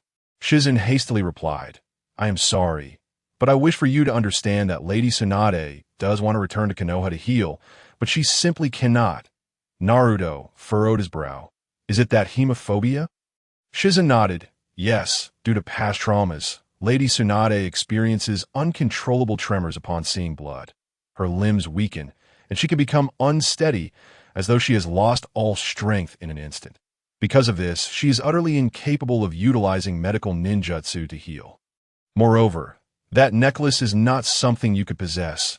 It is not an ordinary piece of jewelry that IT will only recognize Lady Tsunade. If given to anyone else, that person will surely perish. Naruto blinked in confusion. What exactly is going on? Shizen recounted the tragic deaths of Tsunade's younger brother, Nawaki, and her lover, Dan Kato. Both were the previous owners of that necklace and had met their demise. Lady Tsunade has never been able to escape those shadows. She has been suffering all this time. You understand, don't you, Naruto? Since that day, she has lived in chaos. In silence. Naruto approached the door. Shizen asked in confusion, Naruto, I'm going to train for a bit. He left the inn and ventured into the woods to practice the Rasengan. 2 nights later, Tsunade was drinking in an open-air tavern. Enjoying yourself, I see, Jiraiya remarked as he approached. Tsunade replied irritably, what do you want? No need to be so cold. Shizen, I apologize, but could you step away for a moment? It has been a while since I shared a drink with this guy. Shizen nodded and left. Jiraiya sat beside Tsunade, ordering drinks and radishes. After taking a sip, he said, I never imagined you still cherished that necklace. I thought you would have long since gambled it away. IT belonged to those two, right? Does it mean something to you? For an instant, Tsunade's expression turned sorrowful, but she quickly regained her composure. What do I care? Naruto, he replied, I do not care, Tsunade insisted. Jiraiya chuckled, competing with a child. How immature, he cannot possibly master that jutsu in a week. That is not a wager. Tsunade suddenly clicked her tongue. Jiraiya asked, what is with the outburst? Tsunade retorted, I am not angry. Tsunade and Jiraiya fell into a moment of silence, and it was Tsunade who broke it first. Tell me how the old man met his demise. Jiraiya recounted the events that had transpired. Tsunade furrowed her brow. Was it those madmen from the cult of the evil god? Jiraiya responded in surprise. What? Have you encountered them? Tsunade replied. Indeed, I came across them twice. The first time they were robbing travelers under the banner of the cult. And the second time, a group of lunatics, pure lunatics, attacked a small ninja village, knowing they were outmatched yet choosing to fight until every last one perished, calling their actions a sacrifice to the evil god. Jiraiya's expression turned grave. The first time you encountered them was at Fa Ade. The second time, you truly met the followers of the evil god. I have also encountered them multiple times. They are all battle-crazed. The evil goddess invasion of Konoha was for Orochimaru. It seems there is some conflict between them. Tsunade suddenly paused, then inquired, did you say the evil god brought 3 individuals, 2 of whom had slick-back hair, one with long, deep golden locks, and the other with 2 red dots between his eyebrows? Jiraiya gazed at Tsunade in astonishment. That's right, it's them. Have you seen them? Tsunade replied seriously, yes, this happened many days ago, right on Shortbook Street. I was drinking in an izakaya when those 4 entered, making quite the commotion and uttering some rather nonsensical remarks. Jiraiya asked, what did they say? Tsunade recollected. At the time, I was more annoyed by their noise. And that white-haired one was banging on the table loudly. I didn't catch much of it, but it seemed he was saying something like, how could that old man say if I were a lunatic? I would have already killed one at a time, instead of understanding things like love. That old man was quite excessive. Jiraiya's expression turned peculiar. The words of Sarutobi Hiruzen before his demise seemed to have struck a nerve with the evil god.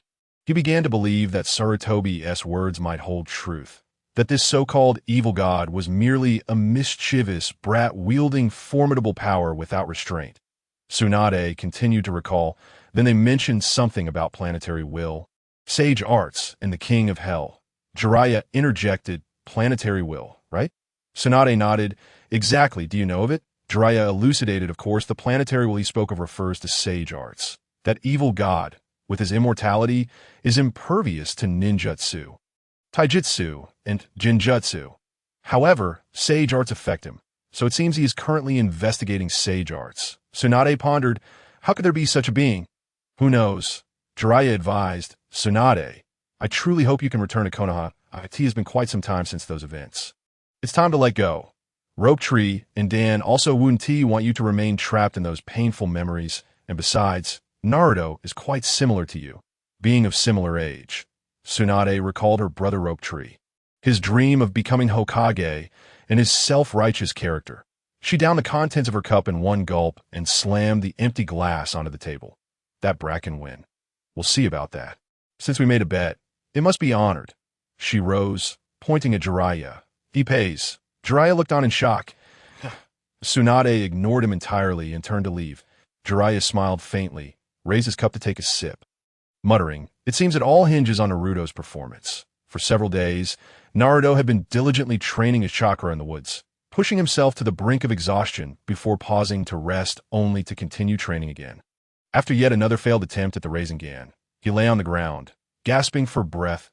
As he wiped the sweat from his brow, he caught sight of the evil god S mark on the back of his right hand. Naruto couldn't fathom why the evil god would leave such a mark on him. Staring at the emblem, he felt momentarily lost, though he vehemently resisted the notion of relying on the evil goddess power. He had to admit that the evil god's strength surpassed that of the Nine Tails. Each time he borrowed the Nine Tails' power, it felt as if he were on the verge of losing control. In contrast, the evil goddess power did not evoke that sense of impending chaos. Teaching him a technique he could never master is truly a futile endeavor. I must ensure he doesn't entertain such thoughts. That dreamer of a brat, claiming he wants to become Hokage, is simply delusional. Naruto recalled Tsunade's taunts, feeling a surge of determination to prove her wrong and master the technique to slap her in the face with his success. With a swift motion, Naruto sprang to his feet, resuming his training on the Rasengan. However, after just half an hour of exertion, exhaustion overcame him, and he fell asleep.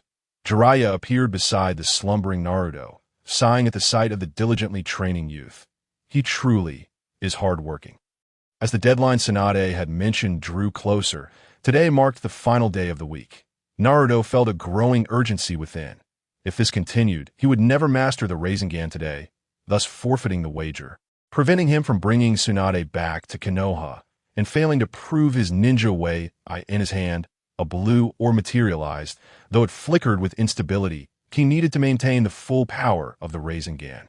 Pressing it against a tree trunk, he found, as before, it only left a spiraled pattern without any improvement. Damn it! Damn it! Naruto pounded the ground in frustration. I've followed the pervy sage's method. So why can't I do it? Why? Why am I so weak? His anger and frustration resonated with the evil god's mark on his hand. At that moment, Shinra, Haiden, Deidara, and Kimimaro, who were out shopping, felt a sudden stillness in the air. Haiden queried, "What's wrong, Lord Evil God?" Shinra wore a subtle smile. "Ah, that tadpole brat is yearning for power, yet I feel displeased he does not resist the power of that fox. Yet he shuns mine, and that foul fox dares to reject my strength. Let that tadpole understand that my power far surpasses that of the great fox, and teach that great fox it has no right to dismiss my might." As Naruto hammered the ground, he suddenly felt a burning sensation spreading across the back of his hand, emanating a dark crimson glow. What is happening? Naruto wondered why he was now tapping into the evil goddess power. Could it be that Shinra was nearby? He scanned his surroundings, but found no sign of anyone at that moment. Naruto's body trembled, and his pupils transformed into crimson beast-like eyes. The evil goddess power forcibly drew forth the Nine Tails chakra within Naruto. The Nine Tails inside him was taken aback. That bastard dares to resonate with my power without being affected by the seal. Two conflicting forces began to clash within Naruto's body. He roared in agony and slammed his fist into the ground, creating a massive crater. Simultaneously, the tailed beast cloak manifested around him, though only half of it was present, the other half radiating a dark crimson light. Meanwhile, Jiraiya, who was strolling through Short Book Street with a beautiful woman, seemed to hear Naruto's roar and suddenly felt an ominous premonition, rushing towards Naruto's direction. Tsunade, who was still engaged in gambling, sensed an evil chakra, her expression turning grave as she said to Shizen, "Shizen, we must go." When Jiraiya arrived, he found Naruto already sporting 3 tails, yet still only half of the tailed beast cloak. The pain Naruto experienced transcended mere physical suffering. It was a torment of the mind as well. He teetered on the edge of losing control, but could not fully succumb, for the evil god's power restrained him, keeping his will clear. This state was worse than simply losing control. Moreover, Naruto's desire to fight surged intensely. Craving an outlet for his pent-up energy, Jiraiya was startled by the sight of Naruto. What had begun as a simple training session had spiraled into something far more ominous. How did it suddenly come to this? Jiraiya instantaneously appeared before Naruto, producing a sealing symbol and affixing it to Naruto's forehead. In an instant, the Nine-Tails chakra dissipated, prompting Jiraiya to exhale in relief. Thankful for his timely intervention. However, before he could even relax for 3 seconds, the vanished Nine-Tails chakra re-emerged, and Naruto struck out with a punch aimed at Jiraiya. The force of Naruto's blow sent Jiraiya hurtling backward.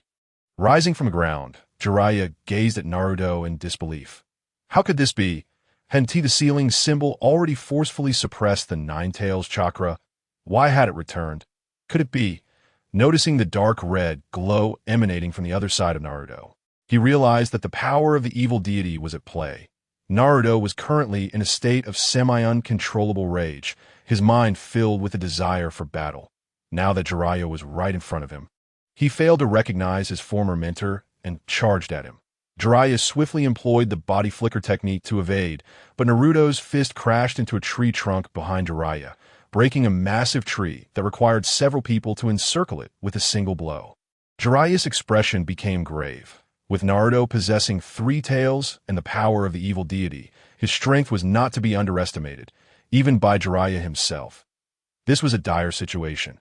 The sealing symbol was ineffective, and he pondered how to restore Naruto to his normal state. While in deep thought, Naruto, seemingly frenzied, launched another attack. In mere moments, the surrounding area had been ravaged beyond recognition, and Jiraiya had sustained injuries as well. For Naruto's 4th tail had manifested. With the emergence of the 4th tail, the power of the evil deity within Naruto also intensified. Consequently, Naruto unleashed a sudden burst of energy that caught Jiraiya off guard. Despite raising his left arm to block, it shattered instead, blood seeping from the corner of his mouth. Jiraiya stared at Naruto, vexed. Was this truly a loss of control, or not? Naruto appeared to be out of control. Yet his movements were still reminiscent of martial arts techniques. If he were truly lost to instinct, he would not be employing such techniques. Initially, Jiraiya had aimed to subdue Naruto without causing harm. But that now seemed implausible. Given the presence of the evil deity's power and the inability to suppress the strength of the tailed beast, he decided to first suppress the power of the evil deity, followed by the tailed beast's power. Gritting his teeth against the pain in his left arm, Jiraiya formed a series of hand seals. Summoning technique. He summoned the 2 sage masters, Fukasaku and Shima. Boss, sister, lend me your strength. I need to enter sage mode. Jiraiya called upon Fukasaku and Shima to help him enter sage mode, intending to use sage chakra to subdue Naruto's evil deity power. What on earth happened to little Naruto? I am not quite sure. He was already out of control when I arrived. Furthermore, due to the strength of the evil deity, the sealing symbol cannot suppress the Nine-Tails power, so we can only focus on the evil deity's power. Since entering sage mode requires remaining still, Jiraiya constantly dodged Naruto's attacks. Frustrated by his inability to land a hit on Jiraiya, Naruto grew increasingly violent, causing more destruction in his wake. After evading for considerable time, Jiraiya finally readied himself and entered sage mode. Phew! Finally, sage art. Tsumuji. Jiraiya elongated his hair to ensnare Naruto like a lion's mane, then placed his hands upon Naruto, infusing him with sage chakra to suppress the evil deity's power. The dark red glow emanating from half of Naruto's body began to flicker erratically. Jiraiya felt a surge of hope. It was working. Meanwhile, the evil deity, sensing the change, slammed a fist into a nearby wall in frustration. That damned sage technique. Fine, you want to play that way? The evil deity intensified the energy supply to Naruto, causing the previously flickering dark red glow to stabilize and brighten even further. Naruto, feeling nauseous, instinctively opened his mouth, gathering a mass of energy within. Jiraiya's pupils contracted. A tailed beast bomb? No, it was not a tailed beast bomb. The energy emerging from Naruto's mouth was dark red. A beam of energy erupted for Naruto.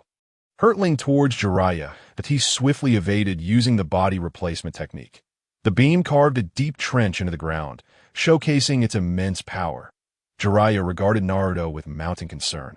It was clear that his sage chakra alone was insufficient to suppress Naruto. He turned to Fukasaku and Shima. "Boss, sister, how about another song?" Shima retorted, exasperated. "Another song? Do I have no pride left?" Fukasaku responded solemnly, "Little Jiraiya, we cannot sing anymore. Our throats have yet to fully recover since that last time we used the Toad song. So that technique is off the table." Jiraiya was at a loss. What should he do now? The power of the evil deity seemed to have no limits on the strength of the Nine Tails. The stronger the Nine Tails became, the stronger the evil deity's power grew. If this continued, the fifth tail would soon emerge, further amplifying the evil deity's power.